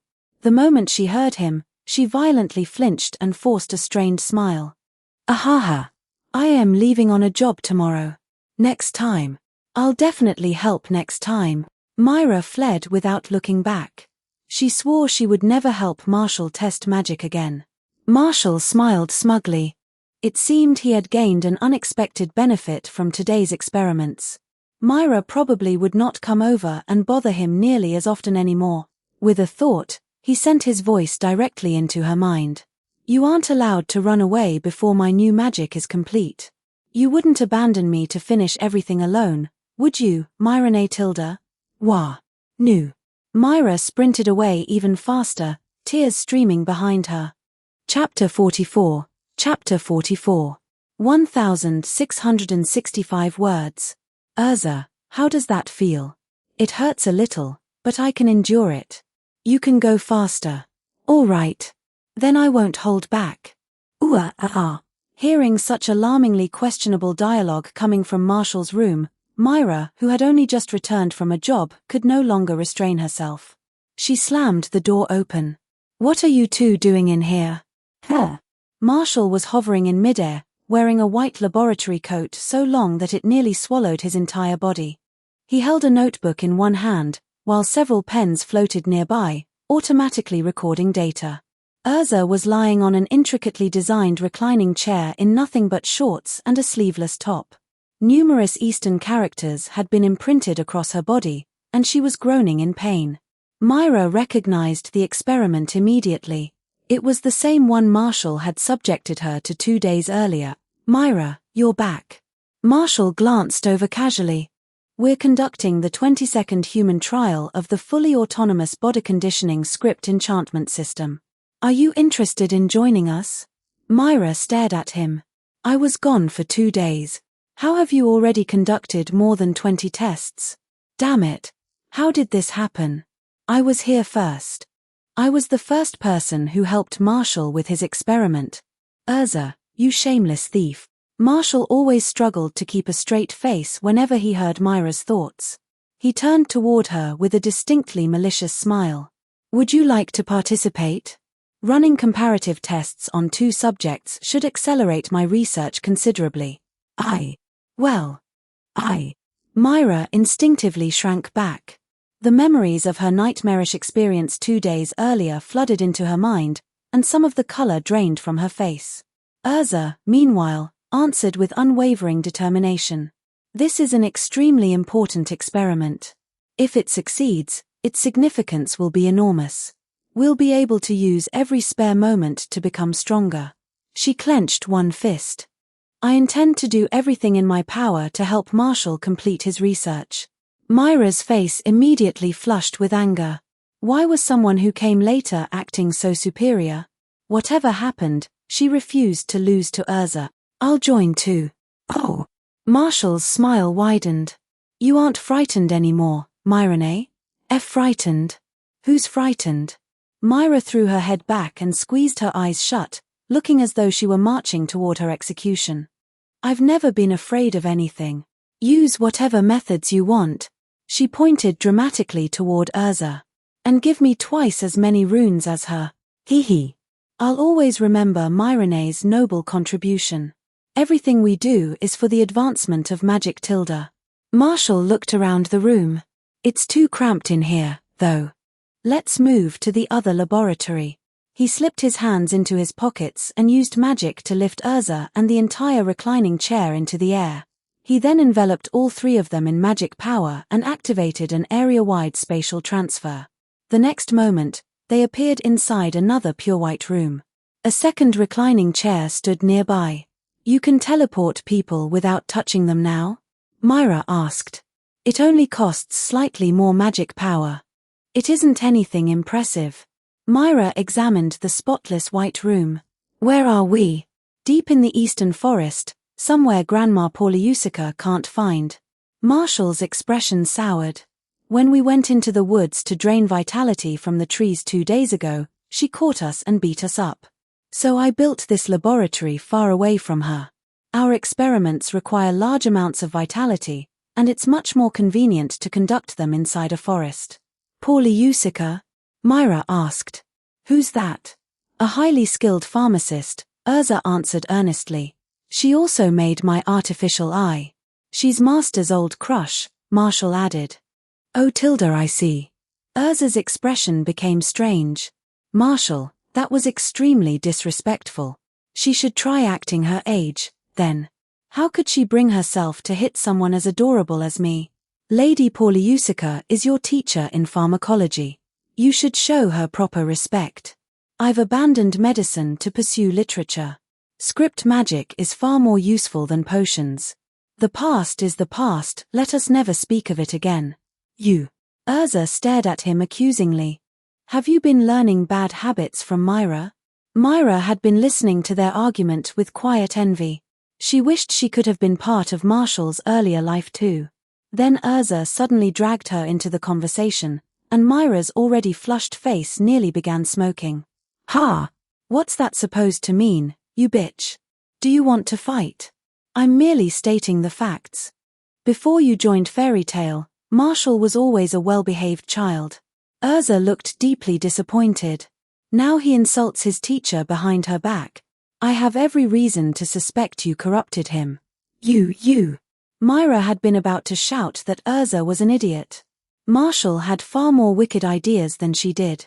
If anything, he was the one corrupting everyone else. Then another thought occurred to her. Wait. This idiot doesn't know Marshall's true personality. Myra nearly laughed aloud. Then I've already won by a landslide. What could she possibly use to compete with me? So what if I did? Myra declared proudly. Of course Marshall and I are close. Who would want to spend time with a stiff, muscle-brained gorilla like you? She placed one hand on her chest. I'm Marshall's closest big sister. Urza's eyebrows rose sharply. Your personality is terrible, Myra. Marshall is still a child. I expect you to stop teaching him bad habits. Her gaze hardened. Otherwise, as Marshall's most responsible sister, I'll have no choice but to keep you away from him. Hey. Go ahead and try. Do you honestly think I'm afraid of you? You'll regret this, Myra Jane. I'm his real big sister, Urza. Marshall watched the two girls argue over him with great interest. Far from panicking, he was thoroughly entertained. As long as the flames did not spread to him, he quite enjoyed watching women fight. Unfortunately, they still had work to do. It was time to calm them down. All right. Both of my big sisters should stop arguing. We still have experiments to conduct. Marshall smiled sweetly. If you truly want to compete, why don't you test your willpower instead? His eyes curved into cheerful crescents. We can see which of you lasts longer during the experiments, Tilda. It was a spectacularly heartless suggestion. Unfortunately, Urza and Myra could see only each other. Fine. Who's afraid of you? Apparently, they cared even more about defeating one another than they did about Marshall. He was delighted. Where else could he find such energetic and enthusiastic little volunteers? The experiments were not truly dangerous, but they were undeniably painful. Marshall sincerely appreciated their sacrifices. Otherwise, he would have needed to endure all that pain himself. Their contributions would never be forgotten. Then let's begin immediately, Tilda. 3 months later, inside the white laboratory in the forest. Script magic, injury. Script magic, heal. Script enchantment. Marshall wrote 2 characters in the air, one glowing blood red and the other a soft green. The red character settled against Urza's chest, while the green one sank into her back. Together, they formed a unique, repeating magical cycle inside her body. One slowly damaged muscle tissue throughout her body, while the other consumed stored vitality to repair that damage. The spell rotated through predetermined muscle groups at fixed intervals, systematically damaging and rebuilding each section to produce the effects of carefully planned physical training. Fully automatic, one-button activation, perfect for passive training. A blessing for lazy people everywhere. This was the ultimate magic Marshall had named, Script Enchantment, fully autonomous body conditioning system. How does it feel? Urza rose from the reclining chair and carefully examined the changes within her body. After a moment, she opened her eye with satisfaction. Very good. There's a faint tingling sensation, but it isn't particularly painful. The magic consumption is also low enough that it won't interfere with everyday activity. She smiled. Marshall, you succeeded. I'd say I'm only halfway there. Marshall began organizing the documents. This spell isn't universally applicable. To use it safely, I need detailed information about the target's body. It can't be applied casually like ordinary enchantment magic. At the moment, I can only design this system for the two of you. He finished storing the files, then climbed onto the reclining chair himself. Come on. Help me collect my physical data. My body is much weaker than either of yours, so I'll probably need to design an entirely different version. We've already succeeded twice, Urza said. The process should become smoother from here. Pop Tilda. A magic circle beside them suddenly lit up. Myra appeared above it, holding a card in one hand. I'm back, Tilda. I brought lunch. She looked toward Urza. Oh. Did Urza's version succeed too? The card she had used was a card magic, one-way teleportation card. To make traveling to the laboratory deep in the forest easier, Marshall had combined enchantment magic, card magic, and spatial magic to create his own version of a return scroll. Activating the card instantly transported its user to the designated location. It was extremely convenient. Yes, Urza replied. Mine is complete. Marshall is next. Huh. Can't you just apply one of our spell templates to him? No. Our body are far too different. Urza looked toward Myra. And your version was specifically designed around your demand that the training never produce visible muscles. It has almost no value as a reference. What normal girl would want to build an entire body of muscles just for strength? Myra said dismissively. You don't count, you damn gorilla. She shook her head, then suddenly remembered something amusing. Oh, right. Something funny happened today. Myra grinned. Natsu found an enormous egg in the forest. He claims it's a dragon egg, and Lizana said they should try hatching it. Marshall abruptly looked up. An egg. Read 40 chapters ahead and support me on Patreon. Patreon.com newbie translator. Chapter 45. Chapter 45. 1,309 words. Marshall glanced over the data he had collected on his own body, compared it with the enchantment strength used for the other two, and finally applied a much weaker version of the spell to himself. Hiss. The moment it activated, he nearly cried out. It felt as though countless tiny blades were tearing through his muscles. Wait a damn minute. Urza didn't even consider pain at this level worth calling a tingle, and Myra had endured several times this intensity without so much as furrowing her brow. Am I the problem here, or are they the ones who aren't normal? Marshall clenched his teeth and forced himself to endure. If two girls could tolerate several times the pain he was experiencing, it would be far too humiliating for him to give up now. Marshall, how does it feel? Urza asked. It's fine. I just need a little time to adjust. His body remained rigid as he forced out each word, his gaze fixed firmly on his status panel. After waiting for a while, he saw the upper limit of his energy increase by 1 point. Only then did he breathe a sigh of relief. As long as it worked, he could tolerate this much pain. It was only physical discomfort. Hardly worth. Marshall. Eek. Urza tried to pat him on the shoulder, only for Marshall to let out an embarrassingly high-pitched squeak the instant her hand touched him. Heh. Does it hurt that badly? Urza quickly pulled away. I'm sorry. No. It's fine.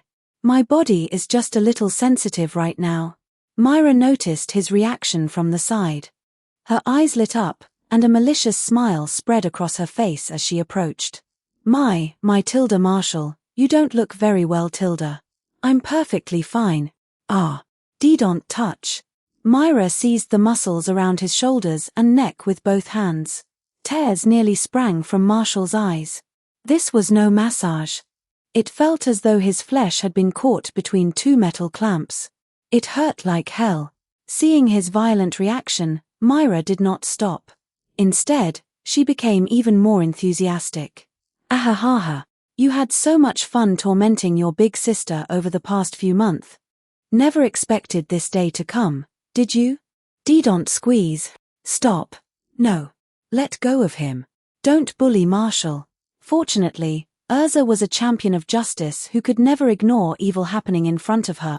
She immediately moved to rescue him. She grabbed once, twice, 3. Wait, Urza's iron grip missed Myra and closed around Marshall instead, whom Myra had shamelessly pulled in front of herself as a shield. The next moment, Marshall vanished. All that remained in Myra's hands were the white laboratory coat and shirt she had been clutching. Marshall had fled. This is all your fault. Myra shouted. You muscle-brained gorilla. Look how badly you hurt him. I'm sorry. I'll go apologize to Marshall. Urza immediately began to panic. That last scream had sounded genuinely miserable. Afraid she had truly injured him, she turned to look for him only to stop after taking a single step. When she glanced back, she saw Myra lift Marshall's shirt to her face and take a suspiciously deep breath. Her expression looked deeply concerning. Myra, give me Marshall's clothes. What? No. They're my spoils of war. I'm returning them to him. There is absolutely no chance I'm leaving them with you. Hey. Come and take them if you can. I'll die before I surrender this shirt. You idiot. Have at least a little shame. Mind your own business, you meddling hypocrite. Get lost. The two girls immediately started fighting in the forest again. Meanwhile, Marshall had teleported back to his bedroom out of sheer humiliation. He lay curled into a ball on the floor, shirtless and trembling uncontrollably. There was no deeper reason for it. It just hurt like a motherfucker. Across both of his lives, Marshall had never truly suffered much physical hardship. The pain had been so intense that tears were still leaking from his eyes. Ooh! Hiss. Does this spell also increase physical sensitivity? That was completely pathetic. It took quite some time for him to recover. The dense vitality stored inside his body continuously repaired the damage, so the worst of the pain never lasted long. However, the persistent tearing sensation created by the spell could not be avoided. The side effect was difficult to tolerate, but the benefits were easily worth the suffering. Judging from the changes in Urza and Myra over the past few months, the spell's effects were undeniable. Their physical abilities had been increasing at a steady rate. It could only raise basic physical values. It did nothing for reflexes or nervous system response, so merely increasing constitution without agility would not directly improve close-quarters combat skill. But raw physical growth was exactly what Marshall needed. His magic power development had been restricted by the limits of his body for far too long. He desperately needed to break through that ceiling. Then he noticed something else. At some point, his skill body conditioning LV1 had changed into body conditioning magic LV1, 96.7%. The skill's name had changed again. That was excellent news. It meant the system officially recognized the spell Marshall had created and recognized it as a new, independent branch of magic rather than a mere combination of existing systems. His hard work had finally paid off. It really had not been easy. Marshall's mood immediately improved. Even the tearing pain throughout his body seemed to dull, while his inspiration continued climbing. He summoned Virgo and asked her to bring him another shirt. After getting dressed, he was about to lie down and rest when he stopped beside the bed. There was an egg on it. Virgo, where did this egg come from? Little master, it was already there when you summoned me. Did you not bring it home? What? No. Marshall hurriedly checked every rune enchantment and security spell he had placed around the room. There were no signs of intrusion. How was that possible? Someone had bypassed all his defenses and placed an egg directly on his bed. Marshall approached cautiously. Only then did he notice an exquisitely crafted box sitting beside the egg, with a letter tucked beneath it. He opened the letter. To whom it may concern. Please look after this child for a while. I will return to collect her in the future. The box contains compensation that should satisfy you. Please accept it without reservation. A mysterious person. Marshall stared at the signature. What kind of idiot signed a letter with a mysterious person? Were they mentally ill? Still, anyone capable of entering his bedroom without disturbing a single spell had to be overwhelmingly powerful. Most likely, this was someone Marshall could not afford to offend. So, an unknown powerhouse had broken into his home to leave an egg in his care. What was that supposed to mean? Wait. Myra mentioned that Natsu found a large egg too. Could this be the same kind? Marshall held the letter, his expression shifting repeatedly. Eventually, he sighed and picked up the ornate box. He might as well see what compensation this mysterious person had left. If it was unsatisfactory, he could always throw the suspicious egg away later. The moment Marshall opened the lid, however, a blinding light erupted from inside. Before he could react, the radiance shot directly toward him and vanished into his chest. Marshall jumped in alarm and began frantically patting himself down. Virgo, do I look different anywhere? Did you see that light just now? You appear unchanged, little master. I saw the light enter your chest before disappearing. What the hell was that? Marshall suddenly froze. He knew what it was. The system had given him the answer. Dragon Seed, 1. Dragon Power LV0, 11000. Chapter 46. Chapter 46. 1451 words. I'm definitely raising this egg. The moment Marshall saw his payment, he made his decision without hesitation. What mysterious stranger? That was a god delivering treasure straight to his door. If Marshall had known the reward would be this valuable, he would have agreed to care for 2 eggs, let alone 1. Why had he spent so long suffering through the development of body conditioning magic? Because he couldn't learn Dragon Slayer magic. Yet no sooner had he completed his new spell than some unknown Good Samaritan delivered the exact dragon seed he needed. Who could possibly understand the joy of having a gift like this fall straight out of the sky? Wait. Isn't this a little too convenient? Marshall forced himself to calm down. He had always believed that every gift from fate came with a hidden price attached. A free meal this generous was honestly rather frightening. But no matter how long he thought about it, he could not imagine what anyone could possibly want from an 8-year-old child. He had barely traveled beyond Magnolia since arriving in this world, so there was no chance he had unknowingly befriended some powerful benefactor. Unless, could they be a fan of my novel? Marshall almost laughed at his own ridiculous idea. Since thinking about it led nowhere, he decided not to obsess over the mystery for now. The benefit he had received was real, and examining this gift from fate would be far more productive than indulging in endless speculation. Based on his observations of Natsu, dragon slayers possessed 2 primary traits. The first was a dragon-like body capable of producing attacks infused with the dragon attribute. The second was the ability to devour a particular element. To test whether he had truly learned Dragon Slayer magic, Marshall only needed to see whether he could consume an element himself. The knowledge he received when he invested inspiration into Dragon Slayer magic indicated that the element a Dragon Slayer could devour was closely tied to the attribute of their dragon seed. So what attribute did this dragon seed possess? Marshall looked around the room, searching for anything that gave him the instinctive feeling that it was edible. Water. He wanted to drink it. Fire. He wanted to eat it. Wood. Also edible. Dirt. Strangely tempting too. That can't be right. Marshall froze. Why did everything suddenly look delicious? Grow roll. His stomach growled loudly. Virgo, who had been standing nearby awaiting instructions, tilted her head.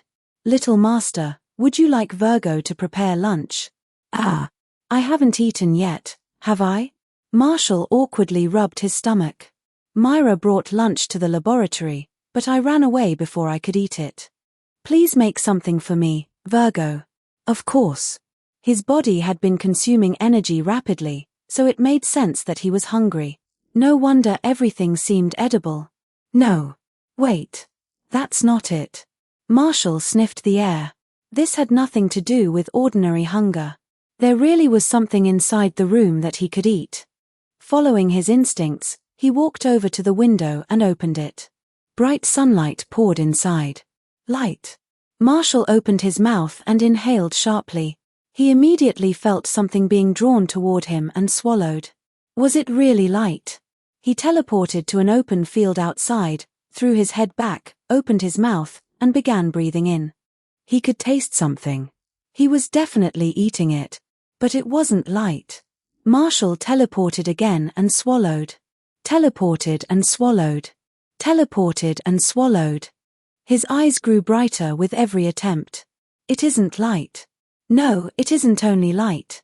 It's space. What I'm consuming is the spatial energy released whenever I teleport. That explained everything. The dragon seed possessed a spatial attribute. Did that mean the magic available to him would be Space Dragon Slayer magic? Even the attribute was perfectly suited to him. Wasn't this gift a little too perfect? Marshall was delighted, shocked, and increasingly suspicious all at once. His curiosity about the mysterious benefactor grew even stronger. Spatial dragon power might finally compensate for his lack of offensive spatial magic. Teleportation was Marshall's specialty, but techniques such as spatial blades, dimensional severing, or shattering space itself remained beyond him. He desperately wanted to create them. But he simply couldn't. However, Marshall had also felt something when he tried swallowing light. The quantity was extremely small, but he had unquestionably consumed a little of it. Apparently, he could eat light as well. Do space and light truly share some deeper connection in this world? Marshall sank into thought. If that were true, Perhaps relativity also applied within this magical world.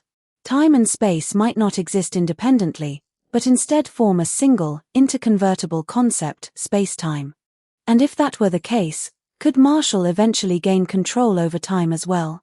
It would also explain why his affinities for spatial magic and light magic were so similar. Perhaps his talent had never been divided between two separate attributes. Maybe he had always possessed only one true affinity, space-time. In other words, the dragon seed might not have come from a space dragon at all. It could have belonged to a space-time dragon. Space-time dragon slayer magic? Marshall clicked his tongue. That name sounded almost excessively chosen by destiny. Announcing something so grand would practically invite people to target him. Since he could consume light anyway, he would simply call it Light Dragon Slayer magic whenever anyone asked. Marshall checked his skill panel. Despite his new theory, Spatial Magic LV3, Light Magic LV3, and Time Magic LV1 remained completely separate. There was no indication that they intended to merge. Apparently, believing something hard enough was not sufficient to solve every magical mystery. Marshall created a mass of spatial magic power in his hand and tried taking a bite. Nothing happened. As expected, dragon slayers gained nothing from consuming their own magic. It also tasted vaguely nauseating. He would need to find someone else capable of preparing a few spatial snacks for him. After returning to his bedroom, Marshall finally turned his attention back to the mysterious person's request. The egg. Its shell was covered in pink markings that matched his hair surprisingly well. But what kind of egg was it? Living creatures were the subject Marshall understood least in this world. He genuinely could not identify what species it belonged to. Still, he had already accepted an extremely generous payment. Whatever eventually hatched from the egg, he had decided to raise it. Urza hurried into his house shortly afterward. She lowered her head guiltily and held out a ruined scrap of fabric. "Marshall, I'm extremely sorry. Your clothes were damaged." She bowed more deeply. "And I accidentally hurt you earlier. Please forgive me." ? Marshall began sweating as he stared at what little remained of his shirt. He could practically imagine everything the garment had endured. "It's fine. It didn't hurt that much. I merely teleported away on reflex, so you don't need to worry. Little master, lunch is ready." "Marshall, I brought your lunch." The two voices sounded almost simultaneously. Outside the room, Virgo stood face to face with Myra, who was carrying a lunchbox. Virgo's expression remained perfectly blank. Myra's eyes, however, concealed unmistakable murderous intent. Marshall fell silent for a moment before casually accepting Myra's lunchbox. "Body conditioning magic consumes a lot of energy, so my appetite will probably increase considerably from now on." He smiled as though nothing unusual were happening. "I might as well start adapting early. Why don't we all eat together?" Myra immediately gave him a radiant smile. "Sure. I'm hungry after that fight too." Urza folded her arms and frowned. "I suggest punishing Myra by refusing to give her any food." "What?" Myra snapped. "Urza, you tin-can bitch." "Marshall, did you hear what she said? You're the problem." Urza shot back. "Stay away from Marshall. I'm genuinely afraid you'll corrupt him." Marshall had long since become accustomed to this sort of arguing between them. Sometimes, even when he did nothing at all, the atmosphere around these people caused his inspiration to increase dramatically. It was hardly any slower than the gains he received from learning Dragon Slayer magic. During lunch, Marshall told them about the egg that had mysteriously appeared in his bedroom. Both girls immediately became interested and began offering increasingly imaginative theories about the stranger's identity. Afterward, the three gathered around the pink egg and examined it from every possible angle. None of them could identify what kind of creature it belonged to. With no better clues available, they returned to the Guildhall together, intending to compare it with the large egg Natsu had found and determine whether the two were the same kind. Chapter 47. Chapter 47. 1,391 words. This egg really does seem to be the same species as Marshall's. Yeah. Aside from the color and markings, they're almost identical. After arriving at the Guildhall, The three of them gathered around Natsu's egg and examined it from every angle. Myra even stepped forward and tapped the shell with one finger, nearly giving Natsu a heart attack. Hey, Myra, what are you doing? What if you crack it? This is a dragon egg. I'm going to hatch it. A dragon egg? Marshall's nerves immediately went on high alert. Did a dragon leave its egg in my room? Is that why I was given a dragon seed as payment? Natsu, how do you know it's a dragon egg? Can you sense something from it? Natsu pointed at the pattern on the shell. Doesn't that look like a dragon's claw? That means it has to be a dragon egg. Everyone fell silent. Marshall covered his eyes, then smiled in resignation. He must have lost his mind to place any faith in Natsu's judgment. Anyway, I'm hatching it, Natsu declared. Do any of you know how? Master's too stingy to help me. Makarov extended one arm with his staff and smacked Natsu over the head. You idiot. I already told you that magic must never be used to profane life. Life is born from love, and love is the greatest magic of all. I don't understand any of that. Urza planted her hands on her hips and smiled. Natsu, you spend all your time destroying things. This is a good opportunity to learn what it means to nurture a new life. She gestured toward the egg. What Master means is that you can't hatch it by forcing the process with powerful magic. You need patience and genuine care. Myra immediately spoke in a syrupy, mocking tone. My Tilda Urza certainly enjoys giving speeches. Aren't you the most violent person in the entire guild? Urza slowly turned toward her. Myra, did our earlier fight not satisfy you? Come on, then. You think I'm scared? The two girls immediately vanished into a cloud of dust and flailing limbs. Gray, who had been beaten often enough that he now pretended to be friendly with Natsu whenever Urza was nearby, muttered under his breath. Hypocrite. She acts like that and still tells us not to fight. For once, Natsu wholeheartedly agreed with him. Exactly. Damn it. One day I'm going to beat both Urza and Myra. While they complained together, Lizana approached Marshall, who had floated into the air for a better look at Natsu's egg. Marshall, my sister said you have an egg like this too? What? Natsu exclaimed. Seriously? You have one too? Marshall nodded. Yes. It suddenly appeared in my room today. Where did you find yours? In the eastern forest. Natsu's eyes widened. Do you think your egg and mine are brothers? Lizana looked at Natsu's pink spikes pointing upward, then at Marshall's soft pink hair falling neatly downward. She covered her mouth and giggled. Natsu and Marshall do look a little like brothers. Tilda, my brother, sister, and I all have white hair, while both of you have pink hair. Natsu stared at Marshall as though seeing him for the first time. You're right. Your hair is the same color as mine. Marshall had no desire to become brothers with the brainless, perpetually angry Natsu. He was intelligent and cheerful. Thank you very much. Why don't we focus on figuring out how to hatch the egg? Lizana eagerly raised her hand. I'll help too. I read in a book that eggs need warmth to hatch, so, Natsu, what are you doing? Before she could finish, Natsu breathed a stream of fire directly onto the egg. He blinked at her. You said it needed warmth.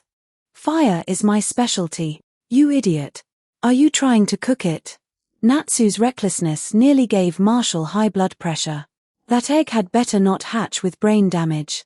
There was no chance he would ever allow Natsu near his own egg. The warmth Lizana means should be close to body temperature. It can't be too hot or too cold. Marshall began counting the requirements on his fingers. An egg also needs stable humidity, enough moisture, proper ventilation around the shell, and occasional turning to prevent the contents from sticking. Lysana's eyes grew brighter with every word, sparkling with admiration. Marshall really is amazing. You know so much.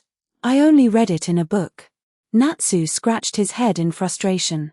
Does it really have to be that complicated? Marshall, you must have some way to do it, right? Help me. Marshall truly had no defense against Natsu's straightforward, naturally idiotic personality. He sighed. Fine. Everyone follow me. A large group of children immediately poured out of the Guildhall, all eager to watch. The children of this generation really get along well, Tilda. They certainly do. Youth is wonderful, Tilda. Laxus, aren't you going with them? Get lost. Marshall led the group to an open area near his home and chose a suitable location. Then he began construction.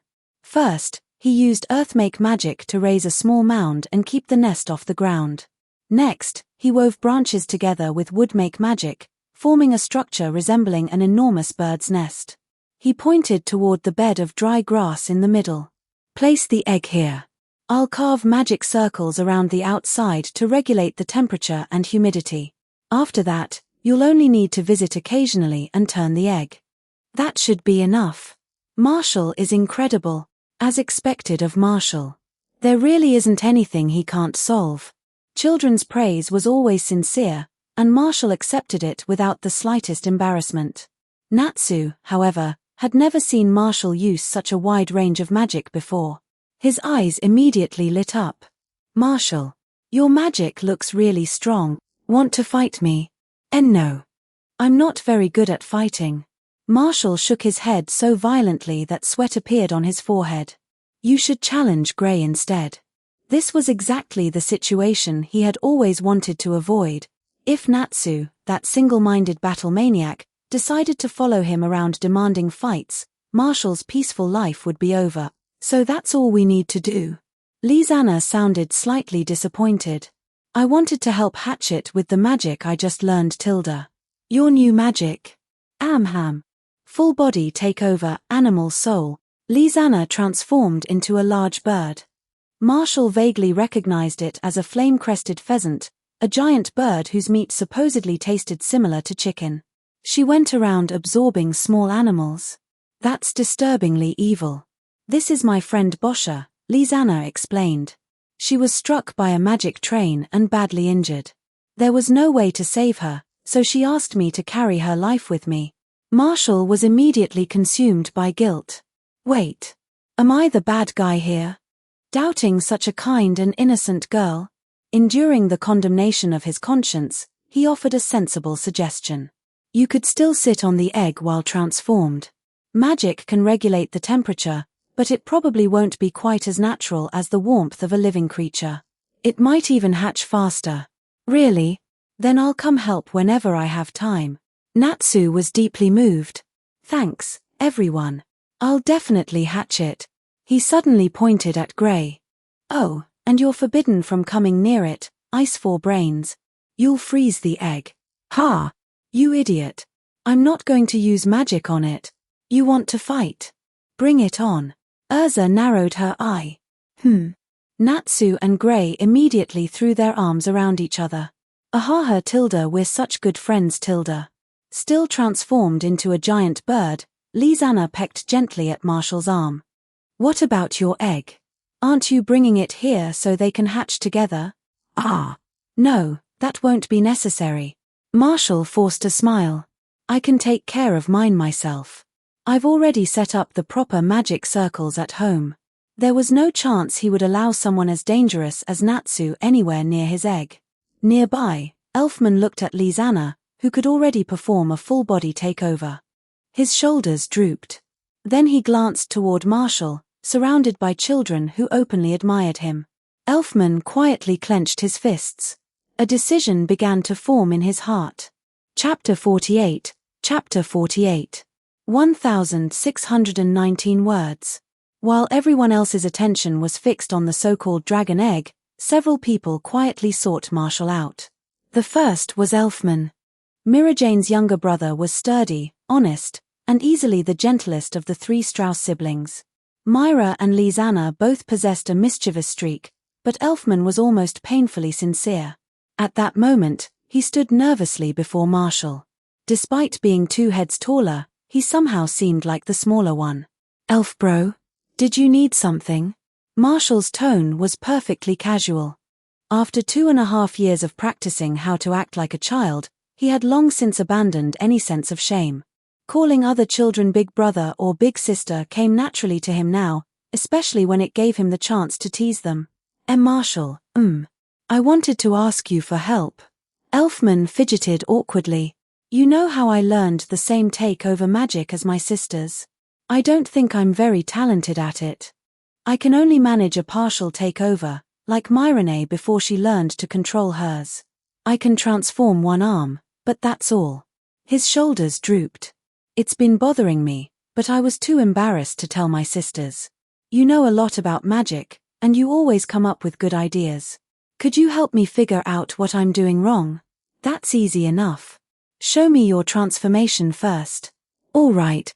Take over, animal soul. Elfman had absorbed the soul of a bear that Natsu helped him capture in the forest.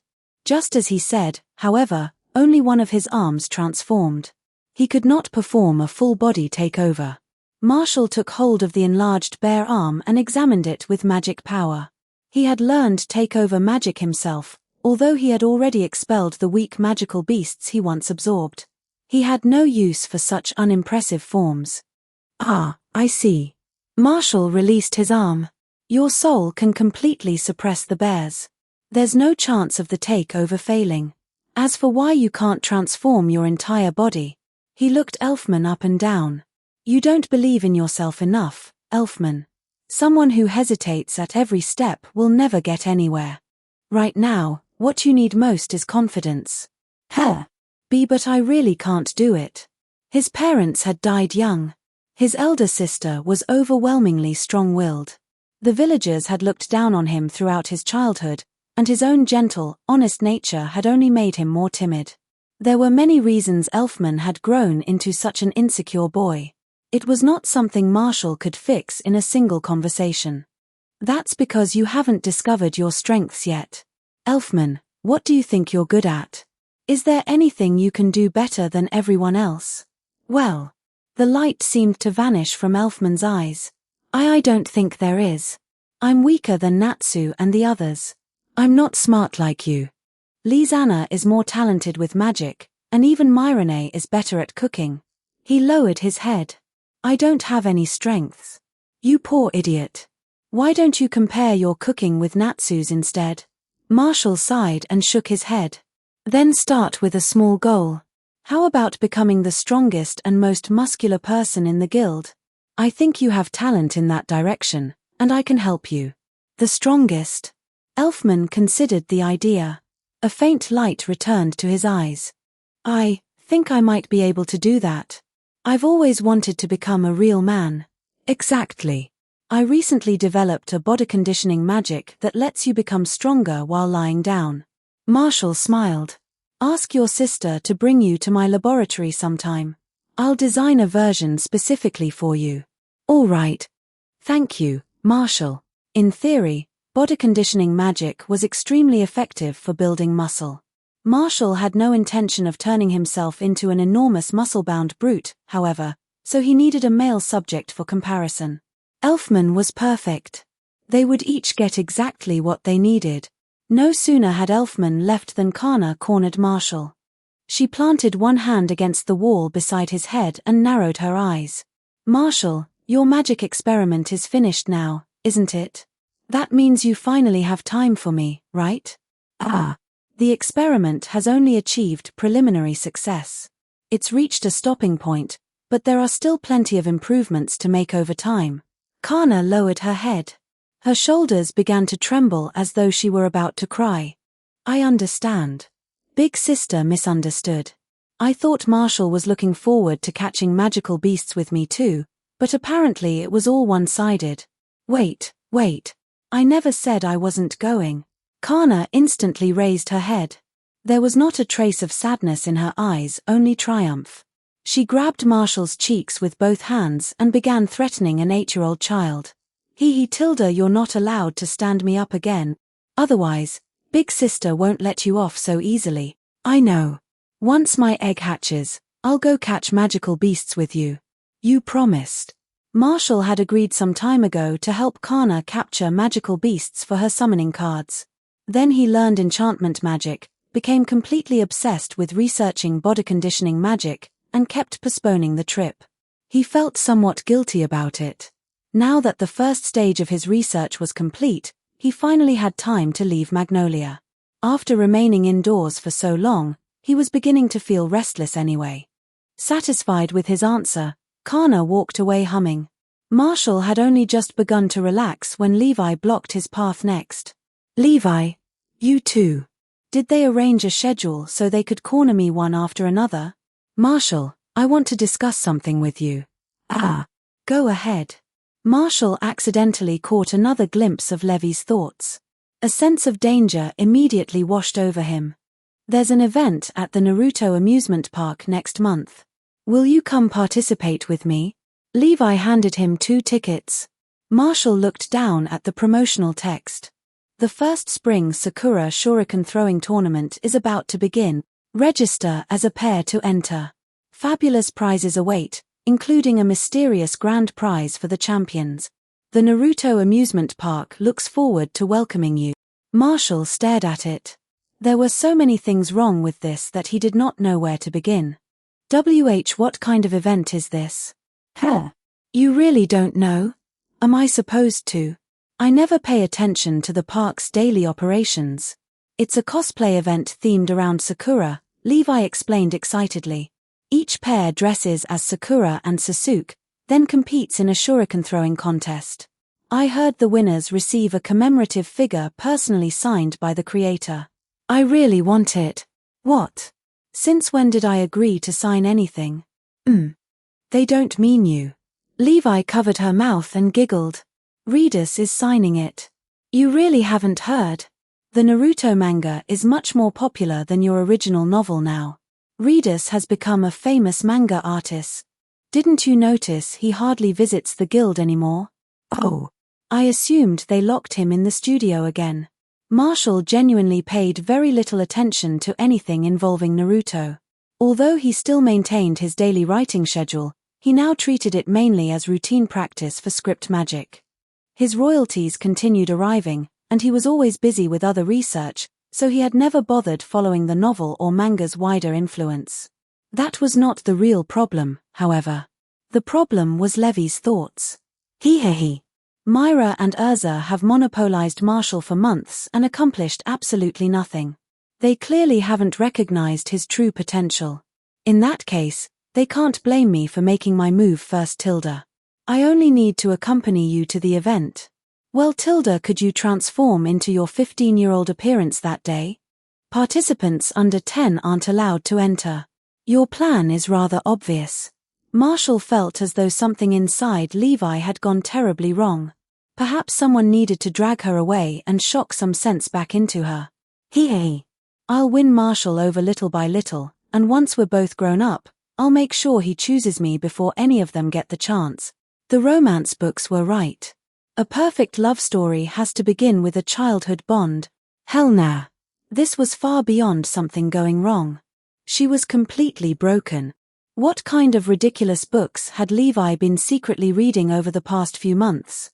Marshall had thought Myra and Urza were already difficult enough to handle. He had never expected the true heavyweight to be waiting here. What is wrong with every child in this guild? Could I choose not to go? Why? Levi's expression immediately became pitiful. Marshall doesn't want to help me anymore? Were all pretty young girls naturally gifted actresses? If Marshall had been unable to hear her thoughts, her innocent, wounded expression might genuinely have deceived him. Cold sweat rolled down his face as he realized something extremely serious. He could not find a reasonable excuse to refuse.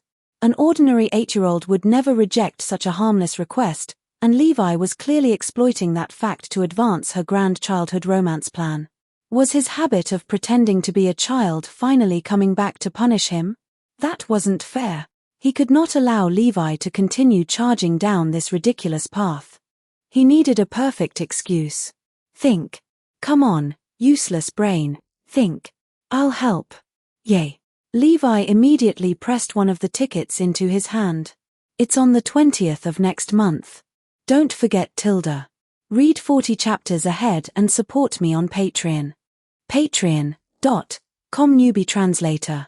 Chapter 49. Chapter 49. 1,331 words. Marshall's agreement with Levi was only a temporary compromise. His brilliant mind told him that if he couldn't refuse the date outright, Then he simply needed to sabotage it indirectly. When the time came, he would invite a few good friends along to liven things up. Gray could cosplay Sasuke, and Natsu would make an excellent Sakura. Over the next few days, Natsu barely left his egg's side. This greatly irritated Myra, who was already unhappy with their new neighbor. She insisted that Natsu was corrupting Lizana and repeatedly suggested that Marshall move the hatching nest into the forest. Marshall ignored her latest impulsive demand. He had an egg of his own to care for. The sounds coming from inside it were growing louder with each passing day. Marshall could now even hear faint, indistinct thoughts, which proved that the creature inside possessed intelligence. Could it really be a dragon egg? Another matter left Marshall mildly depressed. He had designed a customized body conditioning spell for Elfman. That itself was not particularly troublesome. The problem was that Elfman apparently did possess an unusual talent after all. The intensity of his body conditioning magic had already surpassed Urza's by a considerable margin. Just as Marshall began worrying that the spell might be too much for him, Elfman calmly said he could endure an even stronger setting. Marshall began questioning his entire existence. Elfman's training intensity was more than 7 times greater than his own. That meant the pain should have been at least 7 times worse, yet the boy endured it without making a sound. Could I really be the problem? Am I actually that weak? That incapable of enduring hardship? The thought troubled Marshall, but he had no intention of increasing his own training to Elfman's level. That was unquestionably excessive. Still, he gradually began raising the intensity of his body conditioning magic after discovering a way to reduce the suffering. Soul magic, thought projection. A thought projection differed somewhat from a shadow clone. Although it created a duplicate nearly indistinguishable from the original, the projection and the main body shared a single synchronized consciousness rather than developing separate minds. That meant if Marshall invested more magic power and attention into the projection, the sensations reaching his real body became dulled. He barely noticed the pain. He could even send the projection away to conduct research and experiments while his real body stayed in the Guildhall playing with the others. Both bodies could practice magic simultaneously, granting him twice the experience and twice the happiness. Thought projections and shadow clones each possessed advantages and disadvantages, but thought projections were clearly better suited to Marshall. Today, his main body was working as a server in the Guildhall. Since most of his mental processing was currently devoted to the projection, his original body was better suited to simple tasks that required little thought. Marshall was discussing the advantages and weaknesses of light magic and lightning magic with Laxus when Natsu came charging toward him with the egg clutched in his arms. Marshall, help! My egg is breaking. Numerous hairline cracks had appeared across the shell, which was trembling continuously. Marshall could already hear the restless little creature inside. Natsu, calm down. Your egg isn't damaged. It's about to hatch. What? It's finally coming out. Natsu's panic instantly transformed into excitement.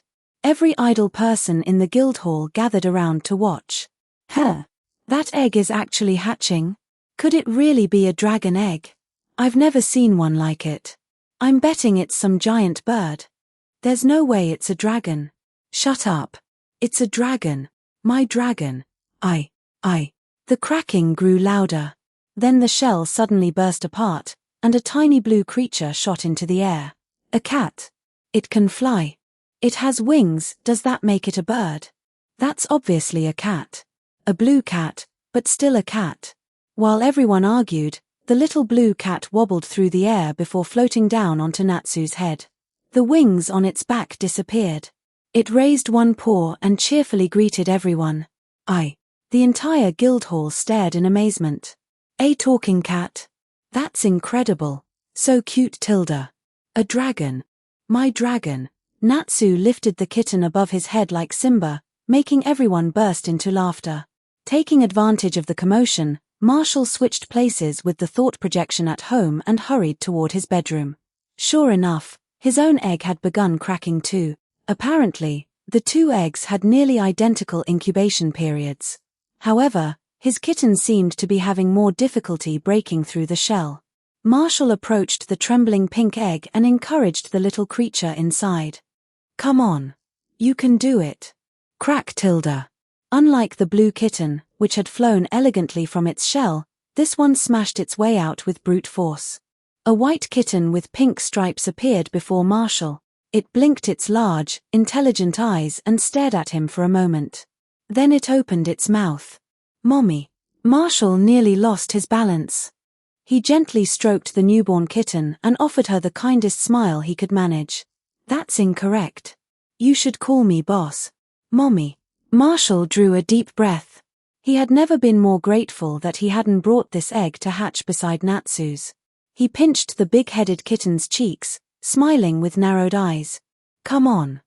Repeat after me, boss." "Mo." "Be boss." "Excellent. What an intelligent little cat." Marshall lifted her to inspect her more closely. "Oh, you're a girl. What should I name you?" I supposed I called you Ruby from now on." Back at the Guildhall, everyone was also urging Natsu to choose a name for the blue kitten. "I've decided," Natsu declared at almost the same moment. "This guy's name is Happy." The blue kitten and the white and pink kitten received their names almost simultaneously. Marshall was not disappointed that his egg had failed to produce a dragon. This was a talking magical cat. How could any traditional mage call himself complete without owning a cat? Admittedly, his cat was white rather than black, but that was hardly important. He would raise Ruby into the strongest magical cat in the world. "Come on, Ruby. Boss is going to give you a bath and teach you how to speak." Boss." "Very good. But remember, Ruby, you're a cat. That means you should add Naya to the end of your sentences. Understand?" "Nya boss." No. Put the Naya at the end." "Boss. Naya. Ha ha ha." "Exactly. You're so clever, Ruby. You already seem much smarter than Natsu's stupid cat Tilda." Boss. Naya. Excellent. Such spirit deserves a reward. I'll make you something delicious tonight." Marshall paused. "Oh, right. I don't know how to cook." He immediately raised his voice.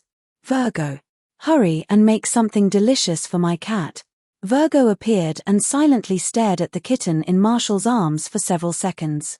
"Little master, I do not believe this kitten can eat solid food yet. She should be given milk." That sounds right." Marshall nodded. "Then please buy plenty of milk. Oh, and get a magic refrigerator while you're out." "Understood." The sudden addition of a small creature requiring constant care had made even Marshall, who normally cared little about food or domestic life, unusually attentive to his household. He held Ruby up and examined her from every angle, becoming more satisfied the longer he looked. He owned a cat now. When Marshall acquired a cat named Ruby, what would he naturally do next? He stared intensely into her eyes. "Ruby, as a cat, you must always remember your sacred duty. You need to learn how to cook, clean the house, and set trap." Marshall raised one finger solemnly. "Most importantly, you must learn how to take care of me." "Why yes, boss." "Ruby, don't hesitate. Believe in yourself. I know you can become an all-purpose cat." "Yes, boss." "Naya, grow up quickly, Ruby. Once you're bigger, we'll hunt magical beasts together." "Yes, boss." "Naya." Chapter 50. 1359 words. Urza had been in an excellent mood lately.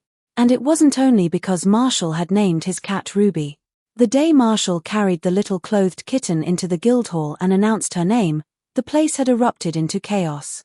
Natsu and the others constantly teased Urza about how fond she seemed of Ruby, but she didn't care. In fact, she adored the kitten not merely because Ruby was cute, but because Marshall had proudly introduced her as a new member of his family. To Urza, it felt as though the bond between her and Marshall had grown even stronger. Of course, that alone wouldn't have been enough to keep her this happy. What truly delighted her was that Marshall had finally stopped burying himself in magical research and started training with her. That alone could have kept Urza cheerful for an entire month. Very few mags in fairy tale used traditional weapons, so Urza had never had many suitable training partners. The fact that Marshall was willing to practice with her made her genuinely happy. And to her surprise, he wasn't merely playing around for novelty's sake. He was remarkably talented with weapons too. At first, Marshall had asked her to teach him how to use a katana. Somewhere along the way, however, he had suddenly become extremely excited and started asking about spearmanship instead. After only a few days, he could already handle a long spear with impressive confidence. He could even exchange several proper moves with Urza now. Ha! Clang! Spear and sword collided. Because of his smaller body, Marshall was driven several meters backward, but there was no disappointment or frustration on his face. Only excitement. And pure delight. The reason was obvious.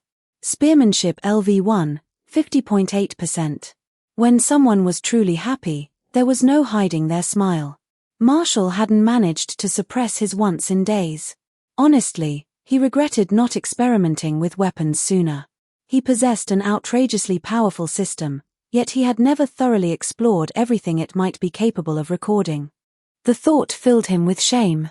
Why had he assumed it could only register magical skills?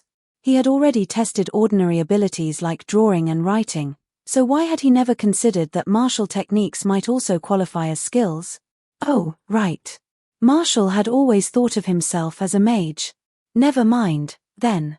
Sometimes the most obvious possibility was the easiest to overlook. If Ruby's birth hadn't inspired Marshall to try cosplaying as a monster hunter, he might never have picked up a katana at all. And if he hadn't swung it a few times, the system would never have registered swordsmanship LV0, revealing just how enormous an opportunity he had been ignoring. As for why he was currently using a spear instead of a katana, obviously, spearmen looked cooler. A spear thrust like a dragon, its cry piercing the sky. How could a dragon slayer possibly neglect spearmanship? Exactly. It absolutely had nothing to do with Marshall being too short to reach anyone properly with a katana. Absolutely nothing. Jokes aside, whether a weapon looked cool was secondary. Marshall had chosen the spear because martial skills also appeared to involve personal talent. His swordsmanship experience had risen very slowly. After trying several different weapons, he discovered that his spearmanship progressed the fastest, so he focused on that instead. Of course, his young age and limited physical development might also have made the other weapons more difficult to use. Marshall planned to experiment with a greatsword once his body conditioning magic produced more obvious results. And after he grew taller, he would give the katana another try. Marshall, you've already grasped the basics of spearmanship, Urza said. I can ask someone to forge you a magical spear. A good weapon can increase your combat power enormously. She looked at him, unable to suppress her own smile. Why don't you learn Requip, the knight from me too? If we formed a team someday, no one would be able to defeat us. Kana, who had been watching nearby, immediately waved an angry fist. Go away, Urza. Marshall is already on a team with me and Levi. Don't even think about stealing him. When did the three of you form a team? Urza asked. Why wasn't I told? We're the book lovers team. We've even taken a job together, so how does that not count? You didn't actually complete that job. While the two girls argued, a fluffy white and pink kitten came wobbling through the air while carrying a towel. Boss. Here. Wipe sweat, Naya. Ruby is such a good girl. Marshall enthusiastically rubbed the kitten's head. He was extremely satisfied with his obedient little cat. Under his careful guidance, she would surely become a fully capable magical companion in no time. Marshall still didn't know what species of magical cat Ruby belonged to. Not only was she highly intelligent, she had also been born with the natural ability era, allowing her to sprout wings and fly. Her growth rate was equally astonishing. She had only been alive for a week, yet she could already speak about as well as a 3- or 4-year-old child. Marshall was convinced that his Ruby was smarter than Natsu's Happy. That's so nice. Kana sighed, resting her chin in both hands as she watched Marshall and Ruby affectionately interacting. Now I want a cat too. It was difficult to tell which of them she was actually jealous of. Marshall, are you really planning to take Ruby with us when we hunt magical beasts? I'm worried we won't be able to protect her. Marshall and Kana had agreed that once his egg hatched, they would set out together to collect magical beasts for her summoning cards. He had no intention of breaking his promise and had been ready to leave several days ago. But once Kana learned that Marshall planned to bring the newborn Ruby along, she suddenly became the hesitant one. "Don't worry, Kana. I'll protect both of you." Marshall smiled confidently. "I might not be the strongest fighter, but when it comes to escaping, I should rank among the top 3 in the entire guild. Tilda." Kana stared at him. Question mark. "You little brat. Which one of us is supposed to be the older sibling here?" She lunged forward to pinch him, but Marshall escaped with a short-range teleport. "I'm serious. With my current spatial magic, I can teleport back and forth 3 times within a single second if I push myself. We don't even need to remain outside overnight. Unless we encounter something capable of killing us instantly, I can't imagine what danger we'd face." "Wait. What did you just say?" "Chem. That my spatial magic is excellent." "No. You said we wouldn't be staying outside overnight." "Of course not. Why would we?" Marshall looked genuinely confused.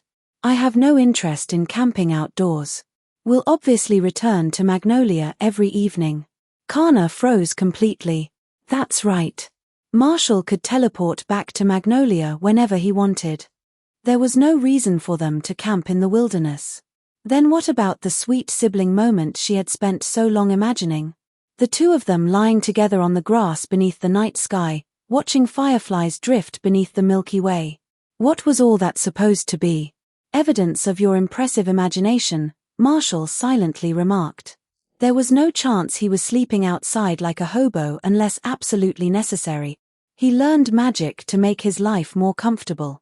If he still had to sleep in the wilderness like a caveman, what was the point of knowing magic? "Then we leave tomorrow."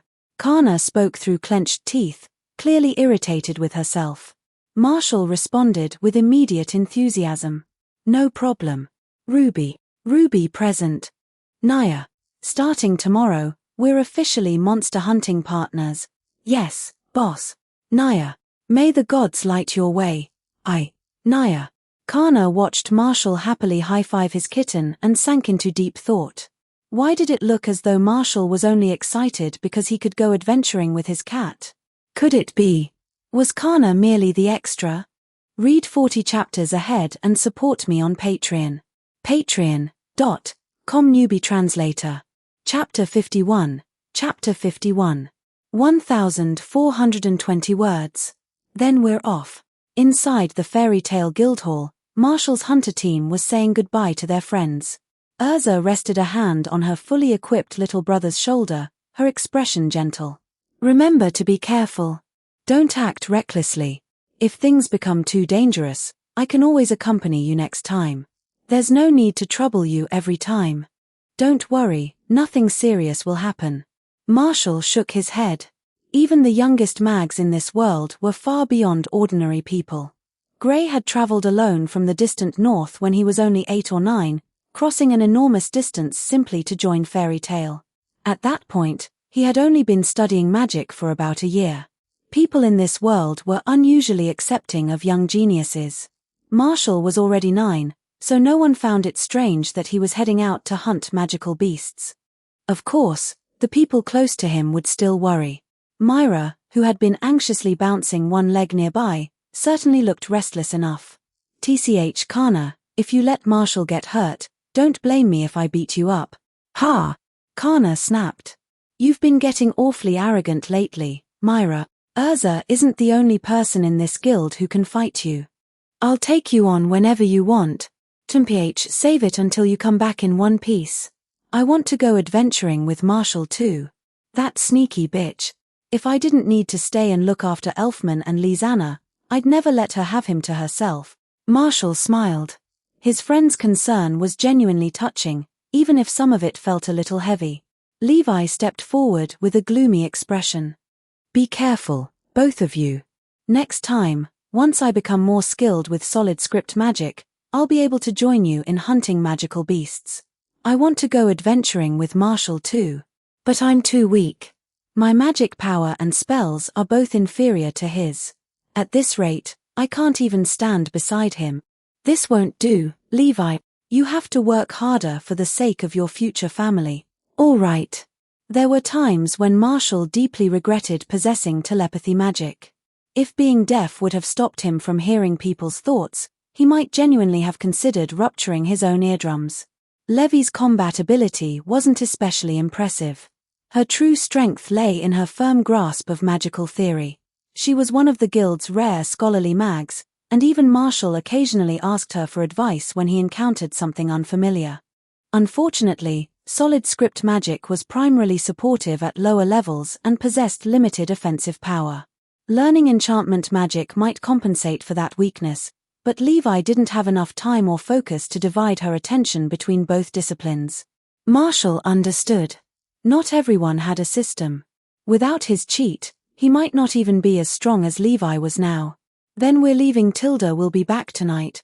Ruby, say goodbye to everyone. The kitten lying on top of Marshall's head stood up and waved one paw. Bye-bye, everyone. Naya. Marshall took Kana's hand. The next moment, the two of them and Ruby vanished. Their friends stared silently at the place where they had been standing. TCH. I don't know what everyone's so worried about.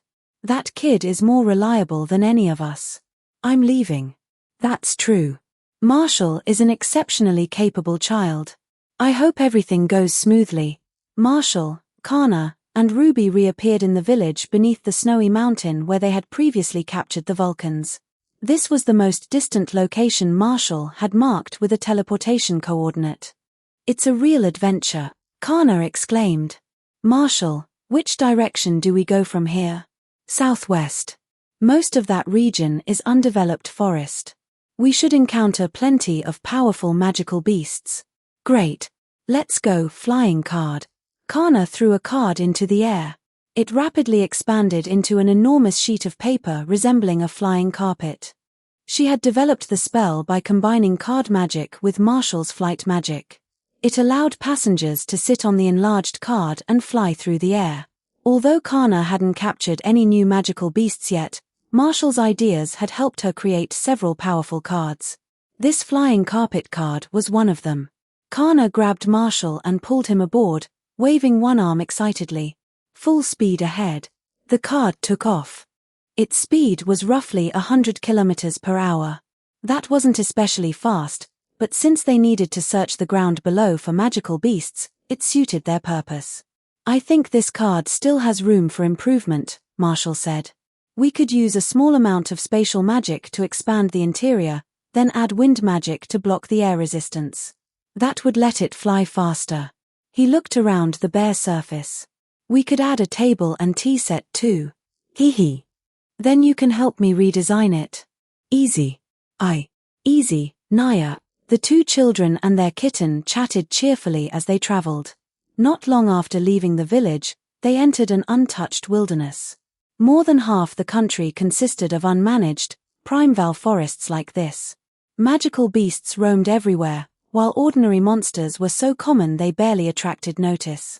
After half an hour of flying, they finally discovered a creature that looked promising. It resembled a tyrannosaurus and stood 4 or 5 meters tall. One glance was enough to tell that it wouldn't be easy to handle. Marshall, let's choose that one. Kana pointed excitedly. It's a mountain-splitting beast. They sometimes awaken earth magic, and their bodies are incredibly strong. It looks powerful. I normally wouldn't recommend capturing something that large. Maintaining a summon of that size would consume too much magic power. Marshall considered it for a moment. Still, since we're already here, we might as well try. He checked his current basic attributes. Energy, 22220. Stamina, 250. Magic power, 393 496. An eager light rose in Marshall's eyes. He reached into his personal storage and pulled out his red-tasseled spear. Kana, don't interfere yet. I want to test my current strength. He glanced up at Ruby. Ruby, stay here and watch your boss perform. Boss, Naya. Marshall disappeared from the flying carpet. The next moment, he reappeared high above the dinosaur's head. He raised the spear overhead and began enchanting it. Weapon reinforcement. Script enchantment. Collapse. Then he brought the shaft down with all his strength. Boom. The spear slammed into the beast's skull. A torrent of force erupted from the point of impact, spreading outward as a visible white shock wave. The dinosaur's neck buckled. Its dazed eyes rolled white for an instant before its entire body crashed into the ground, sending up a wave of dirt and leaving a shallow crater beneath it. The creature had no idea what hit it. Fortunately, its hide was extremely thick.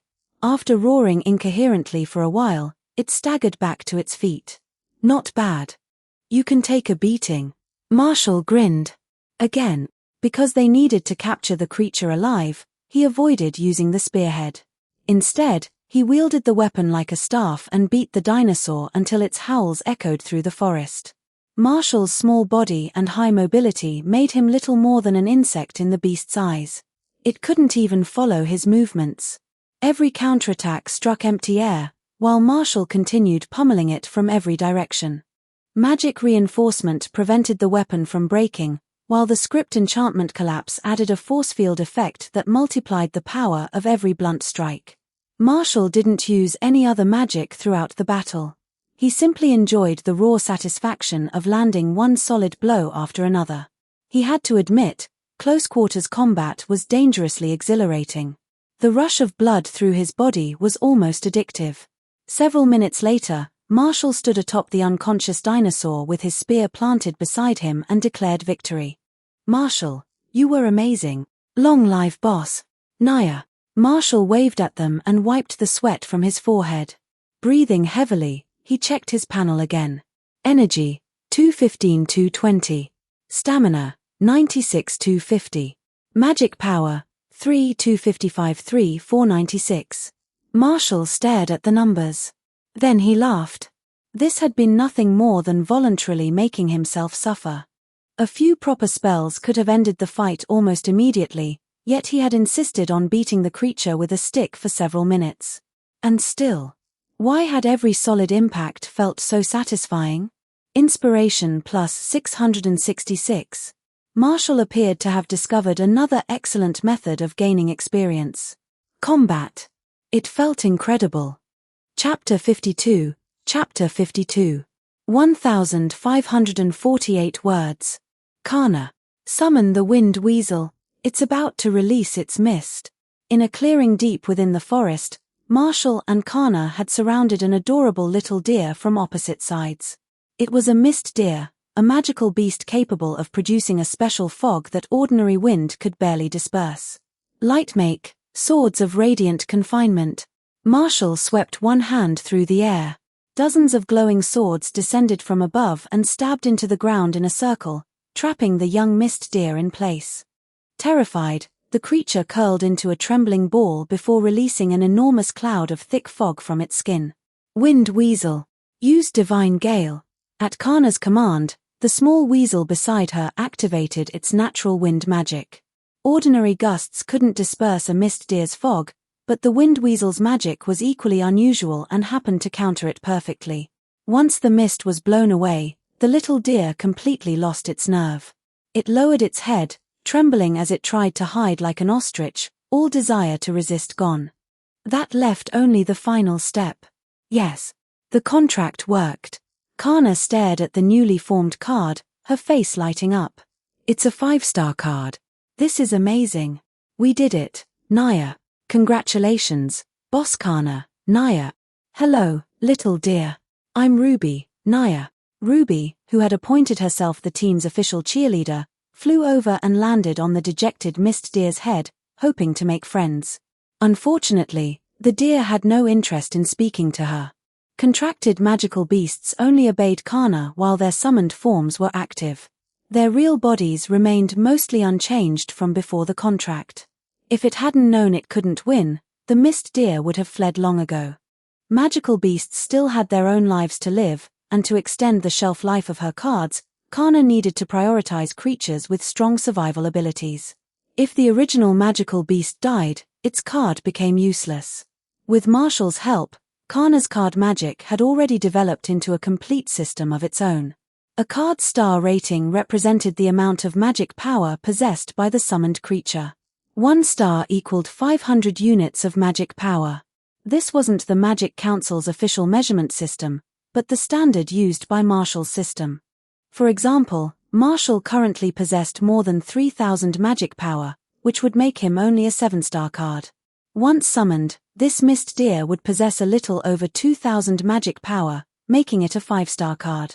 Of course, the young deer clearly possessed little direct combat ability.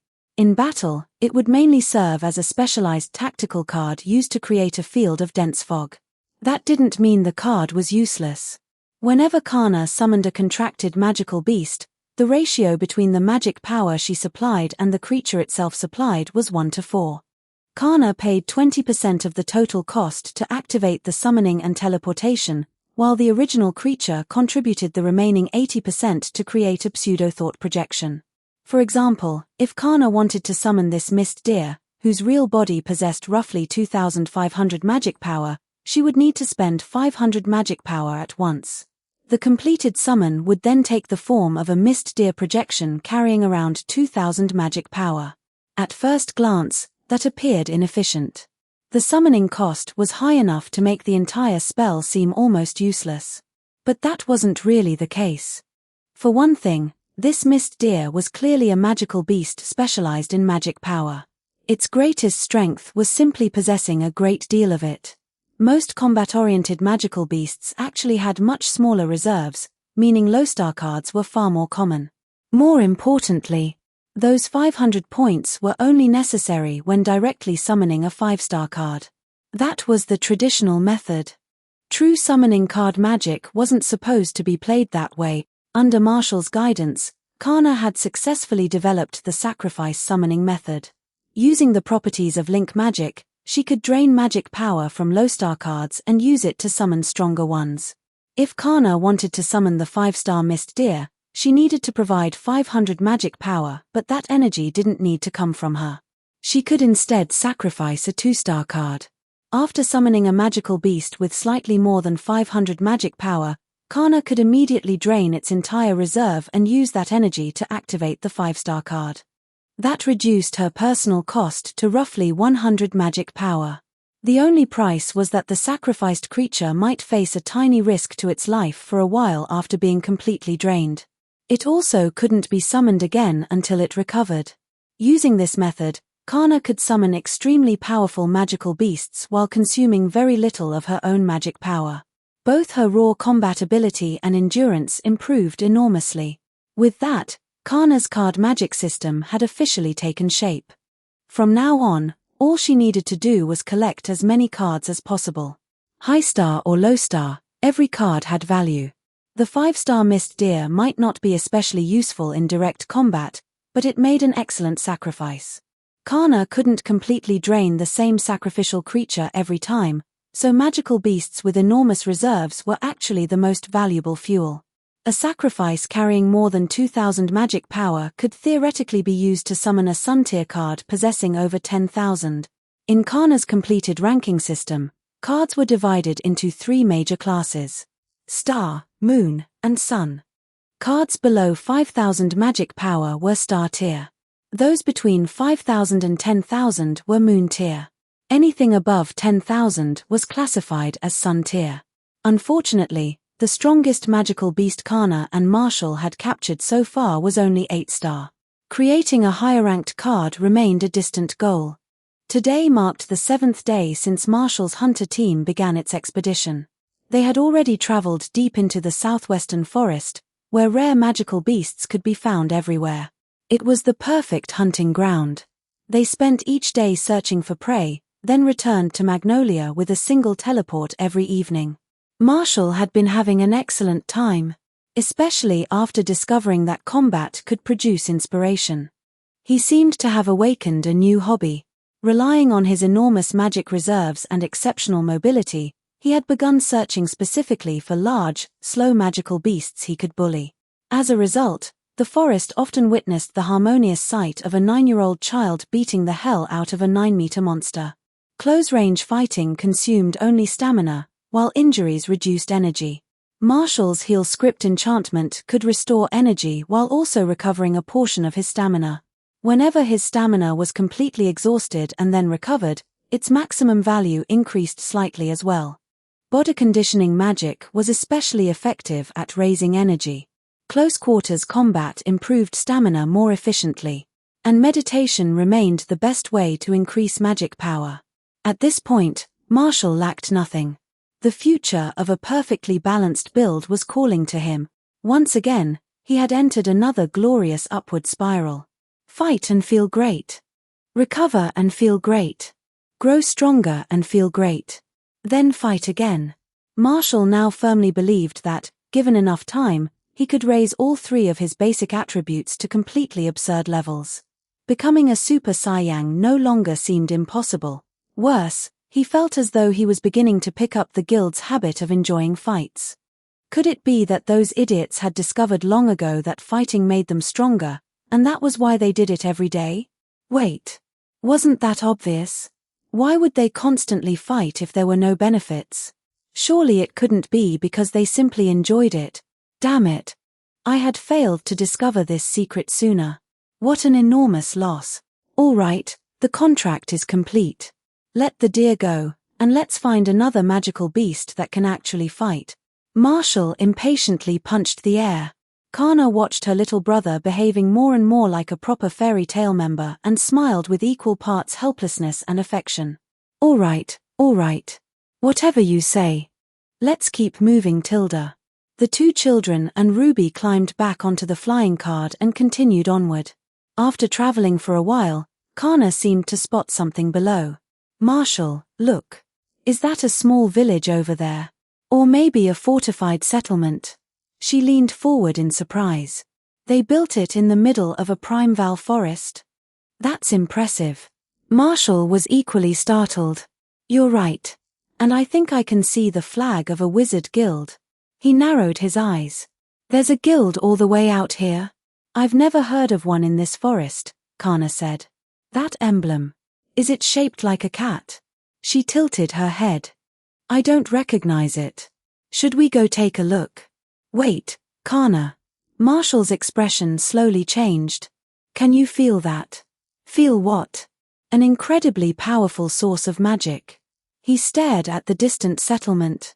It's been divided into countless separate pieces, but they all come from the same source. I can only hear one voice. Marshall suddenly paused.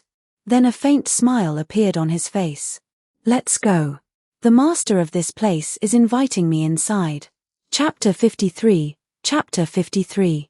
1,289 words. Welcome, children who have traveled from far.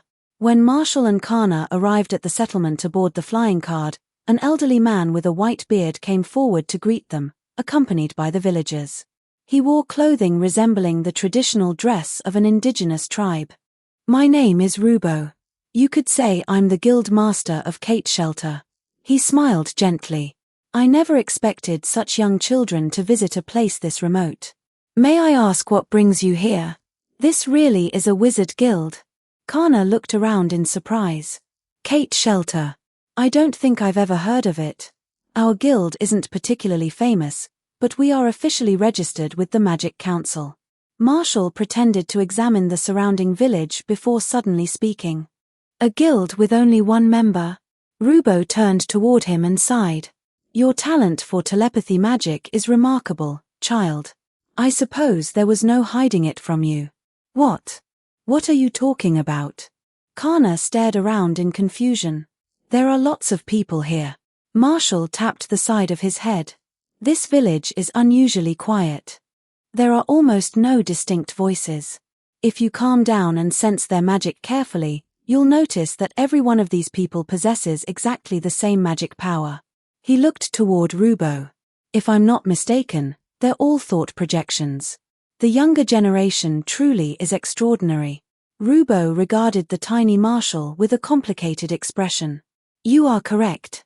This guild was created entirely from my thought projections. The truth is, there is only one person standing before you. The moment Rubo felt a wave of telepathy magic sweep across all his projections, he knew the deception had already been discovered. That was why he had stepped forward and spoken directly to Marshall. Of course, I had my reasons for doing this. He folded his hands over his staff. But before I explain, may I ask what brought the two of you here? Kana was still stunned by the old man's immense magic power and answered without thinking. We're just passing through. We came into this forest to hunt magical beasts, and when we spotted a village nearby, we decided to take a look. I see. So your arrival was merely a coincidence. Rubo studied them. Are you also members of a wizard guild? Marshall snapped his fingers. The fairy tale emblem on his back was projected into the air behind him as an enormous image of light. That's right. I'm Marshall, she's Kana, and this is Ruby. He gestured to the kitten on his head. We're Mags from Fairy Tale. Hello, Naya. Rubo stroked his beard thoughtfully. Fairy Tale? I remember hearing of a guild by that name becoming increasingly active over the past century. He paused.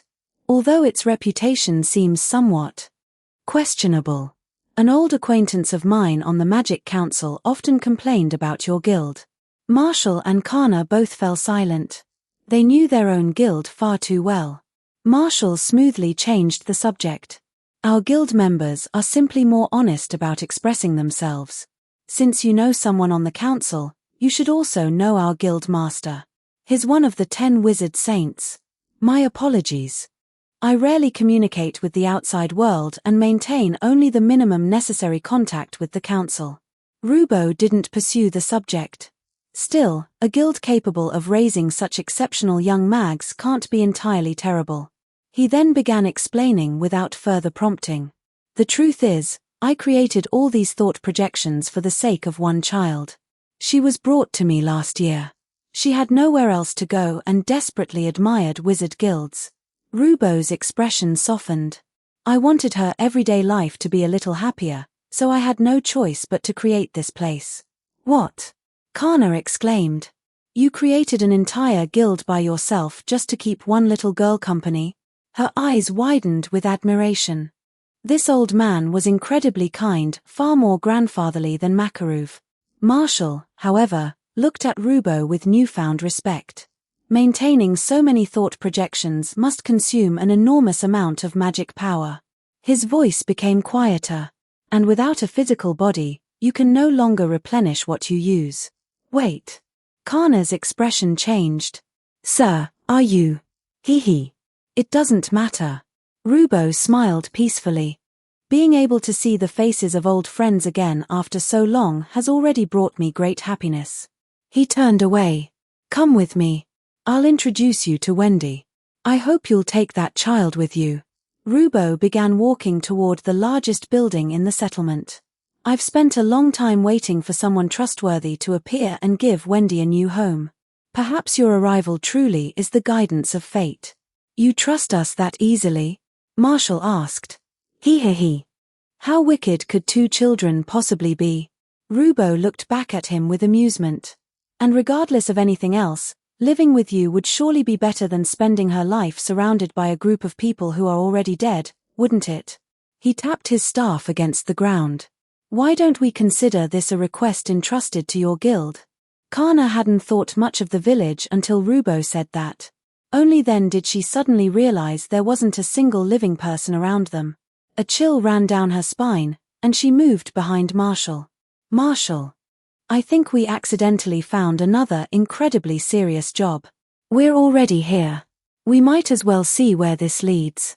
Rubo guided the 2 children and their kitten into the settlement's largest building, the Kate Shelter Guildhall. The place had seemed lively from outside, but it suddenly became eerily quiet the moment they entered. Only one small girl inside seemed out of place among the projections. She was holding a white kitten in her arms. A cat.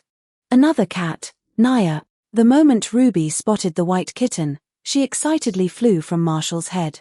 Hello, Naya. I'm Ruby, Naya. Let's be friends, Naya. A kitten, the little girl exclaimed. Carla, look. It's one of your kind. Are you truly the same kind as me? Carla asked cautiously. And why do you add Naya to everything you say? The white kitten frowned deeply at the pink-striped cat in front of her. Ruby seemed a little foolish. Did she even understand what she was? Because boss told me to. Naya, we're cats, so what's wrong with saying Naya? Boss. That's right. Ruby is my cat. Marshall spoke with complete confidence. Cats are supposed to add Naya when they speak. Isn't that common knowledge? Is it? Carla had only been alive for 2 weeks herself. She stared at Marshall's perfectly serious expression and began doubting everything she knew. He didn't look like he was lying. Could she be the strange one here? The little girl hugged the wide-eyed Carla closer and happily examined the new guests. Grandpa Rubo, who are they? Wendy, these are your new companions. What? Wendy's eyes lit up. Are they joining our guild? She quickly bowed. Hello. I'm Wendy. It's very nice to meet you. The moment Kana saw the tiny, shy girl before her, every thought of refusing Rubo's request vanished. Her eyes sparkled. Perhaps she could become like Myra and have both a little brother and a little sister. Rubo shook his head gently. Wendy, they are not becoming members of our guild. His voice remained warm. You will be joining theirs. Wendy froze. Wendy, I should be the one thanking you. The time we spent together allowed me to remember the happiness I once lost. Rubo's smile became sorrowful. But now, it is time for us to say goodbye. All color drained from Wendy's face. Gee, Grandpa Rubo? Chapter 54. Chapter 54. 1,400 words. No. I don't want this. Master, you're lying to me, aren't you? I don't want Bascus and the others to disappear. After hearing Rubo's explanation, 7-year-old Wendy broke down in tears. Even so, Rubo hardened his heart and dismissed every one of his thought projections before her eyes. I'm sorry, Wendy. I should never have hidden the truth from you for so long, but I knew you would have to face it someday. His voice was gentle, yet firm. No one can remain lost in a pleasant dream forever, and phantoms of those who have already passed away cannot care for you for the rest of your life. You've always wanted to join a real wizard guild, haven't you? Then leave with these two. You never truly belonged here. War. But. Marshall watched the painful farewell unfold and scratched his head. Does this really have to sound like you'll never see each other again? He looked toward Rubo. Your magic power is incredibly strong, old man. You should still be able to remain here for a long time, right? Then he turned to Wendy. If you ever miss him, I can just bring you back for a visit. The blue-haired girl froze, a bubble of snot forming beneath her nose. The blank look on her tear-streaked face made her appear strangely adorable. Rubo stroked his beard. That is certainly true. I've remained in this place for several centuries already, and I intend to continue watching over it. He smiled warmly. If Wendy is willing to return and visit this old man from time to time, I would be delighted. It took Wendy's little mind several moments to process what they meant. Then her lips trembled again. Why, you're only saying that to make me feel better. If I leave, I'll have to travel a very long way to return to Kate's shelter. No. It'll only take an instant. Marshall pulled a flag bearing Fairy Tales Guild emblem from his personal storage and planted it in the ground. I've placed a spatial coordinate on this flag. With my teleportation magic, traveling between Fairy Tale and Kate's shelter takes only a moment. He pointed toward it. So whenever you want to come back, just tell me. It won't take long at all. Ah, really? Why would I lie to you? Here, give me your hand. I'll show you. Marshall took Wendy's hand. With a soft pop, the two of them vanished and reappeared inside Fairy Tales Guildhall. Several seconds later, another pop brought them back to Kate's shelter. That was amazing. Wendy gazed at Marshall with wide, sparkling eyes, her small face filled with admiration. That look was almost too satisfying. Marshall proudly lifted his chin. Of course it was. Your big brother Marshall is incredibly skilled. No one understands magic better than I do. Wow. I only just noticed. You smell like a dragon. Wendy moved closer and sniffed around him, her expression growing increasingly excited. And it feels so familiar. Do you use Sky Dragon Slayer magic too? Sky Dragon Slayer magic? Marshall blinked. Wait. You're a dragon slayer too? Rubo nodded from beside them. Yes.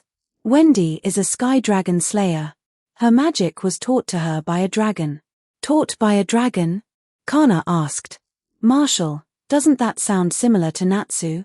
It does. Marshall looked back at Wendy. Do you know Igneel? He's the fire dragon who raised an idiot named Natsu in our guild. Natsu is also a dragon slayer who grew up with a dragon. No, I don't know him. So there were other dragons? Wendy's expression became wistful. The dragon who taught me was Grandini, but she disappeared last year. I searched everywhere, but I couldn't find her. Then I met Jelil in the forest, but after a while, Jelil disappeared too. Jelil? Marshall's expression sharpened. Wait. You know Jelil? He had heard that name several times in Urza's thoughts. Jelil was the person responsible for the trauma that had haunted her for years. Marshall hadn't expected to hear news of him from Wendy. What? Wendy asked urgently. You know Jelil too? Do you know where he is? No. I've never met him. Marshall shook his head. I heard his name from someone in my guild. This Jelil did something terrible to my friend. What? That can't be. He abandoned you here too, didn't he? Marshall snorted. Does that bastard ever do anything decent? My opinion of him just got even worse. No. It wasn't like that. Jelil. Wendy tried to defend him, but the memory of being left behind filled her with bitterness. Jelil is a very kind person. If he never came back for me, then he must have run into some kind of trouble. You really are innocent and kind. Marshall decided not to argue further. We can deal with Jelil later. Wendy, are you willing to join our guild? He extended his hand. Will you come to Fairy Tale? Wendy looked at Marshall, then turned toward Rubo. The old man nodded encouragingly, allowing her to make the decision for herself. I've read articles about Fairy Tale in magazines before. She glanced down shyly. And I saw the guild hall just now. It looked so lively. I'd also like to meet Natsu. And the friend who knows Jelil. Then what's your answer? I want to join. Rubo finally released a relieved breath and smiled gently. Wendy, you are a strong child. Whenever you wish to return and visit me, Kate's shelter will always be your home. Grandpa Rubo. Wendy began crying again. Marshall and Kana exchanged smiles before stepping forward and pulling the small girl into a hug. Welcome, Wendy, Kana said brightly. You're going to love our guild. Carla, welcome, Naya. Ruby copied them and threw herself around the little white cat. Carla clearly couldn't handle that level of affection. She grimaced and tried to push Ruby away. Let go of me. Why are you so clingy? Ruby likes Carla, Naya. Happy is silly, so Ruby doesn't like him much. Naya, Happy. Carla paused. There's another cat. That's right.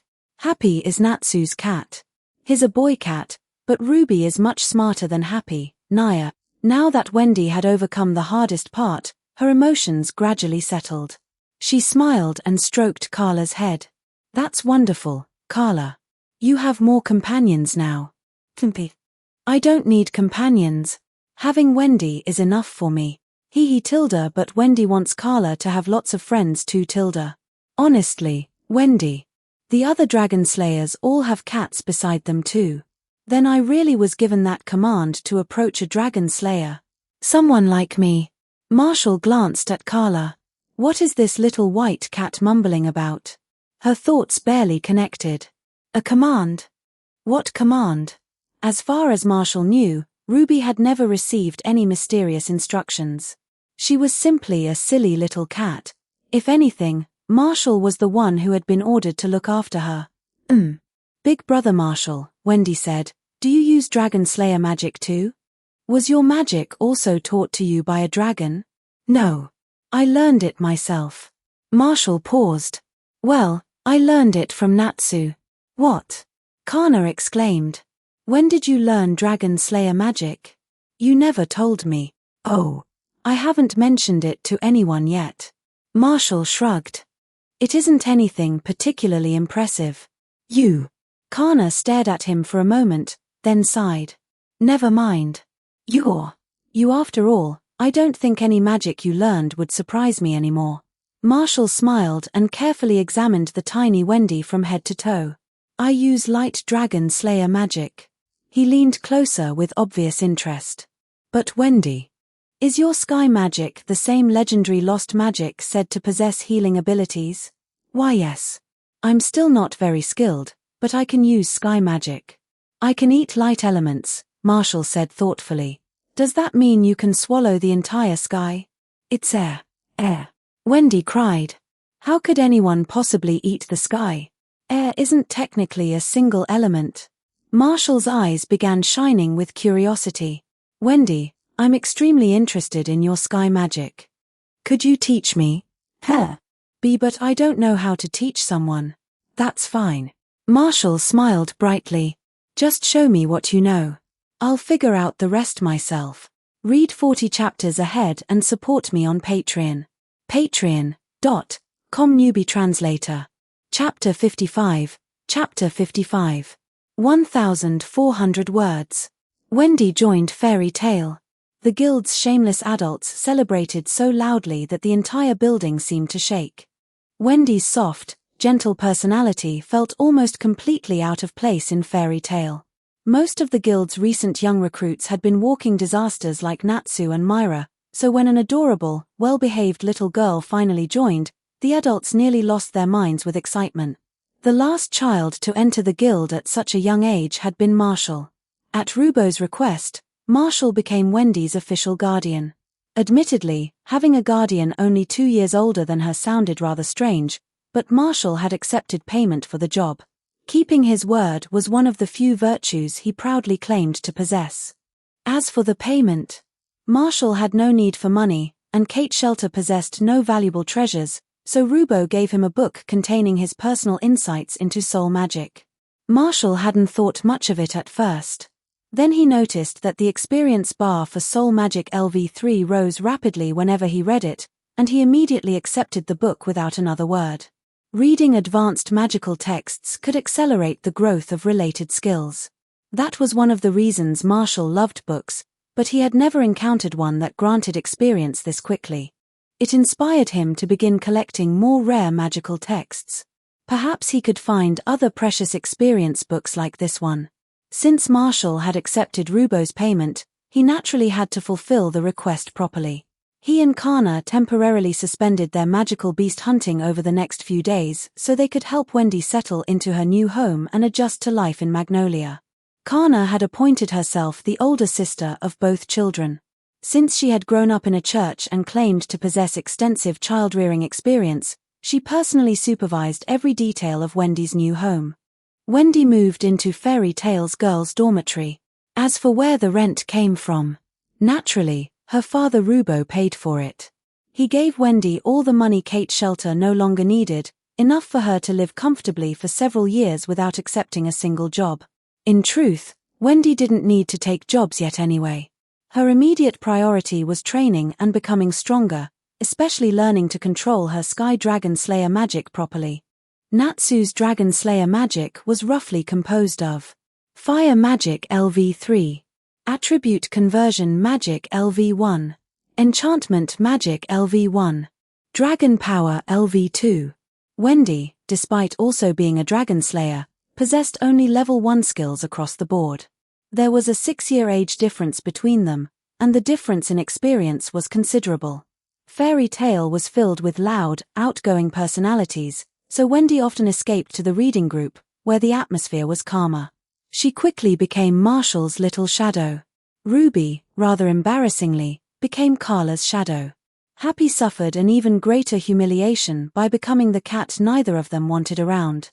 As a result, the Guildhall now had 3 cats constantly chasing, avoiding, and searching for one another.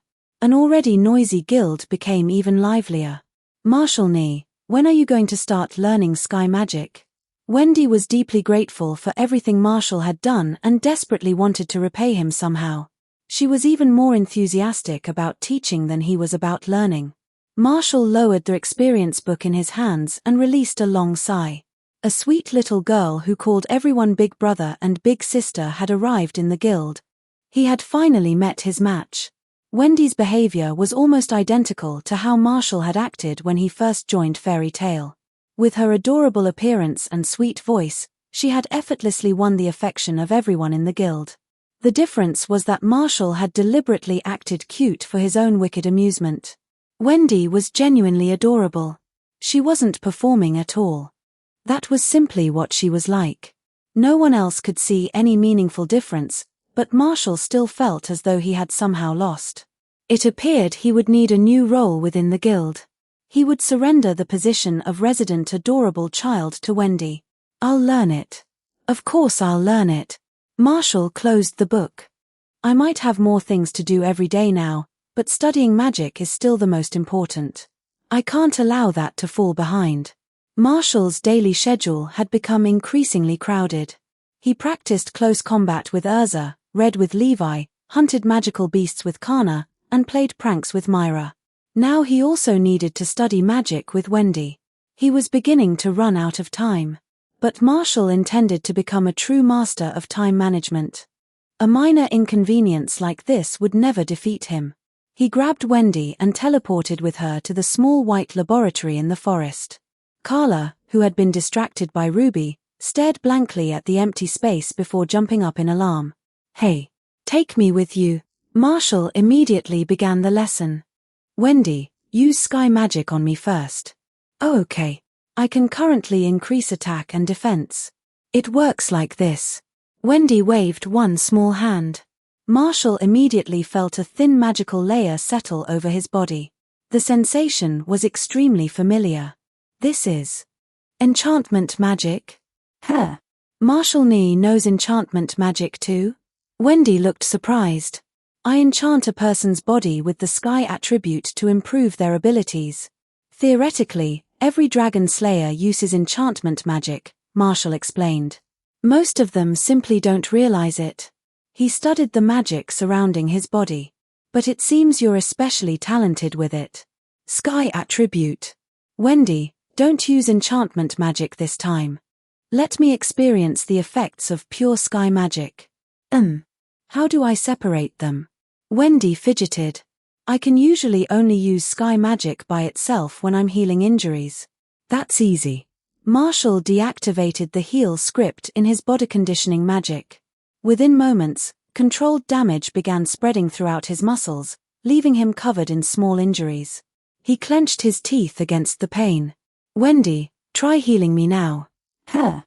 Oh, okay. Wendy placed both hands against Marshall. A soft glow shone from her palms. Marshall felt a gentle energy flow into his body, repairing his injuries. It was different from vitality. This power was milder, purer, and somehow more complete. This is magic power with an entirely unique attribute.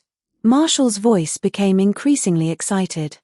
Magic that naturally possesses healing and restorative properties. So this is where the missing part of the light attribute was hiding. He muttered rapidly to himself as his expression brightened. The moment he identified the unfamiliar form of magic power, his system reacted. After investing inspiration and unlocking Sky Magic LV1, Marshall gradually understood what he was sensing. Based on his old assumptions about fantasy worlds, light elements should naturally possess healing properties. Holy light healing was practically the most obvious application of light magic imaginable. Yet when Marshall learned light magic in this world, he discovered that light possessed no natural healing characteristic. The disappointment had stayed with him for a long time. Now, however, everything suddenly made sense. The missing aspect of light had been hidden within sky magic all along. Marshall felt that sky attribute magic power could be understood as a kind of positive energy. It resembled life energy without being exactly the same. Its natural characteristics included healing and restoration, and when applied to a living body, it provided a far more complete enhancement than ordinary magic reinforcement. Wasn't this essentially the exclusive power set of a priest?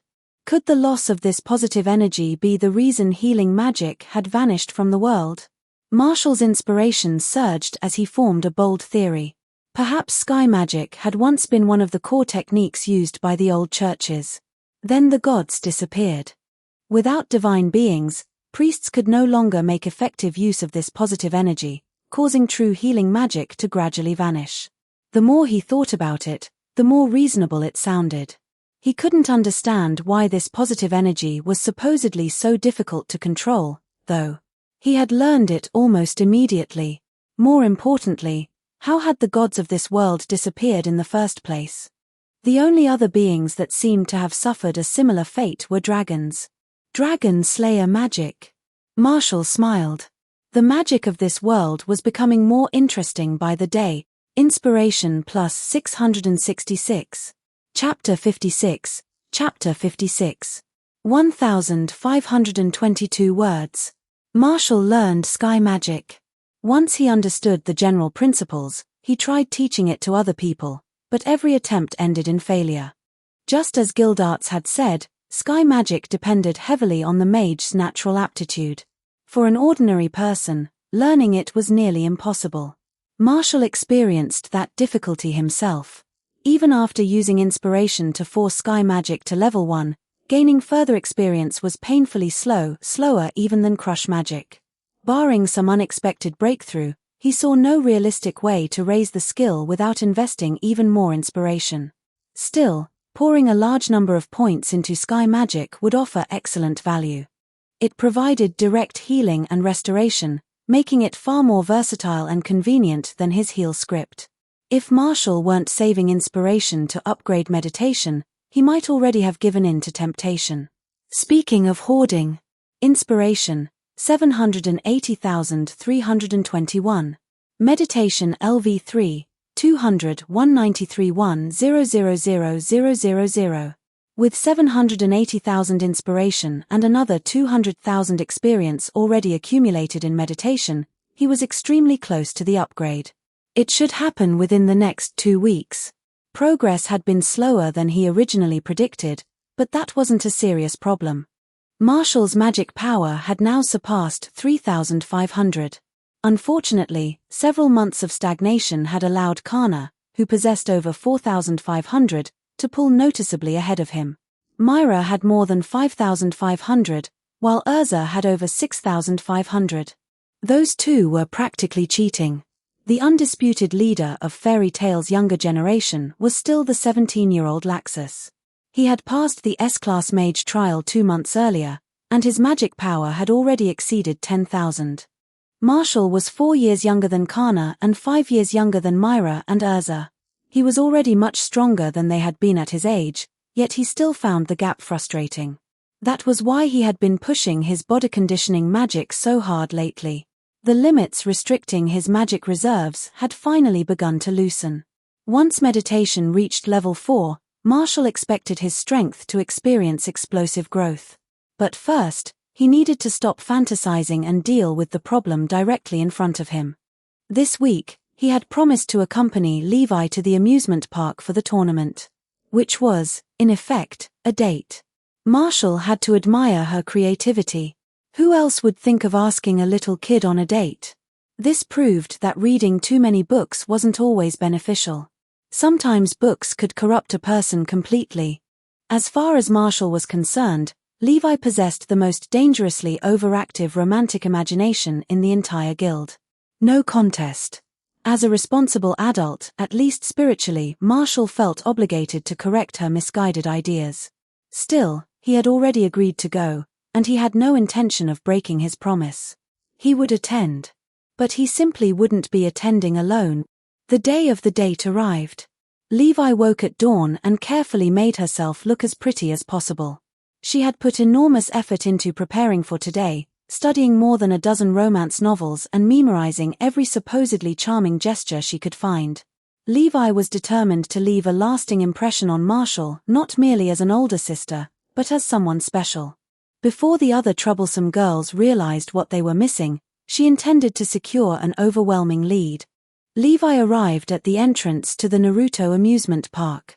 The area was already bustling with visitors. The park's popularity had stimulated Magnolia's entire economy, and more merchants had recently begun opening businesses around town. Of course, nearly all of them chose locations in southern Magnolia, as far from Fairy Tail's northern Guildhall as possible. No one wanted their new shop accidentally destroyed during a guild brawl.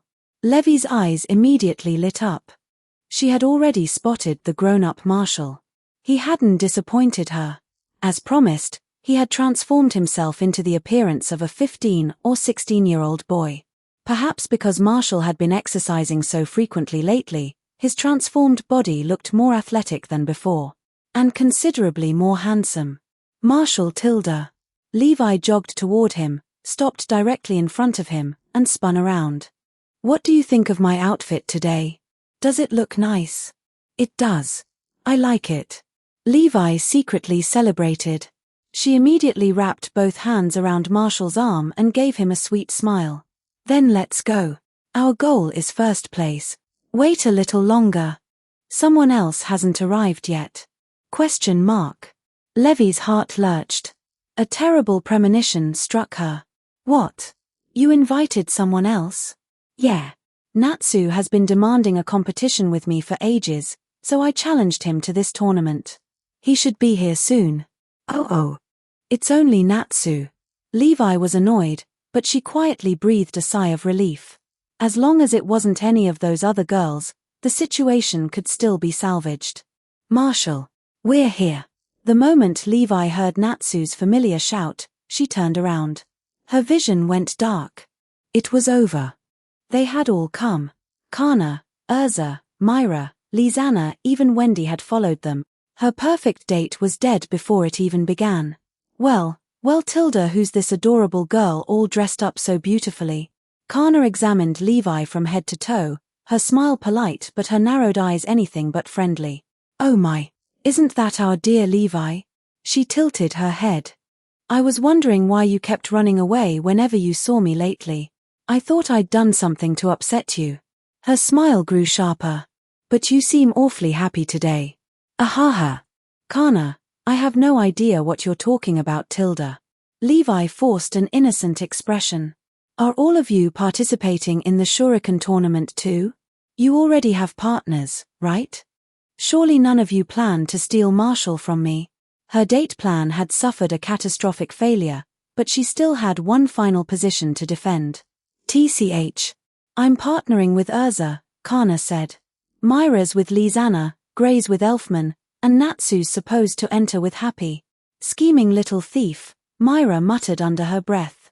Then she pulled a kitten from inside her coat and placed her in Marshall's arms. Marshall, you forgot Ruby at the Guildhall, so I brought her for you. No need to thank me. Boss, can Ruby join the tournament too, Naya? Unfortunately, children aren't allowed to compete. You can watch with Wendy. Natsu's eyes widened in horror. What? Does that mean Happy can't enter either? But Happy's a little dragon, not a child. That should be allowed, right? You could try convincing the staff. In a corner where no one else was looking, Marshall gave Lizana a thumbs up. Lizana winked and returned an innocent little okay sign. That's right. Marshall had asked Lizana to invite everyone. And she had completed her mission perfectly. As expected of Myra's sister, Lizana possessed an impressive natural talent for mischief. The entire younger generation of Fairy Tale marched into the amusement park in one enormous group. The older guild members working there began sweating the instant they saw them. Fortunately, anti-magic enchantments covered the park. Otherwise, everyone would have been terrified that the children might demolish the place before lunchtime. With no other choice, Levi suppressed her more ambitious plans and reframed the day as an ordinary group outing. Only then did her mood begin to recover. This amusement park is incredible, Tilda Marshall. You really did something amazing. Haha. I didn't build it. What does it have to do with me? I only contributed the original idea. But that little idea changed the lives of tens of thousands of people throughout Magnolia. Levi reached up and gently pinched the cheek of Marshall's older-looking form. It seems our Marshall doesn't understand how remarkable he really is. Her smile softened. I've always believed that, if you truly wanted to, you could change the entire world. You have that kind of ability. The sincere praise caught Marshall completely off guard. Was this really how Levi saw him? He had assumed she was merely a girl with an overactive romantic imagination. The compliment made his face heat up, and he scratched his head awkwardly. I am nowhere near that impressive. I'm just an ordinary person. More Tilda. Levi took advantage of the moment while no one was paying attention and planted a quick kiss on his cheek. Her delighted smile was impossible to hide. Marshall is adorable when he gets embarrassed too. Inspiration plus 6,666. What was that? Why had his heart suddenly leaped like that? No. Levi, how dare you disturb my inner peace? Marshall stared at the inspiration value surging across his system panel while his heartbeat raced just as wildly. Then he realized something terrifying. Could it be? Had he been using his system incorrectly all this time? Note: Kana's card magic may resemble a system of contracted spirit beasts, but the contracts are formed with the cards, not with Kana personally. The cards can be sold and used by other people. For example, the Vulcan cards created from the first 4 snow monkeys were all sold, earning Kana a considerable amount of money. Kana may be independent and adventurous, but she certainly isn't the kind of girl who forms personal soul bonds with every random monster she meets. Chapter 57. 8 chapters 11,582 words. Stopwatch tilde 46-minute read. Chapter 57. Chapter 57. 1,091 words. The champions of the first Spring Cherry Blossom Shuriken Throwing Contest were the Urza and Kana team. Marshall and Levi secured a top 10 reward. The contest tested control and accuracy with thrown weapons. In this regard, nobody was a match for Urza. Winning the competition brought Kana no joy. Since that day, a gloomy mood hung over her. Levi's unusual behavior made her realize an issue she had ignored before. If Marshall falls for a girl in the future, bringing a sister-in-law into the picture, should I offer my blessings? This is a given, right? A brother finds happiness, and a sister offers congratulations. If the sister-in-law turns out to be Levi, that is a good thing, making our bond even tighter. I ought to think this way. It is the correct mindset. But, what is this lingering ache in my chest? Why does the thought of Marshall having an intimate lover bring forth feelings not of comfort or joy, but jealousy? This feels wrong. It shouldn't be like this. I am no malicious woman. I ought to be a good sister. Yet why, this biting reluctance?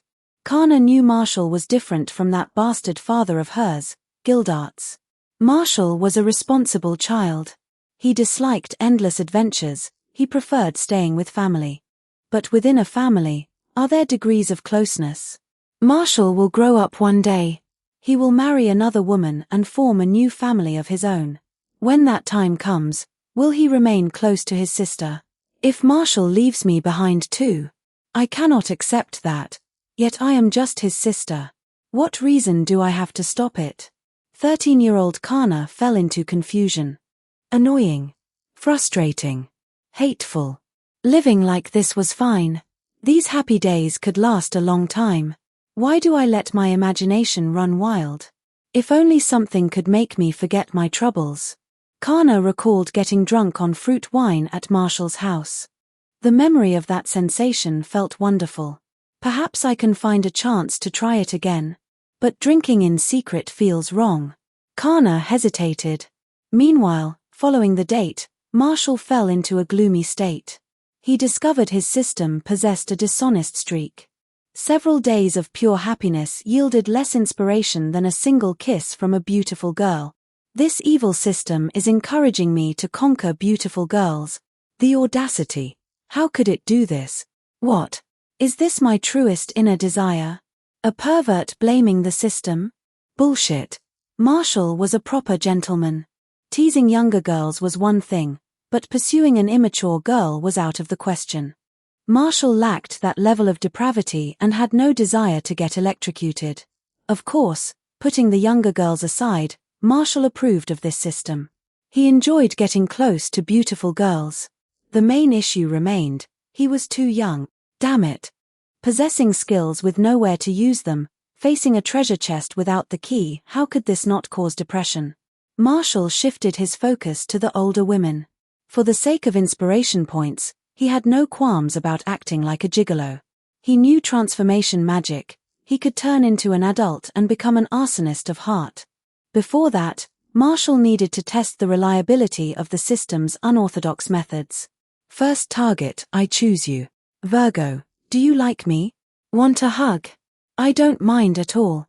The busty, mature Virgo smiled at Marshall, uncertain what kind of fit her eccentric master was having this time.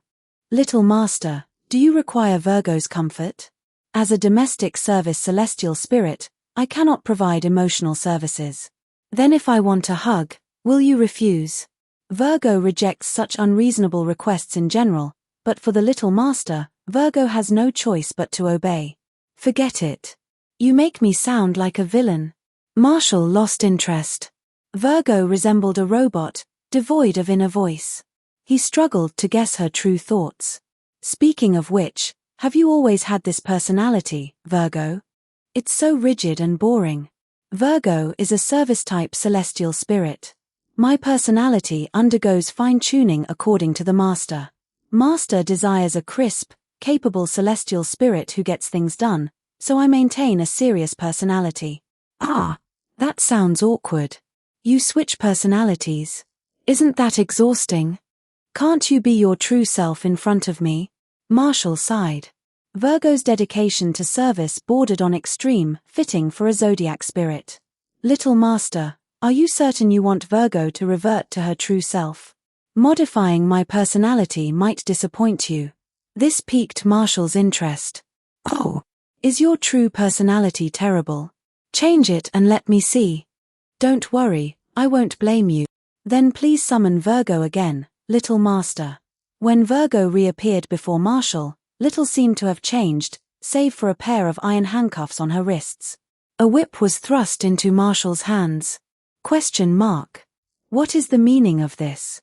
While Virgo maintained her expressionless face, her gaze burned with intensity, giving Marshall a bad feeling. A moment later, Virgo turned her back, arched her rear, and uttered words that made Marshall's vision go dark. Little master, please whip me to your heart's content. Marshall, you're a minor personal hobby. Little master, you are the first to accept this side of Virgo. Come on, spare me no pity. I am ready. Watching the rear swaying before him, Marshall fell silent. His expression shifted, caught in a psychological struggle.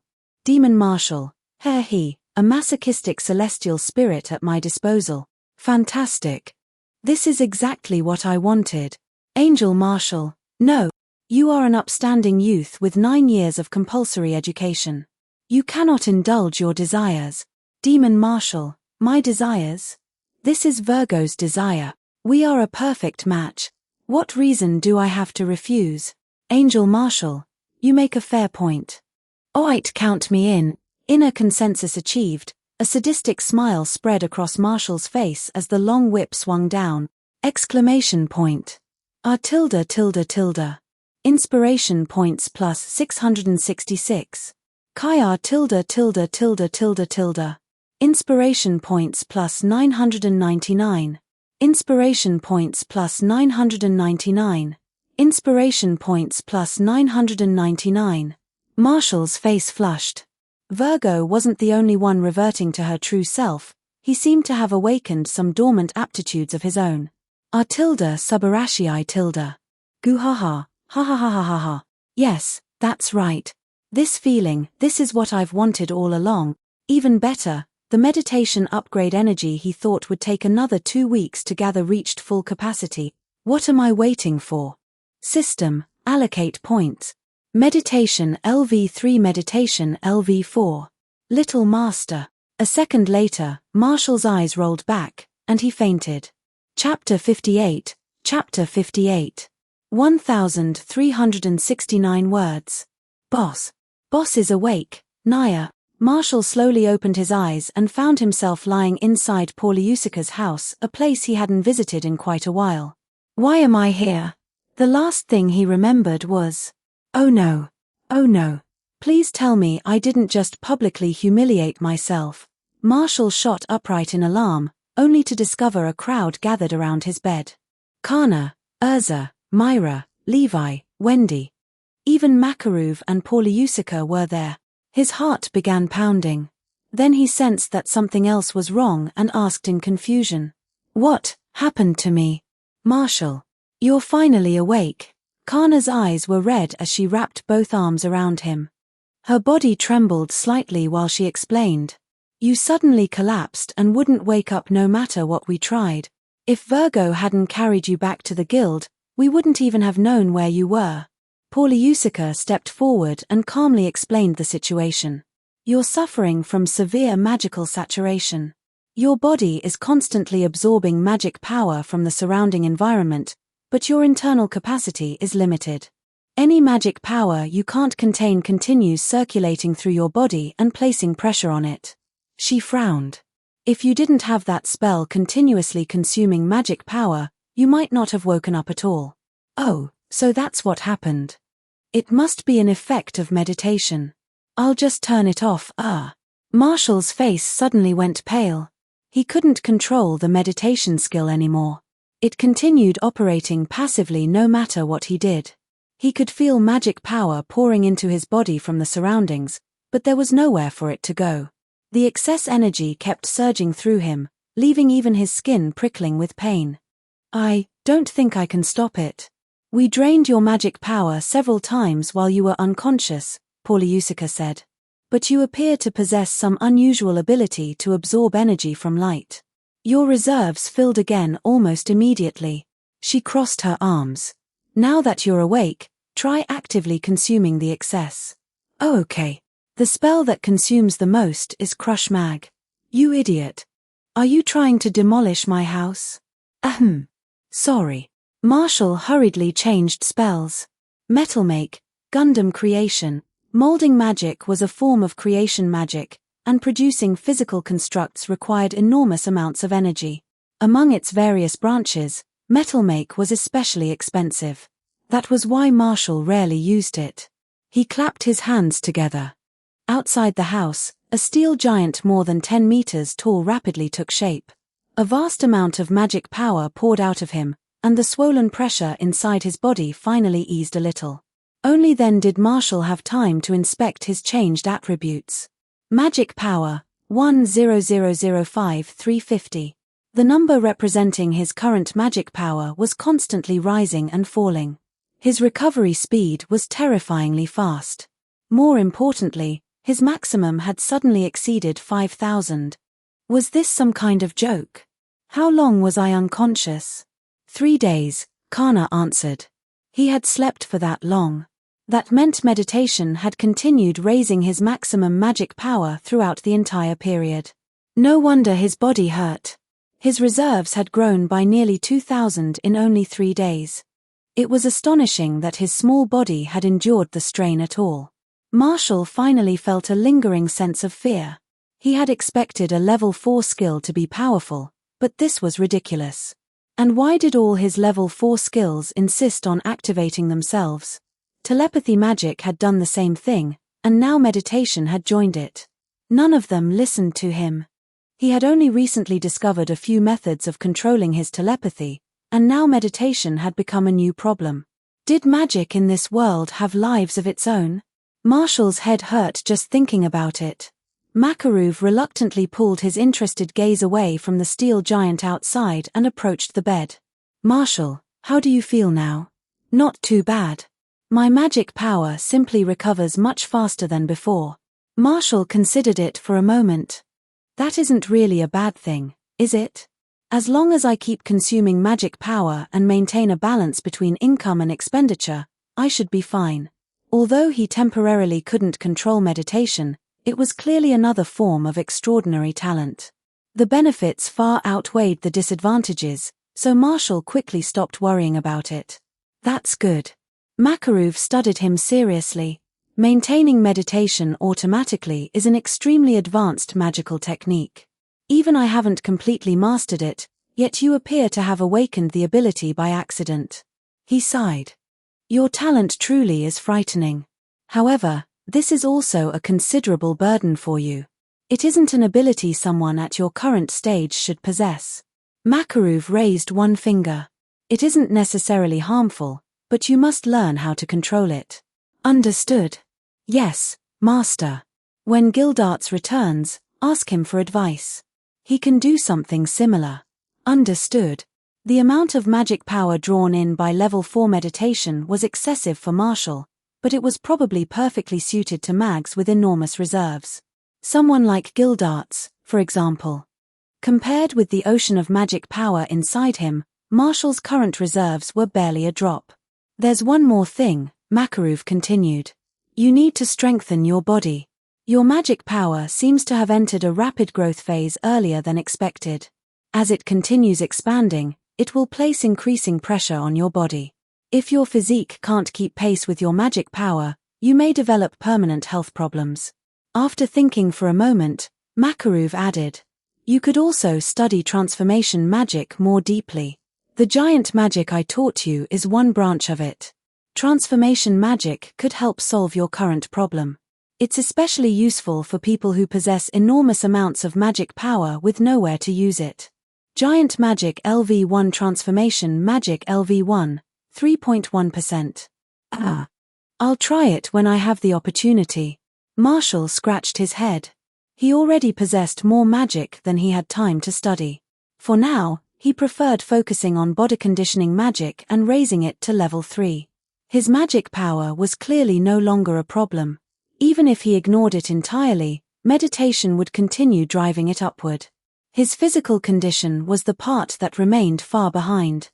Had he finally begun walking the true path of a fairy tale mage? All right, the brat is fine now. Pauliusica snapped. Every one of you, get out of my house. Her expression changed instantly as she began driving everyone toward the door. Then she pointed at Wendy. The blue-haired girl stays. Yes, I mean you. Her. Wendy froze, caught between nervousness and excitement, before turning toward Marshall. Master Pauliusica, why do you want Wendy to stay? Who are you calling your master, you lazy little brat who abandons everything halfway through? Tilda. Pauliusica struck Marshall lightly on the head and sighed. A friend named Grandini entrusted me with something. She asked me to give it to the girl who uses Sky Dragon Slayer magic. She looked toward Wendy. That girl is you, isn't it? Grandini? Wendy's eyes widened. Really? I knew it. I could feel Grandini's presence coming from you. I wasn't imagining it. After speaking with Natsu, Wendy had discovered that both of their dragon parents had vanished on exactly the same day. Beyond that, neither of them had learned anything. Wendy had remained depressed for quite some time, never expecting to hear news of Grandini here. Wendy's situation was wonderful. Marshall's, however, seemed increasingly dangerous. He looked at the ring of girls surrounding him in ominous silence and felt his scalp go numb. Rather than worrying about Wendy, perhaps he should worry about himself. Damn system. What kind of worthless cheat knocked its owner unconscious during an upgrade? That was horribly user-unfriendly. Fortunately, it seemed his embarrassing little experiment with Virgo had remained secret. Thank goodness. Marshall could endure being beaten to dust, but he refused to let his reputation die with him. He had made his decision. From now on, he would never lend Virgo's key to anyone else. He would remain the master of the Maiden's Gate forever. Read 40 chapters ahead and support me on Patreon. Patreon.com Newbie Translator. Chapter 59. Chapter 59. 1,791 words. Marshall finally managed to survive the concern of his many overprotective big sisters. Fortunately, when Virgo carried him back to the guild, she had explained that he had collapsed from the after effects of a magical experiment. It was a perfectly reasonable excuse. Otherwise, if everyone found out that he had fainted in the middle of making Virgo participate in a ridiculous punishment game, his reputation would have been destroyed forever. Only after repeatedly promising Kana and the others that he wouldn't conduct any more dangerous experiments did they finally let him go. The moment he returned to his room, however, Virgo appeared before him without warning. She bowed deeply, her face filled with apparent guilt. My apologies, little master. I failed to anticipate what would happen. This was Virgo's negligence. Please punish me as severely as you deem appropriate. Marshall didn't blame her. He knew perfectly well that he had only fainted because he became overexcited and impulsively upgraded meditation through the system. This wasn't your fault, Virgo. But I'm curious, can you enter the human world without me summoning you? My deepest apologies. I entered the human world without receiving a summons. Please punish me as severely as you deem appropriate. I'm not unreasonable. I'm not going to punish you for no reason. Marshall waved dismissively. If anything, I should thank you for inventing that excuse. Otherwise, I wouldn't have known how to explain what happened. My deepest apologies. Virgo deceived Little Master's friends and avoided responsibility. Please punish me as severely as you deem appropriate. Marshall narrowed his eyes. Only then did he notice that Virgo's gaze contained no guilt whatsoever. Instead, her eyes were shining with completely undisguised anticipation. When he listened to her thoughts, he heard the same sentence repeating endlessly. Please punish me, Master. Please punish me, Master. Please punish me, Master. Please punish me, Master. Please punish me, Master. Please punish me, Master. Please punish me, Master. Please punish me, Master. Please punish me, Master. Please punish me, Master. Please punish me, Master. Please punish me, Master. Please punish me, Master. Please punish me, Master. Please punish me, Master. Please punish me. How terrifying. There was no saving this punishment-obsessed maid. Virgo, I used to think you were a respectable person. Strictly speaking, Little Master, celestial spirits are not human beings. Virgo calmly corrected him. We are closer to contracted spiritual entities. Although we possess souls, you need not treat Virgo according to ordinary human standards. A stricter manner is perfectly acceptable. I hope you remember that I'm still a child. Only Little Master's body is young. Your soul is already mature. Virgo can sense that. Marshall was genuinely startled. He knew celestial spirit souls were unusual, but he hadn't expected Virgo to detect his greatest secret. Well, when did you realize? From the moment our contract was established. Oh dear Tilda, that creates quite a problem. Marshall gave her a playful smile. You've discovered my greatest secret. I suppose I can never allow you to leave me now. Virgo is willing to remain at Master's side and serve him until the stars themselves fade. Marshall saw unwavering loyalty in Virgo's eyes. For the first time, he began to look at her as more than a useful contracted spirit. Virgo, celestial spirits take contracts very seriously, don't they? His expression became equally serious. I can't pretend I never heard something like that. If you say it, I really will believe you. Virgo's devotion has never changed, Master. Her voice remained calm and certain. It was true in the past, it is true now, and it will remain true in the future. Marshall felt as though her words carried some deeper meaning. Still, such wholehearted loyalty was enough to make anyone feel lightheaded. Virgo was far too good at this. At this rate, he might genuinely become hopelessly attached to her. Feeling his face grow warm, Marshall hurriedly changed the subject. Virgo, what do you normally do in the celestial spirit world? I wait quietly for Master's summons. What? Don't celestial spirits have anything else to do? The celestial spirit world is rather uneventful from Virgo's perspective. She thought for a moment. Very little there ever changes. The number of celestial spirits remains fixed, and even the most beautiful scenery becomes dull after one has seen it countless times. Marshall inhaled sharply. That actually makes sense. Haven't you been living like that for centuries? No wonder you're bored. That isn't quite correct. Virgo shook her head. The flow of time between the celestial spirit world and the human world follows a ratio of approximately 1 to 90. One day there is equal to roughly 3 months here. Therefore, strictly speaking, most of us celestial spirits have experienced fewer than 20 years of personal time. Marshall's eyes widened. Why didn't you tell me that sooner? He had always wondered where the time magic hidden within celestial spirit magic had originated. So this was the answer. Master never asked. That one's on me. Marshall stroked his chin. Then were celestial spirits created only a little over 1,000 years ago? My apologies, little master. I cannot disclose that information. Virgo lowered her head. Perhaps you should punish me instead. Fine. Keep your secrets. Marshall didn't press her. Apparently, celestial spirits were forbidden from revealing information about their creator. If you dislike staying in the celestial spirit world, then remain with me more often. He gestured toward himself. The magic power required to maintain your presence will help consume the energy my meditation keeps restoring. That saves me from having to find other ways to suppress it. It would be my honor. Maintaining Virgo's summon didn't consume an excessive amount of magic power. With Marshall's reserves now exceeding 5,000 and recovering at an absurd speed, he could keep her in the human world for days without difficulty.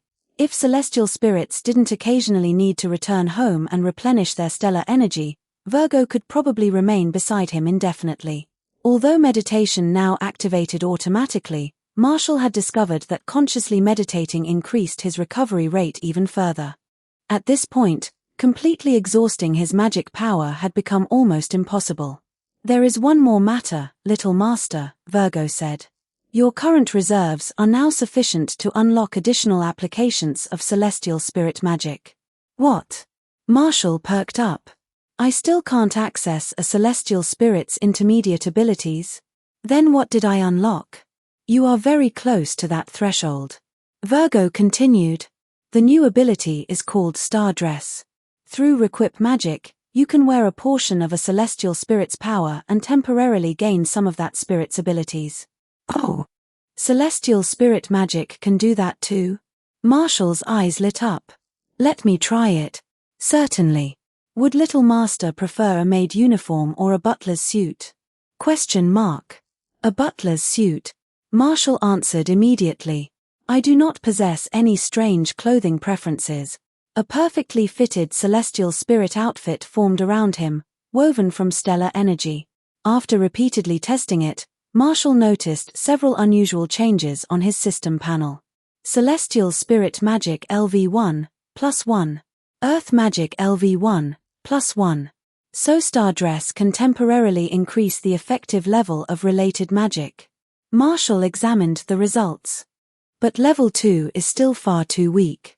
This isn't very useful. Virgo's Earth Magic was roughly equivalent to level 3 respectable, but hardly extraordinary. Star Dress only granted abilities one level below those of the original Celestial Spirit, making it rather inefficient for Marshall. Rather than spending magic power to borrow a weakened version of Virgo's abilities, it would be more effective to summon Virgo and let her act directly. The spell seemed designed for novice Celestial Spirit mags who could summon spirits but possessed no other reliable means of attack. For Marshall, its only practical purpose was creating emergency clothing if he ever found himself without anything to wear. Well, the suit is comfortable, but this spell doesn't offer me much. My deepest apologies for providing an unhelpful suggestion. Virgo lowered her head. Please punish me as severely as you deem appropriate. Marshall almost laughed in disbelief. She really was addicted to saying that. Was she deliberately taking advantage of the fact that he refused to indulge her every request? Virgo, I have a very serious question. Please ask, little master. Are celestial spirit bodies fully functional? He studied her curiously. I mean, can you eat, sleep, feel pain, and interact with the human world exactly as humans do? That is a surprisingly dangerous question, little master. Virgo stared at him without expression. Are you implying that you intend to conduct experiments on Virgo? The thought is deeply unsettling. Despite her words, she sounded suspiciously enthusiastic. But yes, celestial spirits can eat, sleep, become tired, feel physical sensations, and participate in most ordinary human activities. Certain spirits are particularly enthusiastic about experiencing life in the human world. For example, Leo behaves like an overconfident playboy and is extremely fond of charming young women. Virgo continued describing him with an expressionless face. Normal celestial spirits maintain appropriate boundaries with humans. Even when ordered by a summoner, We may refuse unreasonable requests by closing our own gates. Leo is simply unusual. He enjoys encouraging girls to call him Big Brother. Little Master should keep his distance if you ever meet him. Marshall stared at her. You sound as though the two of you are quite close. Celestial spirits generally maintain good relationships. We are similar to siblings who have supported one another for a very long time. She paused. Although Aquarius and Scorpio are romantically involved, they are shameless spirits who constantly display their affection. Little Master should avoid them as well. Virgo. Marshall's eyes narrowed. Are you perhaps opposed to me interacting with other celestial spirits? Not at all, Little Master. You are overthinking the matter. Of the 12 zodiac spirits, Master only needs Virgo. Marshall realized he had severely underestimated her. Virgo wasn't emotionless at all. She simply hid everything behind an expressionless face. Still, hearing so much gossip about the celestial spirits had been surprisingly entertaining. And apparently, they could experience nearly everything humans could. That raised countless fascinating questions about their bodies, magic, and souls. Marshall had never wanted to accelerate his research so badly. He wondered whether the maiden would always remain as solemn and dignified as her title suggested. He was extremely curious. Marshall suddenly adopted a stern expression. Virgo, you just lied to your master. He pointed at her accusingly. As punishment, you will assist me with another magical experiment. Full cooperation is required. Virgo's body trembled. A faint blush appeared on her cheeks as she bowed deeply. Virgo, would be delighted to assist you, my master. Chapter 60. Chapter 60. 1,367 words. Virgo had become one of Marshall's most reliable sources of inspiration. The shameless little mage regularly dragged her into private magical experiments, left nearly every household chore to Virgo and Ruby during the day, then asked Virgo to take on her older sister form and hold him while he slept at night. His lifestyle was becoming increasingly spoiled. At only 9 years old, he was already living like a pampered rich kid. Unfortunately, the evidence was undeniable. Warm, emotionally charged interactions produced far more inspiration than simply amusing himself alone. The difference in efficiency was enormous. However, even pleasant experiences became less effective through repetition. Constantly relying on Virgo alone would eventually dull the novelty, especially when Virgo refused almost nothing and Marshall still had to maintain firm boundaries. He needed to control himself before their harmless games went too far and ruined the comfortable relationship they already had. Marshall would have loved to find a few more pleasant companions to help stimulate fresh ideas. Rotating between different conversations and personalities would preserve the novelty and create a sustainable source of inspiration. Unfortunately, he couldn't find any suitable candidates. It certainly wasn't because he lacked pretty girls around him. The problem was, the oldest among them were still emotionally clueless young students who regarded themselves as his big sisters and hadn't properly sorted out their feelings. Even if one of them did have a crush, Levi being the obvious example, Marshall refused to encourage it. He had no intention of being struck by divine lightning. After spending several years together, Marshall's own perspective had also changed. Their bonds had become too precious for him to treat anyone carelessly. Even rabbits knew better than to eat the grass beside their burrows. When it came to his beloved big sisters, Marshall maintained the most conservative strategy possible. Besides, affection was difficult to hide. Marshall wasn't oblivious, and he could literally hear people's thoughts. There were indeed several girls in the guild who cared for him more than ordinary friends might. Those feelings were still innocent. For now, at least. Marshall suspected that if he actively pursued any of them once they were older, they probably wouldn't reject him. But Marshall was also greedy enough to care about many people at once. Anyone who liked several people had better keep their intentions under control, because if everything came out at once, the result would undoubtedly be disastrous. Therefore, he absolutely could not make the first move. That didn't mean he intended to reject sincere affection forever either. He would simply take responsibility for whatever happened when everyone was old enough to understand their choices.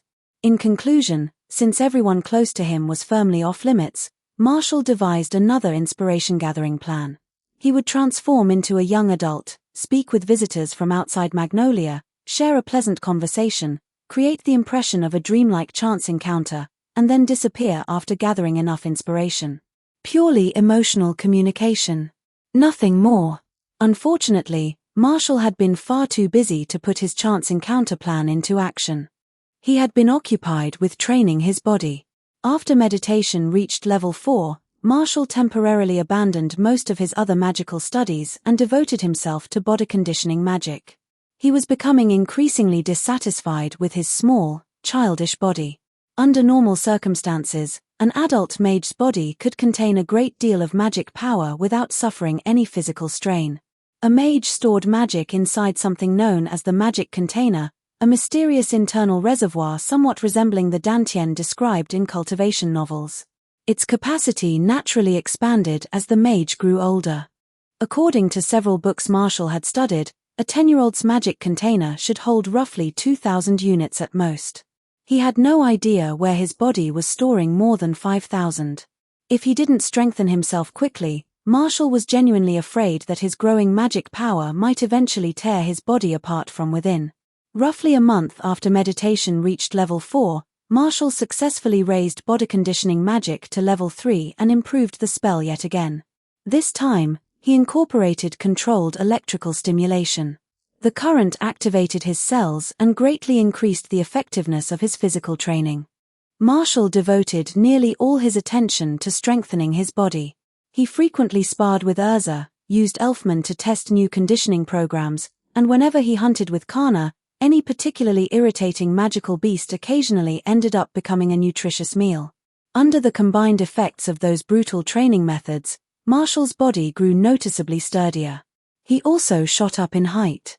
With magical reinforcement, his raw physical strength had already advanced from capable of smashing bricks to capable of breaking through walls. More surprisingly, as his body improved, his control over magic improved as well. The most obvious progress appeared in telepathy magic. Marshall could now suppress the voices around him whenever he didn't want to hear them. Everyone else in the guild continued growing stronger too. The days remained peaceful. No disasters occurred, and no one faced any major troubles. Everything seemed to be moving in a positive direction. Until one particularly interesting incident occurred. Year X 779, Fairy Tale Guildhall. Marshall's real body floated cross-legged in midair, calmly applying controlled electrical stimulation while he trained. A sudden shout interrupted his concentration. "Marshall! Someone stole the little cake I left in the kitchen cupboard. Help me find the culprit." Marshall opened his eyes and found Urza standing before him, visibly furious. Someone had stolen her cake. It was almost certainly Myra. Who else would bother doing something so childish? Still, Marshall had no intention of involving himself in the endless war between those two. "Urza, it's only a cake. I'll buy you another one." "No." Urza clenched a fist. "The cake isn't the point. Someone committed theft. I must correct this unacceptable behavior and ensure the culprit faces the consequences. Ha ha ha. Urza's cake got stolen again. How pathetic, Tilda. Stop talking, Natsu. At this rate, she'll accuse us next." Gray and Natsu immediately became interested.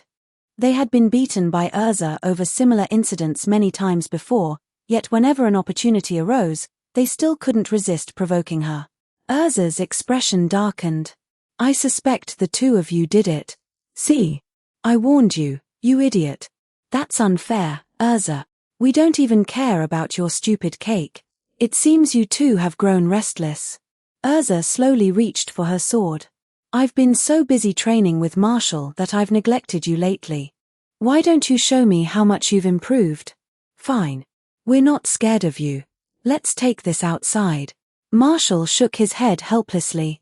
He trained because he wanted to become stronger efficiently, not because he enjoyed fighting for no reason. Those idiots were hopelessly childish. Still, he had to thank them for diverting Urza's attention. Now he could return to Chem. Marshall's eyes suddenly brightened. A beautiful blonde young woman had appeared at the guild entrance, dressed in a fashionable bunny-themed uniform. She was clearly an adult, and her confident appearance immediately drew attention. A beautiful older woman. And she's remarkably stylish too. Magnolia's recent growth really had attracted more interesting visitors. Marshall immediately remembered the chance encounter plan he had nearly abandoned. Miss, today you shall assist my training. His real body remained floating calmly in the Guildhall. Meanwhile, the thought projection he had left at home to work on his manuscript stood up, transformed into the appearance of a 17 or 18-year-old young man, and teleported beside the blonde visitor. Marshall offered her his most charming smile. Beautiful lady, I had prepared several elegant compliments involving stars and roses, but after seeing your eyes, every one of them suddenly seemed inadequate. He placed a hand over his chest. May I have the honor of buying you a drink? The bunny-clad woman's expression became extremely strange. She seemed desperate to laugh but equally determined not to, leaving her face bright red from the effort ? Marshall frowned in confusion and quietly listened to her thoughts. Oh my goodness. How old is Marshall at this point? He's already trying to act like a playboy. Marshall froze. The fuck? Read 40 chapters ahead and support me on Patreon. Patreon.com newbie translator. Chapter 61. Chapter 61. 1516 words. Marshall felt his scalp prickle. What was happening? The first time he finally worked up the courage to approach a woman, and he had already suffered a crushing defeat. More importantly, his real body was still sitting near the counter. How had she recognized this thought projection as Marshall at a glance? Hello. May I ask who you are? Ahahaha. I'm here for sightseeing. The blonde woman spoke so quickly that the words nearly tangled together. Yes, that's right. I'm a tourist. I came to visit Fairy Tale. What a painfully unconvincing excuse. She tried to hide one hand behind her back, but Marshall had already spotted the guild emblem on it. She's a member of Fairy Tale?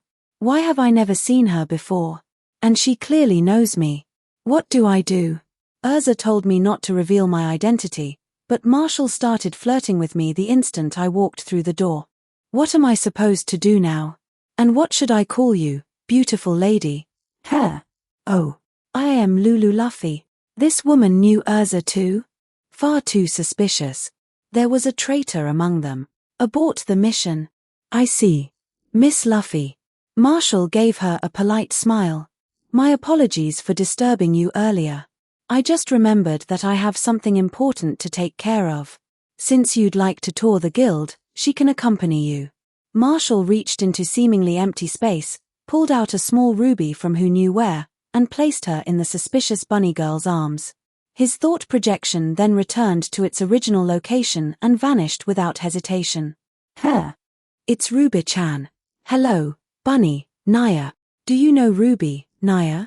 I'm not a bunny. You silly cat.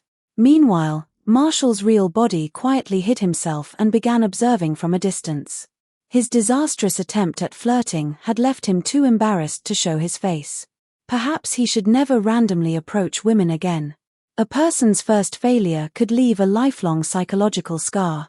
He might need the rest of his life to recover. Damn you, blonde Luffy. I'll remember this humiliation. Marshall focused his telepathy magic and began carefully listening to the suspicious woman's thoughts. Unfortunately, her mind was filled with bizarre exclamations. Oh, a young Laxus. Wow. A young Macau. Even Elfman is so young. She recognized every member of the guild and thought that all of them looked younger than expected. Could she have traveled here from the future? What do I do? Where are Natsu and Gray? Those two idiots. Why did they disappear at a time like this? If we can't find them before Urza finishes deciphering that magic book, she's going to beat me up too. Natsu and Gray. They had just gone outside to challenge Urza. And since when could Urza decipher complicated magical books? She was terrible at that kind of work. The more Marshall heard, the more suspicious the blonde woman became. Wait. If she really had traveled back from the future, did that mean Urza had come with her? Marshall had left a spatial mark on Urza. He closed his eyes and sensed the coordinates he had established. Sure enough. There were two Urzas. Whoosh. Marshall vanished. The next moment, he appeared directly above the second Urza's coordinates. What he saw below made him freeze. A fully grown Urza dressed in a white catgirl outfit was lying inside a tent, desperately flipping through a magical book. The cat tail behind her swayed from side to side as she read. Marshall quietly drew in a breath. So this is what Urza looks like 5 years from now? She had grown incredibly beautiful and carried a mature elegance that the younger Urza didn't yet possess. Her figure had also developed impressively. But why was she wearing a catgirl outfit? Had Urza decided that she wanted to become a cat? This is hopeless. I can't understand any of it. What am I supposed to do? Do I have to find Marshall and Levi from this era? But what about the time paradox? If I can't decipher this book, we'll never get home. The older Urza threw her head back with a frustrated groan and officially surrendered. Marshall had known from the beginning that books weren't her specialty. So they really had traveled back from the future. And the magical book in Urza's hands was responsible. The book's value instantly became immeasurable in Marshall's eyes. It was a magical text capable of crossing time. His time magic LV1 had remained largely untouched because he had no practical applications or reference material to study. Knowledge related to time magic was so rare that he didn't even know where to begin looking. But if this book truly contained temporal magic... Marshall teleported again and appeared directly behind the older Urza. Urza, I never knew you enjoyed dressing as a catgirl, Tilda. He tilted his head and admired the outfit. It's very cute, though. It suits you. Eek. Urza's entire body jolted. Even her cat tail shot straight upward like the fur of a startled kitten. Marshall? How are you here? I left a mark on you, remember? Marshall smiled. When I noticed that there were suddenly 2 coordinates belonging to Urza, I came to investigate. I never expected to find something this interesting. His eyes gleamed. So, Urza, how old are you right now? Ahaha. As expected of Marshall. It's over. Marshall found me. He really was cuter when he was little. He didn't have nearly as many wicked ideas when he's adult. Wait. Could this actually be an opportunity? Since he has already found me, letting it go to waste would be foolish. I have to use this chance to correct Marshall's dangerous way of thinking once and for all. Urza's thoughts came so quickly that they nearly overlapped. She flashed in front of Marshall and shoved the magical book into his hands. Marshall, you're right. I came here from 5 years in the future. We used this magical book, Remembrance of Time, which we found in the guild library. You need to decipher it immediately, otherwise, none of us can return home. Okay. Let me see. Marshall tried to steady the book in his arms. Could you stop shaking me first? And why are you wearing a catgirl outfit?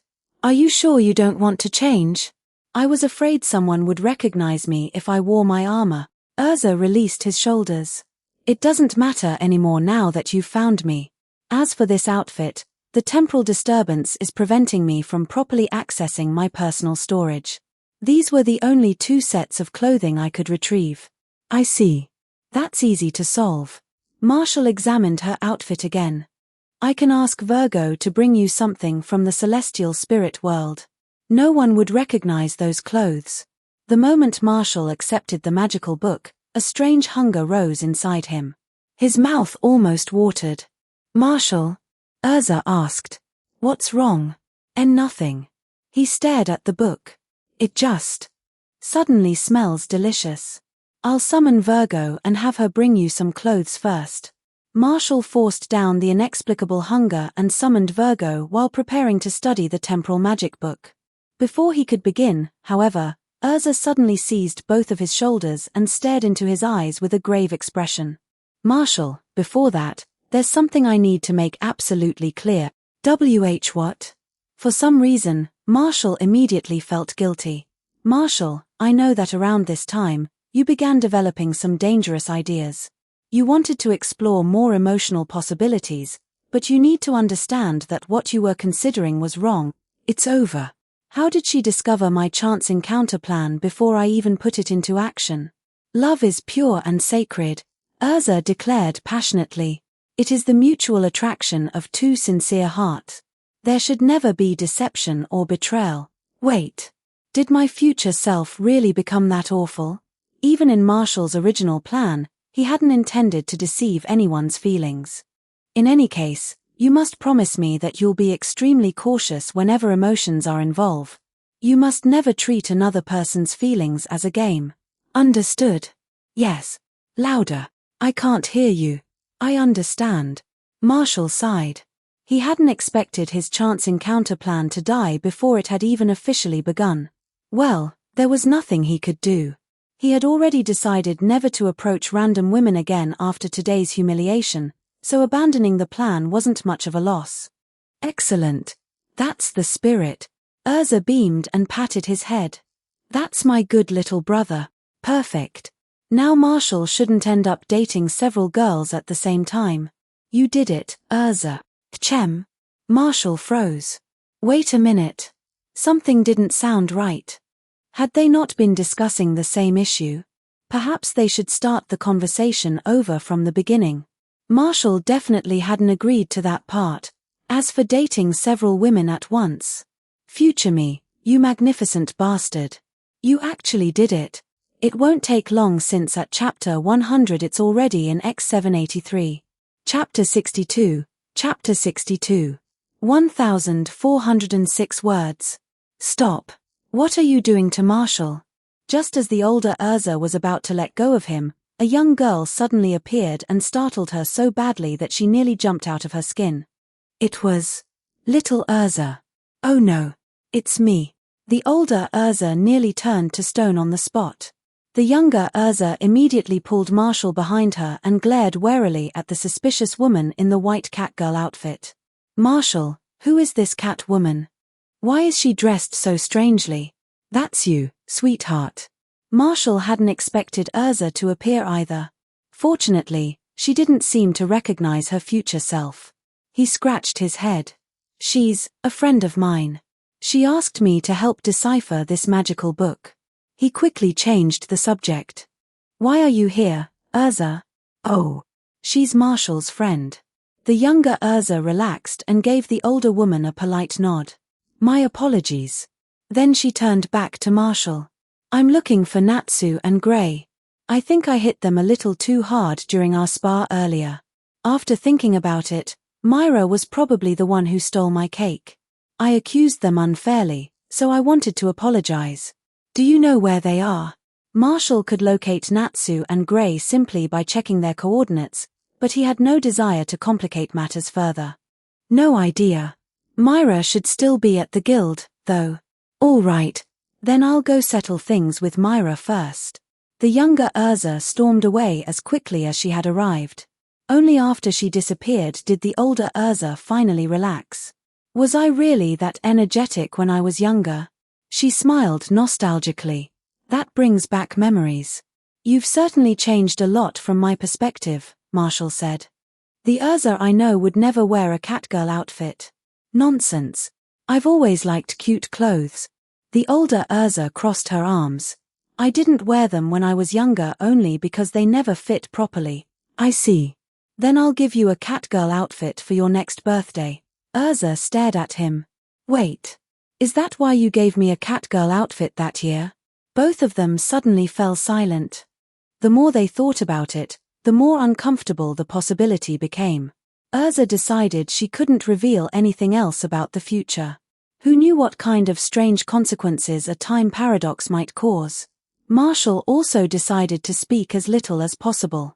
What if Urza realized that the promise he had just made wasn't quite the one she thought she had received? So Urza silently began choosing a new outfit while Marshall turned his attention to remembrance of time. I see.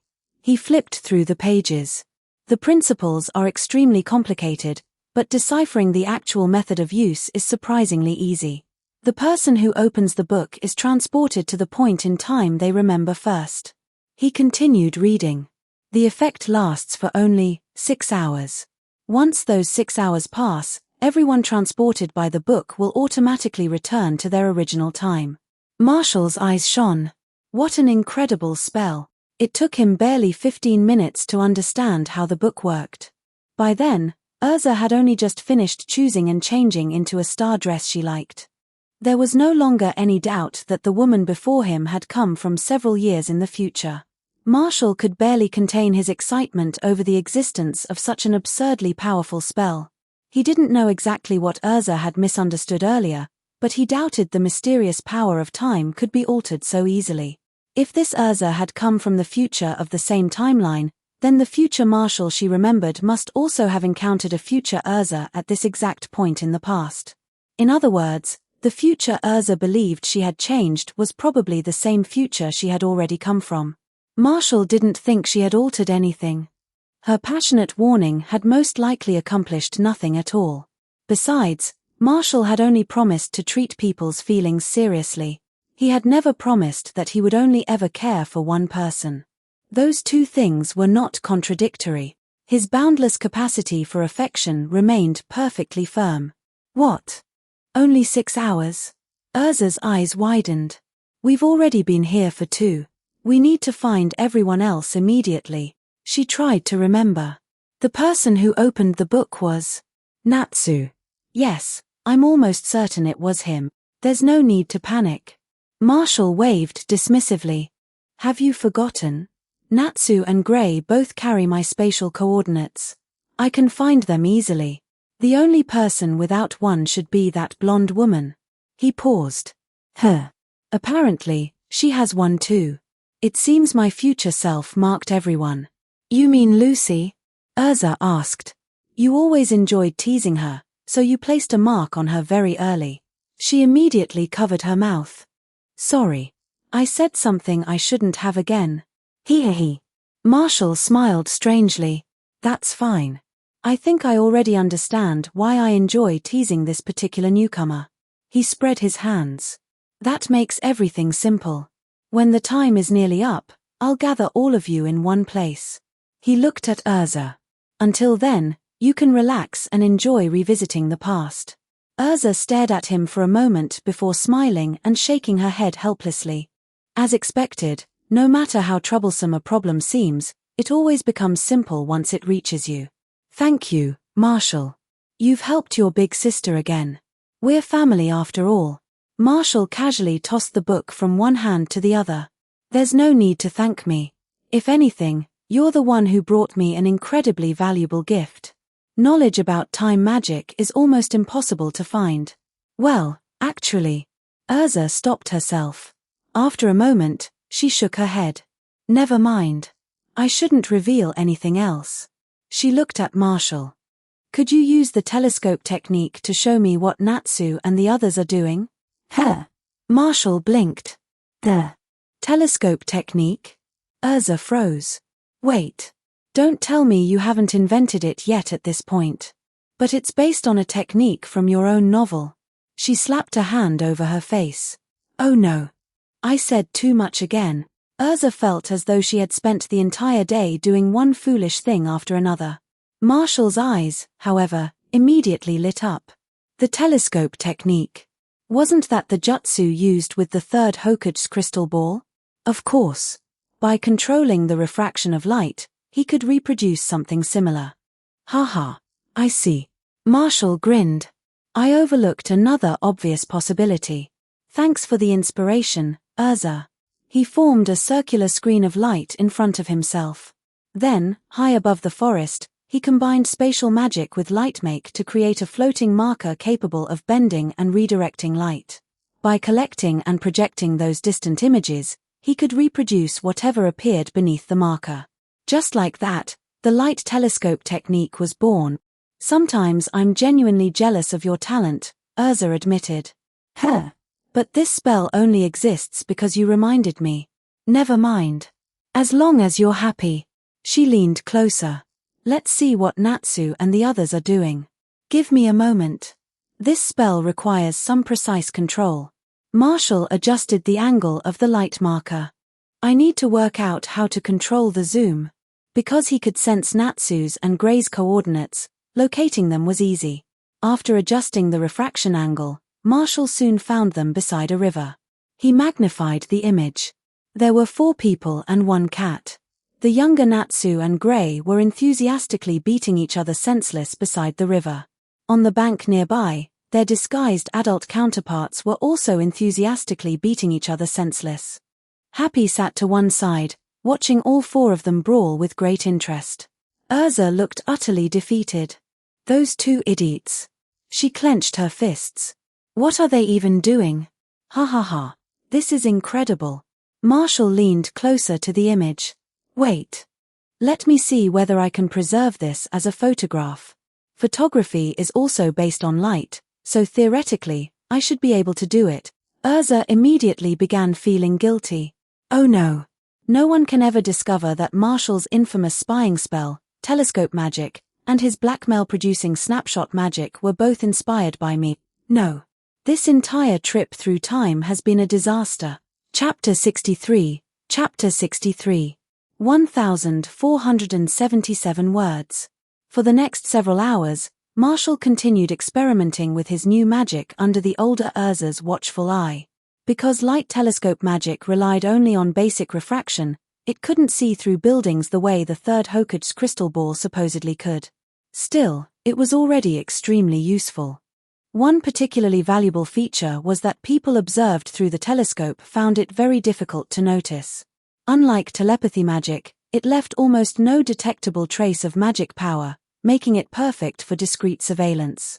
Definitely surveillance. Not spying. Marshall's second invention was designed to preserve memorable moments. Recording card magic captured a sequence of light and images, sealed it inside a card, and allowed the scene to be replayed whenever desired. Marshall recorded the sight of 2 Natsus and 2 Greys fighting at once, then gave the card to Urza. A recording that ridiculous would be far more entertaining if she played it for everyone after returning to the future. As the time for their farewell drew closer, Marshall found himself reluctant to part with the older Urza. The adult woman before him seemed to have overcome whatever emotional burden had once weighed her down. She was more cheerful and expressive than the Urza of this era, and the way she looked at Marshall was filled with gentle affection. She truly felt like an older sister. Marshall was still reflecting on that when Urza suddenly pulled him into a tight embrace. Marshall. I've always acted as though I were the older sister protecting you. Her voice softened. But only now do I realize that you never really changed. From childhood until now, the one being cared for all along, was me. MMPH. Urza. I can't breathe. Oh. Sorry. When Urza finally released him, Marshall needed a moment to regain his balance. The girls of fairy tale certainly grew into powerful women. The world itself must have been blessing them. There are many things I'd like to tell you, but this clearly isn't the right time. Urza smiled. So this is goodbye for now, Marshall. To reduce the danger of creating a temporal paradox, you should avoid appearing in front of the others again. All right. I'll watch you leave from a distance. Marshall floated into the night sky. The group from the future had arrived during the afternoon, and nearly 5 hours had already passed. Darkness covered the land now, making it much easier for him to remain hidden overhead. There was still some time left. From above, Marshall watched Urza find Lucy driving a carriage, then locate a bruised but cheerful Grey and a thoroughly unhelpful Happy. Together, they hurried toward the river to find Natsu. The moment they arrived, they discovered the adult Natsu beating the younger Natsu senseless with a wild expression. Apparently, young Natsu had lost his duel against young Grey. Natsu truly was ruthless. When he became angry enough, he would even beat himself up. A scene this rare had to be preserved. Marshall created another recording card, intending to reveal it several years later. Then young Natsu attempted to attack his older counterpart with Dragon Slayer magic. Adult Natsu casually swatted the attack aside, only for the deflected spell to injure the younger boy instead.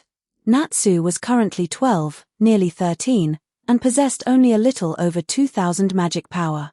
The future Natsu had nearly 10,000 and was already approaching S-class level. The difference between their bodies was even greater. For adult Natsu, beating his younger self was no different from bullying a child. Urza and the others could no longer bear to watch. They grabbed the older Natsu and fled, knowing his remaining time was almost over. Marshall couldn't simply ignore the younger Natsu, who was still bleeding, so he descended from the sky. "Natsu, you're hurt." "Marshall." Natsu rushed toward him in distress. "War. Some terrifying monster was beating me just now. He was horrible. I've never seen anyone so frightening in my life." His future self had apparently traumatized him. Remembrance of time transported people into a deeply memorable moment from the past. Could this exact event have been the memory future Natsu recalled? Marshall struggled not to laugh. "They've already gone pretty far. Let me heal you first." Natsu's own dragon slayer magic had cut a wound across his neck. Fortunately, it was only superficial. Marshall stimulated his natural recovery and closed the injury, but a noticeable scar remained. Marshall examined it. Why won't the scar disappear? Is it because the injury was caused by dragon slayer magic? "There's a scar." Natsu shrugged. "Whatever. I always wear my scarf, so no one will see it." "Thanks, Marshall." Marshall fell into thought. The magical attributes of this world possessed a degree of natural advantage and resistance against one another. Ancient dragons were said to have been nearly impossible to defeat with ordinary magic, perhaps because they possessed extremely high resistance to every other magical attribute. Dragon power could only be overcome by dragon power. That was why dragon slayer magic had been created, to use the magic of dragons against dragons. Marshall had theorized something similar before. Now, the evidence seemed to support it.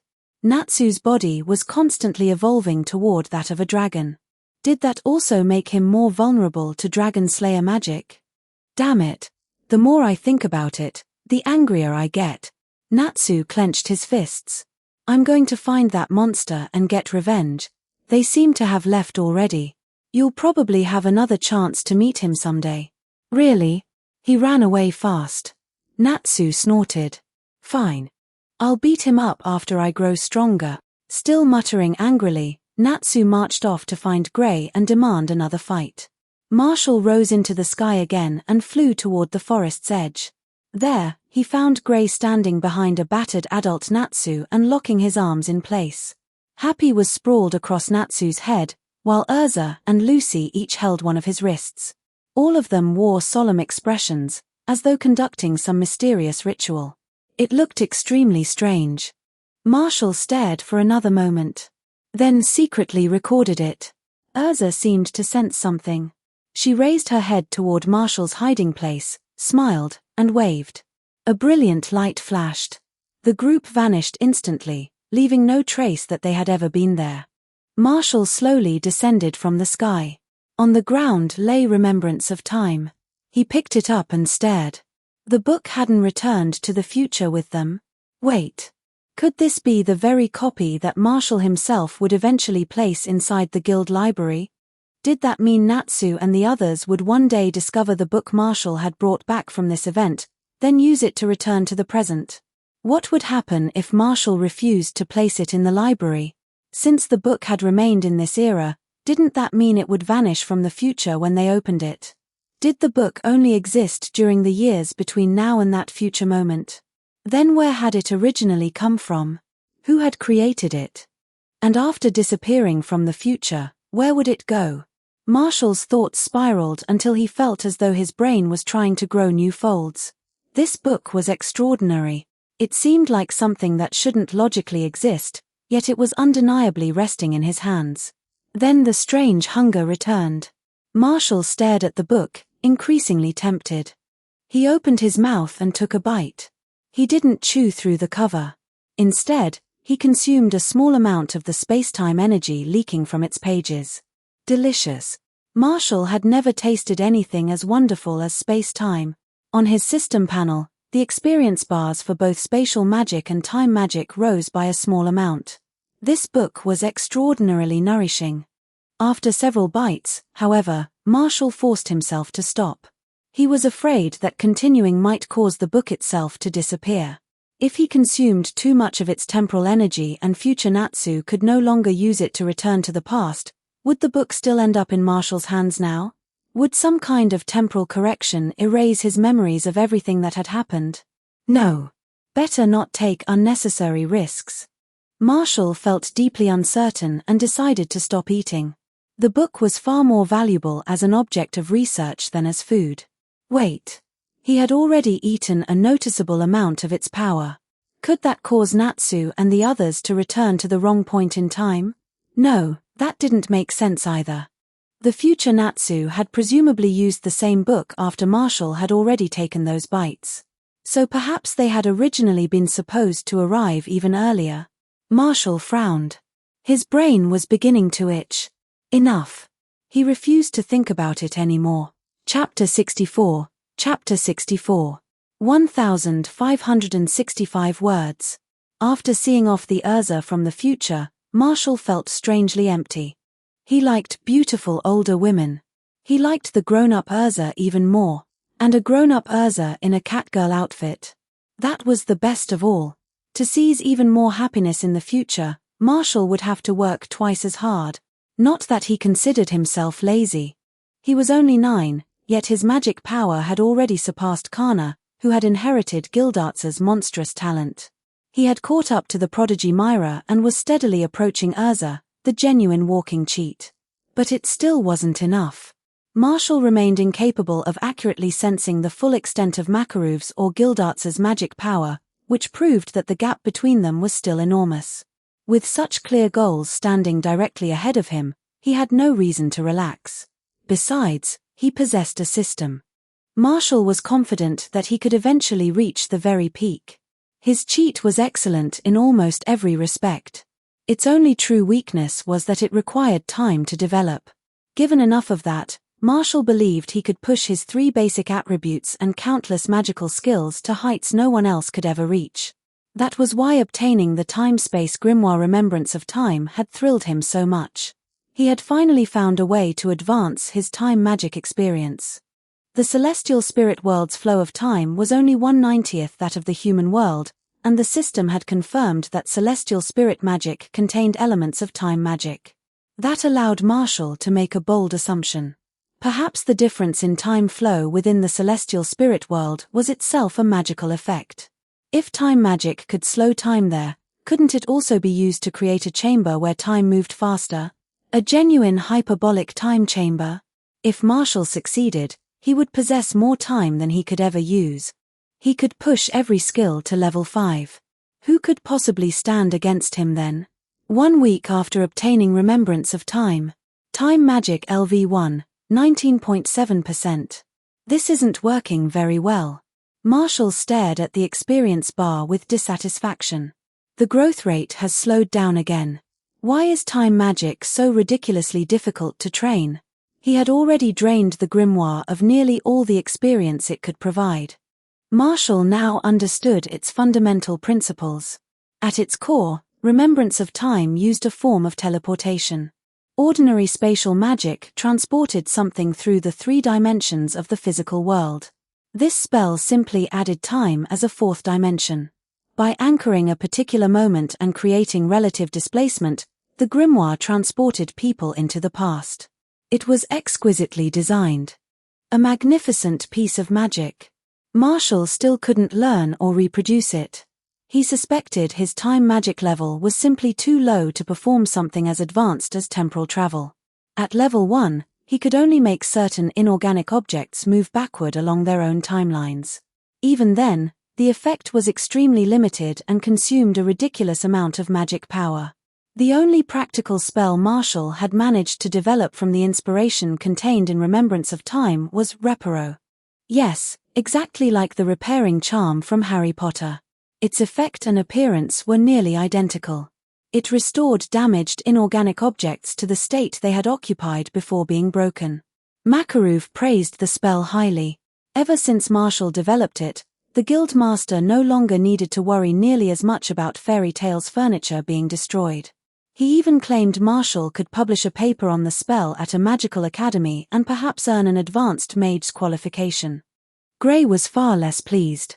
If Marshall had invented the spell a few months earlier, the boys' dormitory might still have been safe. Natsu had demolished it, and Makarov had kept his promise not to rebuild the place, forcing every male guild member to find housing elsewhere. Despite all the praise and recognition his creativity received, Marshall remained dissatisfied. Using Reparo to grind experience was terribly inefficient. The spell consumed enormous amounts of magic power while providing very little progress. Spending the same energy on body conditioning magic would produce several times the results.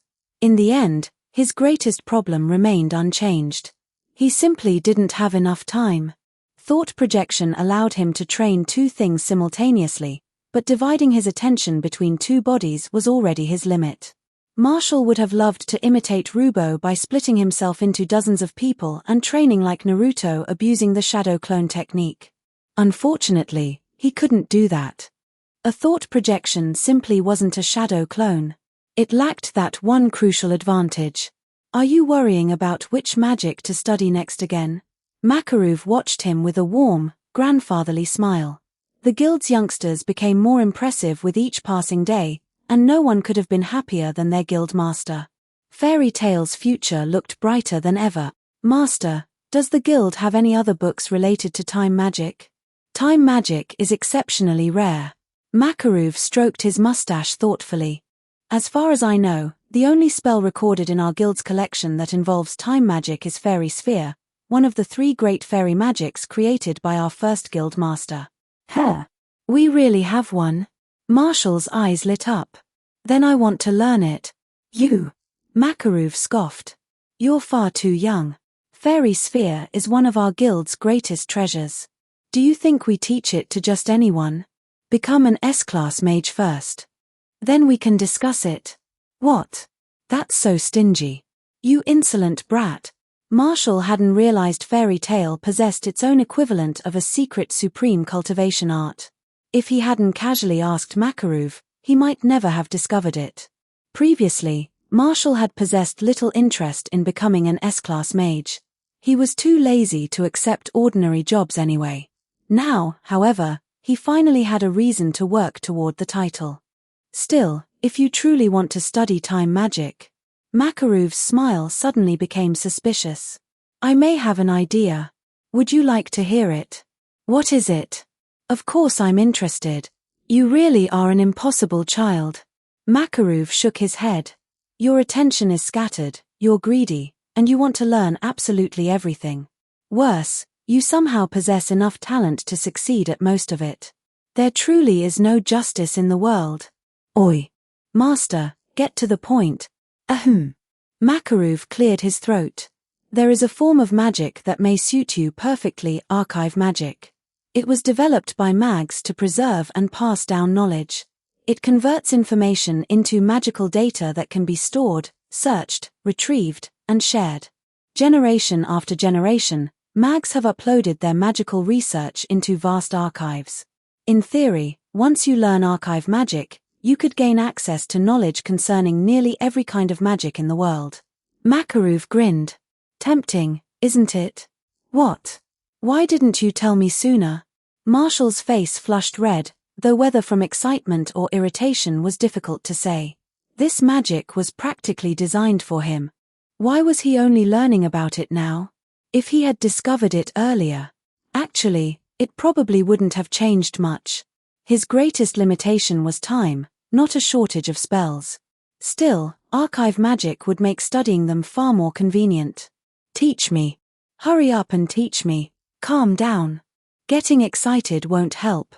Makarov spoke at an infuriatingly leisurely pace. I don't know archive magic. No one else in Fairy Tail knows it either. Then why did you bring it up? Because I told you to be patient. Makarov continued before Marshall could complain further. Unless archive magic awakens naturally within you, the only proper way to study it is to enroll in one of the Magic Council's academies. So, Marshall, why don't you attend a magical academy? Ha! Marshall nearly hissed at him. Are you trying to throw me out of the guild? If I remember correctly, mags who have already joined a guild aren't allowed to enroll in council academies. Don't be ridiculous. Makarov coughed awkwardly. You can simply use another identity and enroll secretly. Don't worry. I know people inside the academy. No one will discover anything. Once Marshall graduates, I'll recommend him directly to the Magic Council. With that brat's talent, becoming one of the 10 wizard saints will be effortless. When 3 or 4 fairy tale members hold seats on the council, who will dare cause trouble for our guild? Ha ha ha ha ha. Marshall could practically hear the gears of Makarov's scheme turning. Watching the old man's expression grow increasingly delighted, he stared at him with open contempt. There was no chance Marshall would become some tedious council member. The academy itself, however, might be worth attending. I suppose I could enroll. Marshall considered the problem. But I don't necessarily need to attend in person, do I? What if I send a thought projection to infiltrate the academy and study there? Makarov thought about it seriously. With the boy's magic power and talent, that might actually work. Marshall's eyes gleamed. He. Beautiful students of the Magical Academy, here I come. Since you've decided to enroll, choose a new name, Makarov said. I'll also need a photograph so my friend can arrange your admission documents.